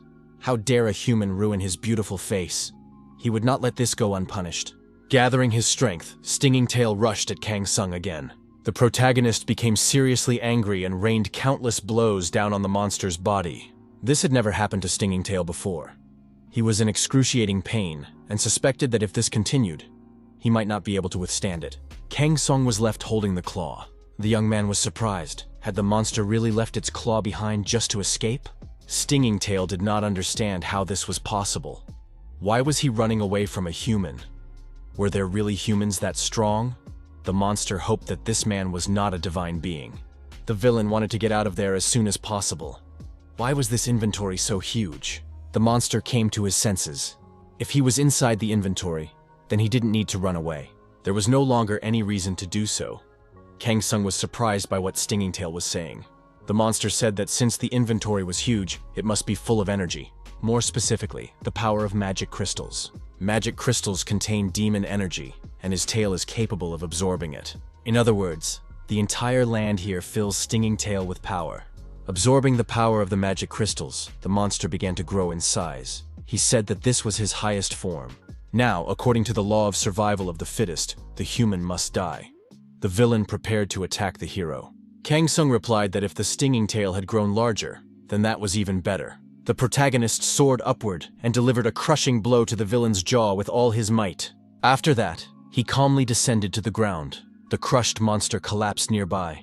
The villain was destroyed. Kang Sung completed his task and protected Hayun and the other children. Sweet potatoes were served as an appetizer for dinner. Hayun said that there was nothing tastier in the world. The restaurant manager did not expect Kang Sun to bring so many sweet potatoes. The hero explained that the farm owner had given him the sweet potatoes as a token of gratitude. He couldn't refuse. At first, he wanted to give away part of his farm, but the teacher Ko So-ra stopped him. Then the farmer promised to send sweet potatoes every year. Mom told Ha-yoon not to rush and to wash down the potatoes with lemonade. The girl said that lemonade goes well with sweet potatoes. Kang Sung thought it was good that Ha-yoon wasn't in too much shock, but the demon's words kept bothering him. He didn't expect there to be a strong person in the second world as well. Kang Sung wondered, did Stinging Tail mean that he was from another dimension? How did he manage to get here? The monster replied that only those who possessed his power could overcome the distance between dimensions. No matter how strong a person was, they were nothing before him. Kang Sung thought about the power that could be used to travel between worlds. If he used it, maybe he could return to his own world. The hero arrived at the restaurant on time. But why was it closed? The country was celebrating a harvest festival, a non-working day. Kang Sung told Sung Tai that there were too many holidays this month. Could today's closure also be related to the holiday? Sung Tai was surprised. Did Kang Sung really know nothing about this holiday? It was one of the most important days of the year. In the past, it was celebrated when the harvest was gathered and ancestors were thanked.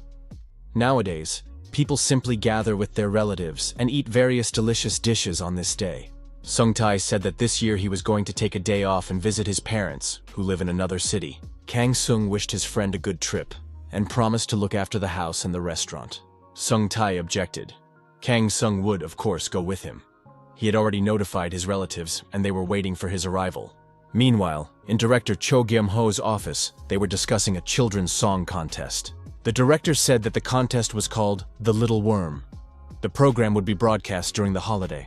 The young man greeted Ha-yoon's mother and introduced himself. His name was Yeom Jin-wook, and he was a producer for DBS channel. The producer said that they wanted to showcase talented children on this program.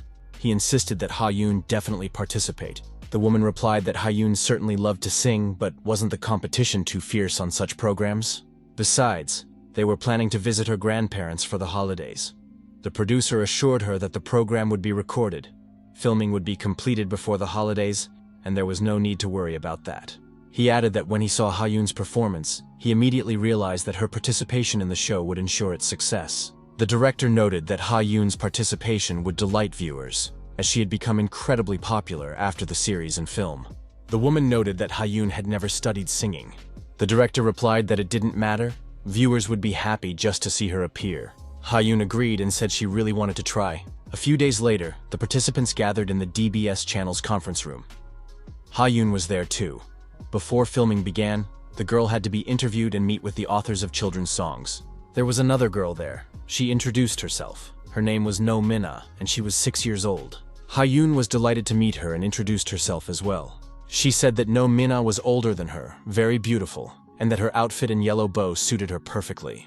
No Minna replied that Ha-yoon also had a very cute outfit and looked like a model from a children's fashion magazine.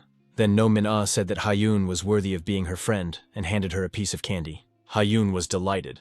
No Minna clarified that she had given the candy only to her. The manager invited the girls to the interview room. In the studio, the host asked one of the participants, "Is this her first time in such a place? How does she feel now and what is she ready to share with the audience?" The girl replied that she wasn't interested in being there, but her mother had told her to come. Another participant admitted that he had been promised a robot hunter if he took first place. Another girl said nothing and sat there looking unhappy. The host thought that interviewing children was really not easy. Next was Ha-yoon.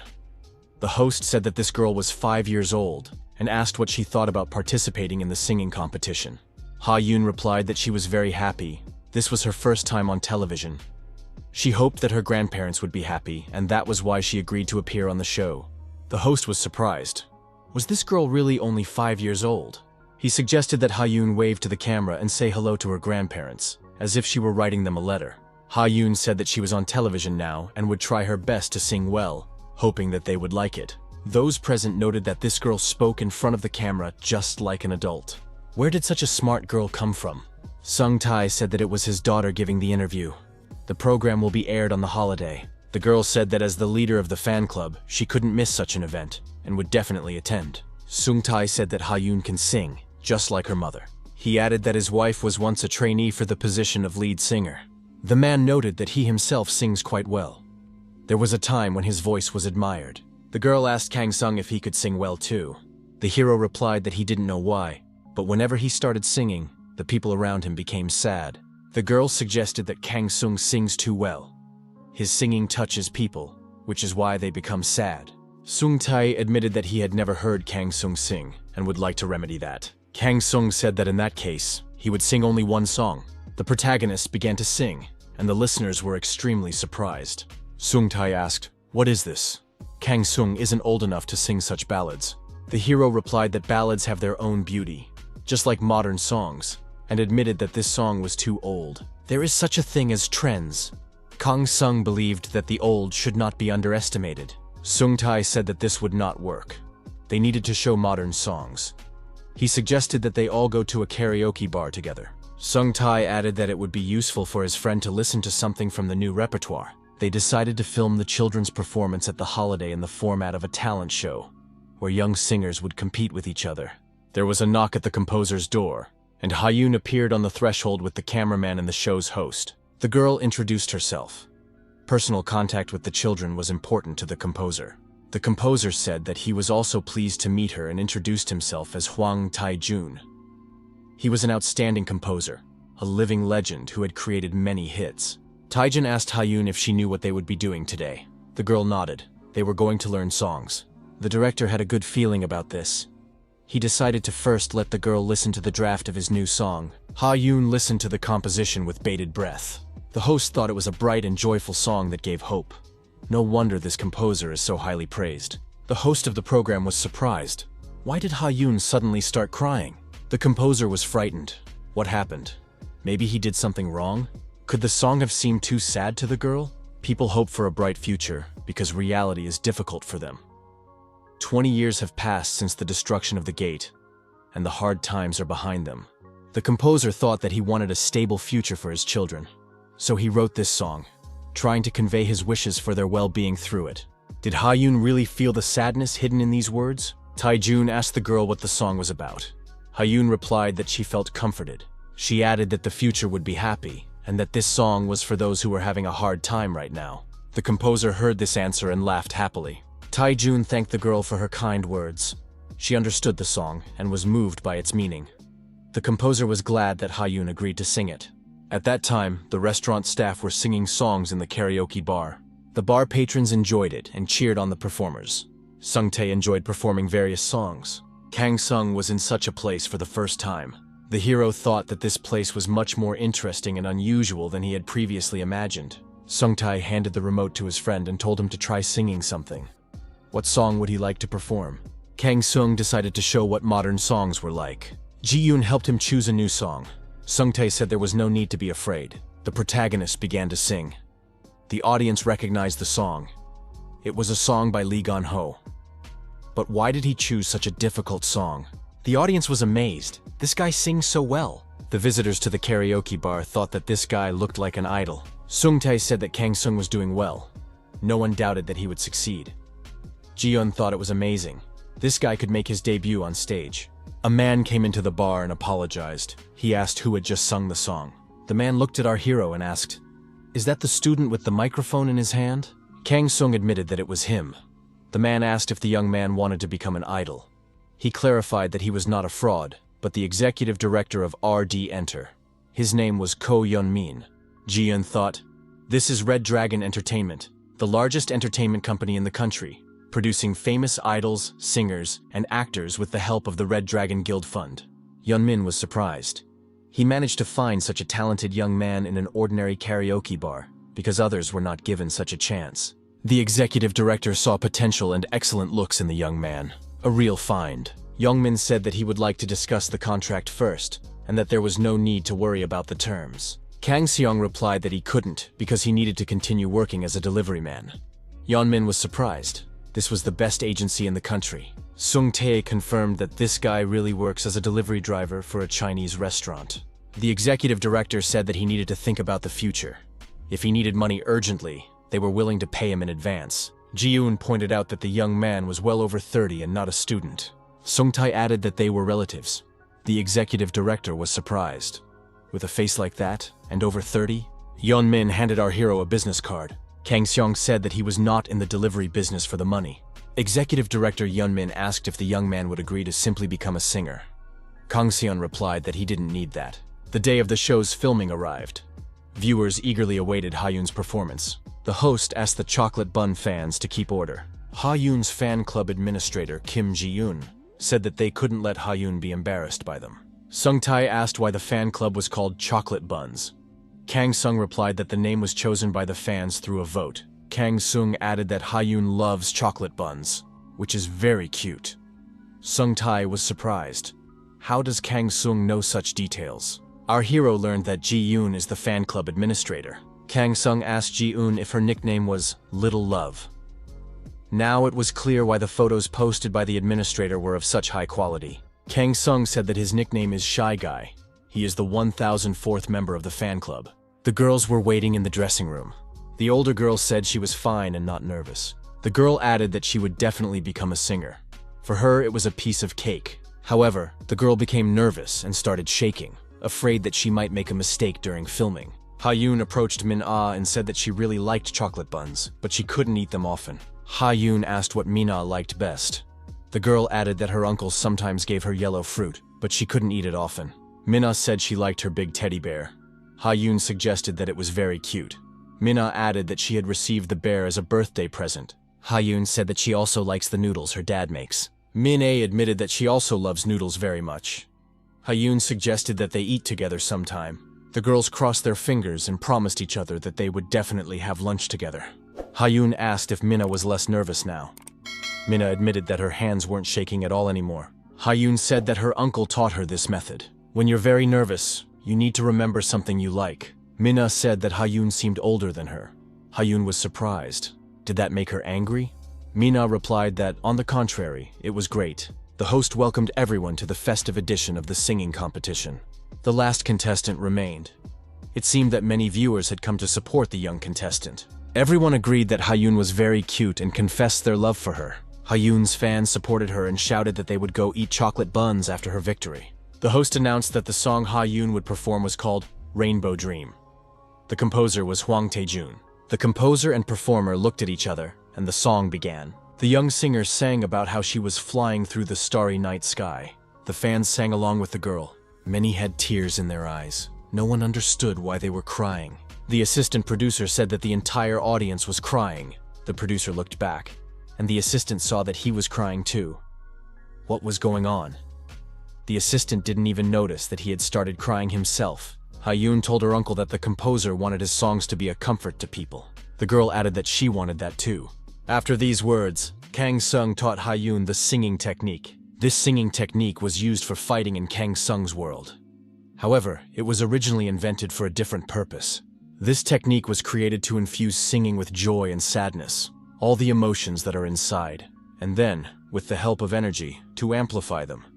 This technique suited Ha-yoon perfectly, as the girl had a kind soul and a bright aura. With tears in his eyes, Sung-tae couldn't believe that this was his precious daughter performing. Min-ah watched from behind the scenes and also cried. Could Ha-yoon really sing better than her? Ha-yoon won first place in this competition without question. Min-ah took second place. For a while, the girls posed for photojournalists. Their friendship grew even stronger. Thus ended the singing competition. In the Silver Tower, work continued as usual on a weekday. An employee asked Manager Song if he had checked the list of days off for the first department for the holiday. Manager Sun apologized, saying he had a lot of paperwork to catch up on. Manager Sun checked the information and said that Lee Yong-gon had volunteered to work again. Why did he stay to work every year? Lee Yong-gon said that this time his parents had come to visit him.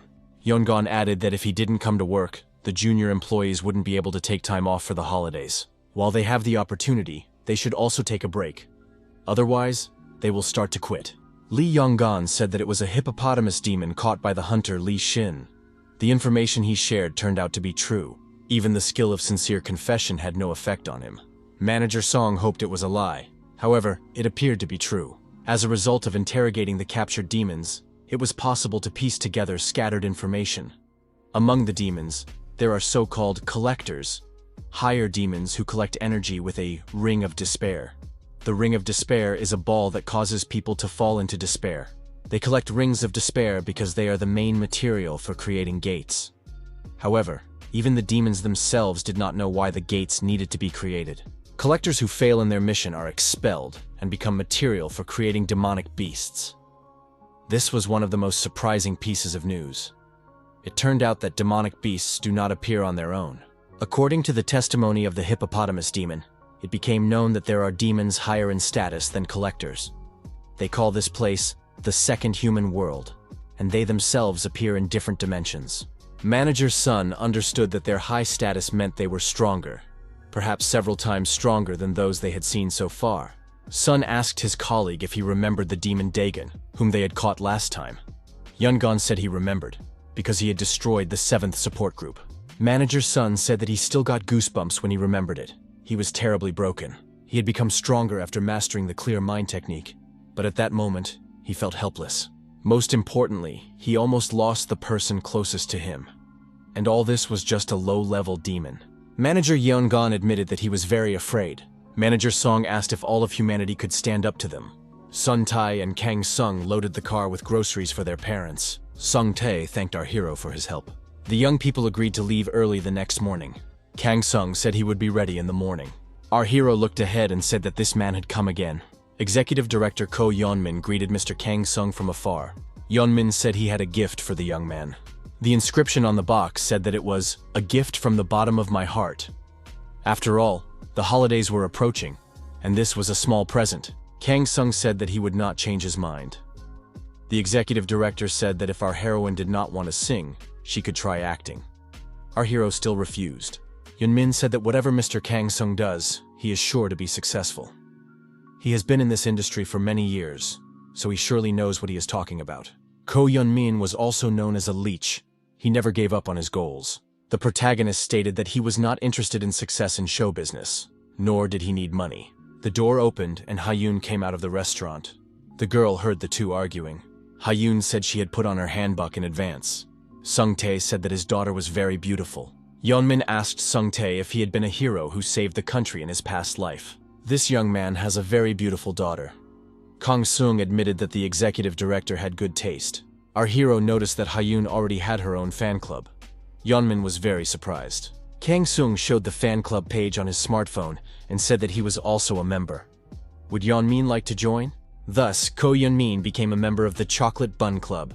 His grandparents were very happy to see their granddaughter. Sun Tae's parents, Yoo Geun-yeon and Park Min-ae, said that their granddaughter had grown up a lot. Grandma said she really wanted to say hello to her dear daughter-in-law. Min-ae looked at Sun Tae and said that he looked more like a son-in-law than a son. Geun-yeon looked at Kang Seong and said, "Is this really the same young man?" Our hero greeted them and introduced himself. He said he owed a lot to their son. Geun-yeon said that they had heard a lot about Kang Sung. Sun Tai added that this guy was a great help to him at the restaurant. All the guests should hurry into the house and sit down at the table. Kang Sung received a message from the hunter Li Shin. He thanked the protagonist and congratulated him on the holiday.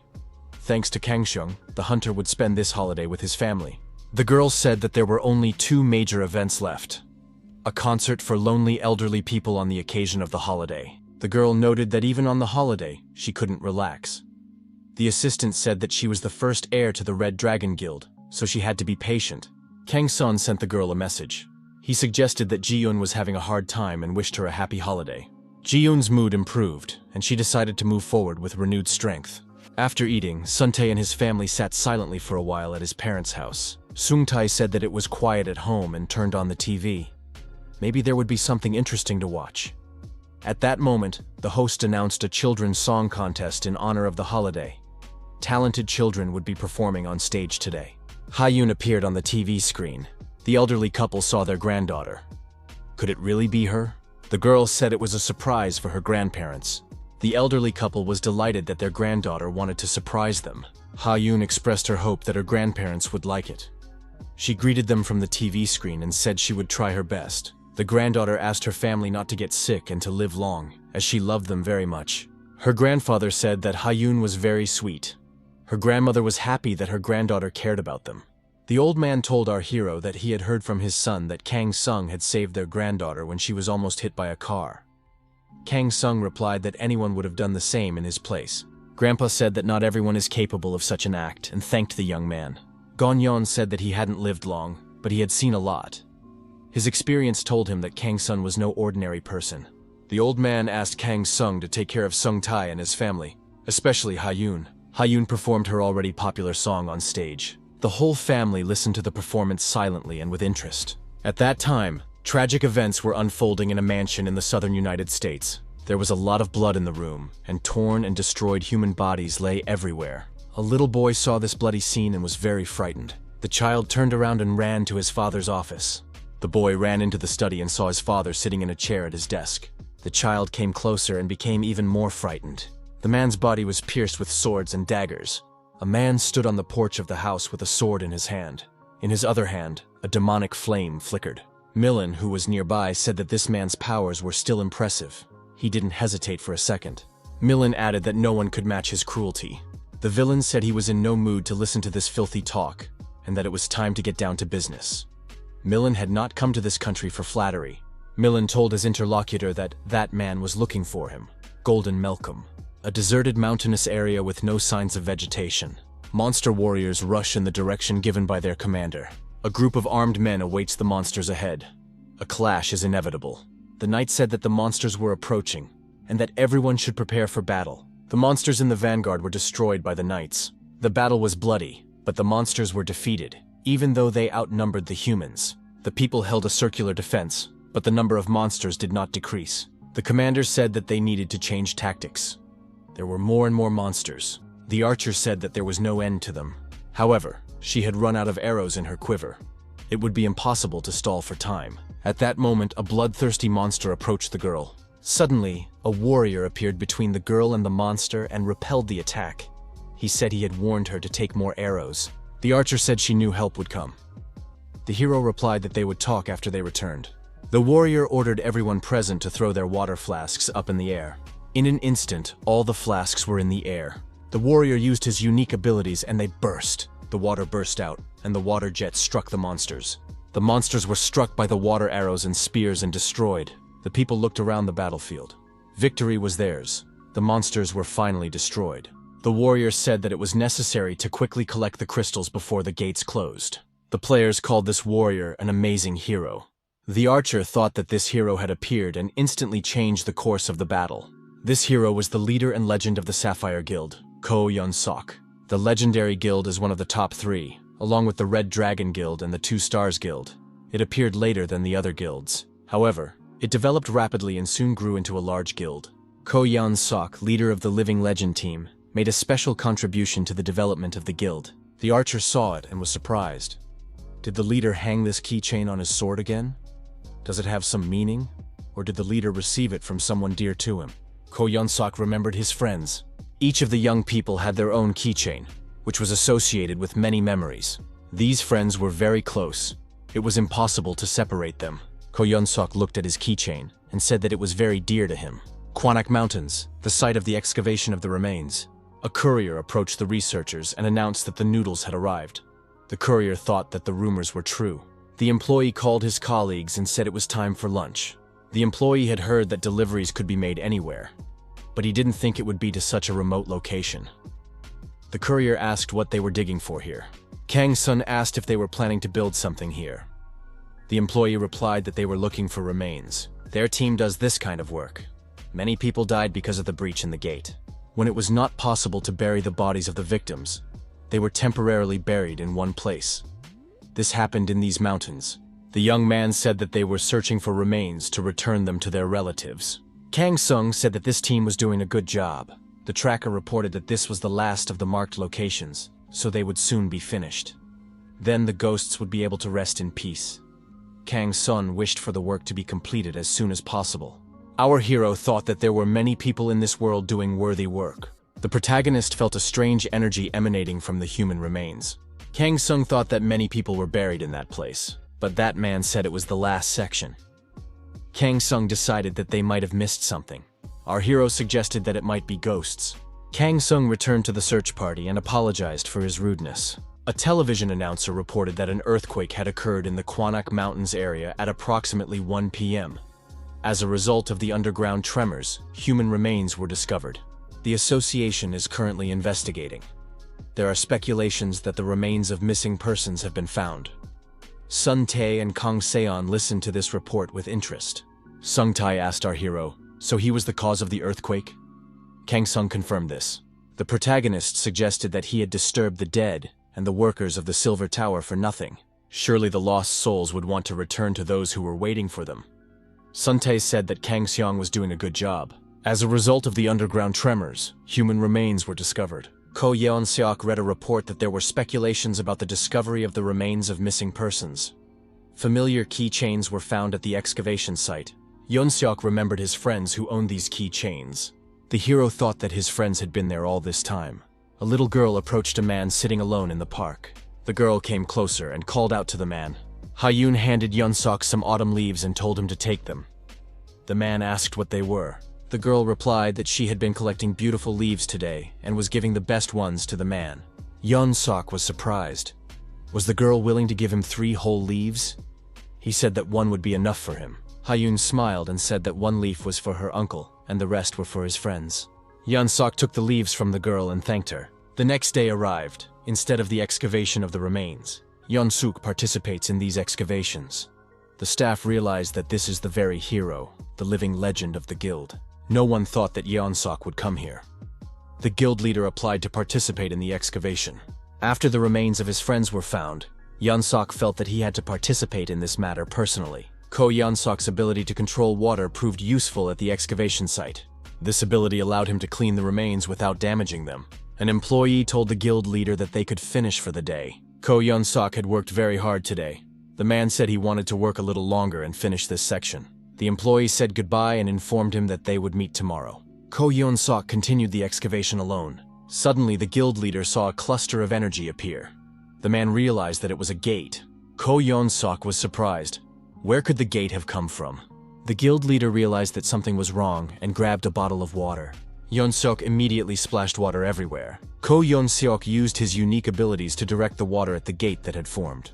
The guild leader understood that this threatened to destroy the soil and, therefore, the excavation site. Until the Silver Tower could deal with the situation, it was necessary to block the opening of the gate. The remains of people whose relatives were searching for them rested here. Yeon Seok was able to block the gate from opening, but his strength was already at its limit. A man appeared behind the leader and said that Yeon Seok had done well, but now he could leave it to him. Yeon Seok was immobilized by a blow to the neck and lost consciousness. Ko Yeon Seok regained consciousness in a hospital bed. They explained to him that he was in the hospital and asked how he was feeling. When asked what had happened to the gate, the nurse replied that there was no need to worry about it. Hunter Lee Shin, who was passing by, took care of the gate. Thanks to him, the excavation site also remained intact. The man was surprised. Is that really true? He felt relieved. 3 autumn leaves lay on the table near the bed. Kang Song watched what was happening in the hospital room from outside. The mercenary approached the Lord, who was sitting on the throne.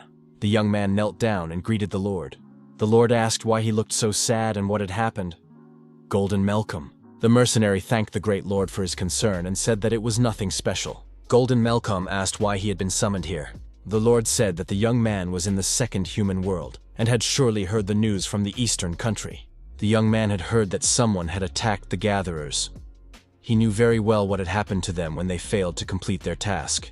Officially, it was reported that they were stuck in a fiery hell or in ice blocks. However, in reality, they were destroyed by Milan. They became material for creating new monsters. The Lord said that the tribe of light had begun to stir. Golden Malcolm asked, "These puppets?" The Lord told the young man to go to the eastern country and find out what had happened there. If anyone tried to stop him, he had to get rid of them. The young man said he would obey and thought, is the Lord really going to get rid of him? However, he was not going to suffer in silence.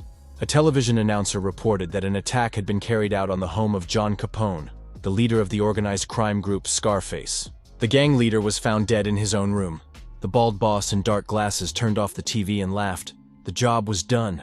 The man said that everything was just wonderful, that this guy had not disappointed him. The bald boss thanked the hitman M for his work. The bald boss handed him a bag of money and said it was the promised reward. The bald man added that there was also a generous bonus in the bag. The gang boss said that this time, Hitman M had surpassed himself. Apparently, he was one of them. Maybe he should be called not M for masochist, but S for sadist? Killer M immediately pulled out his blade and held it to the bald man's neck. The bald man was, of course, very frightened. The bald man's gang members immediately took out their firearms and pointed them at the killer M. The boss told everyone to put down their weapons immediately. The bald man tried to smile and said it was a joke.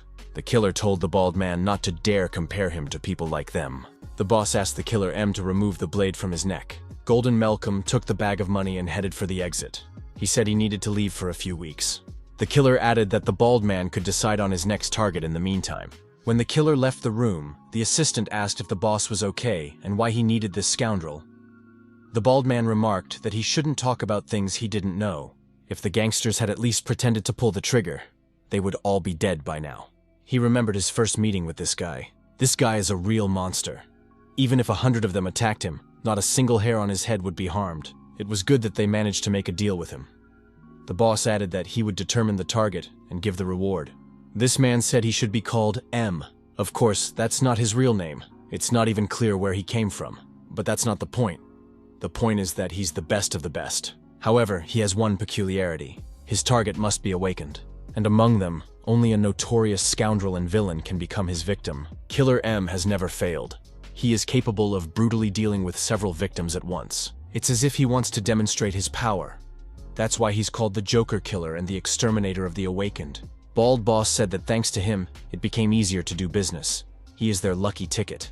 After all they have to do is find a target, and they no longer need to get their hands dirty to make a lot of money. The Bald Boss didn't know where M had gone, but wherever that place was, blood was surely being sold there. The man presented his badge and said he was a secret royal official. Kang Sung and Sung Tae watched a TV series about this official with interest.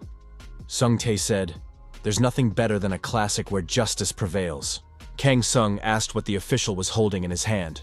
Sung Tae explained that this token is called a mafi. During the Joseon dynasty, officials could use horses with it. The number of horses depicted on the token was the number that was issued. In addition, the token served as identification for officials who were sent to distant areas. Now, it symbolizes the status of royal officials. The protagonist thought he had definitely seen a similar token before. The man told the child that this item belonged to his great-grandfather. Whoever finds it will be able to return. Kang Sung thought that the memories were too vague. But where did his great-grandfather get a token from the Joseon dynasty? How did he end up with it? Sung Tae reminded him that today was his daughter's last day of filming. He added that he wanted to make a chocolate cake for the girl in honor of this. Filming for the movie Uncle and Girl had come to an end. The director said that Ha-yoon was simply wonderful. The girl noted that it had been very interesting for her. Ha-yoon added that she was even sad because they might not see each other again. The director said that if the young actress agreed to star in his next film, they would meet again. Ha-yoon promised to agree. The director felt as if he had only met this girl yesterday. Even then, she seemed incredibly talented to him. Now she has become a truly experienced actress. As a director of many projects, he was sure that Ha-yoon would become a real star. The executive director appeared on the set and greeted everyone. He said he hadn't seen Ha-yoon in a long time. Ko Yeon-min guessed that the girl's mother was nearby. He introduced himself and said that he was the executive director of RD Entertainment. He was also a member of Ha-yoon's fan club. Yeon-min said he would like to make a proposal. Their company would like to record an album with Miss Ha-yoon. The woman was surprised. Did her daughter really receive such an offer?